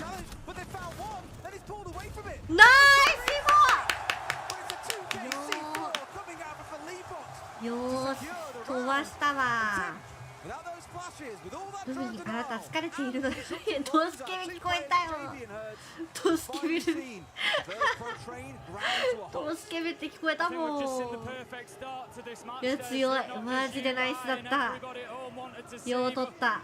It's just absolutely ideal. They've both come in, they've both taken one round offいい each other. C4 だったね。 The crowd is absolutely bouncing here, and there is nothing to separate these two teams. Virtus Pro come in with the first round, get themselves the kills they need, and sort of swarm all over W7M. They were unable to move anywhere comfortably, but then W7M, they show that even in the tightest of spaces on board, they're able to find that room, find that space, and get those kills. いや、よく1枚持ってたよね、やっぱ。防衛の1キルは。うわ、2人とも飛ぶ位置。完璧じゃん。スケベな人はそう聞こえる。あ、スケベにしか貫通してないんだ。スケベ貫通。スケベ貫通してくるんだ。怖っ。あぶり出されてしまう。人類みなスケベだって言ってるでしょ。人類みなスケベなんです。テクポーズ。みんなスケベなの。スケベな人はいない。スケベな人でスケベじゃない人はいない。窓の内側にチーム4張り付いたの窓外もねえ、とんでもない範囲よな。ドスケ写真、ドスケベ写真言うてでもおかしいんだよ。ドスケベ写真って言ってるはずがないんだよ。海外配信だ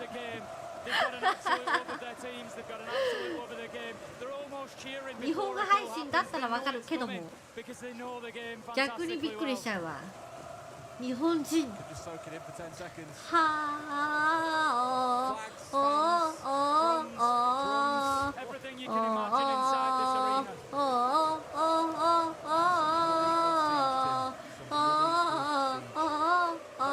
何の歌だ。あ、呪術って書いてあった。日本語書いてあった。地球の反対までドスケベが侵食しているってわけね。やっぱドスケベは世界を救うってそういうことだったんだ。結局はそういうことなんだ。顔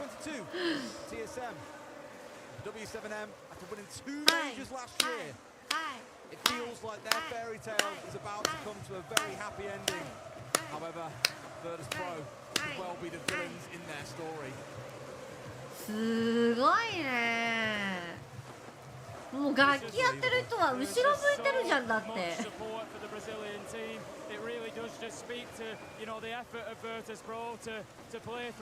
国民性って本当すごいね。いい国民性だわ。素晴らしいよ。日本にもこういう文化ちょっと欲しいもん。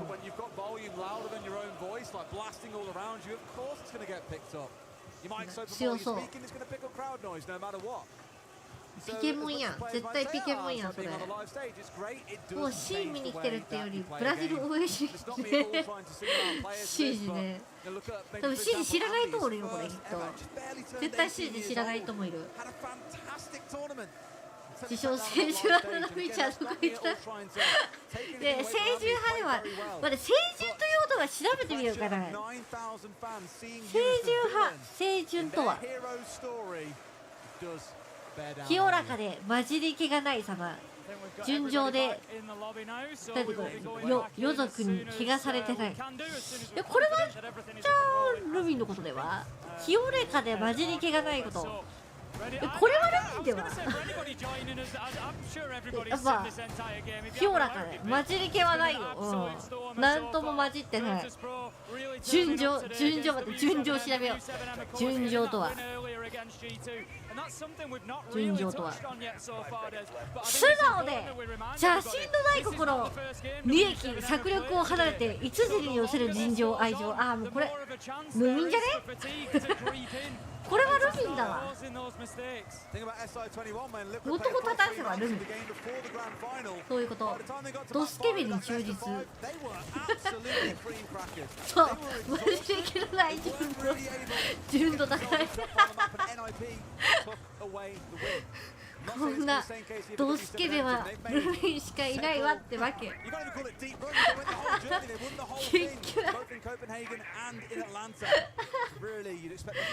実質ルミンだったわ。実質ルミンその模様ゴンゲ、清純のゴンゲ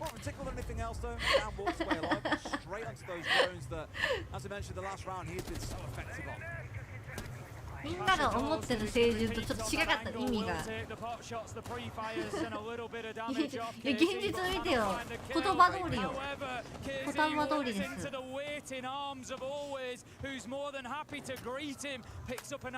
これで堂々と清純派 Vtuber 名乗れるわ。うわー惜しいな今のな。ソリス落ちたのか。や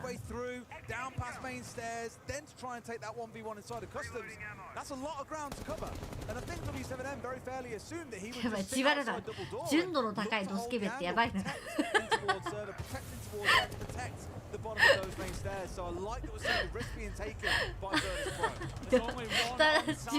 無駄で深夜ダメだ。変なことで積もっちゃう。人類みんなスケベだって。みんなスケベなんだって。ああ、おもろいな。もうダメだ。スタジもいる。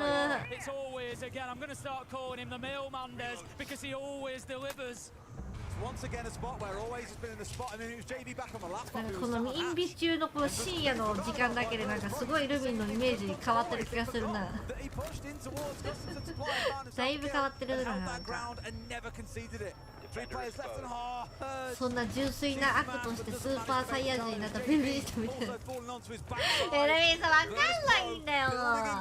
ビジーターなんか変なことしてる。うわ、なんかベジータのイメージがなんかボケキャラみたいな感じやね。ボケキャラなんだけどルミンのイメージのベジータ。ナイスライ。もどけやめろ。のぞきを出すな。思い出させないで。エースだった今。強かった。今日はまだ昨日抜いたばっかだからのどげ。今日はまだ生えてない。うわい。マジで本当にね、本当に分からなくて。フリーザ仲間だと思ってましたからね、ルミン。ルミンが見たシリーズはフリーザ仲間やって。一時的なのか分かんないけど、なんか仲間だったから仲間の人だと思ったの。ツンデレの仲間だと思ってた。オールウェイズクワッドだった。ドラゴンボールを履修してないんですよね。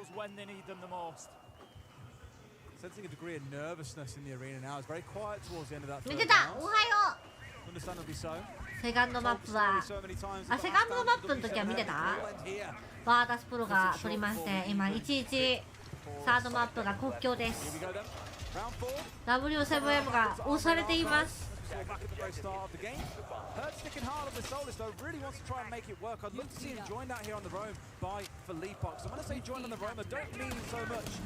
being on the roam as well. I mean, playing as a pair in here, looking to support each other.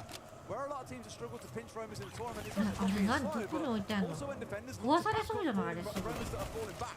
They'll challenge an angle, they'll even just pre-fire it on the odd chance one is there, and it forces players away. That's what might give hers his safe ticket back towards side. これ VP が決勝行ったらインビ3度目の決勝。あ、そうなんだ。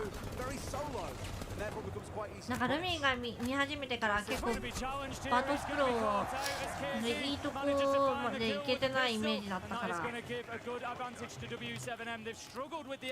聞こえてると思うよ。結構日本のプロの選手が言ってたけど声援は聞こえるって言ってた。It was the Fenrir of KZ and Felipox together making that early challenge. And the thing is, you'd imagine Virtus Pro would start getting wise to this by now. 実況の声もね、ちょっと聞こえたりとかするのかな。どうなんだろう。Yet they haven't really responded too well to it. They haven't got enough information around there, and they're being punished for it. Admittedly, very hard when Herds is chewing through all your drones down to only 反応とかでわかるって言ったもん。うわー、いい C4 だ。2019-2020、あ、TSM の時もそうだったっけ。そこはルミンじゃ見てるんだな。昨日オールだから午後は眠い。あ、オールいたのか。それは眠いね。いいよ。ブラジル対決みたいに。ブラジル対決はでもさ、いつもさ、きっとやってるんだよ。ブラジル対決ばっかり見てきてるからさ、決勝で。今の C4 で目覚めた。うますぎたな。生きてる。うわー、熱い試合ですわ。これぞ一進一退。What a fantastic round 首だ from け動かす W7M, の無理 and な you の just feel 体動 like いち that's ゃ the う message that they needed to send here. Nice. Needed to let Virtus.pro know that they were in this, that the aggression was coming back, that they were going to keep on top of things, and they've absolutely smashed it out of the park in round 4, and are going to be hoping to build some momentum on the back of that. We're going to be heading into round 5. 今日結構さ、席と席の間隔狭いんだね。このハンドガンで勝ったのか。この C4 マジ嫌いで綺麗だよね。最高の C4 だな。W7M の力が出てきたか。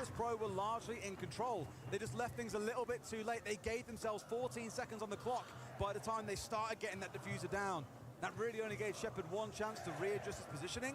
Didn't have enough control to complete things out. So W7M for me, although it came down to a very close round, then they did enough to slow Virtus.pro down. We're seeing a similar lineup come out here. The key change really is the Valkyrie and the Smoke. Before we've seen the Solus Commute and the Mozzie coming along with the Vigil on side as well. All about that information game being taken away from Virtus.pro. Seeing them chew through that, not having enough flashes on side. Once again, we've only got 3 in back pocket of Shepard. The W7M is going to be all about slowing down the inside once more. ミュートか。あー、怖いね、取るの。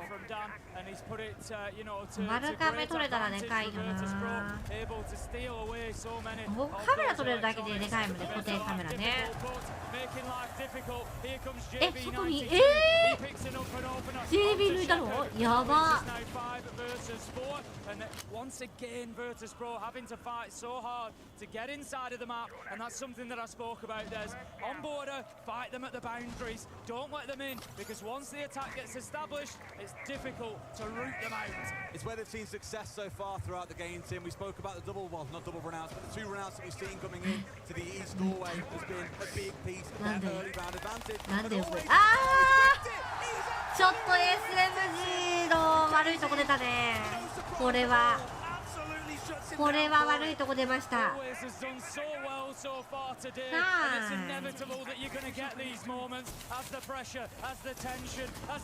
や、頑張ったな。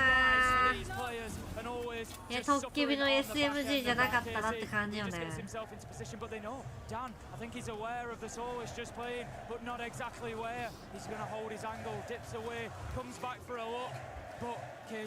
怖い。あー、下がった。飛び出していくのかと思った。頭抱えてた。いやー、しゃあないな。逆にあれリコールできる方がおかしいんだもん。リピこの雰囲気ねえ、よう頑張ってるよね。完全アウェーでさ、今まではそれで潰れていたチームがいっぱいいたからね。トニックスも G2 も。デ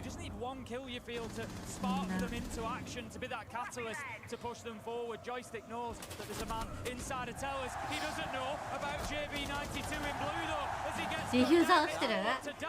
乗った？乗ったか。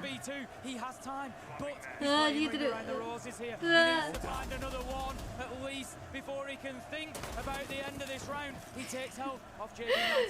そんな、もう交互にこう出てきてるのが見えるのがさやばー。交互に来たわ。1マップ目はね W7M が取って、2マップ目がバータスプロで、今3マップ目。There is no blocking, there is no guarding, there is only wailing on each other and just trying to deliver the biggest blow that they can in every single round. And you know what a display of siege this is that we're seeing. It's just entertainment in its purest form for me. Last round of the half, and that will once again, same as we saw back on Clubhouse, see every site on this map played. Brian Customs 支持したくなってきたね。こういうの試合見ちゃうと余計に CG 熱がやばいんですわ。そうなの、だいぶピック層を落としてるんだよね。バータスプロ圧倒的な差をつけられると思ったんですけどね。そうそう、ルミもさ、さっきの自立性を見たら特に思ってたんだけど、やっぱ相性があるってね、さっき教えてもらった。起きたね、さすがに起きたね。さすがにあれでよく TK にならないのがすごいよね。この選手同士の距離感がさ。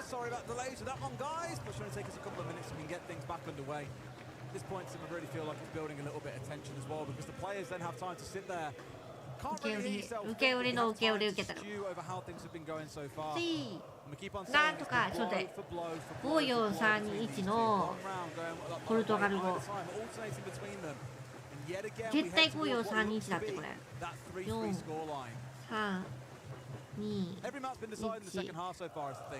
ポルトガル語。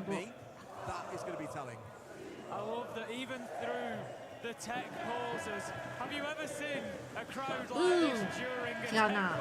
シンコ、クワトロ、トレス、ドイス、じゃない。絶対当てるくない？反対かな。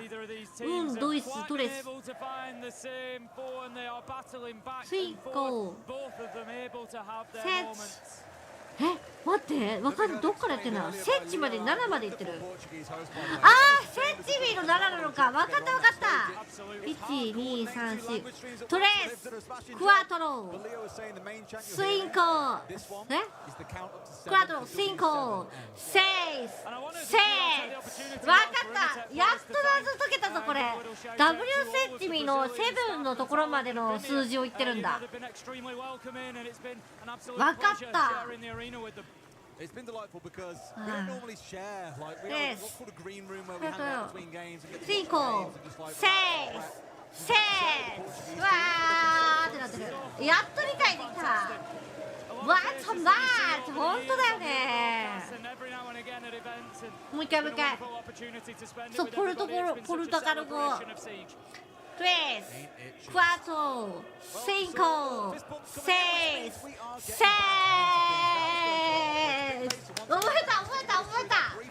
覚えたぞ。最初のどこから始まりなのか分かんないけど。もう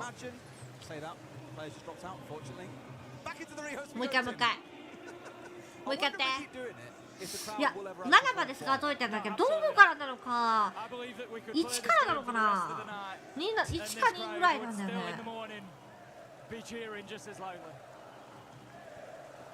クワト違うやつだ。わかんない。カウントアップでねえ W セッチミーっていうのやポルトガル語読みなんだね。こっちの読み方がいいな。ルミンも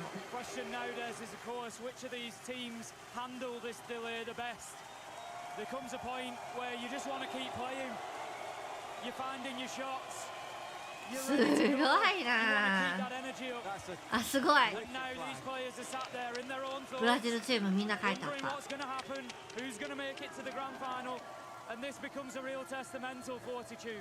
I don't know exactly what the flag says, but they've got each team on it. Yes, they do. They've got all 5 of the Brazilian teams. I love it. Like, actually, yeah. It's not all to say we all hate each other in Europe, but there's definitely that kind of rivalry of, like, you know, it's BDS and the French teams as well versus the British teams versus the Russian teams, for example. 違うな。言ってよ。ルミンもなりたい。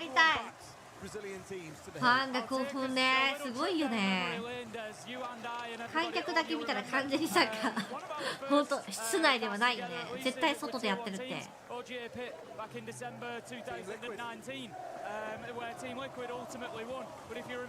ン and as soon as they dropped out of the tournament, they were screaming every bit as loud for Team Liquid as they were for themselves. すごいな。隣同士友達だよね。あ、さっきのあれじゃない？ウォーデンの人じゃない？あ、始まった。Yeah, absolutely. In Berlin, if you remember, we had all the noise from the balcony cheering FaZe on, and that was all the Brazilian players and families that had made it across there. Even whether it wasn't their team or not, they were still backing them. Alright, speaking of being back to something, Tim, we are back to the game. どうなんだろうね。W7M とさ、フェーズの試合ってさ、どっちもわーってなるのかな。どういう応援になるのかな。もしどっちも決勝に上がったら。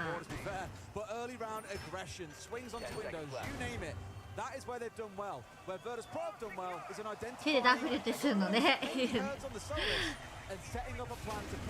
さすがに波動があるかな。どっちも完成になるのかな。ブーイングはさすがにないよな、きっと。こ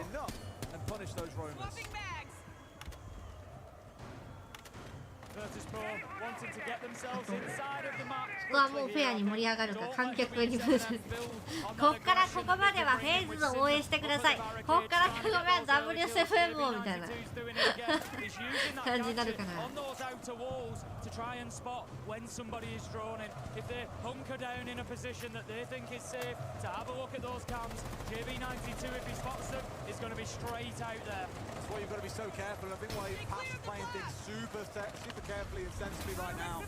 YouTube チャンネル登録したありがとう。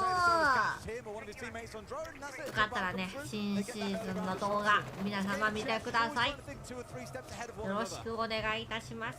As of yet, Virtus Pro not able to get inside of the map, not even really at the boundaries. There's a big rotate going on where they're just switching up those positions. Obviously just rebuffed and thinking they need a plan B. That's okay though. I think like being outside the map for now isn't a problem. And admittedly being outside the map previously and losing 3 players, that's a problem. To still have everyone alive but be collecting information throughout the map and figuring out where does the hole exist in this defense really is what all teams try to 新シーズンの新アタッチメント気になる。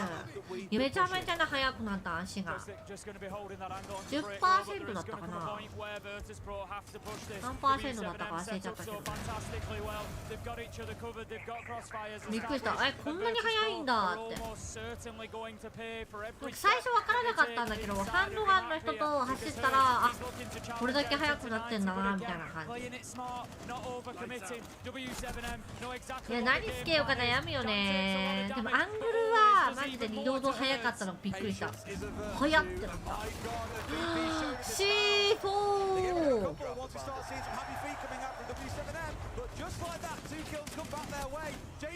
まずい。Such a war round to round here. They're just absolutely back and forth, not giving an inch to each other. Joystick, he's looking for those vertical angles, can't find any for the minute, and that is now Virtus Pro with 30 seconds left to use this map control. This has been the most tense round of the bunch so far. I think we're down to the last 30 or so. W7M have been sort of pushed back by Virtus Pro every time it's come to an engagement, but not without suffering some wounds of their own. Dan a single bullet away from death. The sky is falling down on the remaining W7M players. Wait for no man. 10 seconds. The drop comes on through. Bashers looking for one. カバーがいる。マジ？よう取ったね。あの時間から。焦らないのがすごいよな。よー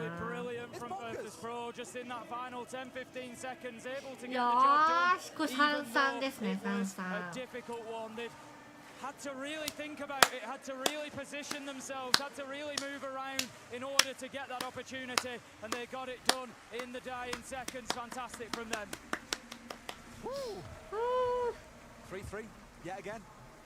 Where every map so far, admittedly it's only 2, where they have been decided came from second half. That is where the difference is really made. なんか後ろ取られること多くない？ W7 見ててさ。はてな。残り14秒でまだ突き下げしてるの。この確率さ追い込める。そうね、なかなか降りちゃうよね。上ってなるもん。ほぼ抜いてるやん。ねえ、2だったら焦ってみんな行っちゃうやつ。焦って設置しに行っちゃう。だってもうさ、だってあそこでプラント止められちゃったらもう終わりやん。すごいよな。Going to be a first defensive round, as you say, always two halves theirs, and this first round or two is going to be really telling for who ultimately will push through into tomorrow's final. Completely agree. So many tools on side here for W7M, looking towards the Grim, in towards the Buck to get control below. 後ろ取られてるのは人数かけて潰されてるから焦って寄ったところをロックで抜かれてる。ああ、そういうことね。Everything is saying it's about the archive plan. 両側 See someone also get up on the archive north side window to provide the cover 動けないやん。 before May gets in with this front facing shield to get a plan down. But there's a lot of prep work to do before then. Often you want to see attackers この後さ流行ったよね、マジ長出た瞬間。 get control of sandwich window inside of B うわ、 site. あれの上乗せられるんだ。 Coming in from east side too. There's a lot of things to think about. It's not just a case of あれでどんどん前に進んでいくやつで。 You also want the book in below, which means clearing out those that are playing on the downstairs. But now you can see KZ down here, a little bit of potential challenge coming in from above. Finding a burst pro allow a lot of time over to W7M ね、セ here. ット寄りだよね。グリバンもいるしな。たださ、あ、でも下もちゃんと取ってるわ。あ、でも下落ちたから、でもでもいないやん、C4 持ち。通るやん。あ、これ通るわ。レーザーサイトつけた時とスコープサイトつけた時ってどっちの速度上昇が優先される？多分付与される感じだと思う。だからレーザーサイトつけてアイアンサイトでショットガンとかだったら多分一番早いと思う。部民的には付与されてる感じだと思うけどね。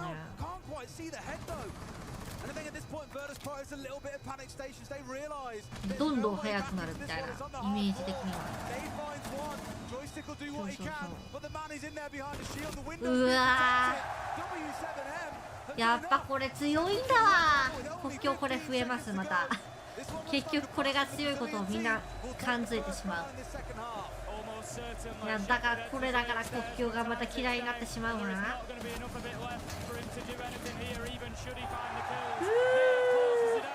応援してるのは W7M なんだけど、ブリッツといいさ、ルミが嫌いなことばっかりさしてるんだよ。だから止められないよね、ほんと。マジで強い。知ってて対策してくないと、これが来るっていう風に対策してないと無理なんだよね。イングレダムなかったらさ。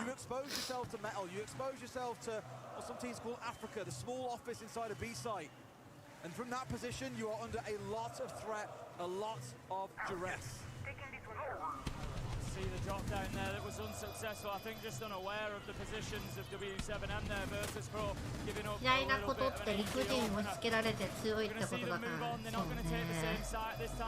本当に苦手、こういうの。何もさせてもらえないの。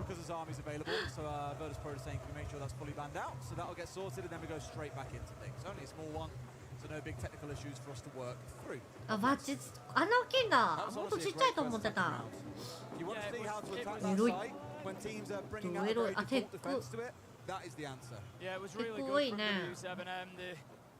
Problem solved well, they moved players back to create space for that Osa to go in. You feel like on a different day, maybe Dan has a little bit more luck and maybe catches a few extra shots onto the feet of Nade, and maybe that changes things up a little bit, but no, Nade, he was decisive, he moved quickly, he got himself into that safe spot, got his shield down, it was really well played from W7M.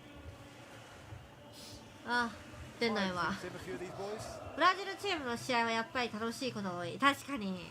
なんか勢いがあるから見てて楽しいよね。うわーってなる時が多いわ。すごいすごい楽しそう。この会場にいるだけで楽しいだろうな。あーわーわーわー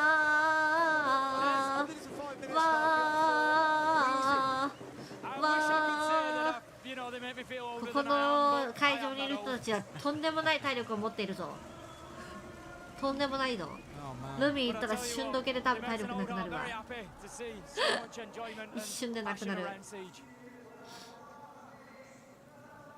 Another chance to come out very short. I'm sure that's the call they keep making for it, keeping that crowd gassed up to the max. ねえ、羨ましいよね、本当に。でも人がすごいって言ってたよね。人混みがすごいって。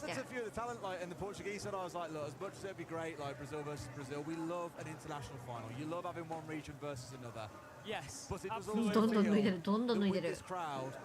どんどん裸人口が増えてる。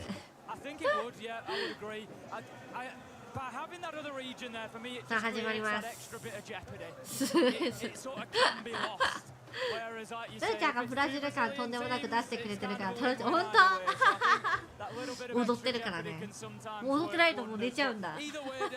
止まったら寝るマグロのよう、止まったら死ぬ。みんな脱いでいく。どんどんどんどん脱いでいくわ。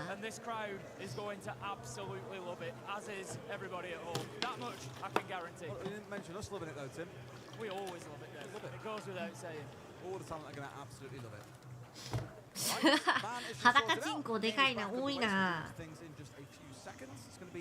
人口が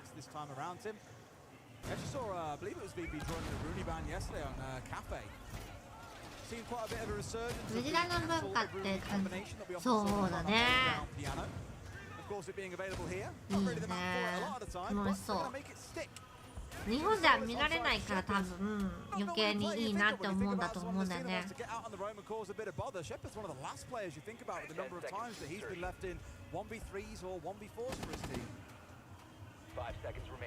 Going to be ventilation and workshop for round 8 then. Virtus Pro for me, Des. I feel like they desperately need to hold on to this. When W7M, if they get themselves to 5-3, I feel like they'll be able to smell that grand final. They'll know how close it is. And it's going to be so tough to rip it from their hands at that point. They are going to clutch onto it for dear life. And so I feel like Virtus Pro, they need to fight back and get themselves ahead again. Well, let's think about what we spoke about in the first half. IQ で認識してブラーバで取る。 It was disrupting the attackers and taking away some of those tools that are so potent when it comes round to the execution. グリムマジでピック増えたな、本当に。マジで増えた。大体いるじゃん。大出世じゃん、グリム。もうピックされたら前までうわーピックされたぐらいだったよ。グリムがいるみたいな。君の力ピンあった。いるとこバレてたっぽいよね。早い早い早い。そうだね、今回のベストで確かにイ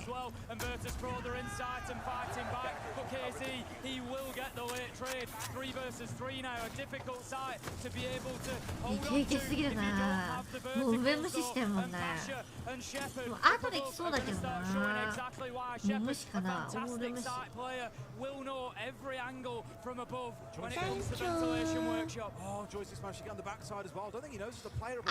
ラさん、フォローありがとう。Thank youフォロー。これ、あ、ジョイスティックの位置が怖い。うわ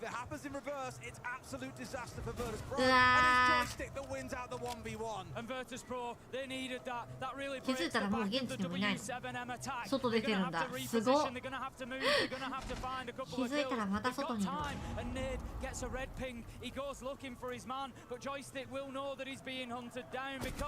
わー、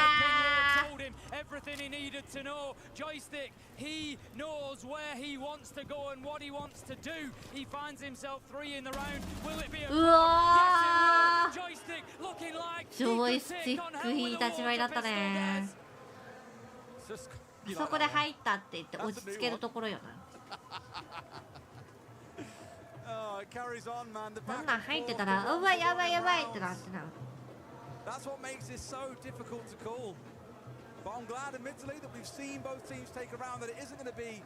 ね、いいらしだったんだけどね。あれで寄ってこなかったよ、またプロが。推しはどっち？推しは W7 かな。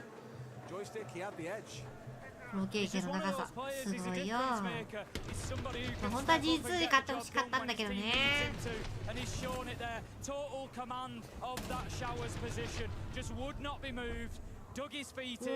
観覧人めって泣きそうじゃん。ガチのショックじゃん。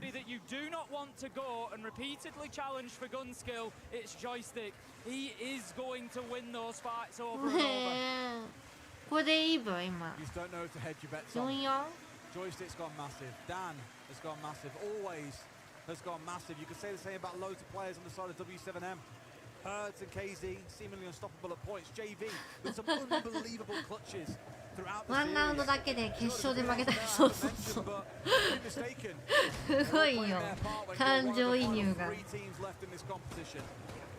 生きていけないの。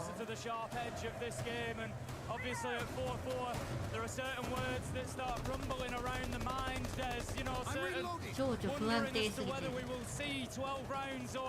Maybe we'll be treated to just a couple more. We're not going to speak it into existence just yet. Both of these teams will be hoping that they can get it done inside of regulation. But at the minute, there is so little between them. The Armory Archives set up once again. This time, though, no offset. あ、プリミおはよう。おかみ。 The offset really indicates, as we touched on, that you are going to see an Archives hit coming through. This time round, things can be at least a little bit more dynamic. The one thing I'm looking at, though, and I'm a little bit concerned about for the side of W7M, is there is no half reach on this team. We say West Main completely locked up. まだ到着中。あら、長いのね。They reinforce things off though. Things start to get very, very messy. Joystick in with a swing. Two versus one coming out. 後ろが抜いた。早口言葉ありがとう。何何の早口がいい。あと2時間。長いね。Shepard into a C4, a 4v2, and it feels like for the first time, Tim, we're going to see a team pull themselves ahead and take 2 rounds on the bounce. めちゃめちゃ接戦。これで全てが決まる。決勝かなって感じ。何もなかったらルミンがカエルぴょこぴょこ言う。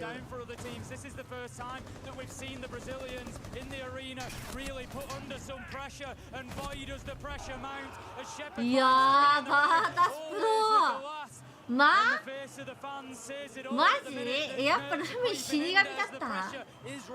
隣の客はよくかき食う客だ。あ、そっちの鍵だったんだ。知らなかったいきます。隣の客はよくかき食う客だ。隣の客はよくかき食う客だ。隣の客はよくかき食う客だ。10時間喋り続けてるだけありますね。もうろれつバッチリ。もうバッチリだわ。オリジナル早い面白い早口言葉考えた滑舌、最近滑舌いいんだよね。なんか昨日のジップの皆さん動画も見られましたか？あちらも早口言葉となっておりまして、だいぶ噛んでるんですよ。あれ実はあれだいぶ噛んでるんです。絶好調今滑舌。アスタスと試合だけ見せてくれません。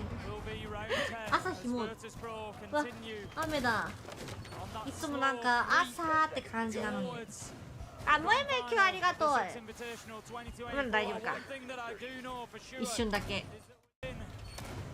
もえもえキューありがとう。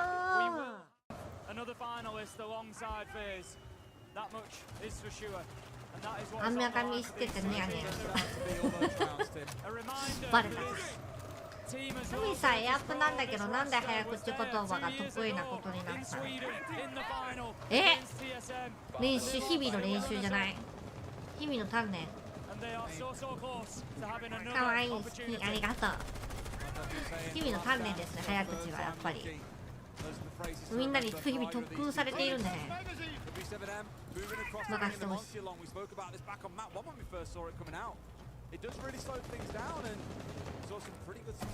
んか噛んでもみんなが面白いって言ってくれるから調子に乗ってる部分もあるね。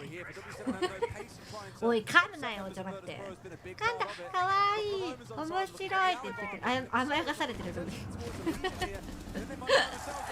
噛んでもいいという甘やかしを受けてる。いや、モンタ進行がどうなるか。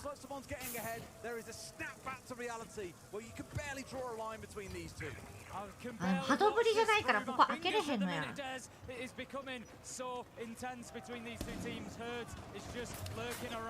ムーさんにギフトで神戸牛を送ってるように送って、神戸牛の UR ちょうだい、送ってください。あ、設置してる。設置取った。あー、でもモンタだけか。うわー、さすがに。これ待って、マッチポイントマッチか。もう一回ある。今 5？ マッチ？ガチ？気づいたらマッチ？うせやん。いや、死神やん、ルミン。まずいまずい、死神だぞ。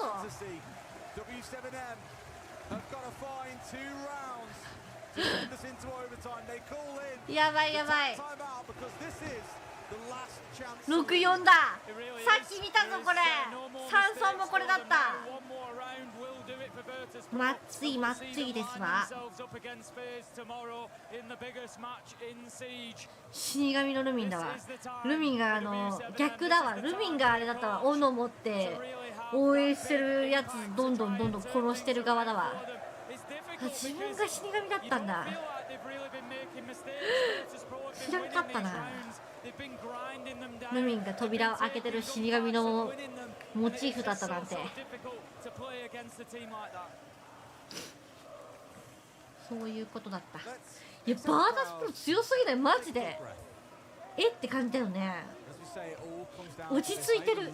ガチで落ち着いてる。落ち着きがやばい。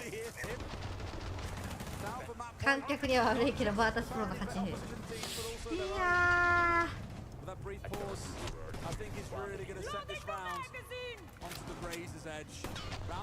ルミンが反対の方を応援してたらみんな勝てるよ。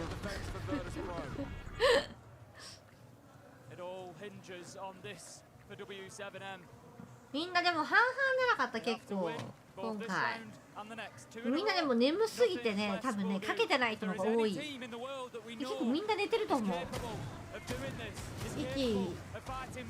息してる方数名全部一周で流れてる。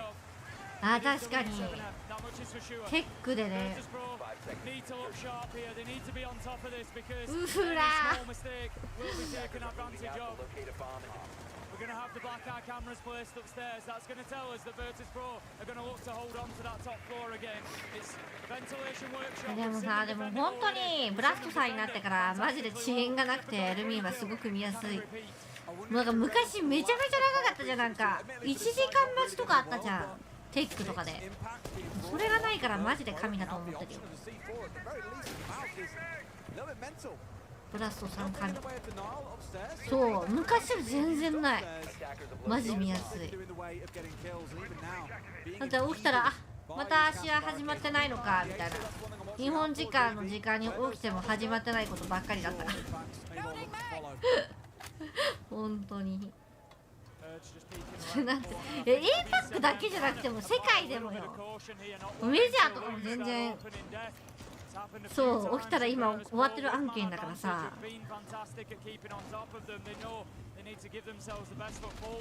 X モーメントさんの時もめちゃめちゃね早かったんだよ。マジで今のこれから RJL がどうなるか。ここがでもまたブラストさんだよね。 RJL も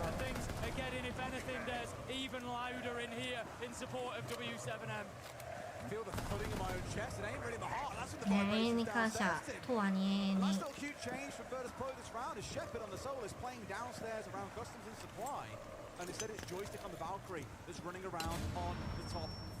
So a small change from when we saw Hertz being the solo roamer out inside that part of the map. There's opened up some options for the side of Virtus Pro here. Mainly feeding in that information, making it quite safe for the plays he's made by the Valkyrie. Philippe Box has got the one on main stairs though, wants to try and cut his way through. Little does he know, he's a matter of pixels away from a couple of players there. One on main stairs, one that has tucked in. Almost touching. うわ危ない。応援してるのは応援しての攻撃。選手がフルタイムで練習できるようになったね。クソマメント様のおかげ。そうやな。フルタイムの連続。そうね。わあ、設置入ってる。設置いける。ポール。ナイ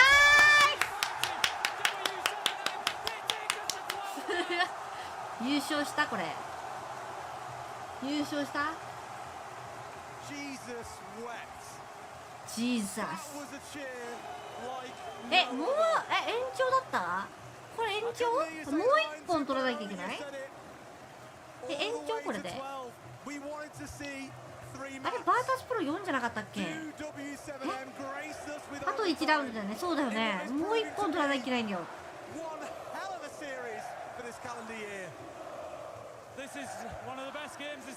延長いってくれー。延長、はい延長ってやつね。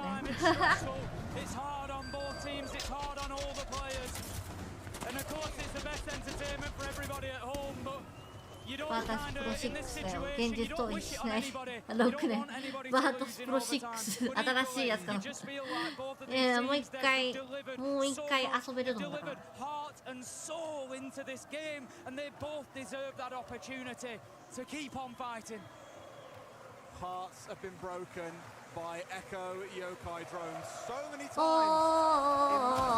わかんない。よくわかんない。何の歌か教えてほしい。ルミンも一緒に歌いたいから。何の歌を歌詞ください。日本語歌詞。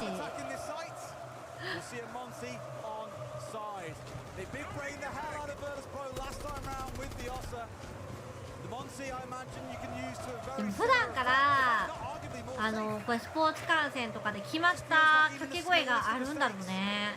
じゃなかったらこんな風にできないもんね。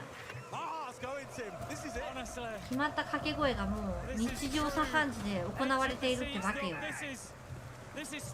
ライレットさんねえ、ブラジルのノブだとサッカーのルミサッカーとかもあんまり見ないからさ、こんなに応援がすごいのも知らなかった。この形の陽気さというかさ、このみんな一丸となってチームを応援できるのは本当すごいことだと思う。ちょいち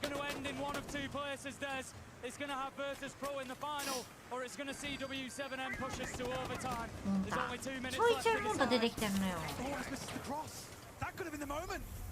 I keep saying it, but single kills can be the difference maker or the difference breaker for either team. No one's fell, no one looking to be too aggressive or too risky.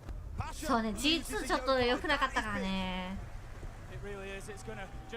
really hamper the ability potentially of Virtus Pro to be able to deny those plants later in the round should it happen. They need to be using the shield here, the W7M to start pushing forward to start disrupting Virtus Pro's defense. It's JB92, he takes down Dan, and what a big player to take off the ball. やばいやばいマジ嘘でしょ。いや、ナイスナイスナイス。いい C4 だったね、あれはマジで。マジでいい C4 だった。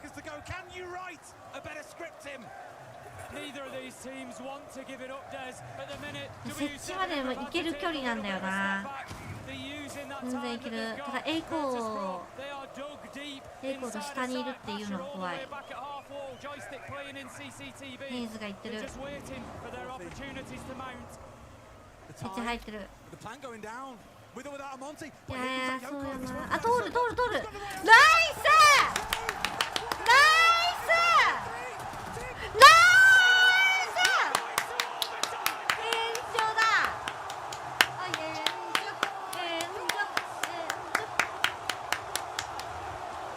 スいや、もうこれは優勝です。OT かっこよすぎるねマジで。あ、壊した？壊したぞ。今のはすごいね。絶対壊した。だってさっき耳ずらしてなんかわーって言った時に壊してないの？いや熱すぎる、やばい。大丈夫そう。マイクのあれも取れちゃってるよ、興奮しすぎて。マイクのやつ取れてるよ。いやよー、勝ったよいや、泣いてないもん泣いてる。強いチームはプレッシャーに強い。そうや、偉すぎるよなマジで。前にカバー行ったの。2.4。さあこれで取ってくれ。いやー、もう T まで来るとは。もうよかった。あそこで寝ないで。男の良ささんに興味がない。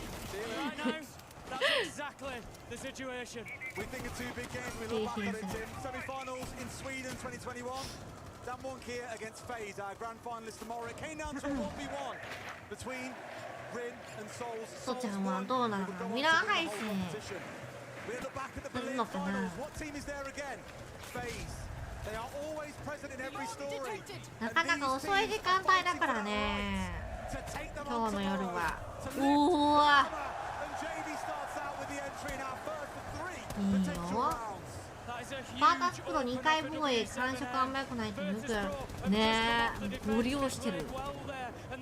すべては押し切る力。あ、お、できるできる。待って待って。言ってた今。ちょっと違くね。いや、IQ やっぱいないと辛いよな。これ、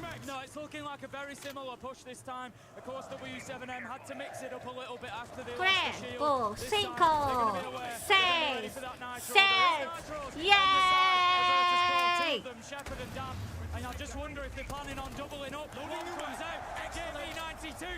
ゆっくり攻めろ。ハーデス破壊は今はやれやれ。やったね。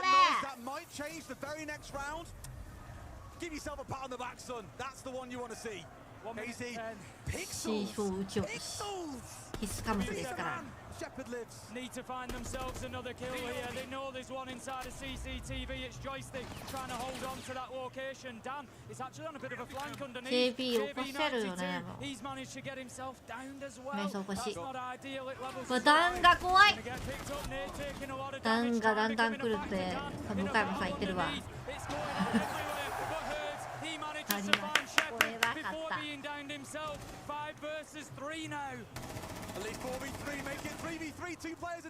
そうだそうだ。ま、危ない。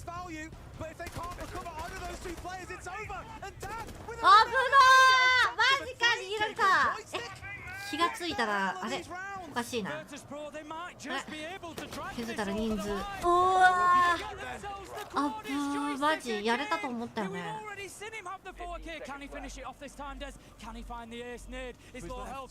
いやー、人数有利だったのにな。ダウン2されたもんね。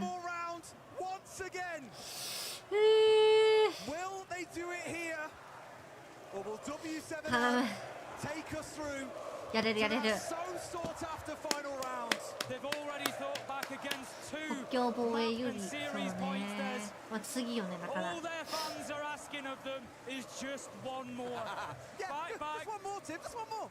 あ、エースだったの？マジ？やばいな。見ちゃう。Tell you what, Tim, I'll sleep well tonight. This is proving to be, as you say, one of the best series that we've seen in such a long time. W7M, you've got full faith they can get this done. Let's revisit what we spoke about in the first half of the map. If they can disrupt Virtus Pro early, they would win rounds. 11本を恐るべし。やばすぎるべし。とんでもない。硬かったもんな。セキュリティがすごい。神様に絶対お祈りしてるの。心持ちがすごい。あ、出た。ルミンが真似して全然守れなかった有刺鉄線。ねえ、めちゃめちゃ厳しいさんだったな。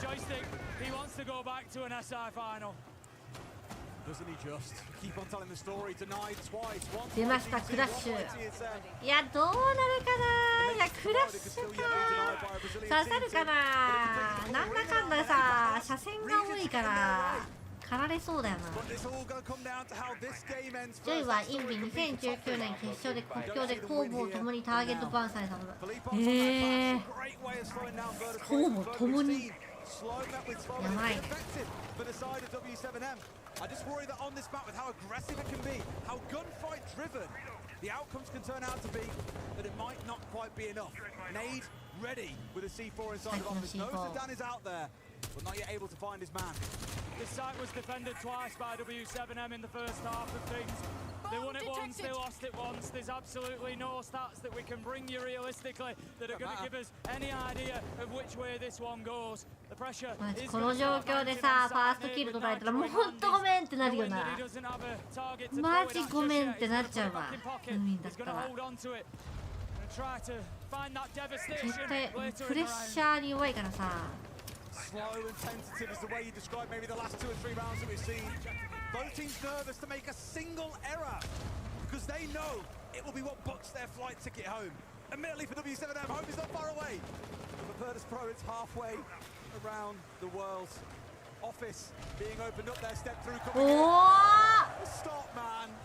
I'm a heart attack before this series is out. Hurts onto the entry. Dan taken offline. Empire just stalling out a little bit here. They still have time. They may as well be, Tim. Virtus Pro stalling out a little bit. They're just ああ、行かないんだ。 established inside of the building. 偉いね。行けそうだったけどね。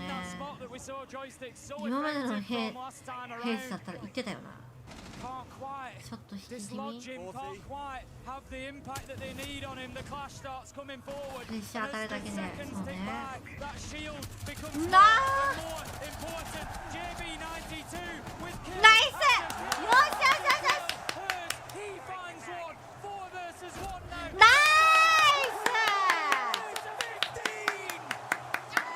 やばいね。7-7だよ。やばいやばいやばい。勝っても負けても最後。やばい、フルラウンドだ。泣いてるって。うわ、鳥肌やばい。鳥肌っすわ。はあ、泣くよな。うわ、プレッシャーやばいだろうな、こんな。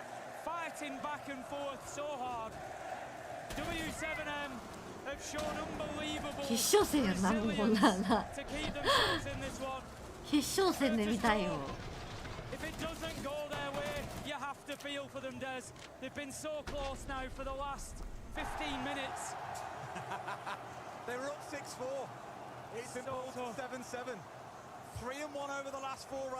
あー、決めてくれ。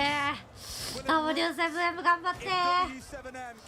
そう、泣いても笑っても決まってしまう。ブ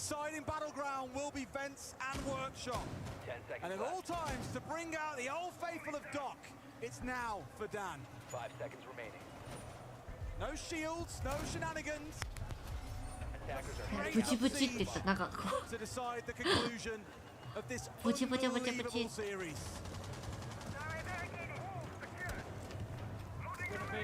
Ventilation and workshop, the site where it will all be decided.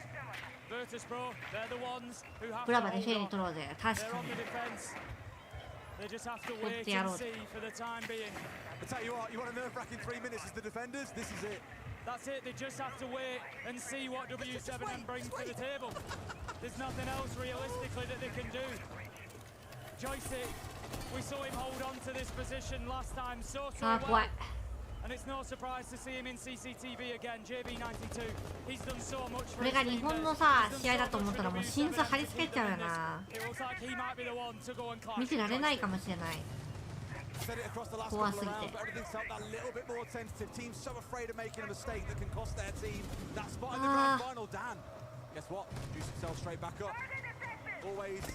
ねえ心臓止まってるよなマジ。別の他国チームだから見てられるようなもんだよ。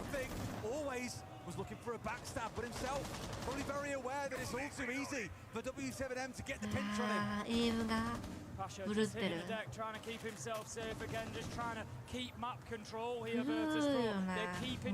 の緊張感。うわー、よしよしよしよし。ナイス、いいよ、ある、やったー、勝ったわ。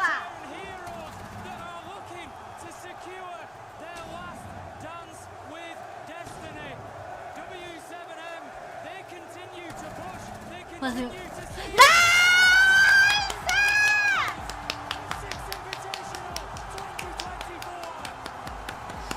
ということで W7M のタッチです。グッドゲーム GG や。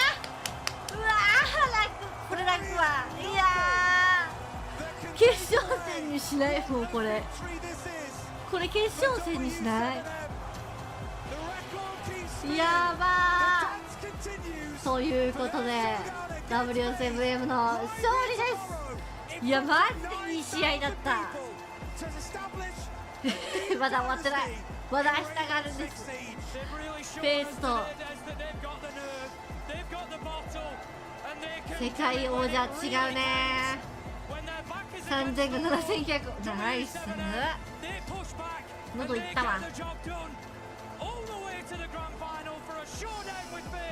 いやー、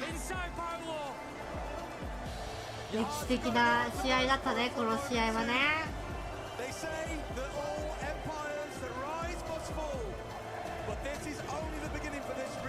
いや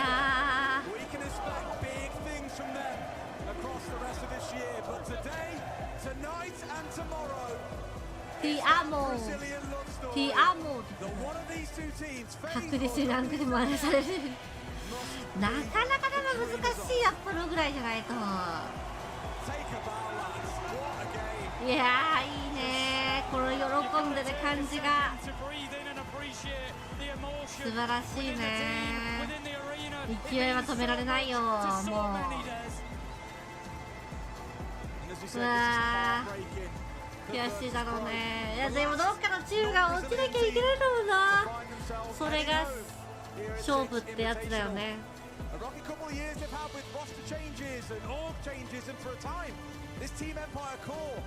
本当だよ、これ決勝じゃないから。まだ同郷対決がある。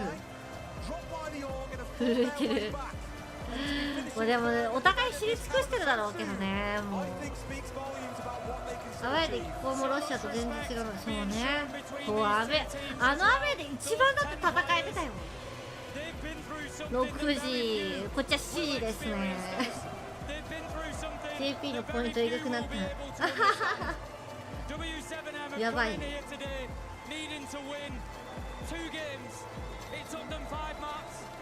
もう朝から目が腫れてお出かけみんな今日はたくさん寝て、また明日に備えよう。英雄やん、ね、優勝した雰囲気だもんこれは実質優勝。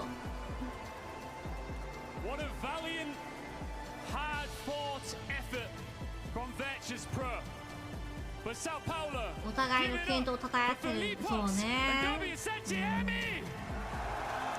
そうね、ブラジルの完全、そうね、どっちが勝っても結局ブラジルだからブラジル最後1試合だけやってくれませんこれ以上に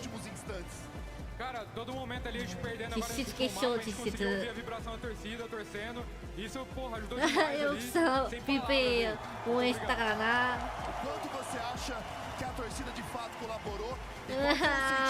泣いちゃうってこんなん。ルミはもう無理だよ。ルミはもう無理。明日また8時ぐらいからやるよ。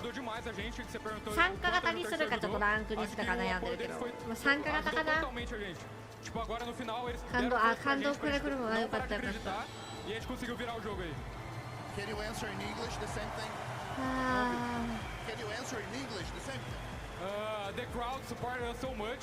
They made us not stop believing in ourselves. 英語喋れるのかな。ヘリポックスしかいないのかな。We could come back.